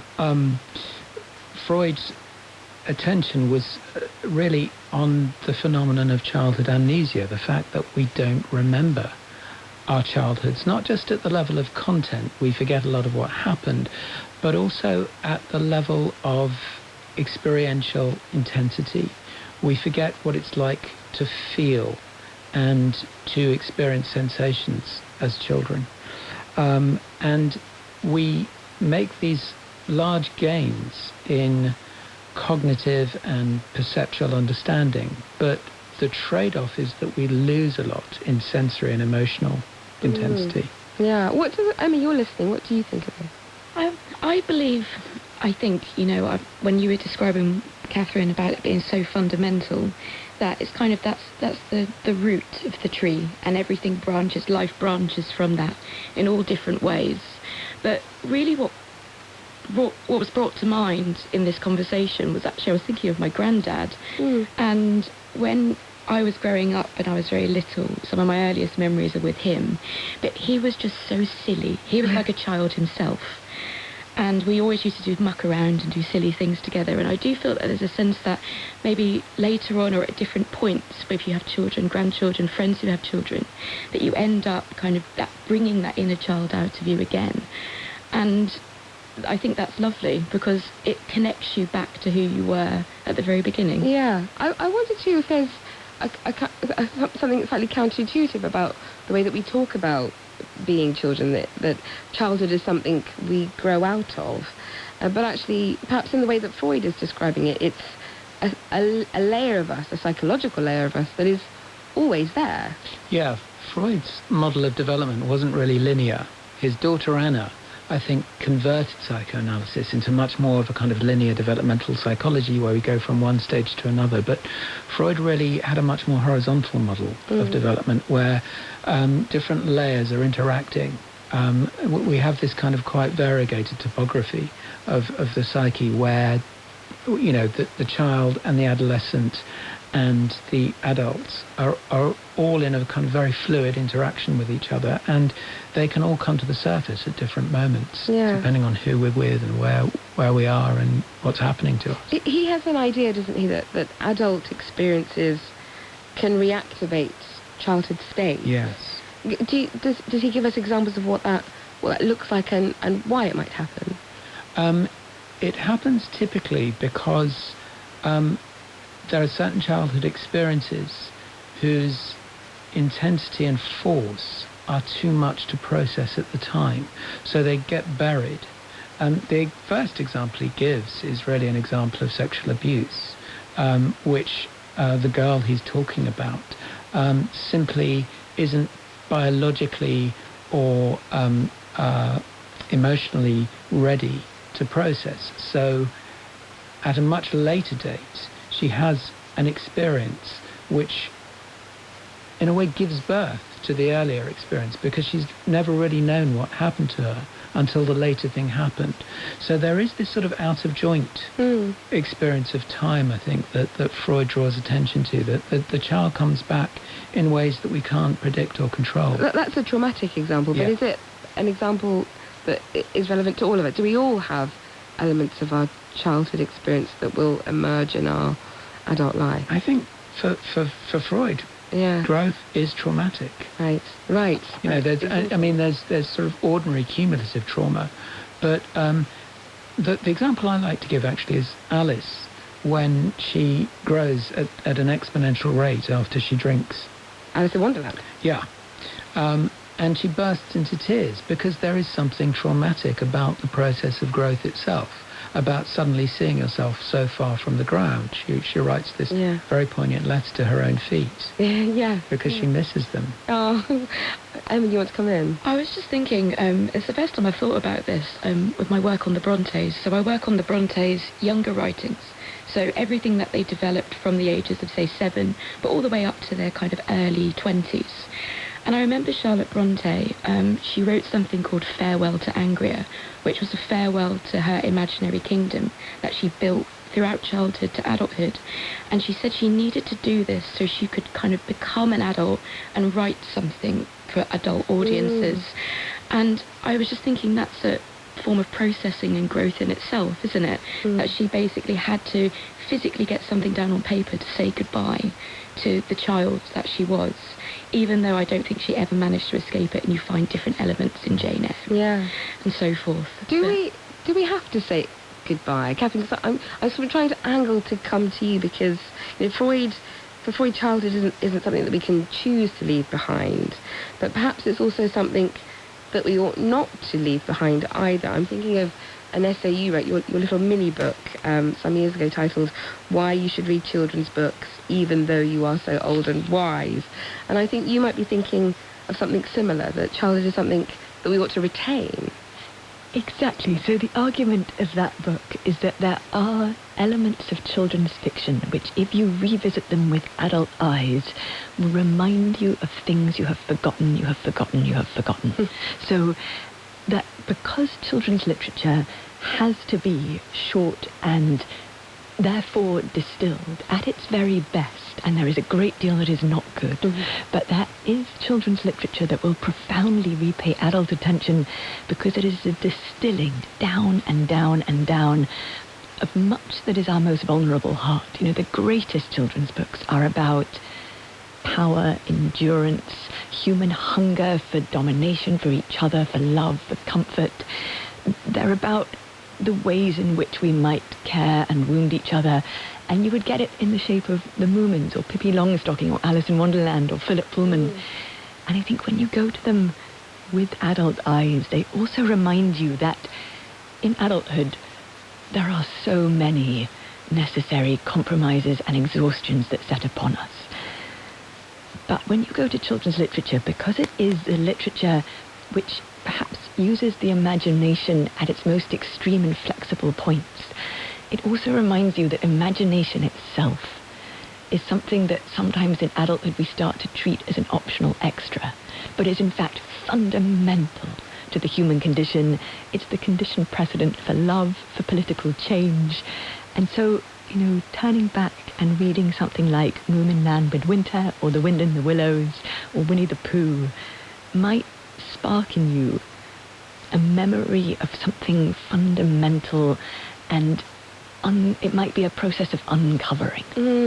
I'm remembering that the Guardian list of 100 greatest books, many people say there weren't many children's books. I nominated Anne of Green Gables myself, but I'm thinking of you, Elizabeth Jane, and your book and the children that feature in it, and the way that Catherine is describing the imagination as a kind of resource.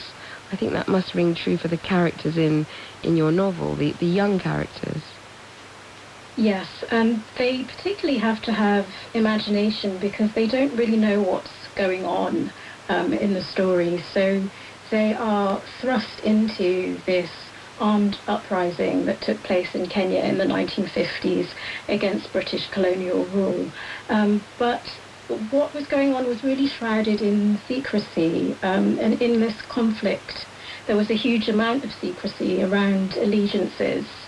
So those who were loyal to British rule, those who opposed it but who also opposed the use of violence, and those who swore secret oaths of allegiance to the Kenyan Land and Freedom Army, more commonly known as the Mau Mau.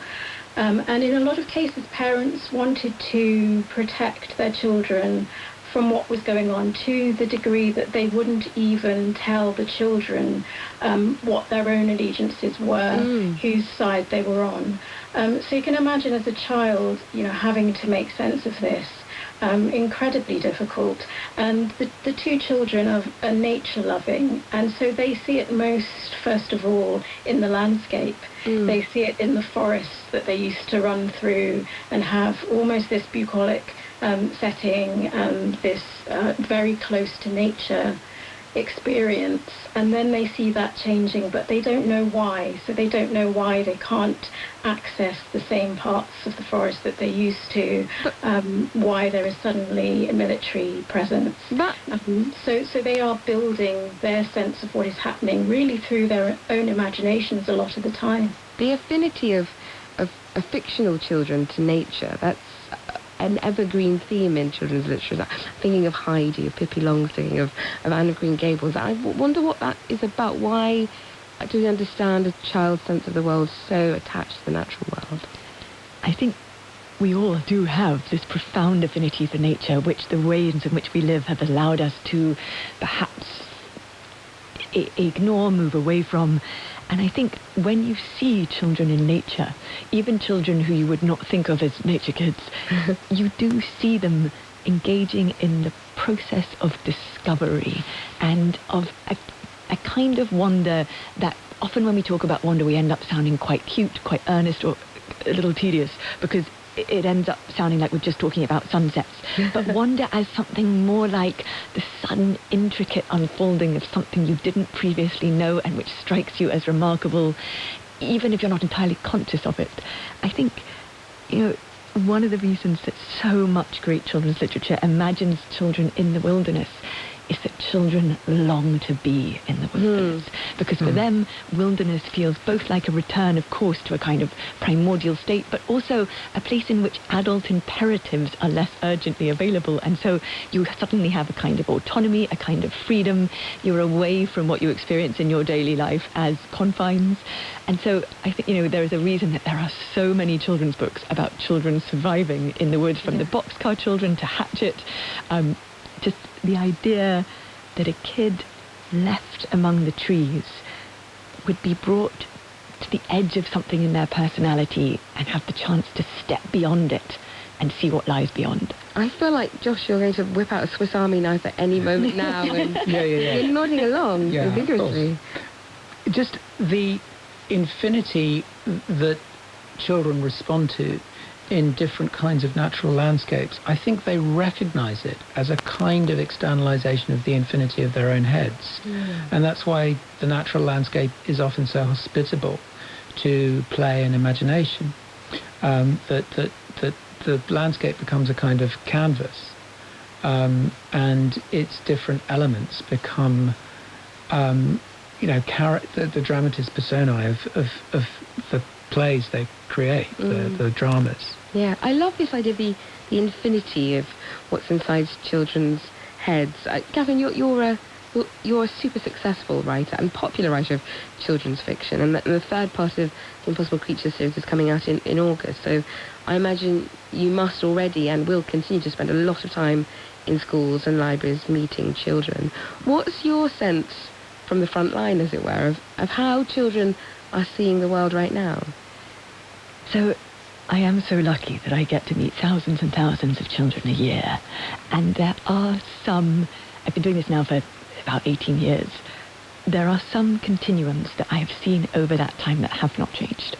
So childhood delight in story, the sense that a child has the capacity to engage imaginatively with a story in a way that is so huge and so all-encompassing, in a way that perhaps in adulthood we have to fight harder to achieve. It is also the truth that in the last decade and a half, there has been such an erosion of the ways that children have been offered spaces and freedoms. And our brilliant children's laureate, Frank Cottrell Boyce, has just published a book about this, about his journeying around the country. And the word he uses is careless.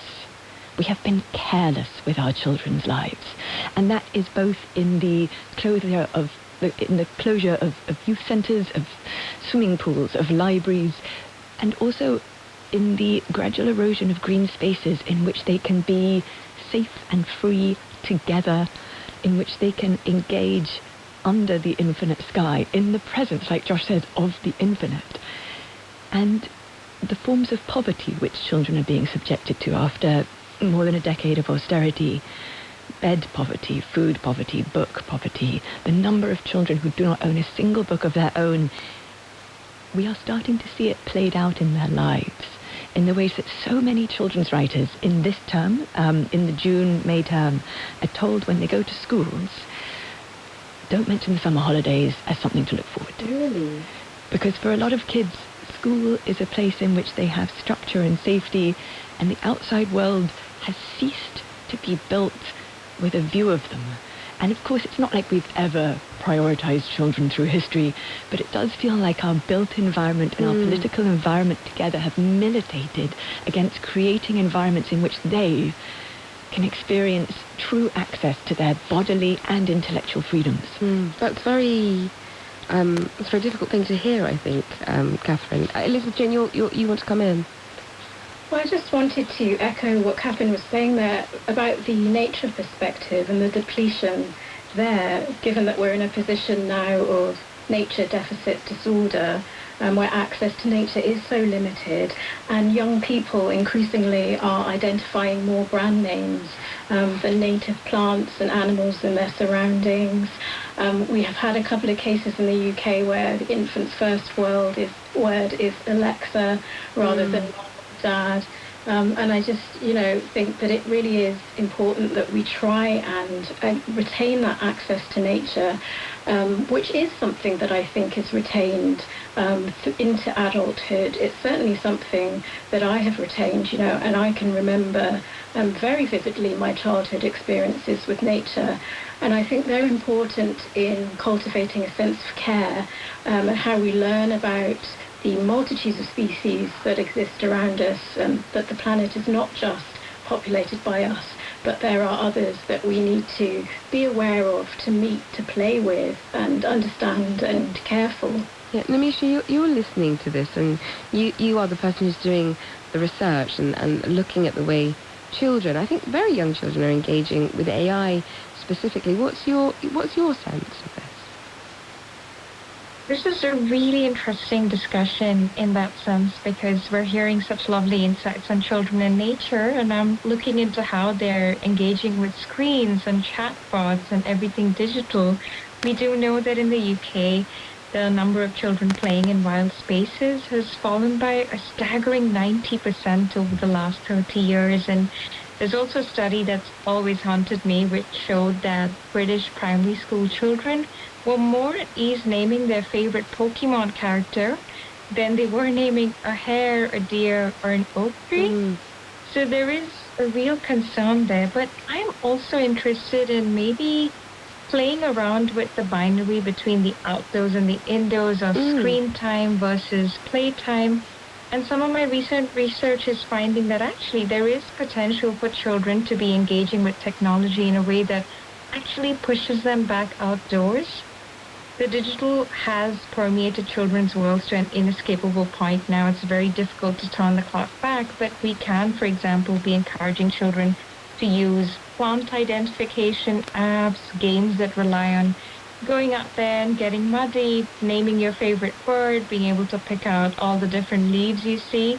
There is scope here, I think, to imagine a wilder childhood without necessarily seeking to untether children from technology. It's a difficult balance to work with, but I think there is some hope for being able to preserve both a green childhood and access to digital spaces at the same time. Yes, we started to talk about children and childhood in quite a particular way. It's not only or simply a stage of life.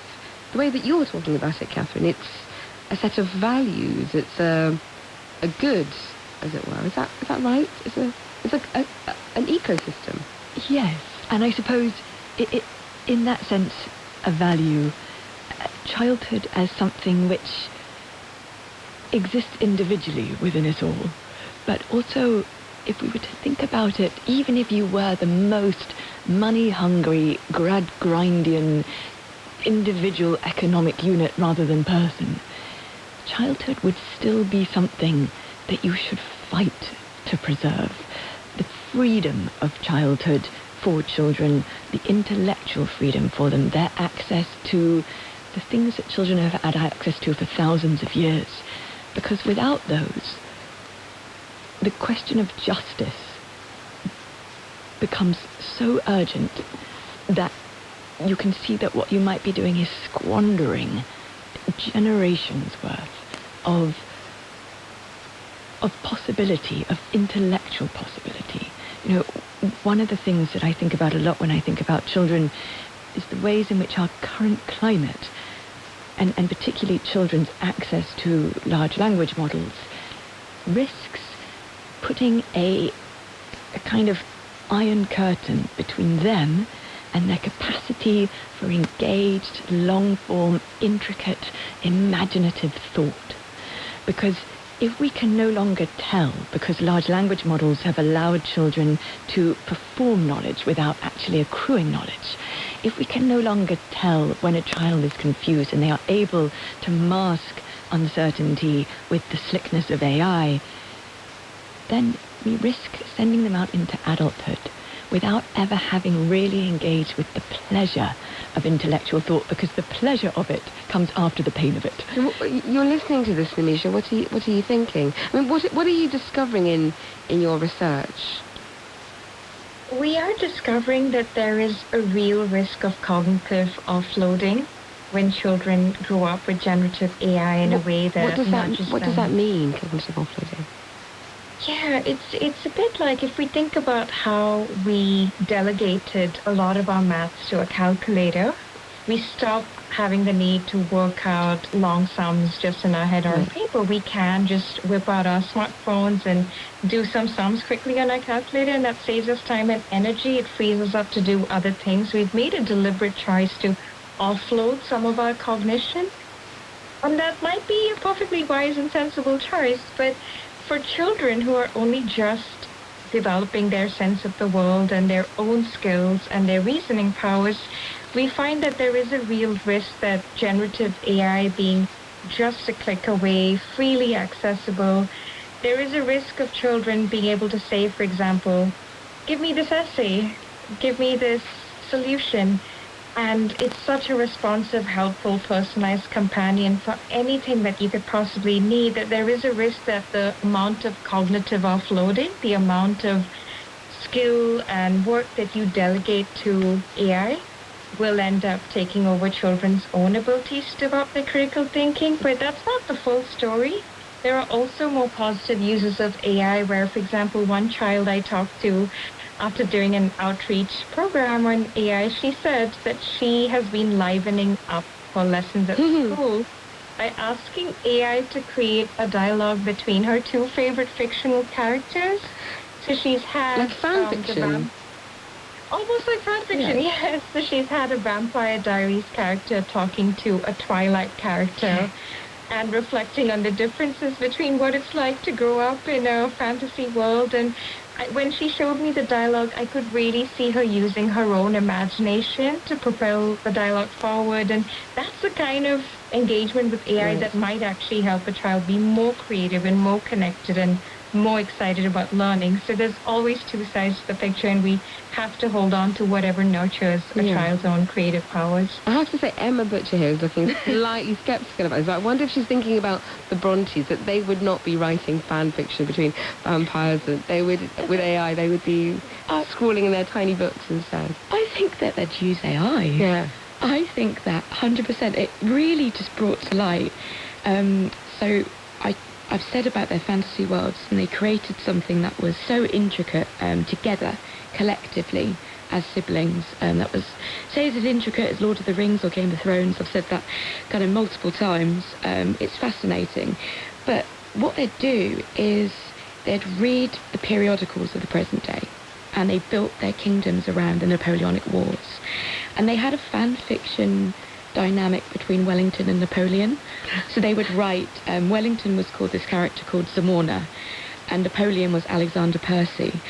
And they would write fan fiction between these kind of characters of the present day. And that sounds very similar, trying to kind of liven up, interpret what's going on in the world, sometimes very difficult situations around the world. and try and process them and recreate them. And it was a mixture of them reading material, but also going out onto the moors, which comes back to the idea of nature, and reenacting these battles on the moorlands, kind of behind their houses. So it was a mixture of kind of intense, kind of studious work, but then entangled with this idea of going out and using nature as the backdrop to really process it. Did you want to come in, Catherine? Oh, I just think that's so interesting, and a brilliant example, perhaps, though, of the ways in which these things are somewhat different still, in that in writing their intricate, I love that fan fiction. I have read it also, that the Brontes' youthful work has in it such strangeness, such leakings out of their preoccupations and their passions. Whereas I think a child engaging with a chatbot, where the two chatbots are producing those voices, is not engaging in a creative act. They are engaging in something that feels like a creative act, but is not in fact the same element, in that when you write something down, that is not just a laying out of the thing that was already in your imagination. It's not just an act of just dropping something onto paper. It is itself a creative act. It is a transformative act. You know, Ian Forster said, how do I know what I think until I see what I write? And, you know, the Brontes writing out these stories were discovering them as they go. Whereas a child engaging with a chatbot is engaging in something that has been created by a machine based on a predictive model that hasn't been vetted by any adult, and that gives me great anxiety as well, because a child becoming intimate with a chatbot does risk some of the disasters that we have witnessed in terms of children committing suicide, children being encouraged to engage in acts of violence, being pushed further towards despair. I am very anxious about AI technology that encourages young people to engage with it as if it were an ally, because we're just not very capable as people of not anthropomorphizing something. Throughout 2,000 years, 4,000 years of history, a written sentence had a person behind it. Now, for the last 10 years, it doesn't, and I don't think that our brains have evolved quickly enough not to give it a humanity that it doesn't deserve, although I absolutely see that there are other angles. Yeah, but I want to follow on that and just amplify it in a way, because I think it's also to do with the hierarchy that's set up between the child and generative AI.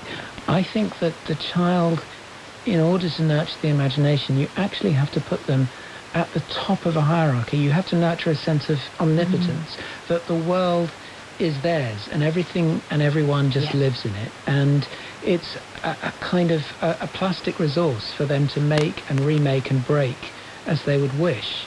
And when you actually outsource that capacity to the device that, after all, has a much vaster store of knowledge than the child, at least as the child understands knowledge, and works at infinitesimally faster speeds, I think it does something to the sense of imaginative self-worth in the child. Yeah, I want to let Nimisha come in on this, because this question of the hierarchy in this relationship between the child and the generative AI, in what you're witnessing, what you're recording, is there a sense that there is agency for the children or not? It's a really tricky and important question. I really agree with the concerns we've been hearing.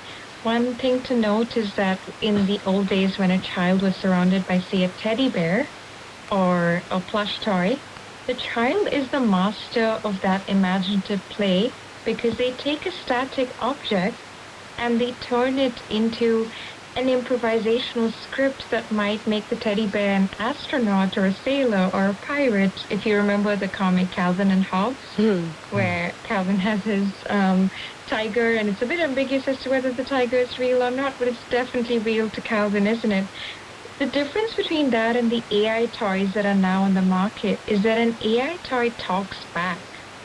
It comes with a script, it comes with a data set, it has ideas of its own, in a way, based on its training about how it should talk to a child. And so while there is the potential for maybe rich co-creation of play, the child is no longer the only being with agency in that interaction, and that is what creates more new ethical risks. It's also worth noting, I want to say something about questions and answers, because actually when we talk about AI, if I talk to engineers in my research, there is a big focus on optimizing AI to produce one single correct answer. But when we think about childhood, so much of childhood is about the process of questioning. It isn't necessarily about foreclosing the interaction towards one rigid, pre-scripted correct answer. It's actually about leaving a child free to imagine. And in education, we have an approach called sustained shared thinking, where it's really about asking a child, why did you draw that? What's going on for you? Did you put the castle here? Now, why did you do that? Or what's this princess here? What is she doing? So you use questioning as a tool. And if AI in education could ever get to that point where actually the process of questioning is much more important than the answer, I think we then might see a way to reclaim children's agency and really honor the freedom of the child to explore for themselves in that interaction. You're listening to Free Thinking on BBC Radio 4 and the Arts and Ideas podcast on BBC Sounds with me, Shahid Abari. And my guests. We're thinking about childhood ahead of next week, in which you won't need to walk into a wardrobe to discover a new world. Just turn the dial on your radio and there will be a magical array of programmes across the station on the theme of fairy tales.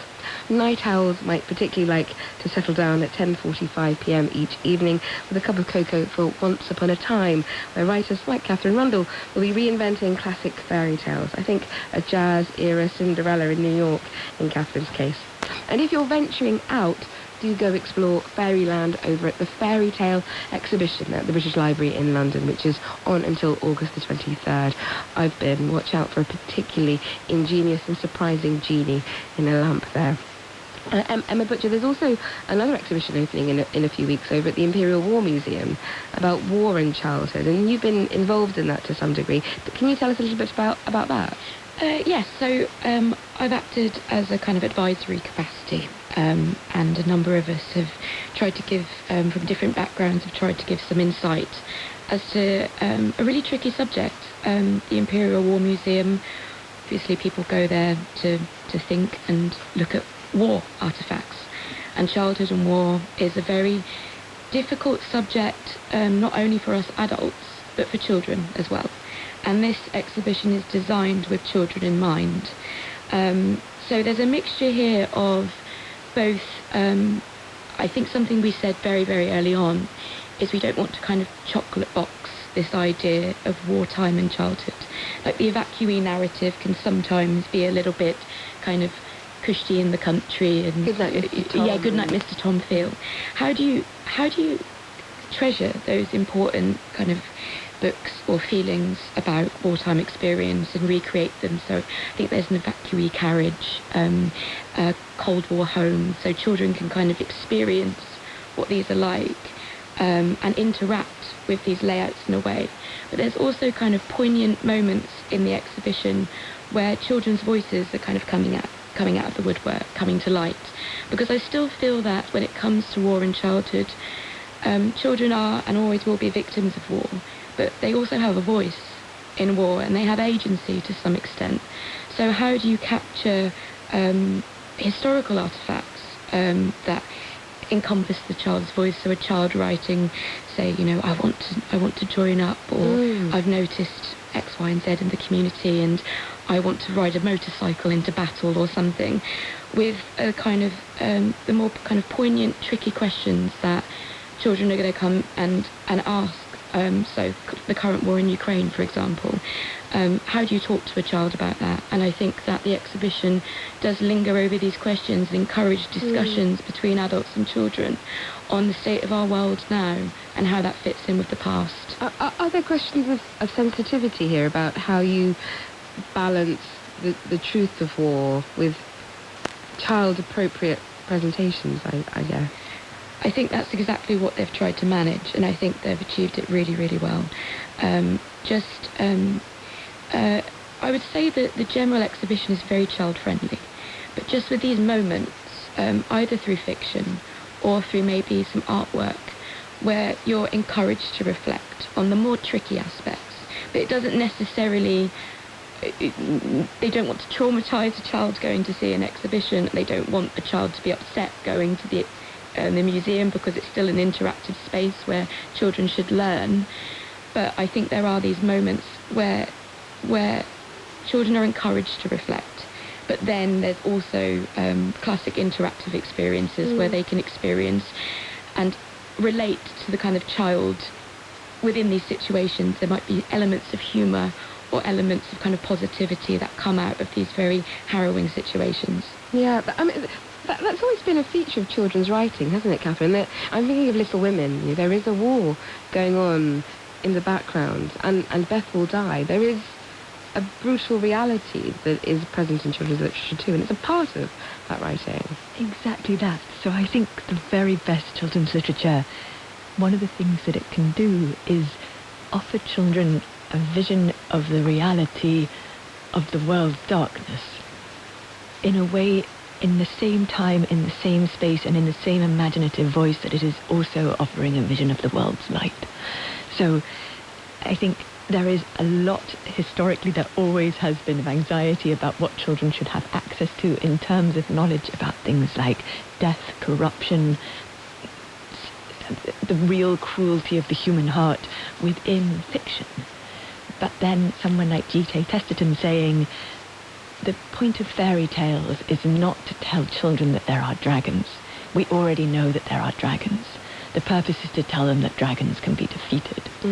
And I do think that if we want children to trust us as children's writers, one of our great jobs is to salute their intelligence, to meet them eye to eye, to absolutely promise them that you will tell them the truth, that you won't hide from them things that you do not think they are able to reach to, that you will salute their autonomy and their intelligence and their grace, and that you will also offer them enough good jokes, bold adventures, thrills, a sense of the world, creativity, talent, jokes, care, that they come away understanding that the world is huge and that standing ovations await their bravery.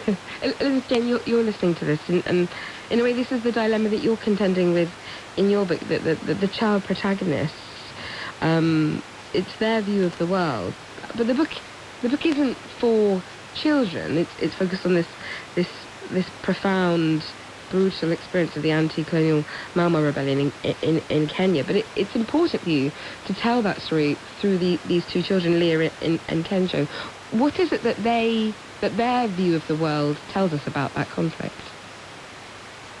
Well, as part of the research for the book, I spoke to a lot of people who had experienced the conflict firsthand, and of course, with where they are now, they would have been children as they experienced that conflict. So I was hearing a lot of childhood memories, and I wanted to do justice to those experiences, those memories in the book. So that's part of the reason that I do take these child's perspectives. And in the remembering of these childhood experiences, of course, there are misrememberings, there are fractures.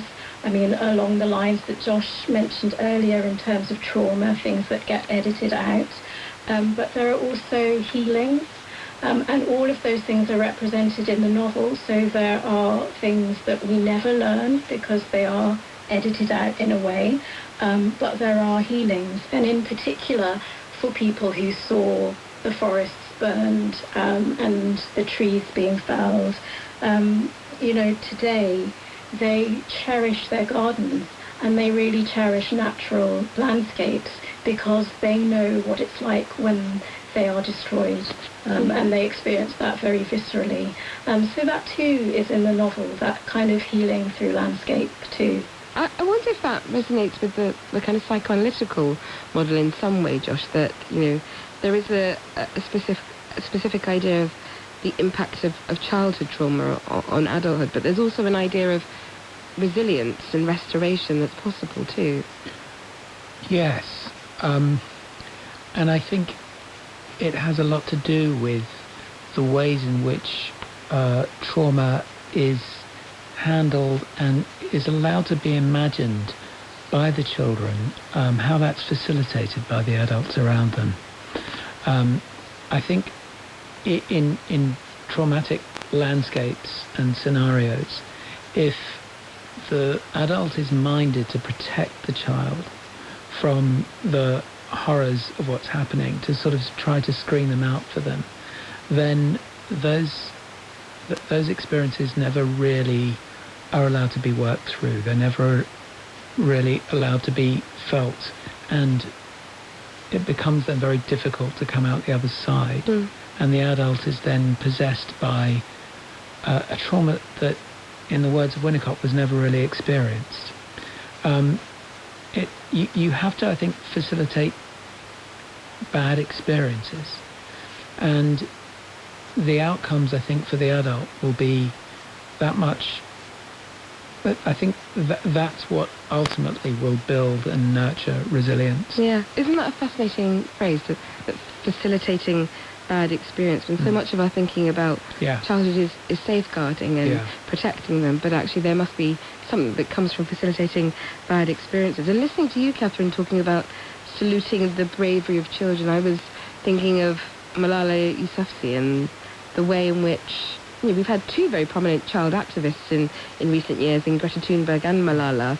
Is there something about the way that children approach politics, political questions, that adults could learn from? I think there might be, in the sense that a child's first encounter with the world's injustice will feel to them like a shock. I think if you all remember, you know, those moments we had in our childhood when you first came across concepts of starvation and genocide and war, and you encounter them with total bewilderment and horror, and then understanding of the world's ecosystems, of its past, its history, its current political, pragmatic, corrupt, occasionally visionary choices, put that in context.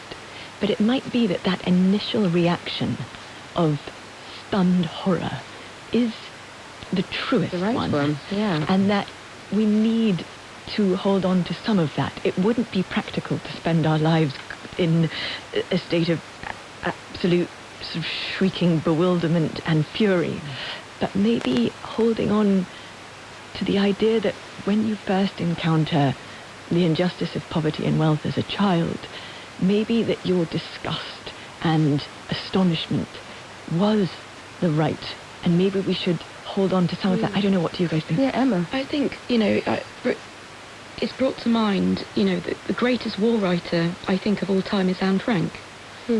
And her story is just, it's a global sensation and continues to be, because it's so, her diary is so beautifully written, but so poignant, and a story of tragedy but also of hope. And I think that symbols like Malala and Greta are symbols of hope. I mean, I saw Greta Thunberg deliver her speech at Glastonbury, and I mean, I know that Glastonbury is a very liberal event, it was a perfect audience, but it was just so moving to see a child on stage with such, deliver this speech with such eloquence but power. And I do believe that children do have agency, they do have power, and they can really affect adults, but by just the sincerity and the strength of which they can speak. Elizabeth Jane, you're nodding along to that. Yeah, I think so. You know, because their views are still being shaped, I think there's a flexibility in thought that you get in children. And, you know, so in the conflict that I write about in the book, there's this real dilemma as to whose allegiance the child is going to go along with. And I think, you know, as adults we could learn from actually taking longer perhaps to come to our conclusion as to where things like right and wrong sit, and understanding the nuance of that, particularly in conflict situations. Well, what you've been talking about sounds to me so precious, incalculably precious, this idea that a child's particular sense of the world, their sense of injustice, their sense of the infinity of the imagination in your thinking, Josh, their sense of good, their sense of nature, these are are virtuous, important things. They're social goods, in fact. They're something precious to be safeguarded and protected. So what do we do? Are there things that we could do to preserve those qualities both in our children and in ourselves? I think, Catherine, you're going to tell me to read. You think that, yes, if we had magic wands and could change one thing, I would change childhood access to books and to green spaces in which they could play. In that, I think the thing we most urgently need to give them is imaginative freedom, and those are two places in which you can locate it. Josh, what do you think? I think talk to children and be really curious about what they have to say. Don't imagine that conversation with a child is really a kind of surrogate instruction in which they learn how to educate themselves out of their childish ways. But feel and think your way into their perspectives, and have an exchange, have an equal exchange. I think that children, I think, are being prematurely schooled in abstraction, in kind of premature cognitive development, and I think that goes along as well with the increasingly early age of school starting. That model of playing till you're 7, I think it's still exactly the right one. Yeah. It leads, any study that I'm aware of, it leads to no deficit in academic capacity. Yeah. And of course it delivers all the goods that we're speaking about. Josh, can you come home and talk to my 2-year-old, particularly if she's throwing the broccoli at the wall? I'd love to. We'd like to hear what you have to say about that. Emma, what do you think? I think it's always encourage children to be curious, but also at the same time never stop being fun and silly around them, because in a difficult world silliness is key, and I think children respond to that. I know some of my fondest memories are just all the silly moments I had, so always give them that. Elizabeth Jane? So for children, I think interaction with nature is just so vital. But I think for ourselves as adults, to remember that child's perspective too, and remember what it was like to be actively world-building and flexible in our thoughts. So I think we should all return to our child's perspective as well regularly. Namisha, what about you? I believe we can think about also what children teach adults. We can safeguard them even better if we take the social goods of childhood very, very seriously in spheres of life like technology design, where actually children are often the least considered stakeholders in AI, right? You don't often put the two words together, but if we prioritize wonder and creativity and agency and care, these are all values that we associate with childhood sometimes, but actually why not permeate the way we live and make meaning and design technology as adults with these same social goods that we associate with childhood? I think that's also a way of honoring what children bring to the table as our own teachers as well. Thank you so much. Namisha Kurian, Josh Cohen, Emma Butcher, Catherine Rundle and Elizabeth Jane Burnett. Elizabeth Jane's novel Splendour is out now, while Catherine's latest Never Fear, the third instalment of her Impossible Creatures fantasy series, is out on August the 27th. The British Library's Fairy Tale exhibition is open from now until August the 23rd. And don't forget to nourish your inner child. You can tune into BBC Radio 4's Fairy Tale season. You're listening to BBC Radio 4 on 198 kHz longwave. This service is closing. BBC transmissions on this frequency will end on the 27th of June this year. However, you can continue to listen in many other ways. You can find BBC Radio 4 online via BBC Sounds. Radio 4 is available on DAB, digital radio, and through your digital television, including Freely. Radio 4 is also available via FM radio on 92 to 95 MHz and 103 to 105 MHz. Plus, you can listen via your smart speaker. Just say, play Radio 4.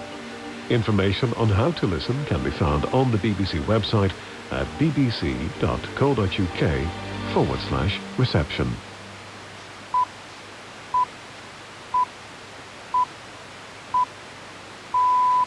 And welcome to The World Tonight. I'm Sean Lay with the headlines at 10. Celebrations in Venezuela as one woman is pulled alive from the rubble of a building which collapsed during Wednesday's double earthquake. As the death toll approaches 1,000, there are concerns about the ability of the Venezuelan government to manage. Their capacity to respond, even on basic functions like search and rescue, is already being seen as being completely chaotic and in need of some sort of outside assistance. And that outside assistance, honestly, is not all that responsive right now. Also tonight, in the scorching heat, a revolution in France as Parisians defy the authorities and swim in the city's canals. We'll speak to the British journalist who joined them. The opening of a small part of the canal was supposed to be starting on the 4th of July, and the idea that we weren't going to be allowed to swim in it before then, despite the fact it was 40 degrees, made absolutely no sense. And people just took the law into their own hands and just started jumping in. Scotland fans face an agonising weekend waiting for the results of other nations' matches to determine if they play again at this World Cup. Brian Cox, star of Succession and much else, joins us live from New York. And after 102 years, BBC Longwave waves bye-bye. And duckets at backward point, showed Bashir just in front of point there, a gully, 2 slips, short leg, a wide mid-on, a mid-off and a long leg as Archer again runs. That's all after the BBC News, read for us this evening by Chris Aldridge. More than 900 people are now known to have died following the 2 earthquakes which hit Venezuela on Wednesday. The United Nations says more than 50,000 others remain missing. The UK government has announced it's sending a 68-strong search and rescue team to the country to help relief efforts. Our correspondent Dan Johnson is on Colombia's border with Venezuela and sent this update. The increasingly desperate effort to save people from the rubble is frantic and in many places uncoordinated. There have been successes, but hopes are starting to fade now, around 48 hours on. The United Nations says 50,000 Venezuelans remain unaccounted for, so there's pressure to find people quickly. International support is arriving in force. More than 1,000 relief workers have been sent from across the world. The level of destruction to homes and tower blocks underlines the power of these earthquakes, but also the poor building standards which have resulted in so many deaths and injuries. Entire neighbourhoods have been wrecked. The UK has released £2 million in aid and is flying over a team of 68 search and rescue specialists made up of firefighters, search dogs and humanitarian workers. A new record high temperature for June has been set in the UK for the 3rd day in a row. The Met Office says a temperature of 37.3 Celsius was recorded at Santon Downham in Suffolk, topping the previous high of 36.7 Celsius in Somerset yesterday. Keith Adams reports. For the 3rd consecutive day, we have a new record temperature in the UK for June. Topping 37 Celsius, it's a whole degree hotter than the 1976 record that held for 50 years. And the UK has struggled this week. More than 500 schools fully or partially closed, hospitals declared critical incidents with cancelled operations, and London's ambulance crews answered a deluge of heat-related emergencies. The country seems to have a way to go in adapting to a new globally warmed climate. Large parts of Europe continue to swelter under similar conditions to those in the UK. Germany has recorded its highest ever temperature of 41.3 Celsius, and forecasters have warned the country could surpass 42 Celsius this weekend. Climate change is driving up temperatures around the world, but the EU's Copernicus service says Europe is heating up twice as fast as the global average. Israel and Lebanon have signed a framework agreement which has been brokered by the US after 5 rounds of negotiations in Washington. The US Secretary of State Marco Rubio said it would begin to put in place a basis for lasting peace and security. More from our global affairs correspondent Sebastian Usher. The full details of the agreement have not been announced, though there are reports that it again involves Israeli forces pulling out of some areas of southern Lebanon. Diplomatically, the fact that some kind of an agreement has been signed is a step forward, but the situation on the ground in Lebanon has shown little sign of shifting, despite several ceasefires. Both the Israeli military and Hezbollah are still carrying out attacks on each other, though with reduced intensity for now. Iran has linked the war in Lebanon to its ceasefire deal with the US, prompting President Trump to put pressure on the Israeli Prime Minister Benjamin Netanyahu to rein in the Israeli offensive. But Mr. Netanyahu has already restated his position that the IDF won't withdraw until Hezbollah disarms. The US military says it has carried out strikes against Iran in response to an attack on a commercial ship in the Strait of Hormuz yesterday. American officials said that unwanted aggression against commercial shipping by Iranian forces had clearly violated the ceasefire agreed between Washington and Tehran. President Trump's former national security advisor John Bolton has pleaded guilty to mishandling classified information in a federal court. Mr. Bolton, who's become a fierce critic of Mr. Trump, made his admission as part of a deal which could see him go to prison for up to 5 years. More from our North America editor, Sarah Smith. John Bolton amassed various amounts of national defence information in the notes he took when he was researching his 2020 memoir, The Room Where It Happened. He then used a personal email account and a messaging app to share that information with 2 members of his family who did not have security clearances. His email account was later accessed by a hacker allegedly linked to Iran. Under the plea agreement he struck, he will serve no more than 5 years in jail and will have to pay a fine of over $2 million. A former top advisor to President Trump, Mr. Bolton has become one of his most outspoken critics. When he was first charged, he sought to portray the investigation as part of President Trump's push to use the justice system to target his political enemies. Today he admitted the charges and said he was sorry for it. President Trump has threatened to impose a 100% import tariff against any country that targets US firms with a digital services tax, including the UK. The EU has vowed to respond swiftly and decisively if Mr. Trump carries out his threat. Sir Keir Starmer has declined to sack the Immigration Minister Mike Tapp, despite being asked to do so by the Home Secretary. Shabana Mahmood argues Mr. Tapp has broken collective responsibility and breached the ministerial code by writing a newspaper article without consulting her first. Our political correspondent Damien Grammaticus is following developments. Sir Keir Starmer's intervention is a sharp rebuff to his Home Secretary. Downing Street said it was not for any individual Secretary of State, but for the Prime Minister alone to decide if someone had broken the ministerial code. Mr. Tapp, the Immigration Minister working under Shabana Mahmood, had written an article about her signature policy to make many who come to the UK wait longer before they can apply for permanent residency. He said, to be fair, it should not apply retrospectively to those already here on care worker visas. He had not cleared the article with her. The spat highlights the fractured relationships in Sir Keir's government. Mr. Tapp has been a staunch defender of the Prime Minister. Miss Mahmood, who's been effectively rebuked, was one of the Cabinet Ministers who recently told Sir Keir he should step down. In cricket, on day 2 of the third and deciding test match of the series, England brought themselves back in contention against New Zealand at Trent Bridge. England took all 10 wickets for 121 runs to dismiss the tourists for a first innings total of 438. The returning captain, Ben Stokes, ended up with 4 wickets. In reply, England's opening batsman, Ben Duckett, hit an 88-ball century to leave his side 223 for 2 at the close, trailing the tourists by 215 runs with 8 wickets in hand. Thanks, Chris. You're listening to The World Tonight with Sean Lay. The death toll from Wednesday's double earthquake has risen through the day as bodies are recovered from collapsed buildings. 920 people are confirmed dead. The top aid official at the United Nations, Tom Fletcher, told the news agency AFP that those people missing number more than 50,000.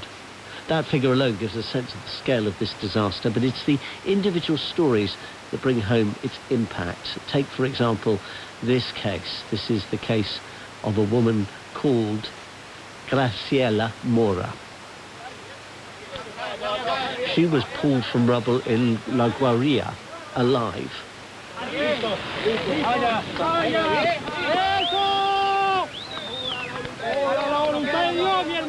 can hear the cheers as she's pulled out and placed on a stretcher. Graciela says, when the earthquake started, I clung as tightly as I could to the door frame, so tightly that I broke my finger. I held on tight until all the floors collapsed. She said she held her friend's hand while waiting to be rescued, knowing she was dying. She did not want her friend to die alone. Elsewhere in the same town, a mother of 2 missing daughters stands next to a destroyed building. Aquí era un mini centro comercial donde laboraban mis 2 hijas, 23 y 22 años. She says her daughters, aged 22 and 23, worked inside what was, until the earthquake, a small shopping centre. I just want them to be found, she says. I just want them back with me. They're all I have. Please. Eric Paul Martinez Santos was rescued, despite his rescuers having to work with inadequate equipment. I was in the building for 4 hours before I was rescued by someone. I think they were from the civil defence, but I'm not sure. They didn't have many tools. They couldn't find the chisel, the drill, the grinder, so they went at it with their nails. I also could help because they handed me a tool. I was only saved because I had a loss of furniture in my home that protected me from the wall. That's Eric Paul Martinez Santos, who has survived. Vanessa Silva works for BBC Mundo, that's the BBC's Spanish language service, and she sent us this. We are in La Guaira state, where the level of devastation has no words to explain what we have seen. In this area of this coastal town of Venezuela, the one that was hit with more force with the earthquakes that shake the country on Wednesday. You can see there's so many destruction. Wherever you see is a building collapses. This building at my back is just completely lining to one side. It's about to collapse, and there is so many places, and you can see people struggling with their own hands, trying to remove the rubble, the concrete, everything in the searching of the loved ones. But it's a lot of work that is needed. The help, the international rescue teams are arriving to Venezuela, but still it's not enough. It still is not deployed in all the places that we are seeing today. I mean, we literally see the floor open, the earth break in this area of La Guaira. Vanessa Silva from BBC Mundo. To the capital, Caracas now, and the BBC's Latin America correspondent, Will Grant.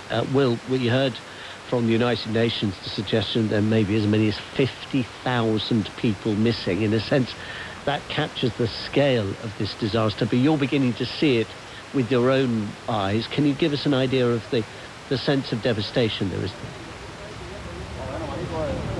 Yeah, there's, Sean, a real sense of disbelief that the numbers could be that high at this stage. I've been walking around my old neighbourhood, actually, when I was Venezuela correspondent, where a number of the downed buildings, the flattened buildings are. And it is a tragic sight, not just for somebody who used to live here, but to see the neighbours sitting out, watching as the earth-moving equipment starts moving in now. The rescue teams having to sort of step in at points where they believe they might be getting close to finding someone, and then more earth-moving goes on. So it's an extremely difficult picture. There's sort of police cordons everywhere, traffic being sent in all different directions.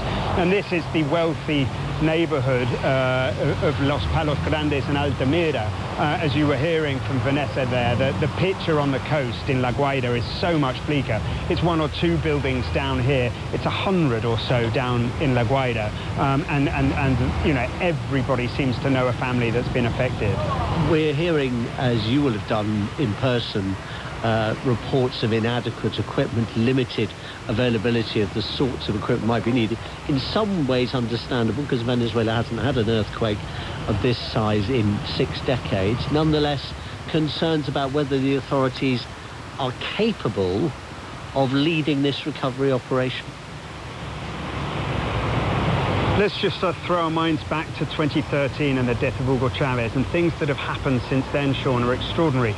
There's been the plunge of the country into deep economic crisis, hyperinflation, outward migration to the tune of 20 to 25% of the population, including so many young people, people who might have been firefighters, might have been part of rescue crews, might have been ambulance drivers and paramedics and so on. And of course the equipment. These are the things that get affected when there's simply no money, when the oil money ran out, when the mismanagement of the economy started getting out of control. And then this year alone, this city that I'm in was there were airstrikes in it by Washington. The president was removed in his pajamas by Delta Force troops from the United States. It has been such a tumultuous time, and now this natural disaster on top of it.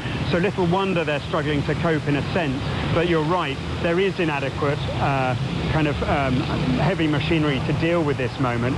But what I can say is that the people themselves all seem to be pulling in the same direction the best they can. Well, Grant, live in Caracas, Venezuela. Thanks very much.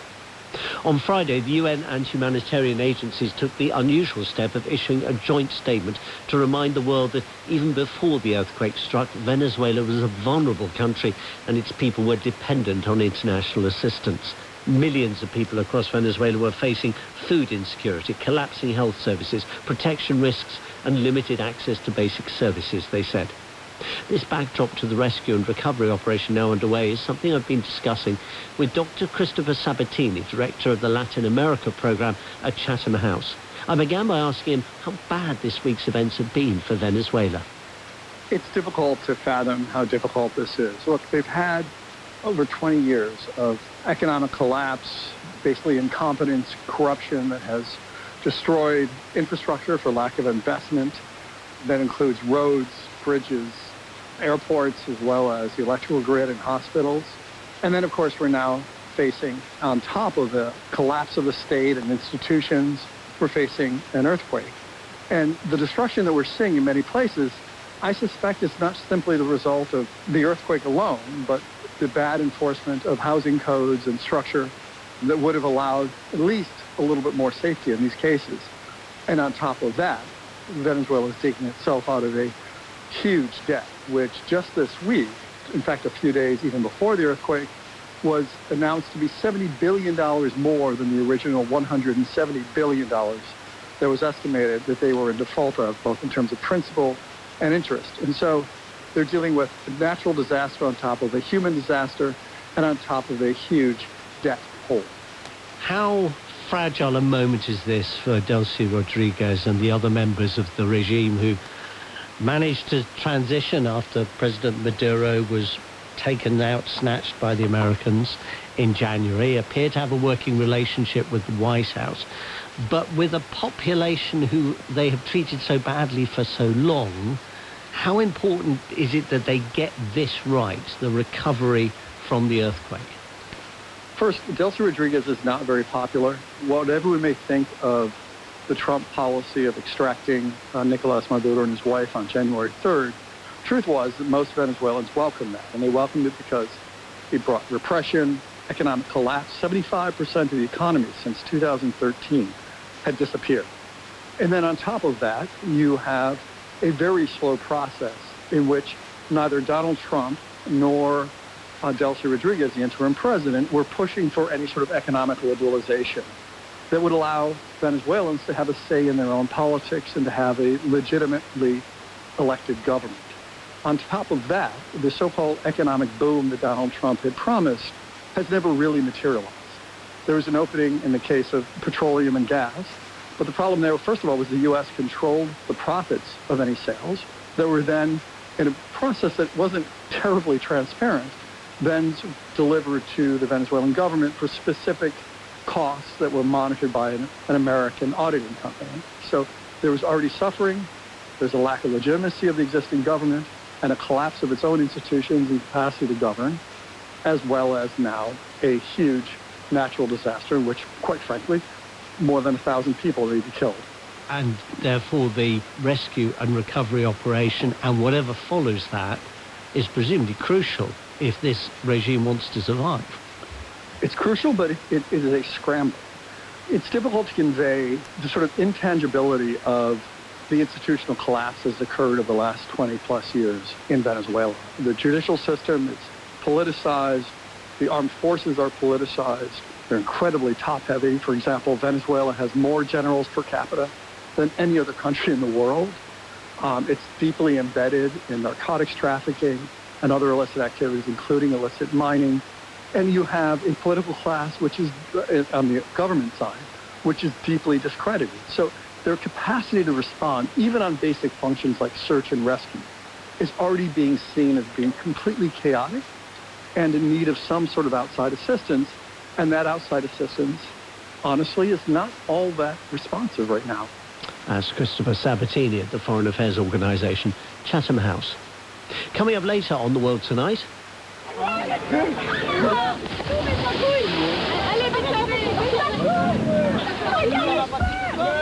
Splashing around in the canals of Paris, locals defy the city's strictures as France endures a record heat. We'll speak to an Englishman who also took a dip. But first, Greater Manchester Police have announced that 13 men are to go on trial in September, charged with serious sexual offences against the same woman, the wife of one of the men. He can't be identified in order to preserve her anonymity, but he's a man in his 60s from Stockport. The other 12 defendants have been named, along with one more who has pleaded guilty. The defendants range in age from 28 to 73 and come from as far afield as Somerset, Kent and Dundee, although most are also from the north of England. Hannah Al-Othman is North of England correspondent for The Guardian newspaper, and she's been telling me more. So we've known about this case for a while. I first started attending the hearings around September time last year, but there was a reporting restriction in place. So we knew that there were several defendants in this case, but we weren't allowed to report until today when the judge lifted those restrictions, any of their identities. The identity of the main defendant, that's not going to be revealed because the victim is his wife and she has anonymity for life as an alleged victim of sex offences. But all the other defendants who've been charged in this case were named today. So all these men are facing charges of serious sexual offences against the one woman, the wife of the principal defendant, the one who can't be named to protect her identity. Have the police given any information as to the circumstances in which this woman is alleged to have been sexually abused? So there are more than a dozen defendants in this case, and they're all charged with slightly different offences. But the principal defendant is accused of drugging and raping and sexually assaulting his wife. Some of these men are alleged to have engaged in sexual assaults and rapes of the same woman. Some are what the CPS has described as non-contact offenders, which is basically where they have conspired online in that abuse. The principal defendant has admitted 15 of the charges against him, but he has denied the majority. There are 48 charges against him in total. When will this case go to trial? The case is due to open on the 1st of September, and we're expecting it to last 3 to 4 months. That's The Guardian's North of England correspondent Hannah Al-Othman.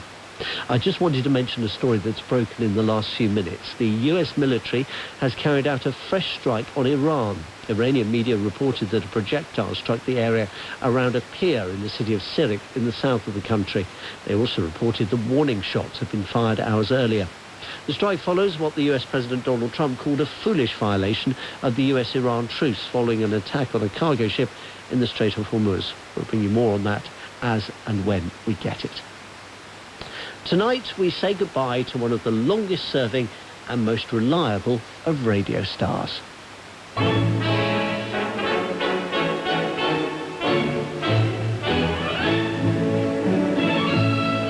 at backward point showed Bashir just in front of point there, a gully, 2 slips, short leg, a wide mid-on, a mid-off, and a long leg as Archer again runs from strip. Moderate or good, occasionally very poor. Bailey, cyclonic 3 to 5, becoming variable 2 to 4. Occasional rain, fog patches, moderates, occasionally very poor. Fairau, west or southwest. To hold on, whatever the challenges and difficulties we see in the world around us.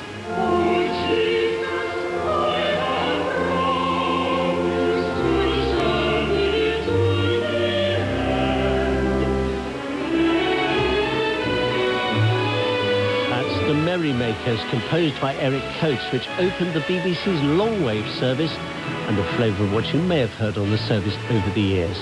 At 1 a.m. in the morning, the Droitwich transmitter in Worcestershire, which has carried programmes on longwave since 1934, will close down for the last time. Now longwave is a curio out of its time, about to be confined to history. In the darkest days of war, though, it made history and brought a little light, besides, to people in occupied Europe. Alistair Mosley is an executive member of the Bromsgrove History Society. He can see the mighty Droitwich masts through his office window, and I asked him to describe them. When the masts were built, they were the tallest structures in the UK, 700 feet. The two main towers really dominate the whole landscape, and when you're coming home very tired and you'll see the masts there with the lights on, you think, we're nearly home now. So they're a great comfort to a lot of people in this area, and they needed specialist skills to build them. And the riggers that were brought in, name we would know now as steeplejacks, and one of them had come in from Australia from having just built the Sydney Harbour Bridge. The really interesting story is apparently when they were about halfway up, the riggers decided that they weren't getting paid enough and they went on strike. And they were able to negotiate a 50% increase to the princely sum of 4 shillings, which of course these days is 20p. Yeah, I have to say worth every penny. Worth every penny, that's right. The really impressive thing is about what this transmitter allowed the BBC to do, the access it gave it to audiences around the United Kingdom, but also to audiences quite deep into Europe. How far do the signals go? They certainly go into sort of France and then out into Eastern Europe. The transmitter was the most powerful of its type in the UK, so it's no wonder that the Ministry of Defence and the government saw it as a very strategic location. And in terms of transmissions, it was used in several ways. It was used for these covert signals to the French resistance, to broadcast intelligence to them to help them get ahead of the game. The other interesting one, it was used to help to block radar signals from the bombers coming in from Germany by the Luftwaffe, and almost blinding them so they couldn't see where they were going. It also had a role to play in the D-Day landings as well as a broadcaster of strategic signals to the operations teams who were overseeing the D-Day landings. Yeah, and anybody who had an old-style wireless set would have had Droitwich's name right up there with Luxembourg, there, Moscow and so on. That's right, little Droitwich, who would have thought it? And they were so powerful that any vertical piece of ironwork, you could actually hear the radio broadcast on your drain pipe, and they actually call it the drain pipe effect. So it's very, very common around here. Now, longwave will disappear at 1 a.m., so the early hours of Saturday morning. Are you going to be up listening to the last shipping forecast on longwave? So I don't count myself actually as a radio enthusiast. I'm a civil engineer, so I am impressed by the construction of these things. In its day, 1934, it would be as groundbreaking as the Starlink project that's going on at the moment.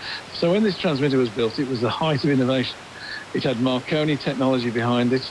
It needed a huge infrastructure. It had its own power generating station to run it because they couldn't get electricity to it.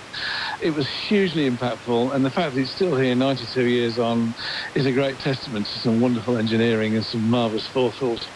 Alistair Mosley on the Droitwich transmitter. We're going to miss it. Last Friday, we were sharing in the euphoria of Lorraine Kelly as she prepared for Scotland's match against Morocco. This Friday is the start of a very long weekend for Scots fans at the World Cup as they wait and hope that they might yet see further matches for a nation that until this year's tournament hadn't qualified for the World Cup in 28 years. Scotland has never progressed beyond the group stage of the competition, and its chances of reaching the knockout stage this time are entirely in the hands, or perhaps that should be the feet, of rival teams. Let's go to New York now and the actor Brian Cox. Brian, how are you feeling this weekend?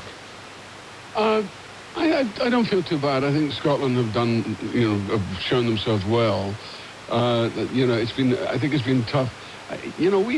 We forget that, we are a nation of 5 million, and Brazil is a nation of 250 million. So they're bound to have a bit of a kind of range of players than we have at the moment, sadly. But we have great players, I think that both, I think that the team is John McGinn, Scott McTominay, and Robertson. I think they're great players, and Kieran Tierney. I just think they're really excellent players, and I just think they need the practice. And that's one of the problems for Scotland, is they don't get enough practice. But I think that would have served them a bit more if they'd had some more games under their belt, as it were. But I think it's a thing that's not really pointed out nearly enough, that the smaller countries that have a really smaller population, it's very hard for them to compete with something like Brazil, which has got 250 million people and a lot of people to choose from, you know. And to be in the tournament again after such a long gap must in itself be a source of excitement and pleasure for a lot of Scots fans. Absolutely, and the Scots fans are... I'm so proud of our Scots fans. They've, you know, people of Boston have my son, my youngest son, is he's at university in Emerson in Boston, and he just says the effect of the Scots fans coming in has just been extraordinary. He said they've just loved the fan base that we have, you know, and they are wonderful. They're just wonderful fans. They're probably, of all the fans, they're probably the best. Certainly, no disrespect to the English, but it was a bit of a damp squib when the English fans arrived, even though the team was pretty amazing. I don't think we have quite as good props as the Scots fans, do we? You know, the pipes, kilts, and of course the traffic cones. We were hearing from Lorraine Kelly last week how they were popping up on statues all over Boston. Exactly, and much appreciated by the Bostonians, I mean, as well. Have you seen... Sorry. I think that's what's been amazing, is just the fact that, you know, we've made our presence felt actually by our fan base more than anything else, and more than our football almost. Have you seen many Scots scarves in New York over the last couple of weeks? Yeah, a few. There are a few around. You know, you can listen. There's a few of the kilts around as well. You know, so it's a great time for us. I just think it's unfortunate we don't get the practice, and I think that's what we need. We need the practice, because it's a great team. It's a wonderful team, you know. So I think, and its potential is enormous. So I'm not writing it off, even though, you know, the World Cup may be, you know, that may be a decision unfavourable to Scotland. Yeah, but I mean, the statisticians are suggesting it's down to a 5% chance of reaching the knockout stage. Yeah, exactly. I would have thought that's the case. And but I don't... I think we've acquitted ourselves incredibly well. You know, we could have probably gone a bit further, but I think we were very lucky, actually, with Haiti, for example, because I thought Haiti played really, really well, and we were lucky to get that goal. A lot of passion in their game. Yeah, and I think the Morocco game was pretty amazing as well. So I feel I'm very proud of the Scots. I just feel that they lack the practice. It's not that they can play, by God can they play, but they just need to be able to play more and more. Fingers crossed, if they do get another game, will you try to get to it? Unfortunately, my problem is I'm working. It gets in the way. I'm filming, you know, and I've been filming every day here in New York. I mean, so I've been back in New York for the last 3 weeks, and I've been filming, so it's a bit hard for me to get anywhere, you know. But you'll get in front of the telly if there is a match. Well, if I get in front of the telly and watch it, you know. But anyway, I did watch the Haiti game, you know, because that was the red start.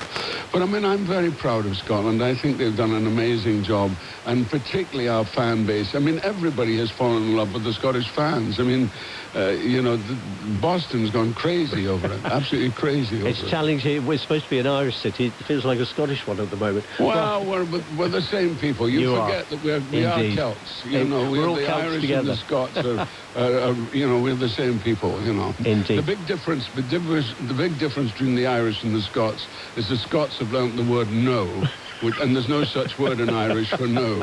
So that's one of the things. That's one, because I'm 88. It turns out I did my DNA recently. I'm 88% Irish and 12% Scottish. Well, I'm glad we've had the 12% tonight. Brian Cox in New York, thanks very much for talking to us on The World Tonight.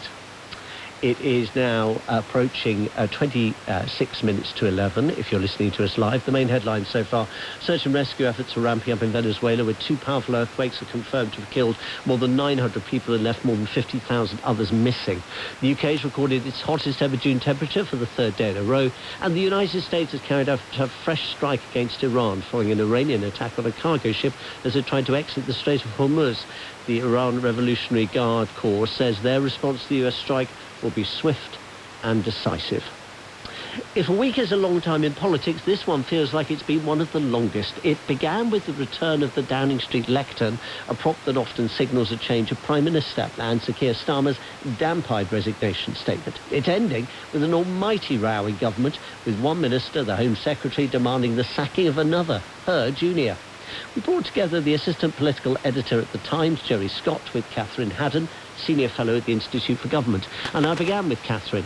He may be just a couple of weeks away from becoming Prime Minister, so why haven't we heard more from Andy Burnham this week? It's important to understand that there's sort of exact reasons why Keir Starmer's premiership got into so much trouble, because those are the things that the next Prime Minister, assuming it's Andy Burnham, has to fix. But in terms of Burnham, I mean, this will have been a massive whirlwind for him. Under a month is not enough time to do the sort of prep for government that opposition spend years doing. So there's probably a lot going on behind the scenes. It is a problem if there's then a bit of a vacuum, people wondering what he's going to do. We hear there will be speeches to come. But there's a lot he needs to be doing to think about the top job.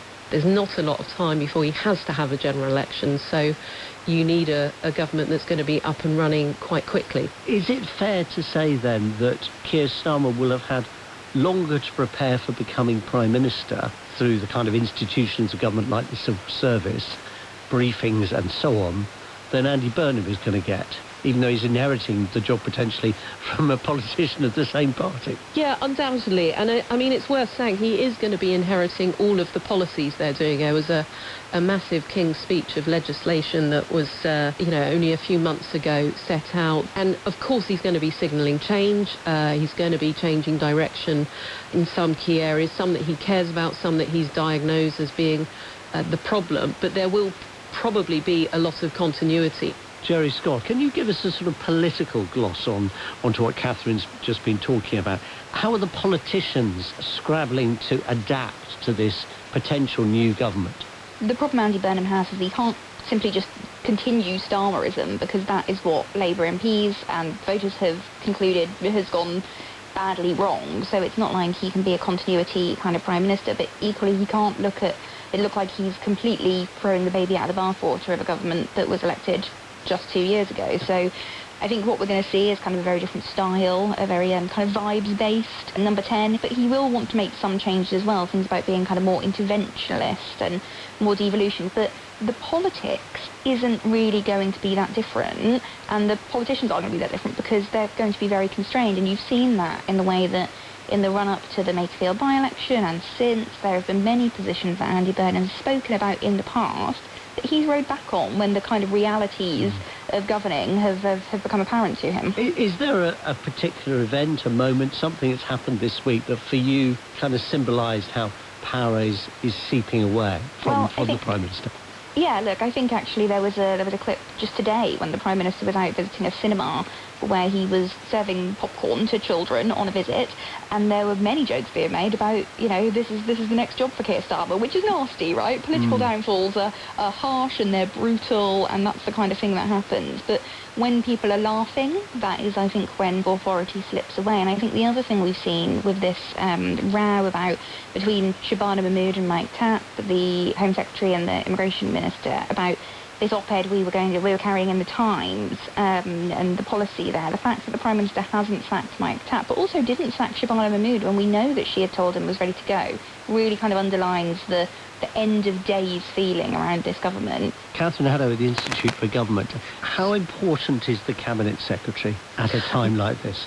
Incredibly important. I mean, not only for making sure that the rest of Whitehall is continuing to deliver on government, is continuing to serve ministers, and is doing it in the right way, being careful about some of these rows that seem to be cropping to the surface, but also starting to face the Burnham camp. Access talks have been granted, might already have started, and there's a very limited time as well for them and for the civil service to do any kind of preparations. Jerry, are you detecting any concern privately among Labour politicians about the potential risks of a coronation? Yes, and I think that there are definitely those who would like to see a contest, but the reality of the situation is it's very, very unlikely to happen.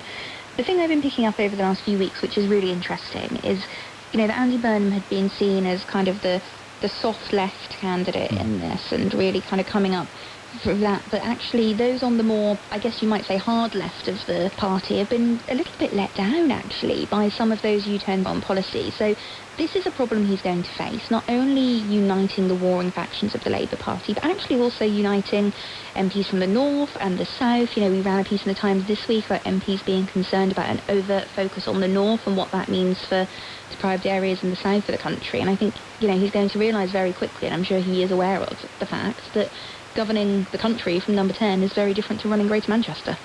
Jerry Scott, Assistant Political Editor at The Times, and you also heard Catherine Haddon, Senior Fellow at the Institute for Government. In Paris, revolutions used to be fought on the barricades.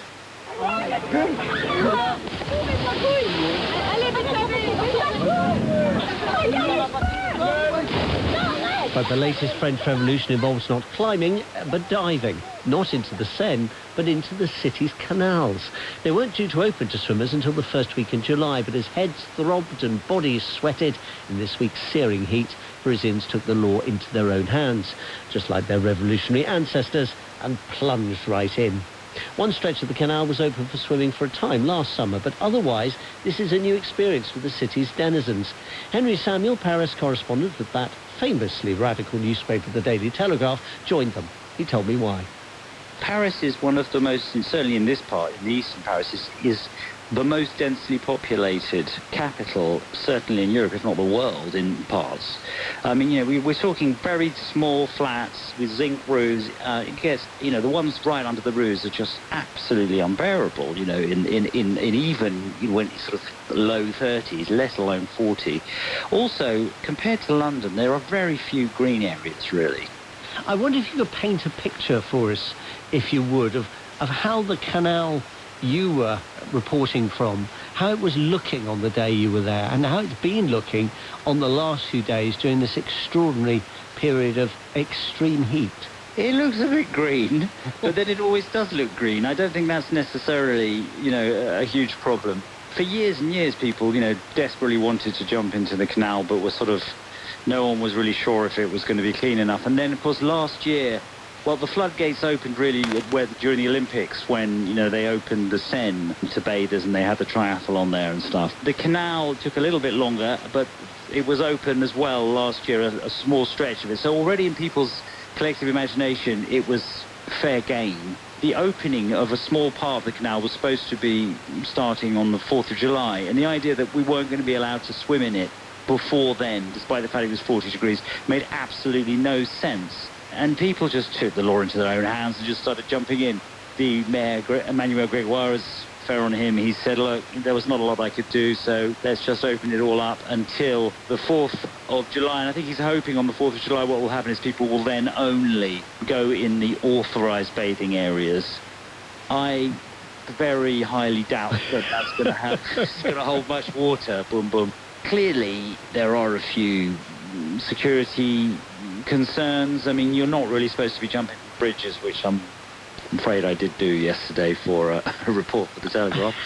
And not just jumped, I'm told. Silly, really. My wife told me not to do it, but, you know, there were a bunch of teenagers, peer pressure. I did a sort of backflip, which is my party piece, and thank goodness it came off. But I'd obviously checked that there was enough depth. And there were lots of other people doing it too, so, you know, the whole thing was fine.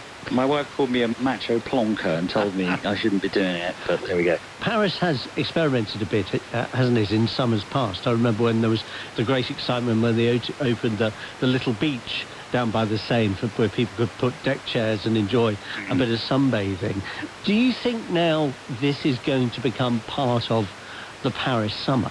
Oh, absolutely. I mean, this is a complete and utter, you know, sea change. And as I say, it started with the Olympics last year. They pumped €1 billion into cleaning up the Seine, and now you can swim in the Seine. The difference is in the Seine, the areas are quite small. There's a current, and you have to wear a sort of buoy type thing around your waist. Whereas here in the canal, it's a 100-metre stretch. You don't have to wear anything at all. You just jump in. So it's actually, personally, I think it's better. And it's in a rather trendy, nice part of the 10th arrondissement. The Daily Telegraph's Henry Samuel on keeping cool in Paris. Just time before we go for a reminder of our main headline on the world tonight. The Venezuelan authorities say that more than 900 people are now known to have died in the two major earthquakes which struck the country in quick succession on Wednesday evening. There are fears the number of dead could rise substantially. The United Nations chief aid official, says around 50,000 people are missing. Here the government says it's dispatched an RAF aircraft carrying British search and rescue teams and will provide £2 million of emergency humanitarian funding. I'm Sean Lay. That's the world tonight. Good night, and I hope you have a cooler one. Studio direction was by Mark Pickett. The editor was Matthew Symington. In a moment here on BBC Radio 4, we conclude Maggie O'Farrell's new spellbinding story of an Irish family in the 1860s.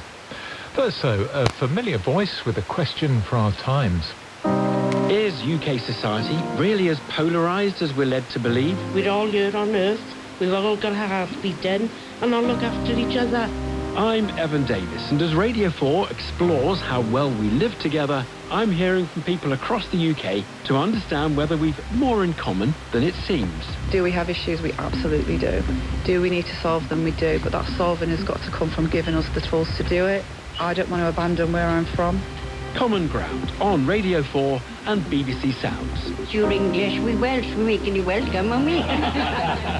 Starts on Monday morning at 9.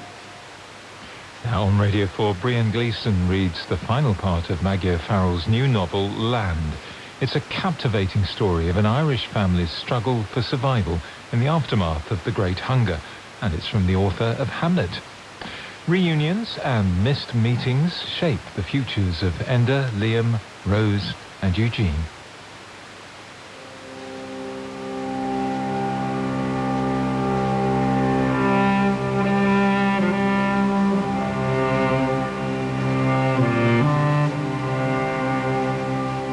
Enda has taken to her bed. She will not move, she will not speak a word. On the fourth day, or perhaps the fifth, she hears a knocking at the front door, followed by the low rumble of conversation. Then a pounding on the back door, and someone unmistakably calls her name. Enda! Enda! The pounding comes again. Enda, open the door! Enda stands unsteadily. She tiptoes across the kitchen flags, her bare soles cold against the stone. Enda pulls back the bolt. There on the back step is a thin and shabby apparition with bare legs under a faded skirt, a heavy shawl folded across the chest. This person stands in the doorway, a bundle on its back, a length of twine clutched in one hand, at the end of which is a dog. Bran, her mind tells her incredulously. The same starburst of white on the chest, the exact grey pelt. Then she sees that it can't be. This animal is too young, too lithe. When the shawled person with the dog says her name, Enda thinks she must be going soft in the head. Rose? Rose, she whispers, because her voice is still gone, stolen away by the word wife said in the offices of the timber company. Is that you? Rose, because it does indeed seem to be her, is saying, you jade, you turncoat, you left me, how could you do that? Enda crosses the ground between them in two strides, saying, I'm sorry. I'm so sorry. What dog is this? She asks. Where's Eugene? And her sister shakes her head back and forth, tears slipping down her cheeks. Dead. Drowned. Off the side of the ship coming over. I couldn't save him. Enda, swaying, puts a hand to her mouth. She tells her sister over and over that she is so sorry. She should never have left. It was a terrible mistake. She has regretted it ever since. Enda holds out her arms to Rose. Suddenly, she is sure that she can tackle whatever is ahead of her, because Rose is here, and she won't be alone ever again. The dog looks from one to the other, its eyes anxious and alert, waiting to see what will happen.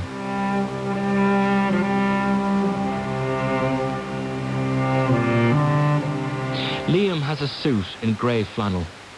He has a tie pin and a watch, a handkerchief folded in his breast pocket. He is contemplating the purchase of a straw boater with a green and white grosgrain band. He writes a letter to the peninsula. Dear Enda, Rose and Eugene. He tells them he has left the priesthood. He tells them he has missed them.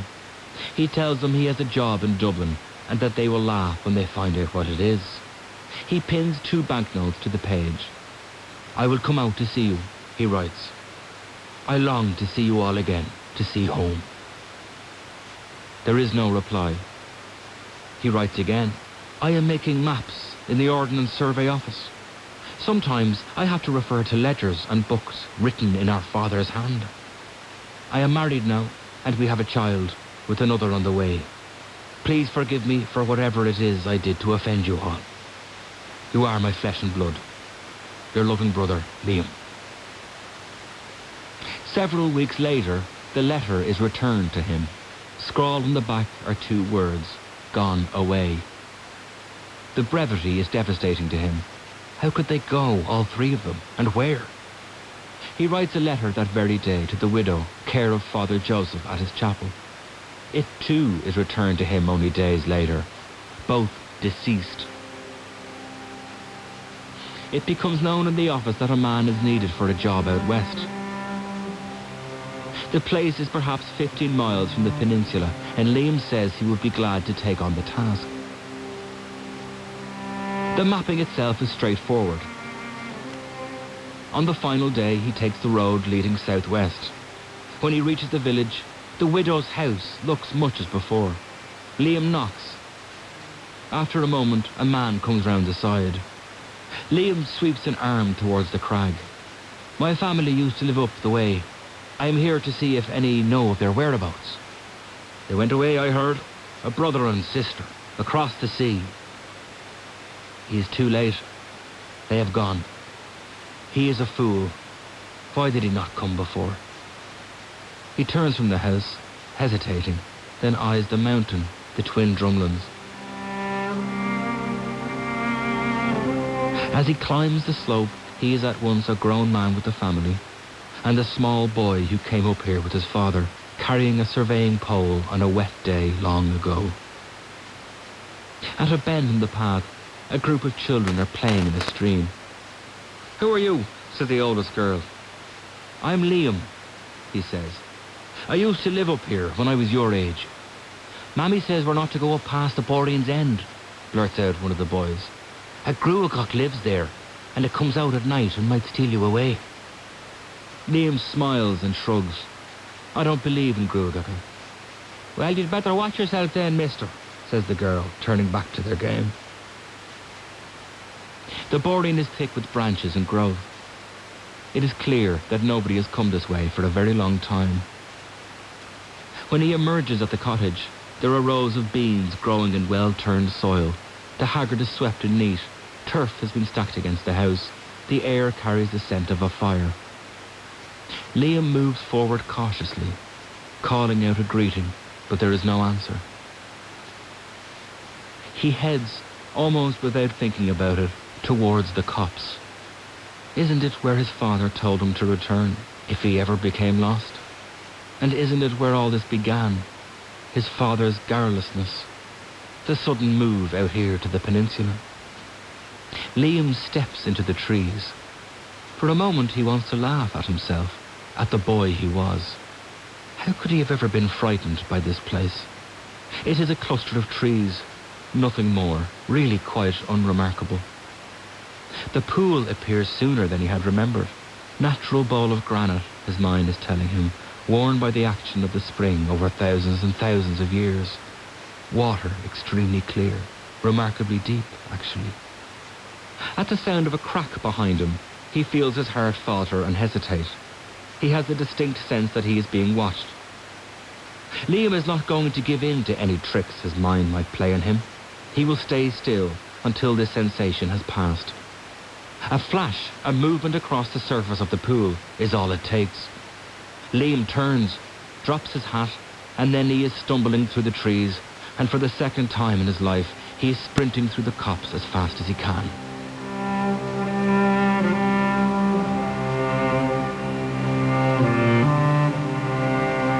After a long interval, a shape moves through the trees. It bends to pick up the hat, which it examines for a moment, before reaching to hang it off the outstretched limb of a tree. Eugene has no idea that the man he had been watching from his perch in the canopy of an oak tree was in fact his brother. To him, Liam is a lanky boy who wished to train for the priesthood. That years have passed, and that Liam might have grown up and now look different does not occur to him. Eugene doesn't think about the past. He lives much as his ancient forebears did, on the land, feeling one season blur into the next. If asked, he wouldn't be able to say how long it is he has been here alone, how many years ago it was that he plunged into the sea, off the side of the ship. In the early days, he cried a great deal. He leaped from the boat without forethought. He knew to kick his legs, to sweep his arms, keeping his eyes on the shoreline in front of him. When he came out of the sea, he was cold to his bones. After a while, sore and bleeding, he pulled himself upright, shook the water from his ears and hair, and made himself put one foot in front of the other. He slept under trees, in the shelter of walls, in the ruins of abandoned cottages. If his feet sprouted blisters, he lined his boots with moss. If he was hungry, he searched for bilberries and cracked open mussel shells. When he finally reached the peninsula, he kept to the higher ground, so that he descended towards the cottage from the mountain. He lifted the latch, stepped inside, sat down at the table. If the people below knew he was back, living in the old cottage, nothing was said. They left meal cakes, a round of goat's cheese, a pair of stockings when it got cold. He took only what he needed, and always left something in return. A pair of breeches might vanish from a drying line, but the next day their owner would find a pail of cockles left at their door, gathered at dawn's low tide. A hammer was taken from a house on the other side of the estate, and in its place was a door knocker carved from birch. He stands now at the edge of the pool, and he does something he's never done before. He dips his hand and brings the water to his mouth. And then a fish stirs the depths, and Eugene watches without surprise the flick-flack of its tail. "Give me the ring," it says. Its voice to Eugene is thrilling. He tugs on the ring, drops it into the water. It flickers and spirals down, and then it is gone. Eugene watches the fish circle the pool, swimming lower and lower until it too disappears. As he raises himself, he catches from the corner of his eye the outline of a person. It is not anyone he recognizes or has seen before, and as it turns out, Eugene never sees him again. The man is large, his outline tall and broad, and he appears to leap or coalesce from the water itself, bounding on strong, muscular legs.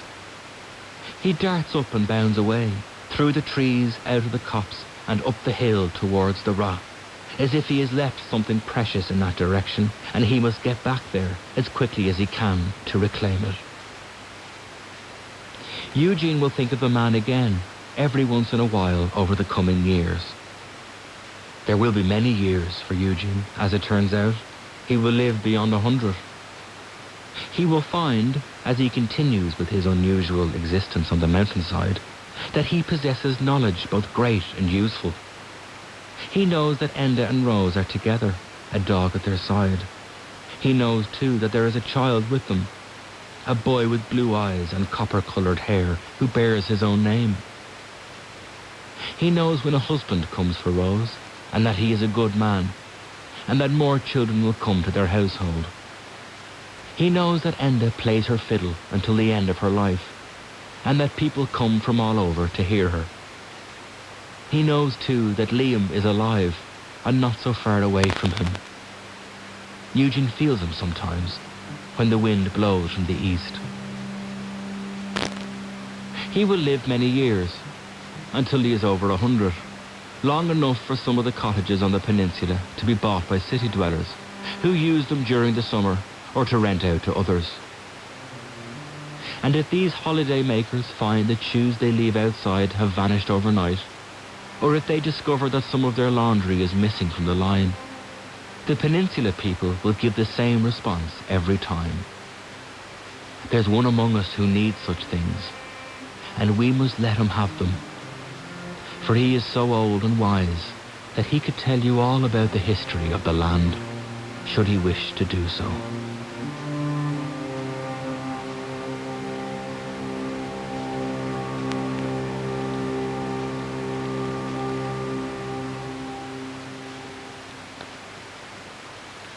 Brian Gleeson was reading the final part of Maggie O'Farrell's new novel, Land. The producer was Mary Ward-Lowry. On Monday evening, we begin a new book as David Armand reimagines The Little Mermaid in a magical, evocative story set on Holy Island in Northumberland. After the news in a moment, can the Democrats change the story of US politics by getting more people to like them?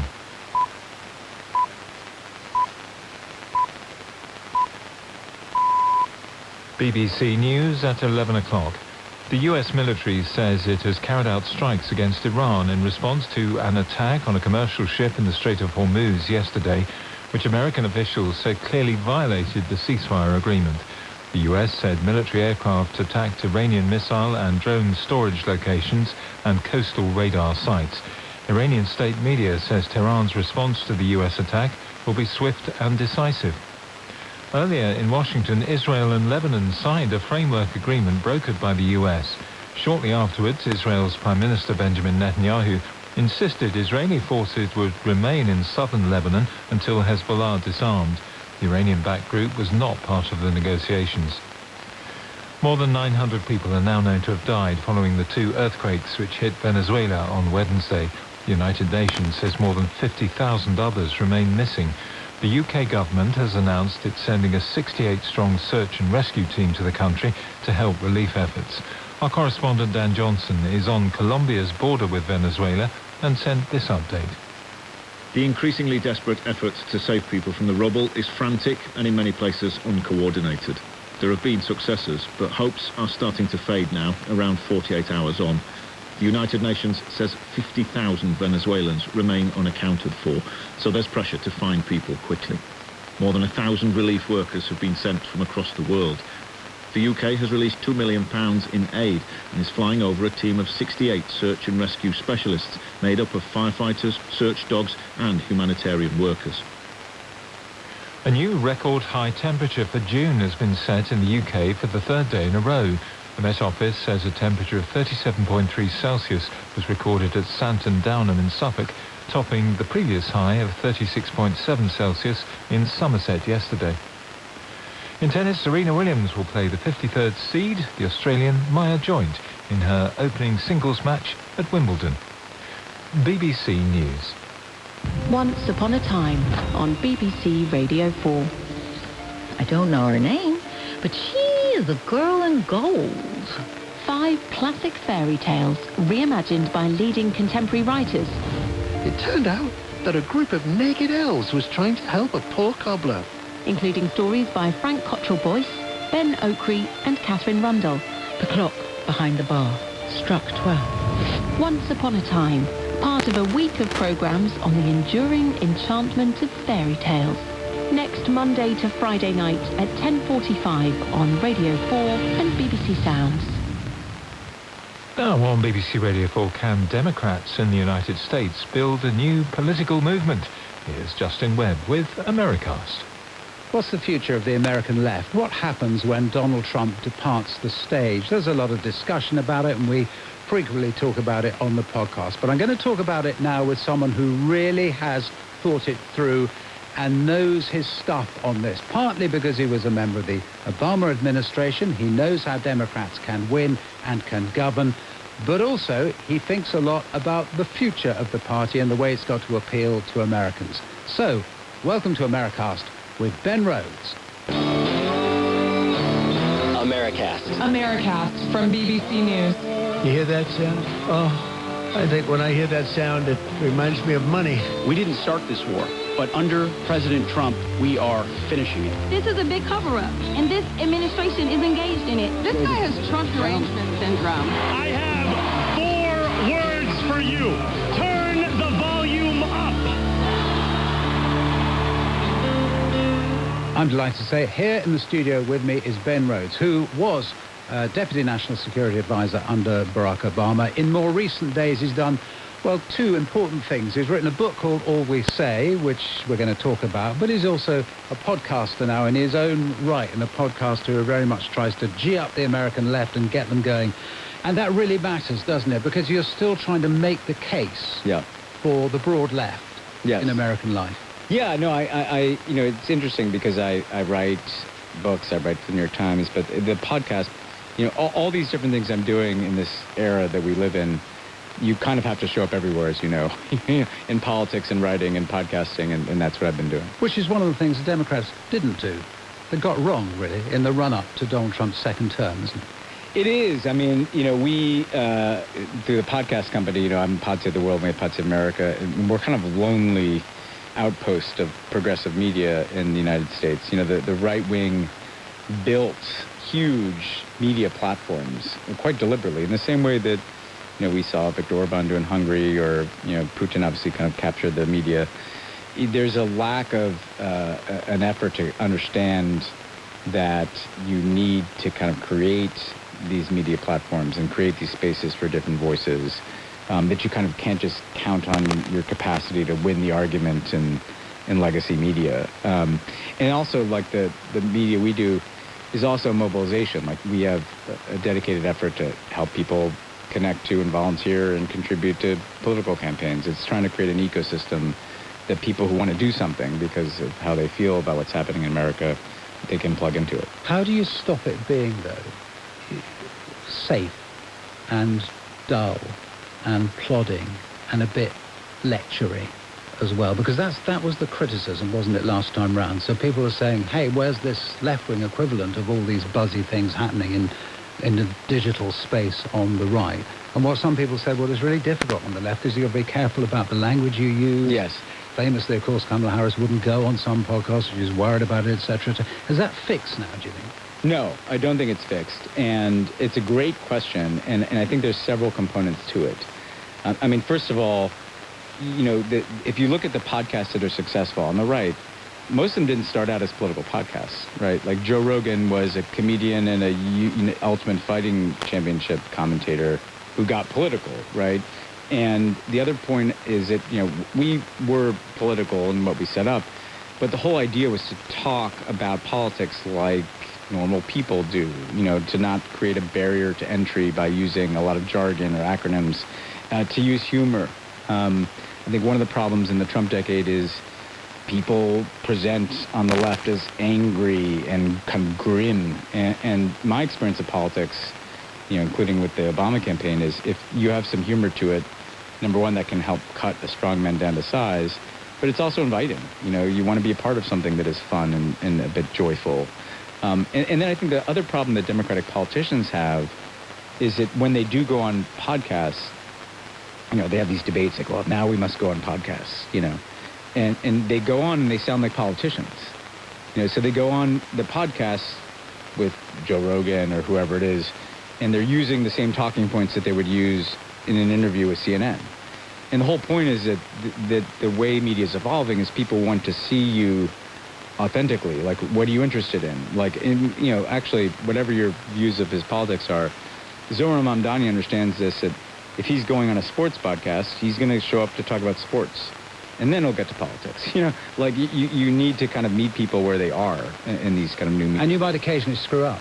Again, you saw that with Mamdani, which is didn't fine. you? Before he was elected mayor of New York, he went on a podcast. I can't remember the exact circumstances, but I remember people saying, oh, he shouldn't have gone on there because he said something. I think it was possibly about Israel. He's gone too far. He said this, he said that.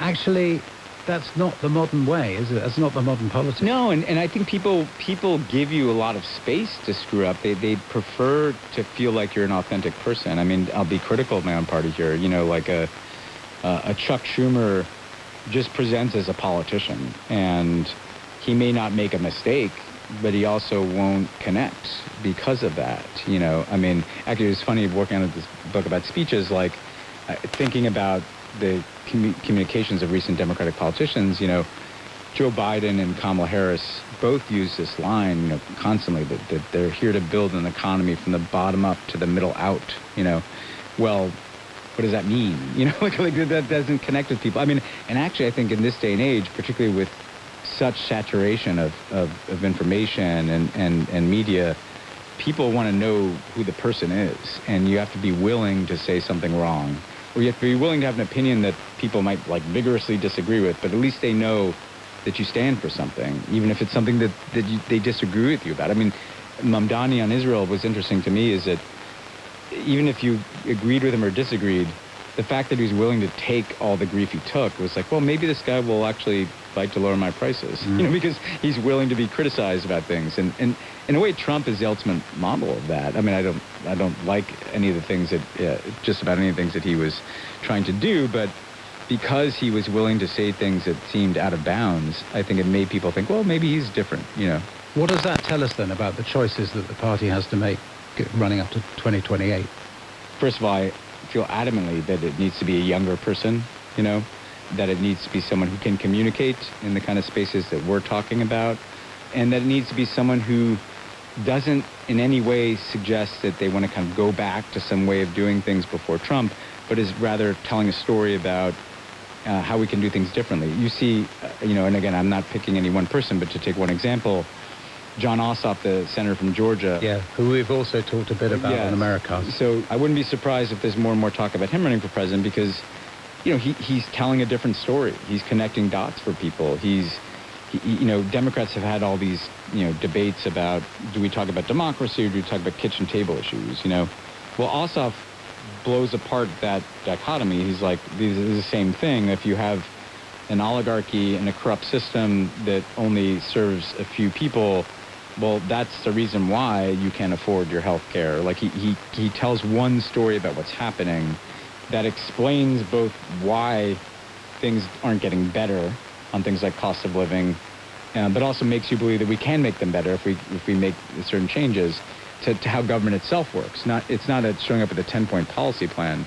And if you look at, an Alexandria Ocasio-Cortez, I think who'd have an uphill battle to be president. So she is the left-wing, progressive left congresswoman. People aren't quite sure whether she's going to stand or not. Are you convinced she will? I'm not sure she will either. I think she'll test the waters and see if her message can travel beyond New York City.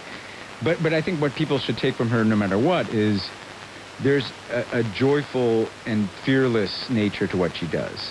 And these things are really important. Fearlessness is important because what Trump depends upon is the idea that things can't change. This is the way they are. And there are all these kind of powerful forces and all this money that will crush people that try to move things in a different direction.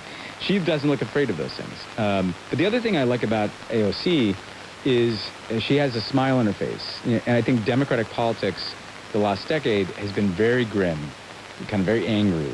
And frankly, that doesn't attract people. There's also an anger, isn't there, in the broader left. You think of Luigi Mangione, who's accused of that terrible murder in New York of an insurance boss, and this kind of sense among a lot of people on the left who sort of say, oh, well, he deserved what was coming to him, and all the unpleasant things said about Charlie Kirk when he was assassinated. And indeed people on the left who don't believe or pretend not to believe that there was a genuine assassination attempt, at least once against Donald Trump. That there's a kind of nastiness there. That how big a risk is it that the left becomes as nasty as much of the right has been in the recent past? There's a risk, but I think that's the trap that the right is setting. Like, that's what they want. They and frankly, actually, oftentimes they're the ones elevating that content, right? Like, Republican politicians and media personalities are quite good at finding kind of the angriest, craziest thing that people are saying on the left and responding to it to make it a conflict. And frankly, that's not a place where the left wins, in my view, because I think you need to do two things. Like, one, you need to attract people. Like, I was on the 2008 Obama campaign. Some people may remember. That was a lot of fun. Like, people wanted to be a part of it. They wanted to volunteer. They wanted to knock on doors with their friends. They wanted to be a part of a cultural movement that was attractive.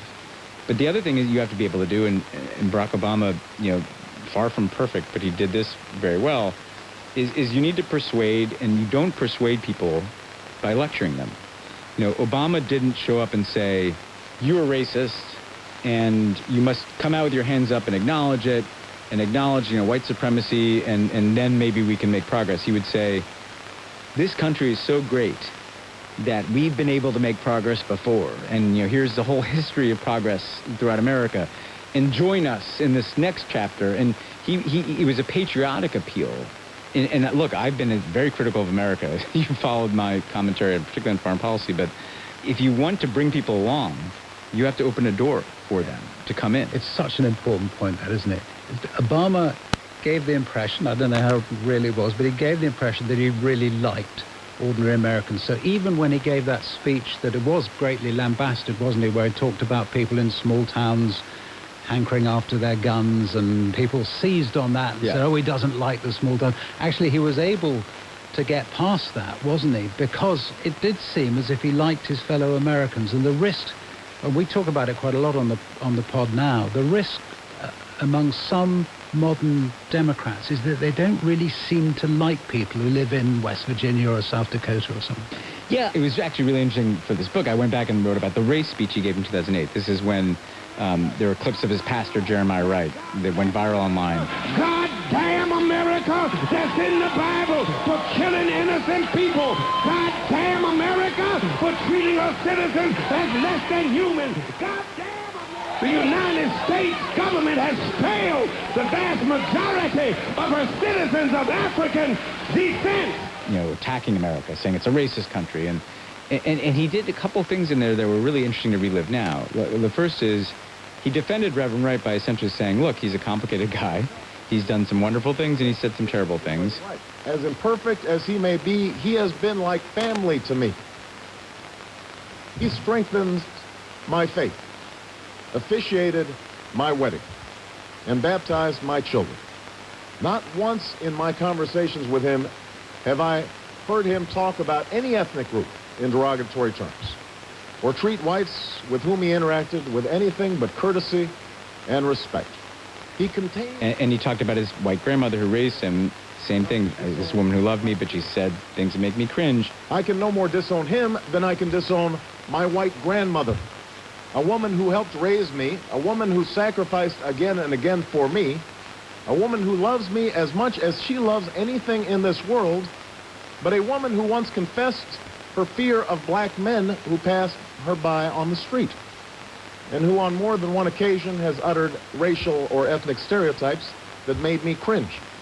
These people are part... But actually, it was a speech against cancel culture before that was even a thing. It was an extraordinary speech. I remember seeing it in Philadelphia, I think it was. In Philadelphia, yeah. And just to re-emphasize, so this guy, the Reverend Wright, had really potentially ditched the entire Obama campaign. You must have really, I mean, it was a big moment where Obama made the decision himself, didn't he? Yeah. To make this speech, and as you say, to talk about his own family in a way that was just so relatable. Yeah, and totally related to the point you were just making, because so he makes the decision to give the speech, which really the whole campaign is hanging on, because we were sinking like a stone in the polls.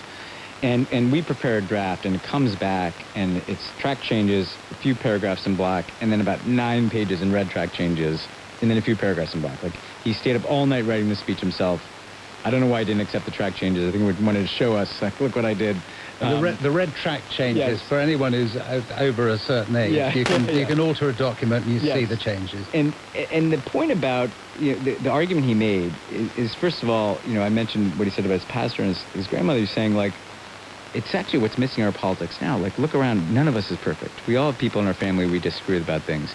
We don't have to just see the worst in people. But then he talked about black structural inequality in the United States, but then he talked about the white working class. And he said, these are people who aren't particularly privileged by their race. Most working and middle-class white Americans don't feel that they've been particularly privileged by their race. Their experience is the immigrant experience. As far as they're concerned, no one handed them anything. They built it from scratch. They've worked hard all their lives, many times only to see their jobs shipped overseas or their pensions dumped after a lifetime of labor. They're anxious about their futures, and they feel their dreams slipping away. And in an era of stagnant wages and global competition, opportunity comes to be seen as a zero-sum game in which your dreams come at my expense. So when and he was able, again, to your point about what the left getting into these traps, to say, like, actually, instead of kind of condemning these people, I want to they're us too. I want to put myself in their shoes and see how things look from their perspective. And I may not even agree with all their views, but we're never going to build a multiracial coalition if we don't take their concerns seriously. The reason he could give a speech like that wasn't just because of his family, it was also because he spent a year just traveling around Iowa, which is an all-white state pretty much, just meeting with people in their living rooms and knocking on their doors and enjoying being with them and kind of modeling that, hey, actually, like, we have a shared identity in this country, whether we're black or white. Our concerns are pretty similar. And right now, I think we've been in a period where it has suited Trump to have people only see the things that they hate in one another. Polarization benefits Trump, and obviously social media makes polarization easier. Here's a challenge, though. I read that speech. So that speech is one of the speeches you have in your book. And it is, when you read it again, and particularly the line about his grandmother, who loved him but would say to him things about how she was frightened of black men and walked on the other side of the street and things like that he says in the speech made me cringe. That's right. But that's all part of us. When I read that, reread it in your book, I thought, I'm not sure there are many Democratic politicians now who could get away with saying these kinds of things, black or white, actually, because we've become, you say it's a speech against cancel culture. Well, kind of the cancel culture's one. There's a lot about Obama, reading those speeches where you think, there's an intake of breath. You think, goodness, is he really saying that? I can't imagine a Democrat saying that now, being allowed to. Well, I'd say two things. I mean, the first thing, it's interesting because he said that. This is a woman that he loved as much as anybody in the world who had these fears. When he later says, hey, white working class people, like his grandmother, don't like to hear their concerns about crime be dismissed as racism, he's entered that doorway through a personal place, right? Like, I was raised by a white working class woman. I think today, again, I think people are so afraid of making a mistake, or, you have to be willing, actually, I think in this day and age. Obama used to say something to us too. You have to show that there are things you're willing to lose over in order to win. I think that you probably have to go through some pretty brutal controversies and show that you're willing to kind of stand by something that you said that may be uncomfortable. Because if you're not, I think Kamala Harris, fell into this very careful politician and maybe didn't make a huge mistake, but because she was afraid of making a mistake, she also didn't really say anything that connected that much with people either. So I think you have to be willing to put yourself out there, be personal, be authentic. Because I think people today, they don't just want to know, what you want to do. They want to know, like, why do you want to do it? Like, what in your background compels you to want to run for this office? Democrats like to skip ahead to the 10-point plan or, this agenda or that agenda. Actually, I think Americans are more interested in, okay, why do you want to do these things? Why should I trust that you'll do these things, that you understand what I'm going through? And if you're not willing to kind of maybe even step in it or offend people from time to time, go through the controversy, then they just will see you as a typical politician. And that the message we keep getting from American voters is they don't want a typical politician. And that's the thing that comes out from your book. I'm proud to be on the back cover of it because it's not a political book. It's not the Ben Rhodes view of the world. It's a view of America from a set of speeches and your take on those speeches. And I wanted to ask you why you selected the ones you did, because I knew the Obama speech very well, and there's a Trump one there as well, which you remember because it's more recent. But actually, most of the others I'd never really come across at all. It wasn't, in a sense, the obvious ones. I'm thinking of the Ronald Reagan speech. The one you chose was a particular one. Yeah, well, because it's not an anthology. It's not meant to be the greatest speeches. It's meant to tell the story of not just American history, but essentially the arguments Americans have been having about what this country is and what it means to be American. From the founding, Benjamin Franklin's the first one. But I wanted different perspectives. We're going to have abolitionist voices. We're going to have famous people like Abraham Lincoln and people you've never heard of, like the suffragette Anna Dickinson, and showing the course of this argument about what the country is. So the Reagan speech I chose is the one in which he coined the phrase evil empire to talk about the Soviet Union. And I suppose that's the point. It's a wider speech. So this is what I found so fascinating about Justin is it's not his greatest. I love the D-Day one about the boys of Ponderhook, for instance. or the challenge or disaster. But what's so fascinating to me about that is that it's famous for him calling the Soviet Union an evil empire, but most of the speech is not about foreign policy at all. It's a speech to Christian evangelicals, the National Association of Christian Evangelicals, and he talks a lot about the centrality of Christian faith to American identity. And he kind of goes through what would be seen as kind of a pretty right-wing social agenda, like banning abortion and prayer in school, but in a much folksier, genial way than we would hear today. But he's talking about how America is a nation founded in Christian faith, and that's one of the things that makes us exceptional as Americans. You know, from his perspective, I probably wouldn't share his perspective entirely on this. But then when he gets to the Soviet Union, the contrast he's drawing is not one between capitalism and communism. It's that we are people that believe in God, and they're people who believe in the rule of man. And the reason they're an evil empire is because they don't believe in anything higher than the rule of the state. I pointed out that as good Marxist-Leninists, the Soviet leaders have openly and publicly declared that the only morality they recognize is that which will further their cause, which is world revolution. I think I should point out I was only quoting Lenin, their guiding spirit, who said in 1920 that they repudiate all morality that proceeds from supernatural ideas, that's their name for religion, or ideas that are outside class conceptions.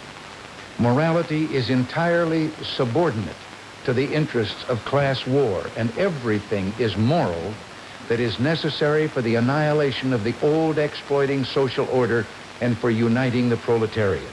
And actually, he works in a quite clever way, kind of secular bureaucrats in America, too. You know, I don't think Reagan would have liked Doge, but it kind of foreshadows in some way this kind of Republican,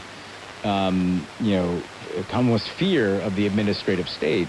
And so what you're seeing is a kind of coherent effort by Reagan to use words to build this coalition that puts a tent over Christian evangelicals, small government conservatives who don't trust the state, and national security hawks who don't like the Soviet Union. That's the coalition that dominated American politics for most of my life. Yeah.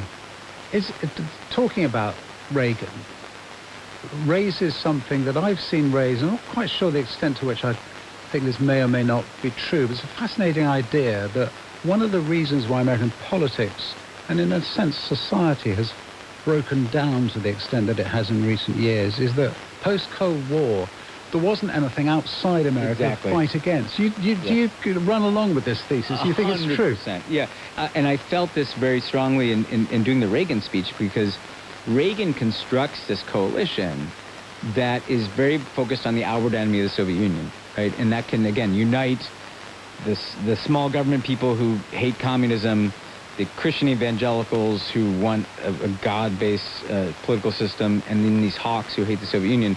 Well, once the external enemy is gone, all this kind of energy that has been built up kind of turns inward. Suddenly the enemy is kind of within. If you remember the Clinton years, like there's a kind of relentless and vicious political combat about like pretty small things. And actually, again, it was interesting to relive, and I have speeches by FDR and I go through the Kennedy years in this. FDR to John F. Kennedy to Ronald Reagan, yes, there are swings, but they're telling the same story at core. Like Reagan's is more conservative and more Christian. Kennedy's is more progressive and open to social change and about the future. FDR's, I think, is the origin of the American superpower. We kind of had an agreed upon story. And I think after the Cold War, we have not agreed on what the story... America needs a story, right? I mean, you guys have... Britain is anchored in a much deeper identity. There's all this history. Well, America, we're not a fixed identity, right? We were 13 states, now we're 50. And we were one particular kind of people at the beginning. Well, now look at America today. It looks nothing like it did at the beginning. We have no official religion. The story is kind of what holds the identity together. And I think in the Cold War, we had a very clear common story. And part of the reason we're so disoriented is that since the end of the Cold War, I don't think we've had one. How optimistic are you? I mean, it's in a sense, it's a trite question, but it's a question that is raised by the book, because it's a book of an incredible achievement, really, isn't it? And it's a story, as you say, America needs a story, and it is a story, and it's a story that people admire and respect around the world. Has the story ended? No, and that's what gives me hope. I mean, I'm pretty dark about the present. That's one of the reasons I went in the past, and I think we're in for a pretty bumpy ride the next, 2.5 years with Trump. But, when you go back into the past, I mean, Churchill's famous quote about America doing the right thing after it's done everything else, I'm paraphrasing. It's kind of true in our history. If you look at the arc of American history, we go through some very disruptive times. We have to refresh what this whole project is about. We tend to come out of those darker times in a better and more interesting place. And you can get trapped in the present. Like, this is crazy. We're never going to get out of this. Like, what happened? Well, you kind of go back and look at the past. You see, okay, well, here's how people worked through this, and here's how people were dealing in this context, in this book, like with slavery and with the Gilded Age and rampant inequality and corruption and with segregation and all these ills. We have to sometimes like get out of the present, learn from the better aspects of our past, and then kind of look beyond. One of the things that can be very empowering, I've been trying to tell Americans this in traveling around the last month, allow yourself to imagine beyond this. Like, we're so trapped in Trump's reality that, like, we have a hard time thinking beyond tomorrow, never mind the next election. Like, where would you actually like to go? A lot of effort is being made to make you think that this can never change. But I think we have to, again, look beyond, like, kind of to the horizon here. Trump wants us just looking at it like his, literally looking into his reflecting pool, We need to look past that. Ben Rose, that's a brilliant moment of which to end. Thank you so much for talking to us. Thanks. Americast was produced by Purvi Patney and Alex Pickles. In a few moments, Alicia McCarthy reports from Westminster on Parliament under a new Prime Minister, wildfires, and who should pay for preserving our churches. On BBC iPlayer. This is more important than you. Find your next hit drama. I just need to hear it. Half Man. You've wasted your whole life dancing to other people's tunes instead of marching to the beat of your own drum. Industry. Without a smoking gun, you will lose. Mint. Not him, Shannon. Anyone but him. And many more. Just remember, not a single one of us gets out of this alive. Watch on BBC iPlayer. Now Radio 4 to Westminster. Order! Order. Good evening. This is Alicia McCarthy at Westminster. Coming up, Parliament is waiting for a new Prime Minister, but how radical a shake-up should we expect? Some things are going to have to differ beyond just a change in the face of the dispatch box at PMQs in order to demonstrate change.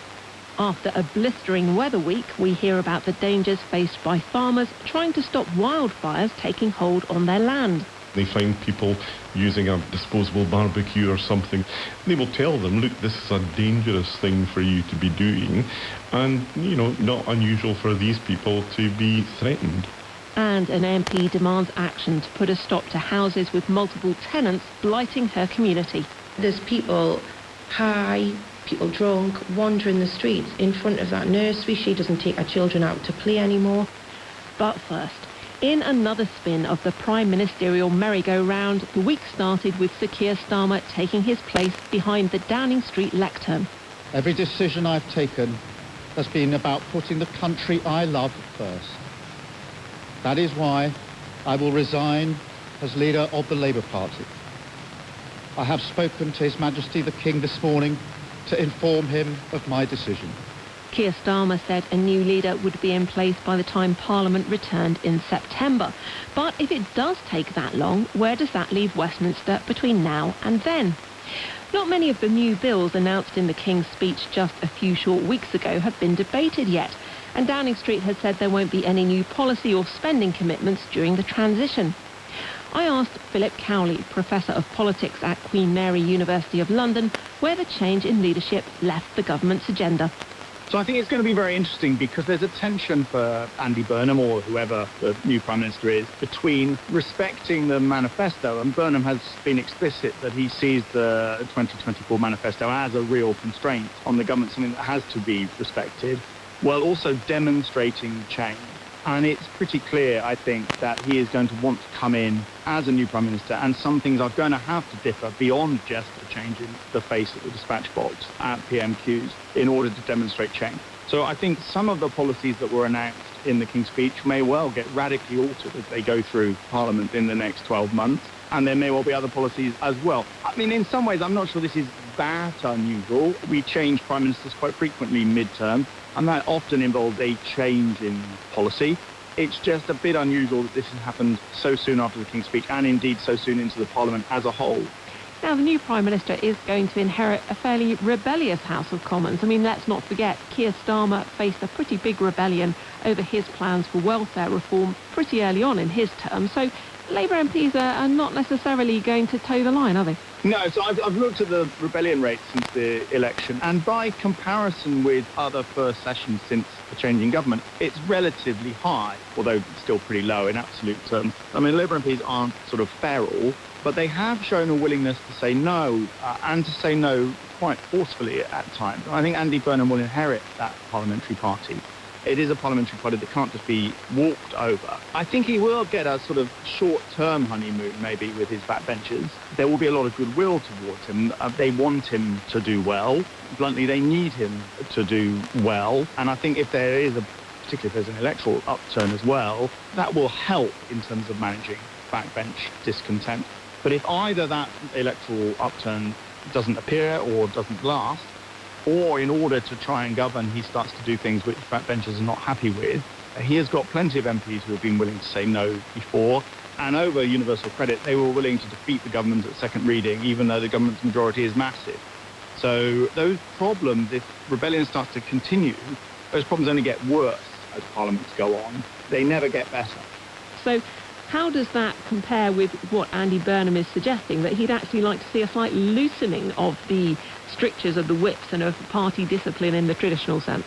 So Andy Burnham's on record, and he repeated this recently, as saying that he would like to see a sort of looser whipping arrangement at Westminster. He thinks that the whips can be a bit of a straitjacket. Let's start by taking him on his word and assuming that that's genuine. I think it might, for example, mean that you cease to see MPs losing the whip for rebellions quite so easily as you did under Keir Starmer. That was a pretty hard line to take on some of those votes, and I suspect that might not happen in the coming week. It'd be pretty hypocritical, bluntly, if it did, given what he said. So I think there might be a desire to do that. I mean, on the other hand, you could take a more cynical view of this and say that that's the sort of thing that's bluntly easy to say when you're mayor of a major city, rather than actually at Westminster. You know, it's the sort of thing, sort of generalised anti-politics thing you can say in order to show a bit of leg to supporters. It becomes much harder to stick to that line when you're at Westminster governing and you need to win votes in order to get controversial pieces of legislation through. But time will tell. Final thought, there is some suggestion, given the timetable that's been laid out so far, that if Andy Burnham becomes Prime Minister, we might not see him in the House of Commons before the summer recess. So he wouldn't actually appear in front of MPs in Parliament until September time. Does that matter? I don't think it does matter, and I don't actually think it was necessary. It would have been quite possible to have a slightly shorter contest than this, particularly if there isn't actually going to be a formal contest. We could easily have resolved this much quicker. It used to be done in days. But personally, I think it is a problem. If we think Parliament is meant to be the place where we hold people accountable, then Andy Burnham should go in front of Parliament as Prime Minister before September. Professor Philip Cowley from Queen Mary University of London. Well, it's not just the political temperature that's nudged up in the last few days.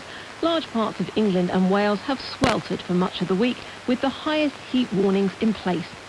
Just a few years ago, on the 19th of July 2022, the UK hit an all-time record temperature with dramatic consequences. As weather thermometers breached the 40 degrees mark for the first time in Britain, London was burning. This was Wennington in the far east of the capital, just inside the M25. A fire in a parched area of grass was fanned by a stiff southerly breeze and engulfed houses on the edge of the village. As units rushed to the scene and firemen tried to douse the flames, panicked horses could be heard whinnying in the fields. Well, in the week, the Commons Environment, Food and Rural Affairs Committee held a timely inquiry into the growing threat of wildfires and how to tackle them. Professor Emma Howard-Boyd chairs the National Heat Risk Commission. This is a new world we're operating in, and the numbers of wildfires, whether they are in rural areas, whether they're in that rural-urban interface, are growing in number. And it wasn't just physical damage. Wildfires could have a serious health impact. Heat is a force multiplier of air pollution, fire added into the mix. We're just layering the different risks that individuals are facing, and I don't think that, again, this is properly communicated when you have these hazards coming together. So the committee asked, did local authorities need more powers to do things like ban barbecues in certain spots? Answering this time was Rob Gazzard, wildfire advisor at the Forestry Commission. He reckoned it wasn't that simple. Currently, we place a lot of weight on things like disposable barbecues or cigarettes or broken glass, for example. I don't have any scientific evidence that they are the causes. And that is the problem. Until we actually identify exactly what these trends are, and these small little wildfire incidents are critical because it builds up a trend series of trends which then will sometimes result in a big wildfire happening, then we can actually then be specific about what powers we need and then what do we need to ban. Richard Bailey is a gamekeeper and coordinator of the Peak District Moorland Group. He had one solution for some countryside wildfires: controlled burning. I'm biased. We need to go back to prescribed burning in a sensible fashion at the right time of year. The top scientists from Exeter and York back this up. It's totally at odds with what Natural England is saying and what they've implied to us. Professor Sally Bailey, chief scientist at Natural England, didn't think controlled burning was the answer. The consequences of burning, noting that if the peatland has become dried and damaged, you're more likely to get, rather than a flash fire, a fire that goes down into the peat, are significant, releasing more carbon and then making those habitats, which I think we're all in agreement, re-wetting is a step in the right direction, even harder to restore. Well, at the end of that hearing, I spoke to the Lib Dem Alistair Carmichael, who chairs the committee. He told me that when it had asked for evidence ahead of that inquiry, it had a big response from the public. We heard from one gamekeeper's wife, for example, who said that she doesn't know when her husband goes out to tackle a fire because it's always the gamekeepers or the hill farmers or the shepherds who are the first to get out there and try and tackle it, and a lot of the time are able to contain it without the fire brigade or any of the other services having to be involved. And she says, he goes out into areas where there's no mobile phone coverage, so I don't know when he's coming back. And we heard from farmers who describe much the same thing, and they say that if they go out into their farm and they find people using a disposable barbecue or something of that sort, they will tell them, look, this is a dangerous thing for you to be doing, and, not unusual for these people to be threatened as a consequence of it, because somehow or another there's not that understanding out there amongst the general public of just how dangerous, how much damage can be done by that sort of carelessness. Do you think part of the problem is that you don't really know how many of these fires are started deliberately, how many are started by accident, or how many are started by other means? That was a big part of the evidence that the committee heard. There is no single definition amongst the different public authorities who have an interest in it of what actually constitutes a wildfire.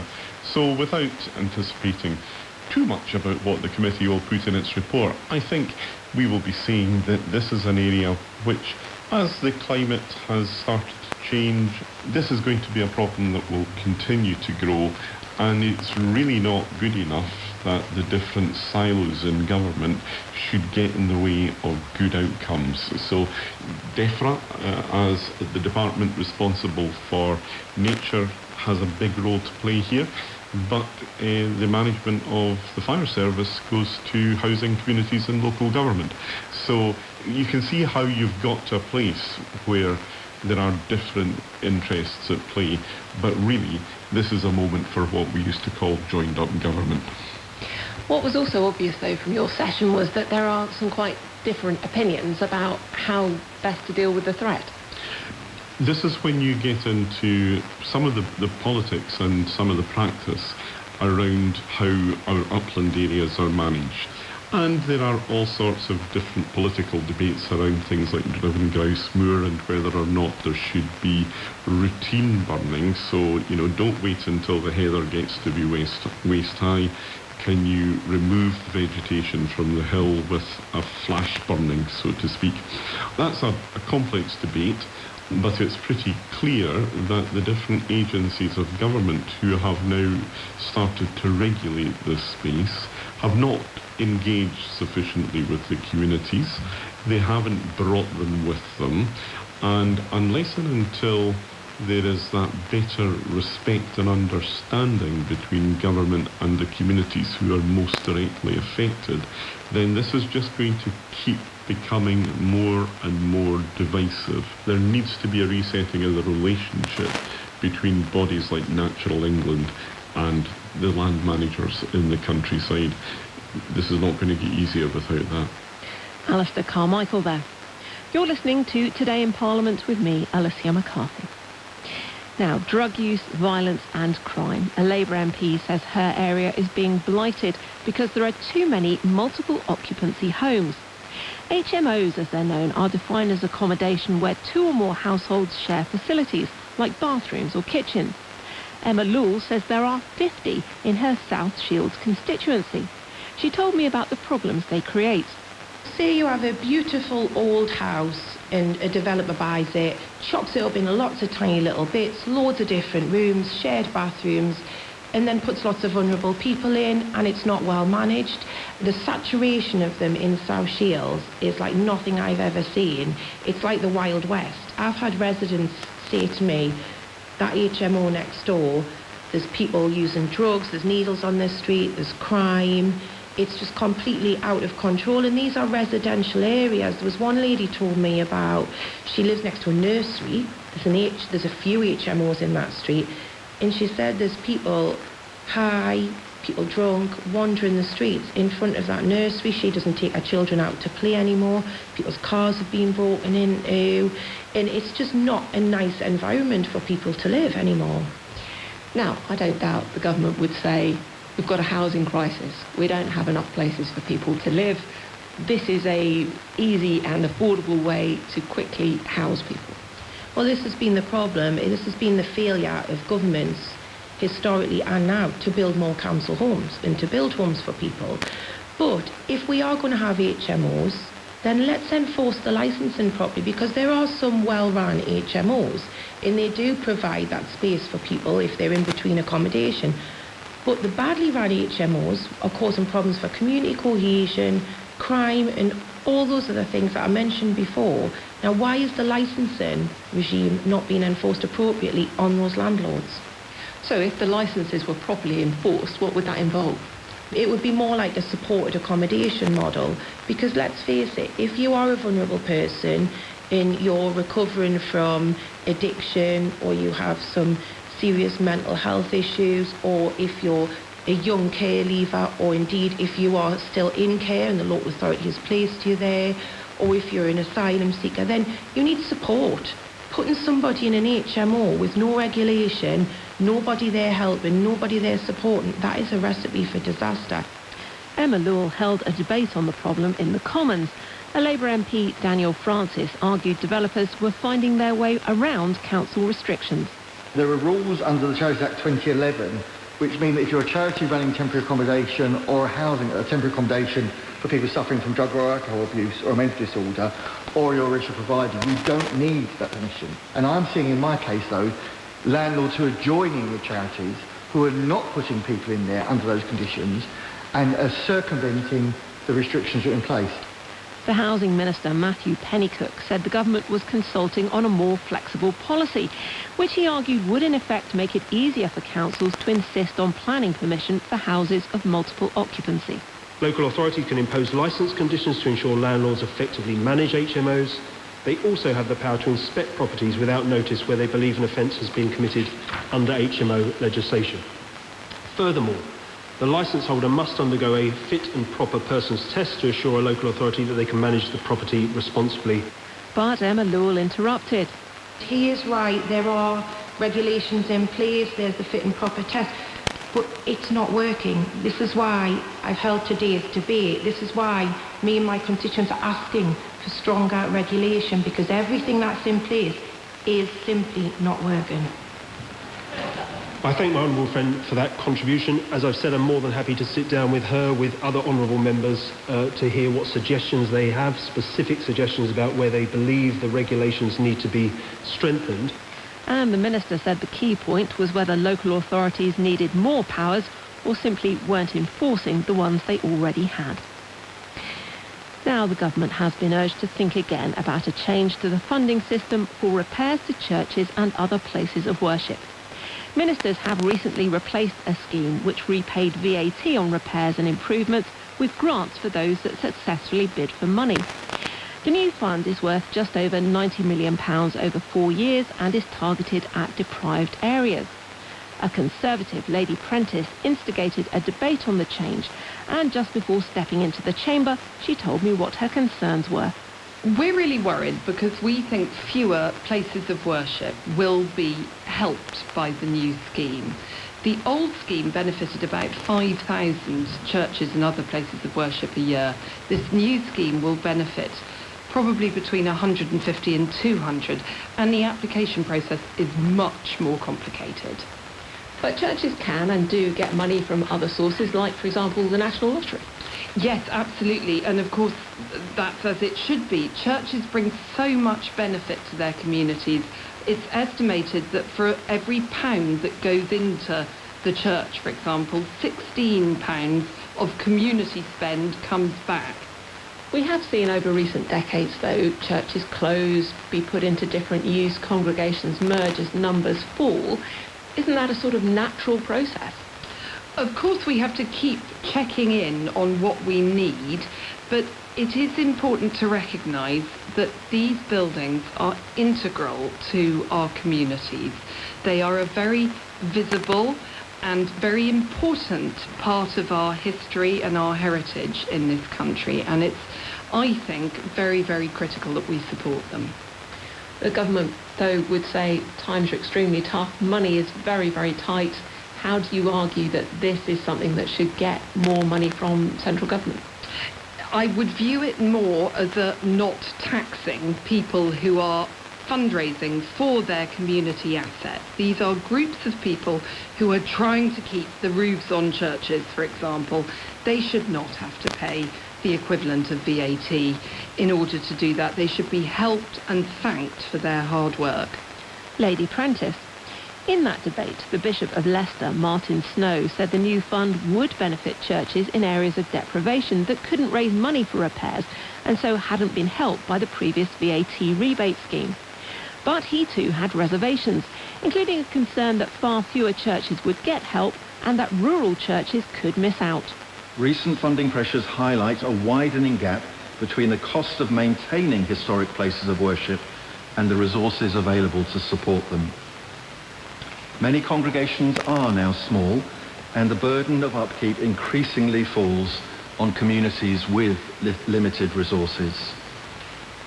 So a strategic, long-term funding approach is needed, which recognises that greater stability enables greater planning, better outcomes, and ultimately better value for money. But a Liberal Democrat, Lord Scriven, took a very different view. He said nowadays less than half the population identified with any religious faith, but the fund ring-fenced millions of pounds of taxpayers' money for active religious buildings. He argued the Church of England had billions in investment income, which he reckoned could be restructured to look after church properties. If this were purely a rescue mission for historic bricks and mortar, the theological utility of the building would be completely irrelevant. By tying public millions to active worship, the state is directly intervening to support religious practice itself. By funding active worship, the taxpayer is being forced to bankroll institutions that frequently hold exclusionary positions. Many of the religious bodies owning these buildings discriminate in their hiring practices, refuse to perform same-sex marriages, or bar women from leadership roles. Why should an LGBT+, an atheist, or a woman taxpayer see their hard-earned money used to prop up the roof of an establishment that actually rejects their rights? But Lord Scriven was a lone voice in the debate. The Heritage Minister, Lady Twycross, defended the change away from the old scheme. Our evaluation of the listed places of worship grant scheme showed that 80% of those who benefited said they would have completed the works anyway, though in some cases to a different timetable or scope. Our internal analysis of past payments of the listed places of worship grant data also shows that it disproportionately favoured places with less disadvantage. And she sought to reassure Lady Prentice about the impact on churches in rural areas. In areas not served by standard measures of deprivation, additional consideration can be given to those that serve isolated or rural communities or provide the primary or only shared community space in that locality. Lady Twycross. The parliamentary week started with MPs squashing into the Commons to watch the 3 recent by-election winners take their seats. As well as the SNP's Lara Bird and the Conservatives' Douglas Lumsden, all eyes were on the return of Labour's Andy Burnham. I swear by Almighty God that I will be faithful and bear true allegiance to His Majesty King Charles, his heirs and successors, according to law. So help me God. It's not the first time Andy Burnham has been an MP. He stood down from the Commons in 2017 after nearly 16 years in the job. But what's it like to rejoin the Commons after being away? Melanie On is the Labour MP for Great Grimsby and Cleethorpes. She was re-elected in 2024, having lost her seat in 2019. So, how did she feel when she returned to the chamber, walked up to the dispatch box and took the oath for a second time? It is quite bizarre because when you lose, you can't even imagine. And I know Andy stood down, he didn't lose an election, but you don't imagine that you'll be going back there again. So it is quite momentous. And I remember standing in the queue thinking, oh, first time round, I didn't know really what was going on. And second time round, still not entirely sure I know what's going on. But with lots of people around me who were brand new to it, who all assumed that I could remember exactly what had happened 10 years previously. And when you're actually doing it, does it feel just as special as the first time? Yeah, it does. And I think because it goes by in such a blur, the fact that you get a chance to do it again, at least you can absorb it a bit better. But I thought probably Andy got a bit distracted because, of course, somebody shouted at him, didn't they? So his moment of signing and the importance of it maybe diluted a little bit. Now, you had a bit of a gap, about, 5 years in between your 2 sessions. When you returned, did it feel like absolutely nothing had changed, or did some of it feel different? Definitely some of it felt different. I was surprised that I had forgotten my way around some parts of the palace, so routes to and from different places had gone. It's very different coming in with such a big group of new people. I mean, it must have been 3/4 of the Commons that was brand new across all sides. So that has been a bigger exercise in trying to remember everybody, because there were people I just wasn't sure whether they were our MPs or not, whether on the Labour side or on the other benches. And so it's taken me a long time to kind of get used to that. And then even then, some of the procedure and processes and things like that, I've had to go back and check with whips and people who have been around for a long time just to refresh my memory. But, I mean, generally there was a sense of familiarity, maybe more comfort than I had last time, just because it is something that you have done before, so you are kind of retreading your steps.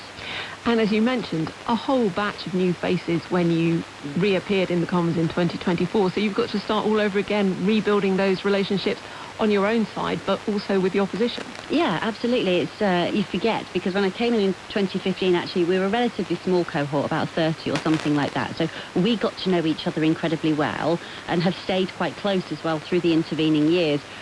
To try and do that with, 300 brand new people in your own party is nigh on impossible. So you don't get that same sense of being a small gang, because actually we were a dominant new gang. So actually it upset the balance in Parliament quite a lot as well. So you could feel that lots of new people want to do things in new ways, but it's certainly ruffled the feathers, I think, of people who've been there for some time, and there is a certain way of doing things, and there is a bit of deference, but with so many new people, it's a bit more chaotic than that, and you just can't control it.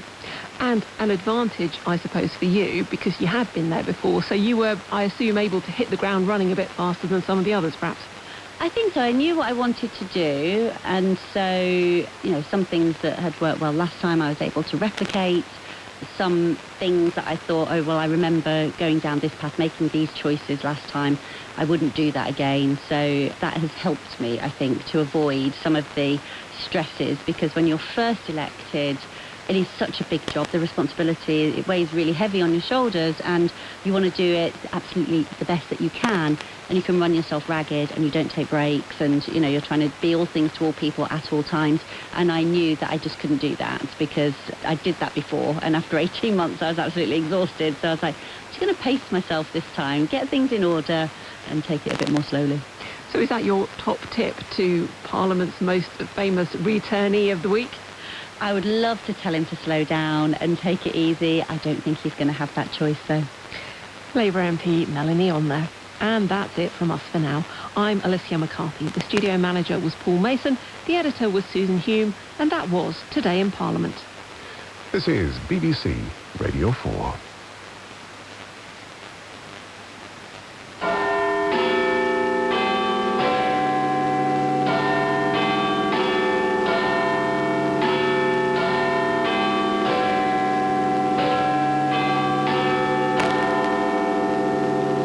BBC News at midnight. This is Chris Aldridge.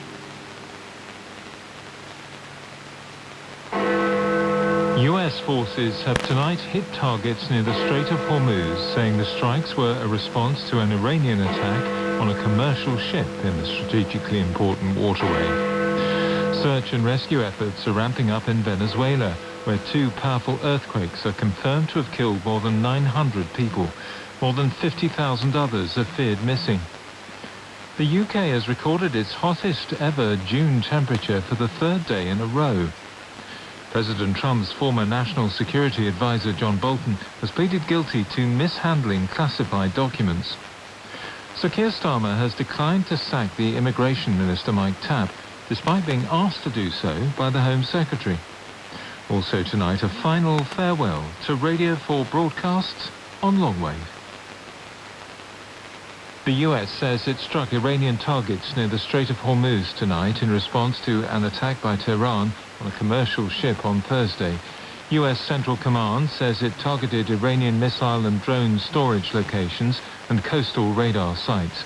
The US Vice President J.D. Vance says violence will be met with violence. Iran's Revolutionary Guard has said its forces will respond more extensively if there's any repeated aggression. Our correspondent Hull Griffith reports from Washington. It's just over a week since the United States and Iran both signed the Memorandum of Understanding, pledging to end conflict on all fronts and open the Strait of Hormuz. However, this latest escalation shows the ceasefire is fragile and being tested on both sides. The United States says its aircraft struck Iranian storage facilities and a coastal radar site in response to a drone hitting a commercial cargo ship travelling along the Omani coast in the strait. While the damage was limited and the ship was able to continue its journey, US Central Command described it as an unwarranted act of aggression by Iranian forces and said its military remained present to ensure the agreement was obeyed. In a post on social media, the US Vice President J.D. Vance said Iran could pick up the phone if it had a disagreement on how the memorandum was being applied. Iran state media is reporting that the Revolutionary Guard repelled the American attack on Sirik Island. Earlier in Washington, Israel and Lebanon signed a framework agreement which had been brokered by the United States after 5 rounds of negotiations. The U.S. Secretary of State Marco Rubio said it would begin to put in place a basis for peace. Lebanon's president said it was a first step to restoring sovereignty. But it comes as limited fighting has continued between Israeli forces and the Iran-backed armed group Hezbollah in southern Lebanon. More from our global affairs correspondent Sebastian Usher. The full details of the agreement have not been announced, though there are reports that it again involves Israeli forces pulling out of some areas of southern Lebanon. Diplomatically, the fact that some kind of an agreement has been signed is a step forward, but the situation on the ground in Lebanon has shown little sign of shifting, despite several ceasefires. Both the Israeli military and Hezbollah are still carrying out attacks on each other, though with reduced intensity for now. Iran has linked the war in Lebanon to its ceasefire deal with the US, prompting President Trump to put pressure on the Israeli Prime Minister Benjamin Netanyahu to rein in the Israeli offensive. But Mr. Netanyahu has already restated his position, which is shared by his political opponents, that the IDF won't withdraw until Hezbollah disarms. The Lebanese government has been increasingly angry at what it sees as Tehran's interference in its affairs through its proxy, but its influence beyond the talks in Washington remains limited. There are fears that the number of people killed in the two powerful earthquakes in Venezuela on Wednesday will rise significantly as a desperate search for survivors continues. More than 900 people are now confirmed to have died, but many more are still missing, with the United Nations humanitarian chief putting that figure at more than 50,000.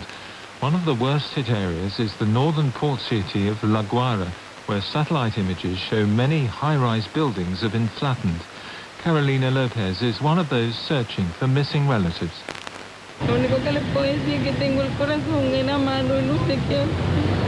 The only thing I can say is that I have my heart in my hands and I don't know what to do. That's the only thing I can say. I ask God for everything. There, where you see that destruction, nothing. I don't know where he is. There have been some moments of relief, such as this rescue of a woman pulled alive from the rubble earlier today.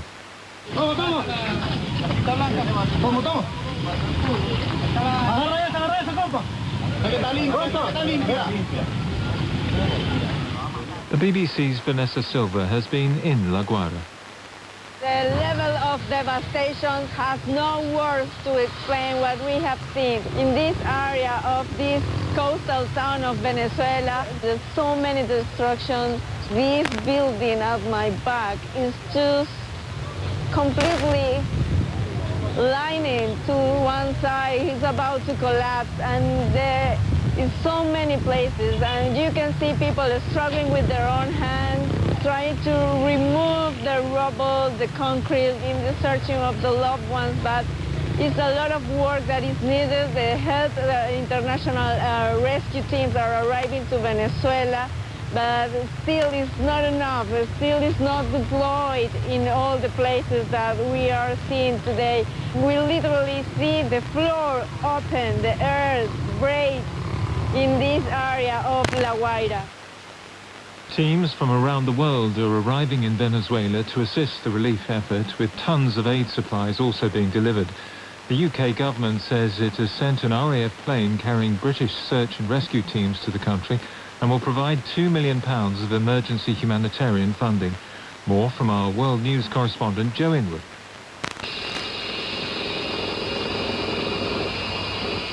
Working by torchlight, rescue teams in Caracas use angle grinders and their bare hands to search through the wreckage of collapsed buildings. Every now and again they fall silent to see if they can hear anyone knocking or crying for help. Then a shout goes up. There has been an aftershock and they move to safety. This was how much of the first 36 hours of the rescue operation was carried out. Local people working by hand. That spirit was praised by the acting president, Delcy Rodriguez, when she spoke to the nation a few hours ago. Lo que está expresando es el gran corazón de nuestro pueblo.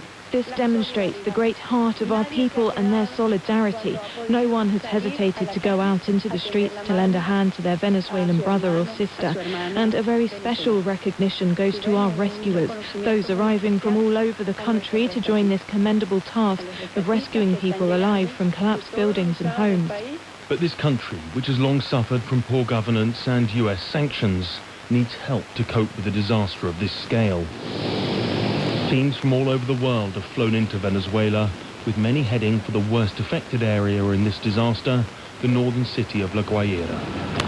The UN says more than 1,000 rescue workers have arrived, along with 6 teams of specially trained dogs.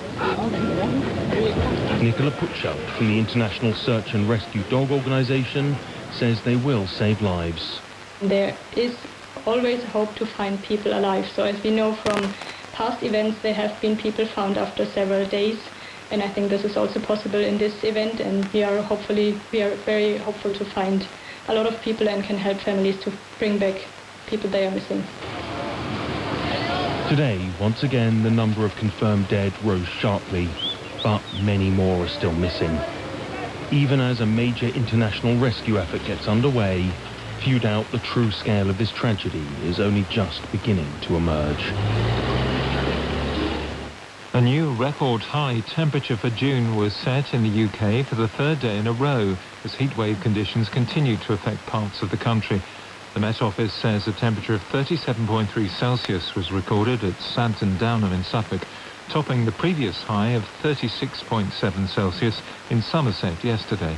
Health leaders have warned that the unprecedented heat is having an impact on NHS services, as our health reporter Catherine Burns explained. When you think about NHS staff going above and beyond in a heatwave, it's not just doctors and nurses. At St Mary's Hospital in London, the estates team have been taking turns doing shifts on the roof, day and night, hosing down the rooftop chillers with cold water just to keep the air conditioning on inside. Essentially, keeping it continually doused with water is the only way that we can keep it cool enough in order to be able to keep it running. That's Ian Bateman, the Chief Operating Officer at Imperial College Healthcare. He says staff and patients have been brilliant, but it's not been easy. Inside the hospital, it's warm. We're doing our very best. We've got additional chiller units in and fans everywhere that we could possibly put them, but unfortunately it's still uncomfortable. We're keeping our temperatures under constant review and wherever possible moving staff and patients around to try and keep them as comfortable as possible. But I think it's probably fair to say it's pushed our buildings and it's pushed our staff to some really challenging limits at times. Parts of this hospital date back to the 1800s, not built with climate change or air conditioning in mind. Health leaders are warning that the NHS isn't equipped for heat waves and needs investment to cope with what is becoming an annual event. NHS staff have been telling me what it's like for them. One nurse said her ward was like a wall of heat and called it intolerable. A midwife described mums and new babies struggling to cope with temperatures over 30 degrees in a postnatal ward. And an A&E doctor said the heating was still on in some parts of their hospital. They said staff were irritable and some patients were abusive. Amy Tompkins is a GP in Greater Manchester. Like so many others, our practice is converted residential rather than purpose-built, and general practice has limited resources to be able to cool the environment. We have one air conditioning unit in reception, so several of the doctors have been taking regular breaks to go and stand out there throughout their clinics. NHS England says its website pages on heat exhaustion have had more than 120,000 hits in the last 5 days. It says services are using well-tested plans to keep staff and patients safe, but is asking the public to use their common sense about being out in the heat and staying hydrated. The German Weather Service has said the country has hit its highest ever temperature on record at 41.3 Celsius. As large parts of Europe swelter under similar conditions to the UK, our correspondent Anna Holligan sent this report from the Dutch seaside resort of Kijkduin.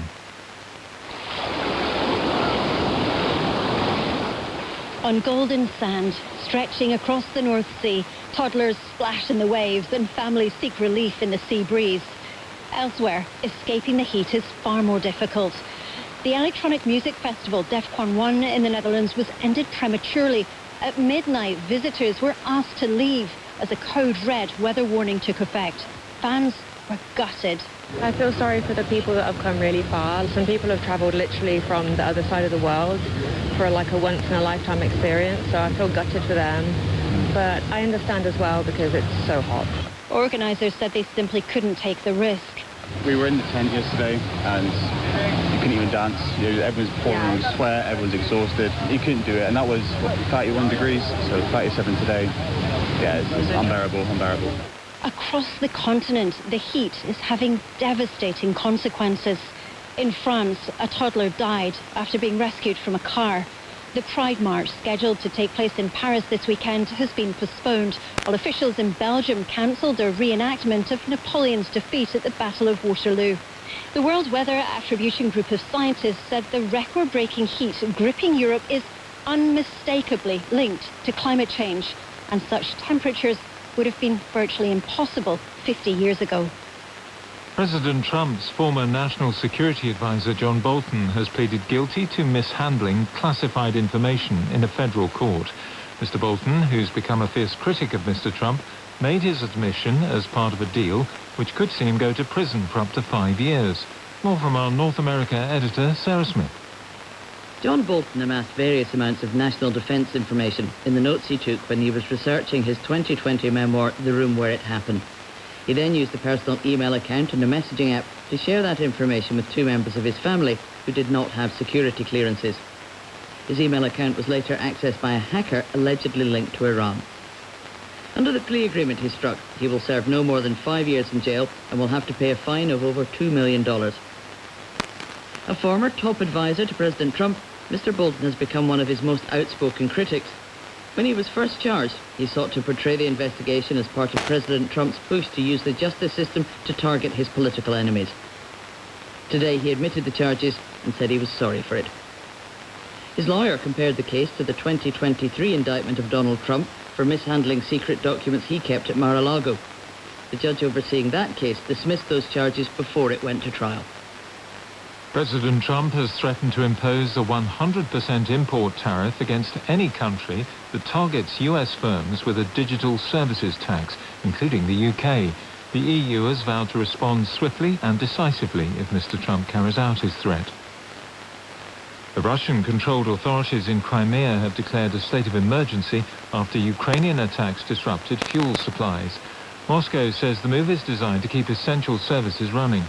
President Zelensky of Ukraine has announced what he calls a 40-day influence campaign aimed at forcing Russia to negotiate. Our Eastern Europe correspondent Sarah Rainsford said this report from Lviv. First, there was fuel rationing and power cuts. Now there's a state of emergency in Crimea as Ukraine steps up its drone attacks on the peninsula.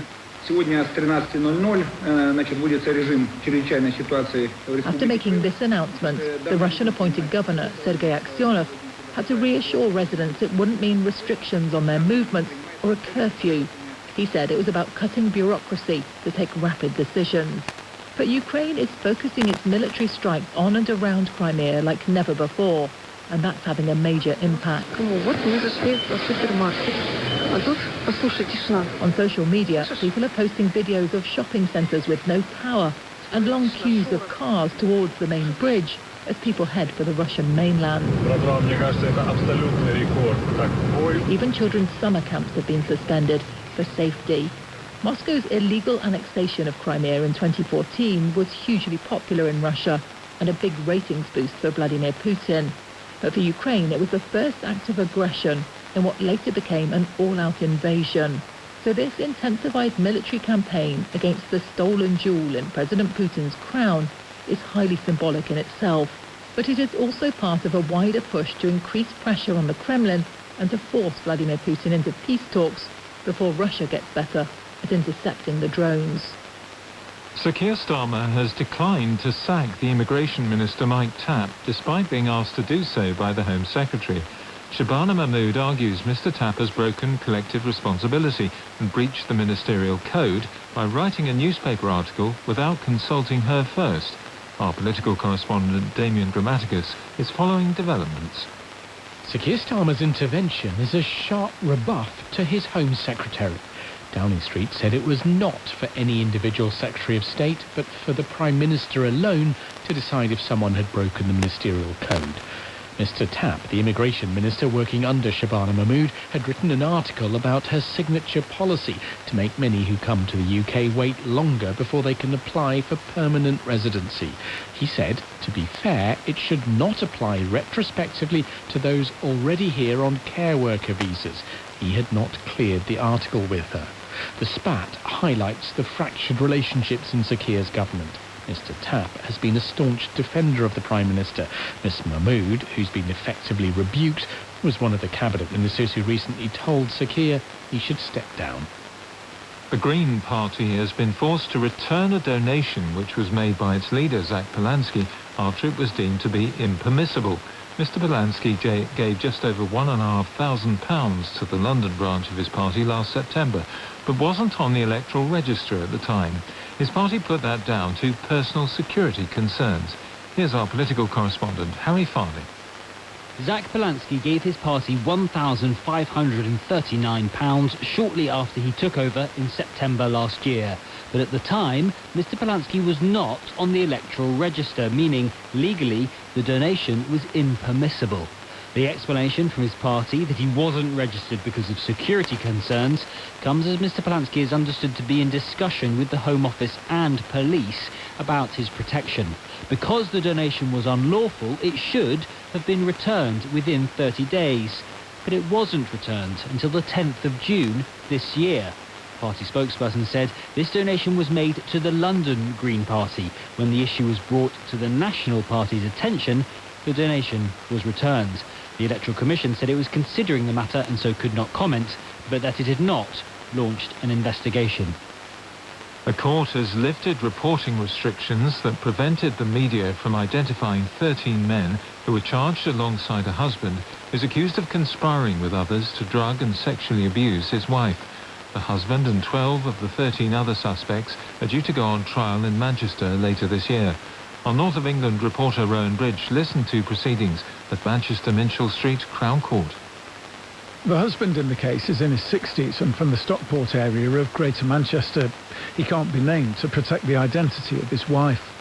Of the 48 offences he was charged with, he's admitted 15, including rape, but will stand trial on other allegations. They include conspiring with other people to drug and rape his wife. This morning, the judge lifted an order allowing us to report more detail of the case. 12 of the 13 co-defendants have pleaded not guilty. They're Philip Wilde, Sean Pears, Jonathan Kirk and Robert Stewart, all from Stockport. Jordan Wallace and Alan Keelan, who are both from Manchester. Mohammed Sabir, of no fixed abode. Graham Brewham from Northwich in Cheshire. Richard Townsend from Rochdale. Carl Lindsay from Taunton. Daniel Rayner from Whitstable in Kent and David Graves from Ilkeston in Derbyshire. Between them, they face a range of charges, including rape and conspiracy to rape. A 13th co-defendant has pleaded guilty to 4 charges. Keith Fotheringham, who's from Dundee, has admitted, among other offences, conspiring to rape and conspiring to drug the woman at the centre of the case. Those who've pleaded not guilty to offences will go on trial in Manchester in September. Downing Street has said it is very concerning that a US fighter pilot stationed in the UK avoided trial under English law for strangling a woman in Cambridge. Captain Jacob Wolfson was tried at an American military court by a panel of 8 male Air Force officers, despite the incident taking place while he was off duty. Our UK correspondent Daniel Sanford reports. Sarah Steele waived her anonymity to allow the Guardian newspaper to highlight the concerns raised by her case. The Cambridge academic met Captain Jacob Wolfson on the dating app Tinder and agreed to go to see the fighter pilot at his flat in Cambridge. But there he strangled her during sex, which she said was not consensual. When she reported it, Cambridge Constabulary allowed the US military police to take the lead in the investigation. Wolfson was tried by an all-male American court-martial panel, which found him guilty of strangulation, but acquitted him of non-consensual sex. Sarah Steele told the Today programme that the panel then took into account Wolfson's military record when passing sentence. They were raising in his mitigation how many people he'd killed, supposedly to get him a lower sentence for committing a serious violent crime against me. Under an agreement made in 1951, members of US armed forces based in the UK will be prosecuted by the Americans for offences committed on duty or against other US personnel. Other offences can be prosecuted in the UK courts, but police forces are still required to give sympathetic consideration to requests by the US military to prosecute their own staff. The Prime Minister's official spokesman said it was very concerning that this case never reached the Crown Prosecution Service for a decision on whether it should be prosecuted under English law. The Justice Minister, Jake Richards, agreed the case raised questions that he would now look at. There are issues around military courts, whether that is in America or indeed our own, and how that interplays with our criminal courts and our civil courts. That's always an area that we look at. The Minister said he'd make sure there was a thorough and objective review of the case. A former Cambridgeshire police officer has been found guilty of misconduct in public office after creating what prosecutors described as a toxic WhatsApp culture. Paul Street encouraged colleagues to bully a teenage detainee and ask for a sexual video of a female suspect. The jury at the Old Bailey convicted him on 2 counts of misconduct. He's been remanded in custody and will be sentenced next month. A van driver has been praised by police after giving a lift to an armed officer who was pursuing a man suspected of carrying out a serious assault. Our correspondent Duncan Kennedy sent this report from Margate in Kent. Open it! Stay where you are! Open it! Stay there! Tuesdays in Margate don't normally play out like this. Armed officers recording on body-worn cameras are running after a suspect. But it looked like the alleged culprit was hot-footing it to freedom. That is, until a passing van driver stops to pick up the officer to carry on the chase. Running down the hill towards the viaduct. Get back, get back. Go, go, go, go. I'm going. Go, go, go. Cheers, buddy. Follow that police officer. Don't crash. In a reverse of what usually happens in the movies, where the cop commandeers the car, this van driver was in full pursuit mode, happy to help the police chasing the man suspected of carrying out a serious assault. If you just go past him, keep going past. Keep going past. Stop here on the right. Stop. Don't move. Put your hands on your head. The wheels of justice have rarely turned so fast. With chase over and arrest made, the officer thanks his obliging new recruit. Cheers for your help. No problem. Glad I could be of service. Cheers, buddy. We'll get on with doing the rest of it. Thank you very much for your assistance. That was quite exhilarating. See you later. Hopefully the rest of your day is a bit calmer. Yeah. Cheers, guys. Yeah, see you later. Kent police say the van driver, who hasn't been named, should feel proud in what's clearly a case of a good Samaritan doing his bit to drive down crime.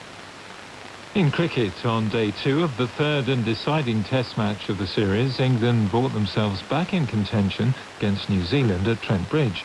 England took all 10 wickets for 121 runs to dismiss the tourists for a first innings total of 438. The returning captain Ben Stokes ended up with 4 wickets.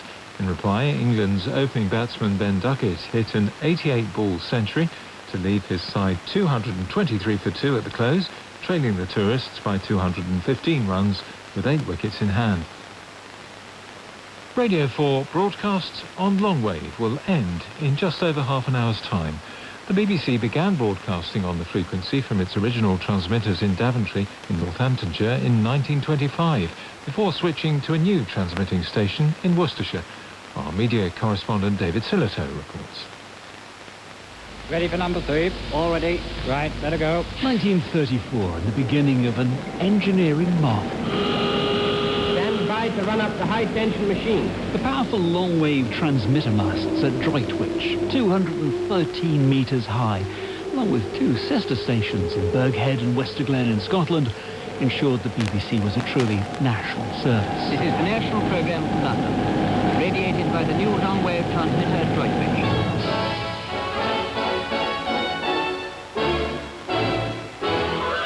Beginning with Eric Coates' The Merrymakers, the BBC's new Droitwich service sent out a signal that travelled far out to sea and, for decades, delivered the shipping forecast. Dover, Thames, Humber, Heligoland, East Dogger. And that ability to travel far? In the Second World War, the long-wave signal was a way of communicating across Europe. These are today's main events. Germany has invaded Poland and has bombed many towns. And even sending coded messages to the French resistance. And in more recent years, on 198 longwave, allowed cricket-starved holidaymakers to follow Test Match Special in the West Indies from the beaches of Brittany. And join Jonathan Agnew. Hello, good morning, and welcome to... But 92 years on, the masts are showing their age. The elderly technology behind the service is drifting into obsolescence. Scan along longwave these days, and most will only hear the slightly scratchy sound. I just wonder if there's anyone at the top of BBC Radio 4 on 198. actually batting for Radio 4. Which has been warning its few remaining listeners that things are coming to an end. This service is closing. BBC transmissions on this frequency will end on 15 years after the announcement that investment in the service had come to an end, Arqiva, who operate the transmitters, are shutting it down next week. Which means that tonight, Radio 4 will be saying goodbye to longwave. Now for a look at the morning papers, and the Daily Telegraph reports that the former Cabinet Secretary Lord Case has called for Andy Burnham to be honest with the public and, if he becomes Prime Minister, call an early general election. Speaking to the paper, Lord Case adds that Mr Burnham is walking a very difficult tightrope because he had promised change but had no mandate to deliver it. According to The Times, Andy Burnham is expected to say the South is paying the price for economic failure in the North when he delivers a major speech on the economy next week. What the paper calls Mr Burnham's first big policy speech since Sir Keir Starmer's resignation is due to set out a strategy which would see Whitehall budgets slashed and money diverted to regional mayors. The Sun says that Prince Harry is to take his children to see his mother's grave for the first time during their trip to the UK next month. The visit is reportedly due to take place days after what would have been Princess Diana's 65th birthday. The headlines again. US forces have tonight hit targets near the Strait of Hormuz, saying the strikes were a response to an Iranian attack on a commercial ship in the strategically important waterway. Search and rescue efforts are ramping up in Venezuela, where 2 powerful earthquakes are confirmed to have killed more than 900 people. More than 50,000 others are feared missing. The UK has recorded its hottest ever June temperature for the 3rd day in a row. President Trump's former National Security Advisor John Bolton has pleaded guilty to mishandling classified documents. Sir Keir Starmer has declined to sack the Immigration Minister Mike Tabb, despite being asked to do so by the Home Secretary. BBC News. With Chris Aldridge. And now with a look at that all-important weather forecast. Good morning, Ben Rich. Hello there. For the 3rd consecutive day, Friday saw the UK provisionally breaking its UK June temperature record with a high of 37.3 Celsius at Santon Downham in Suffolk.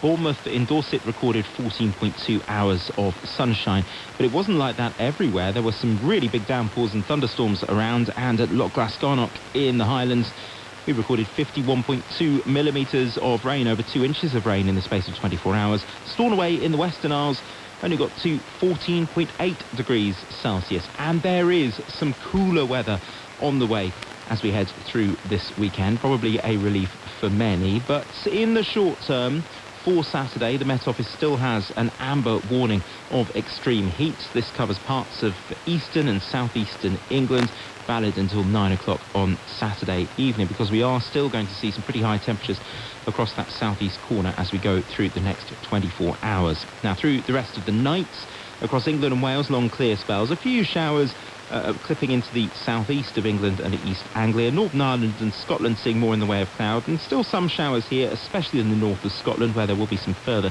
thundery downpours. Overnight temperatures staying up around 20 or 21 degrees in the southeast corner, but a little cooler and fresher further north and west. And then into Saturday, across England and Wales, a lot of dry weather, some sunny spells, areas of cloud for some western coast where it will also be quite breezy.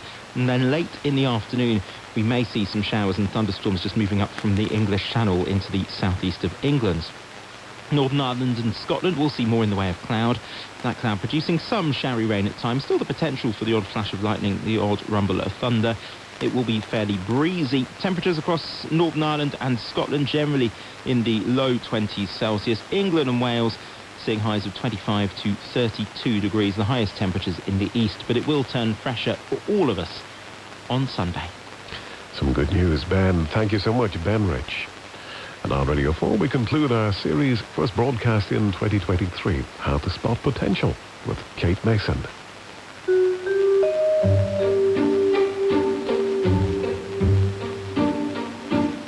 I'm just going to test my own potential now. I've found this website which has sample tests that might be used to assess the way I think. It's called a Cognitive Assessment Predictive Index. It sounds a bit like it's ranking my potential. Tests like this are now widely used in recruitment to find HIPOs, that is, high potential employees in the jargon. Let's have a go. Cognitive assessment sample questions. Oh no, this is difficult. Choose the word that is most nearly the opposite of commend. Comply, certify, criticise, prevail, dissuade. Oh, the most nearly the opposite. God, I didn't read the question. I feel like that's quite bad, isn't it? Commend, criticise. Show answer. The correct answer is criticised. Cool. All right, should we just assume I get them all right? Oh my goodness. This is like a verbal and pictorial reasoning thing, isn't it? It's like one of those things you did at school. Two figures above share a common feature. One of the figures below does not share the same feature. Which figure below does not share this common feature? Oh no. Oh, it's A. I can handle that. 20. Correct answer is 20. They've done some stuff about maths again. Question 7 of 7, thank God. Which of the figures below the line will replace the question mark following the sequence of figures shown? It's been a long day, potential spotters.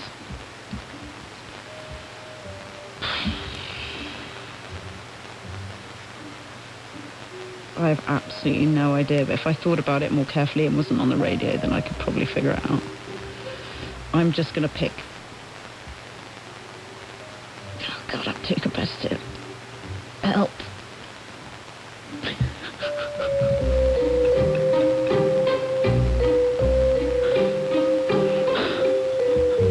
It doesn't say whether I'm good or not. But basically there's a chart at the end that says if you do well on the answers, I think you're like a strong fit for the organisation, whatever the organisation would be. Should I argue with these results? Unclear. How useful are they? They just made me feel quite good. They're not giving me a hard sense of something like, say, my blood cell count. Although one of them that I've looked at does basically say if I'm good at maths or not. Which, I don't know, if I wanted to show potential as an actor or something, it probably wouldn't be that relevant. It's not... There is a scale that says, like, if this is above or below average, so I suppose that is useful. In this series, we've found lots of different ways of tracing potential in sports, music, education, and in work. If you've missed them, do go back and listen by searching How to Spot Potential on BBC Sounds. So there's phenomenal potential in the human brain, and the story of that potential is what opportunities you get, how do you get to grow your brain, develop your brain, do you get to learn to read, do you get to learn to speak those different languages, do you get to learn to play a musical instrument. The potential is sort of dizzying. Much of this is related to educational opportunities, to cultural scenarios, to how in many places in the world people are held back. But I have a sense overall that the world is not using in any way its full potential of the human brain, of the human body, etc. And that feels very sad at this point in time because we've got so many problems to solve. In this last episode, I want to look into the future. And it's a tricky one. We seem to be at a point where big changes are happening in society that might contradict everything we've learned in this series about identifying and maximising potential. When considering human potential, we now need to ask, what is that potential for? Nikki Garchea, chartered organisational psychologist. 20 years ago, if you asked me about potential as a psychologist, I might have talked to you about general intelligence, the capacity to be intelligent and therefore pass anything, do well, and that would be why people do well in things like the 11+. It's a score of general intelligence. Well, now with things like ChatGPT, it can do so much of those types of things, numerical testing, verbal reasoning testing. So if machines can do well in those activities, what does potential and what replaces that view of general intelligence? And it will be things like my capacity to analyse, my capacity to be creative, but coupled with empathy and influencing skills, things that we won't be able to solely rely on automation to deliver. Nikki is thinking about what the growth of technology means in the workplace and how it moves the goalposts. This year, the World Economic Forum released data in relation to the business skills that we need to have alongside automation. And they were highlighting that at least 34% of all of the organisations they'd surveyed had an element of automation in roles. and in the next 5 years it will go up to 42%. And if we've got 42% of many roles globally in the workplace having an element of automation, then potential will start to evolve. It's really the question of, if the machine can release some potential in so many ways, what can the human do? And what that machine-realised human potential of the future might be, and how we get there, is also being considered much more widely, far beyond the world of work, across subjects as diverse as medical science, computer gaming, and space exploration.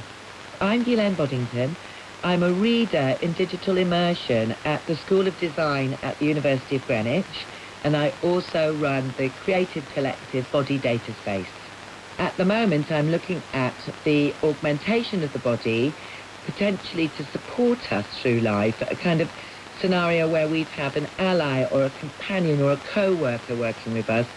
Ghislaine's investigations are part of global research, taking in both the practicalities and ethics of technological advances and thinking about how our potential could be augmented or realised in all manner of our lives through the creation of digital twins, computer-generated versions of ourselves. The modelling of a digital human, a digital me, that would be there to work with me, to support me in different ways. So are we thinking like a kind of like a demon in Northern Lights, you know, where you've got a little animal companion who can talk to you about your emotions and various other things? Or are we talking about like a sort of digital slave that we can get to do things like the washing up? What sort of thing are we thinking about here? The demon example is very good, actually, because we are talking here about something that would be with you all the time. And my concept is based on having a real-time virtual body interface that's with me from birth, grows up with me and learns about the world alongside me, advises and supports across many aspects of life. Could be mental health, could be supporting your work, fitness, etc. And actually collaborates with me on my work, on my social life. So it could be an avatar, it could be robotic or holographic, or all three. There are already many examples of this in different sectors.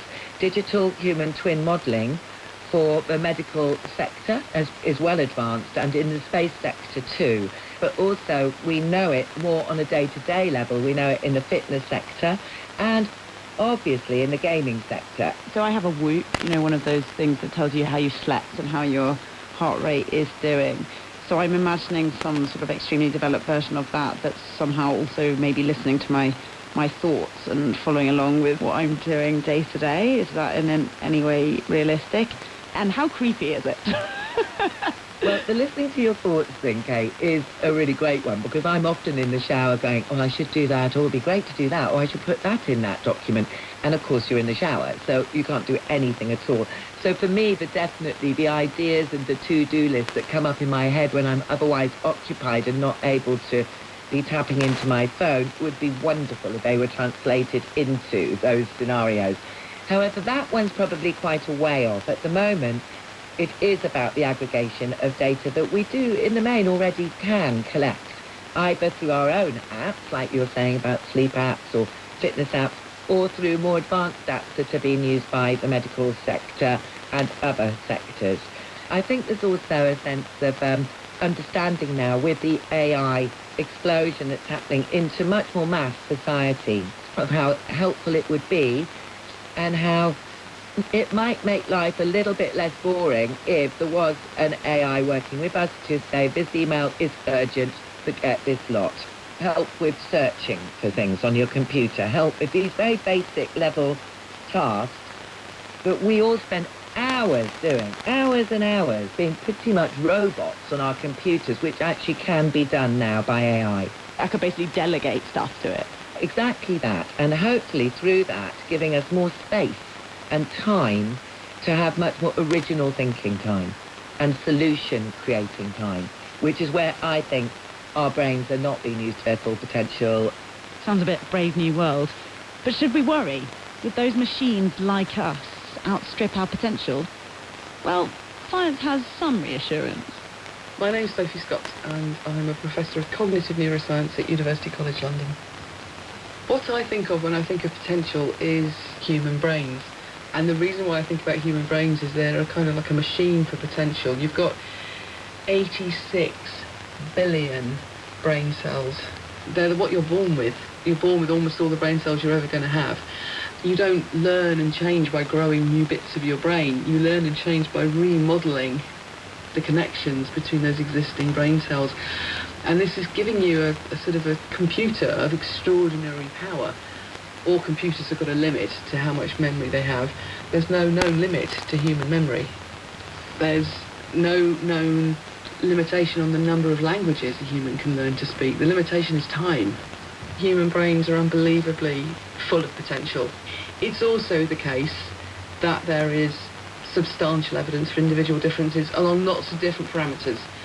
Thinking about the language example, there's quite good evidence now that some people are really good at hearing differences in speech sounds from other languages, and other people are really good at learning to produce them, and they're not necessarily the same people. They're two different ways in which people vary. But that's only going to be found out if you have that opportunity. It's a case of both, I think, embracing and giving the potential to everybody to find out what their brains can do. And there might be something really particular, very special about your brain. Well, I hope you get the opportunity to find out about it. Throughout this series, we've considered potential largely in young people, from spotting teenage sports stars or musicians to entering university and getting on the career ladder. But satisfyingly, Sophie says it's not all about them. You are going to be better at learning a new language when you're a child, partly because you don't have to go out to work for a living and things like that, but also there does seem to be a sort of critical period for really getting good at speaking a new language, for example, at that age. But actually, although there's some individual variation, most people will be able to pick up a new language with time and with desire to do so throughout their whole lives. Your brain is plastic, it's flexible. So there we have it. Human potential is boundless, not constrained by age, and, despite current concerns, unlikely to be killed off by technology. The search for potential is intertwined with what makes our lives interesting. It makes us curious and leads us to the question, what next? And while it might be an individual trait, it's also something that relies on others, those who give us a chance, see something in us, spot our potential.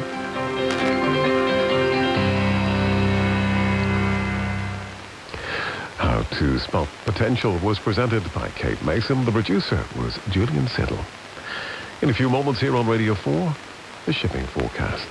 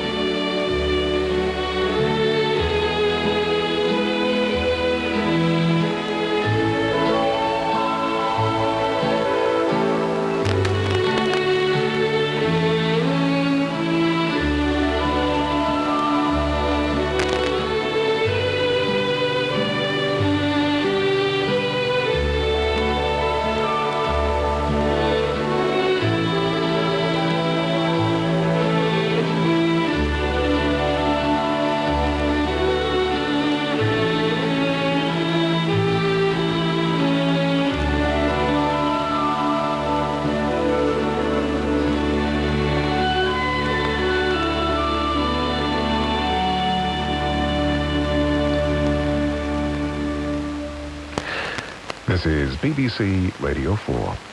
Now, the shipping forecast issued by the Met Office on behalf of the Maritime and Coast Guard Agency at 0015 on Saturday, the 27th of June, 2026.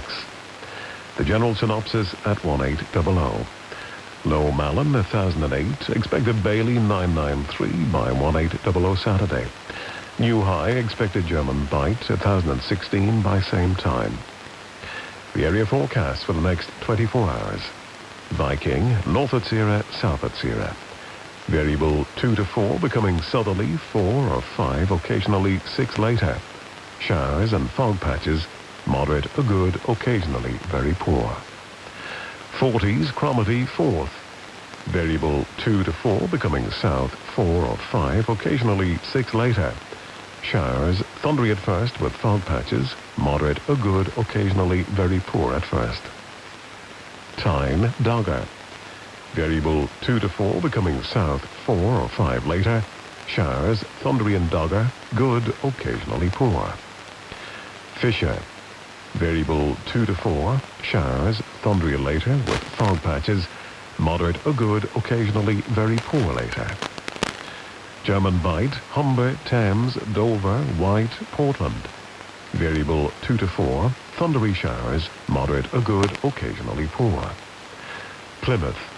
South, veering southwest 3 to 5, showers, good, occasionally moderate. Biscay.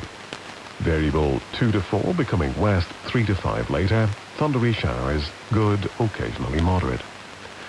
Trafalgar. West 2 to 4, veering northwest 3 to 5, showers, good. Fitzroy, Seoul. South, southwest, veering west later 4 to 6, occasional rain, good, occasionally moderate. Lundy, Fastnet. South, southwest 4 to 6, showers, rain later, good, occasionally moderate. Irish Sea. Southerly 4 to 6, occasionally 7 and west. Showers, rain later, moderate or good, occasionally poor. Shannon. South 4 or 5, veering southwest 5 or 6, rain or showers, good, occasionally poor. Rockall.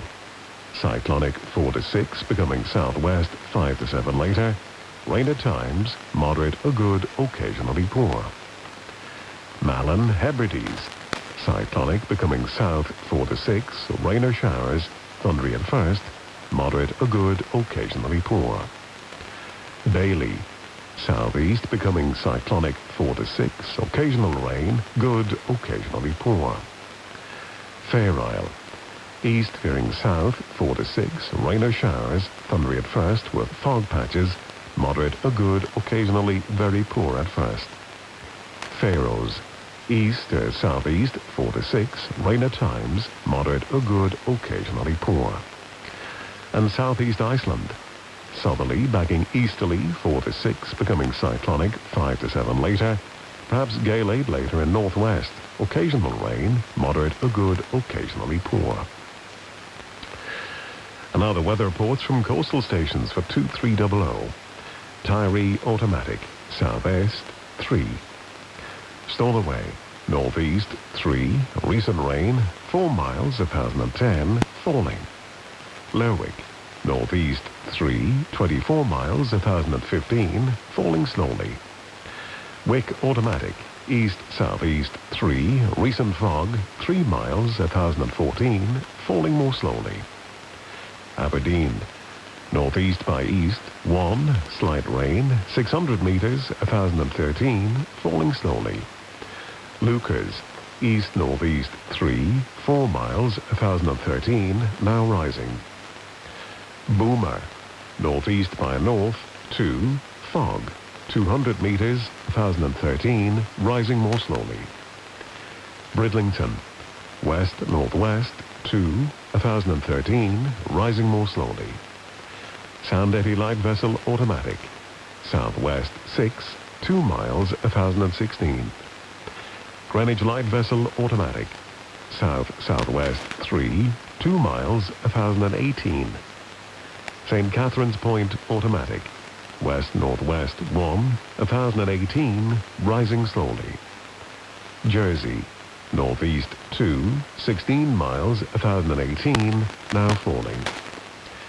Channel light vessel automatic, south by west 2, 1019. Scilly automatic, south 4, mist.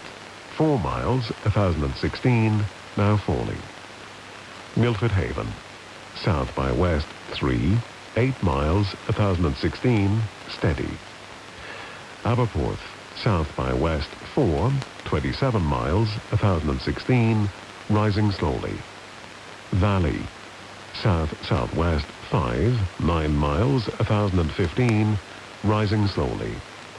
Liverpool Crosby, west 3, 14 miles, 1015, rising more slowly. Valencia, south by east 3, 22 miles, 1010, now falling. Ronaldsway, south 5, mist, 5 miles, 1013, rising slowly. Malin Head, east by south 2, 7 miles, 1007, falling. And Machrihanish Automatic, east-southeast 4, recent drizzle, 5 miles, 1010, rising slowly. And here's the weather forecast for the inshore waters of Great Britain and Northern Ireland, valid for the following 24 hours, issued by the Met Office at 2300. The general situation: a strengthening southwesterly flow will affect northern and western waters on Saturday, while a slack and humid flow continues to affect waters elsewhere. During Sunday, a change to a westerly flow will spread fresher conditions eastwards across all parts. Cape Wrath to Rattray Head, including Orkney. East 3 to 5, occasionally 6 near Cape Wrath. Veering south, occasionally 6 near Rattray Head, then becoming variable 2 to 4 later. Rain or showers, perhaps thundery at first, with fog patches. Moderate or good, occasionally very poor at first. Rattray Head to Berwick-upon-Tweed.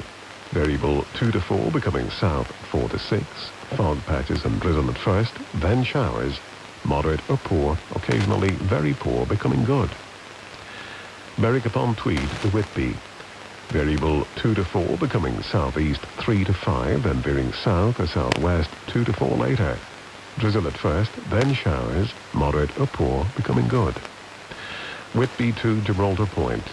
Variable 1 to 3, becoming south or southeast 2 to 4, occasionally 5 later. Showers, good, occasionally moderate at first. Gibraltar Point to Northforeland. Variable becoming southerly or southeasterly later, 2 to 4. Thundery showers, moderate or good, occasionally poor. Northforeland to Selseybill. Westerly 2 to 4, becoming variable 1 to 3, occasionally 4 later. Thundery showers, moderate or good, occasionally poor. Selseybill to Lyme Regis. West 2 to 4, becoming variable 1 to 3, then southwest 2 to 4 later. Showers, thundery in east, fair later, moderate or good, occasionally poor in east. Lyme Regis to Land's End, including the Isles of Scilly. Variable 2 to 4, becoming south or southwest 3 to 5. Showers later, good, occasionally moderate. Land's End to St. David's Head, including the Bristol Channel.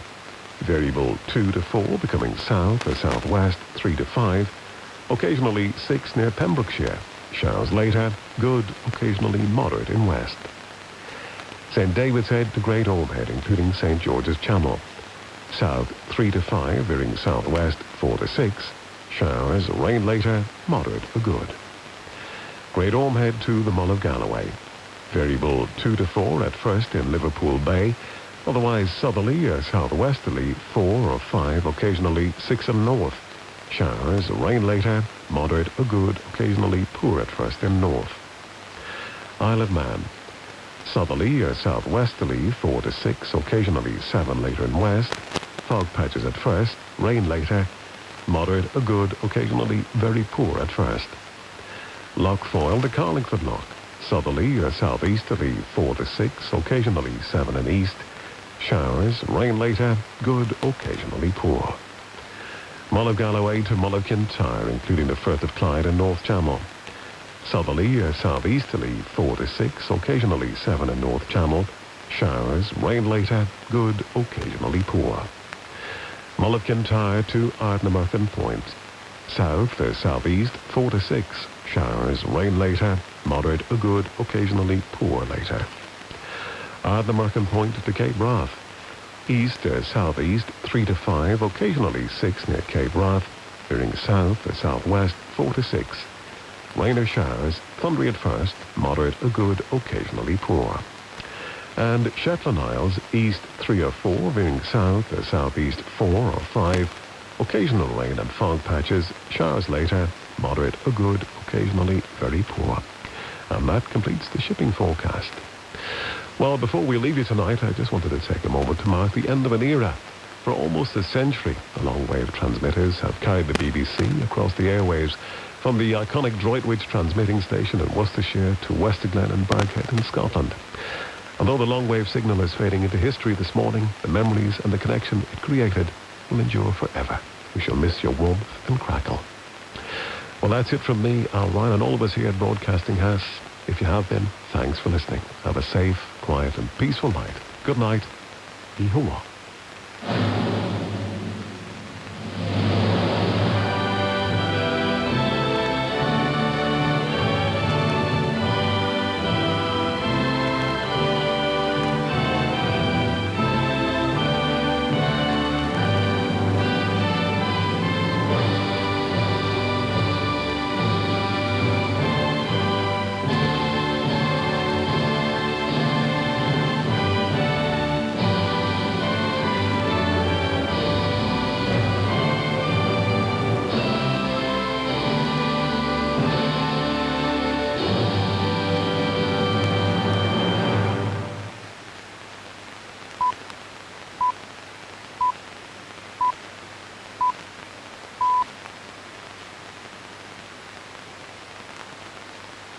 You are listening to 198 kHz longwave.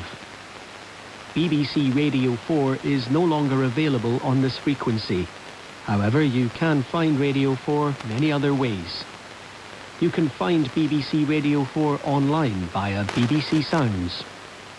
Radio 4 is available on DAB digital radio and through your digital television, including Freely. Radio 4 is also available via FM radio on 92 to 95 MHz and 103 to 105 MHz. Plus, you can listen via your smart speaker. Just say, play Radio 4. Information on how to listen can be found on the BBC website at bbc.co.uk/reception.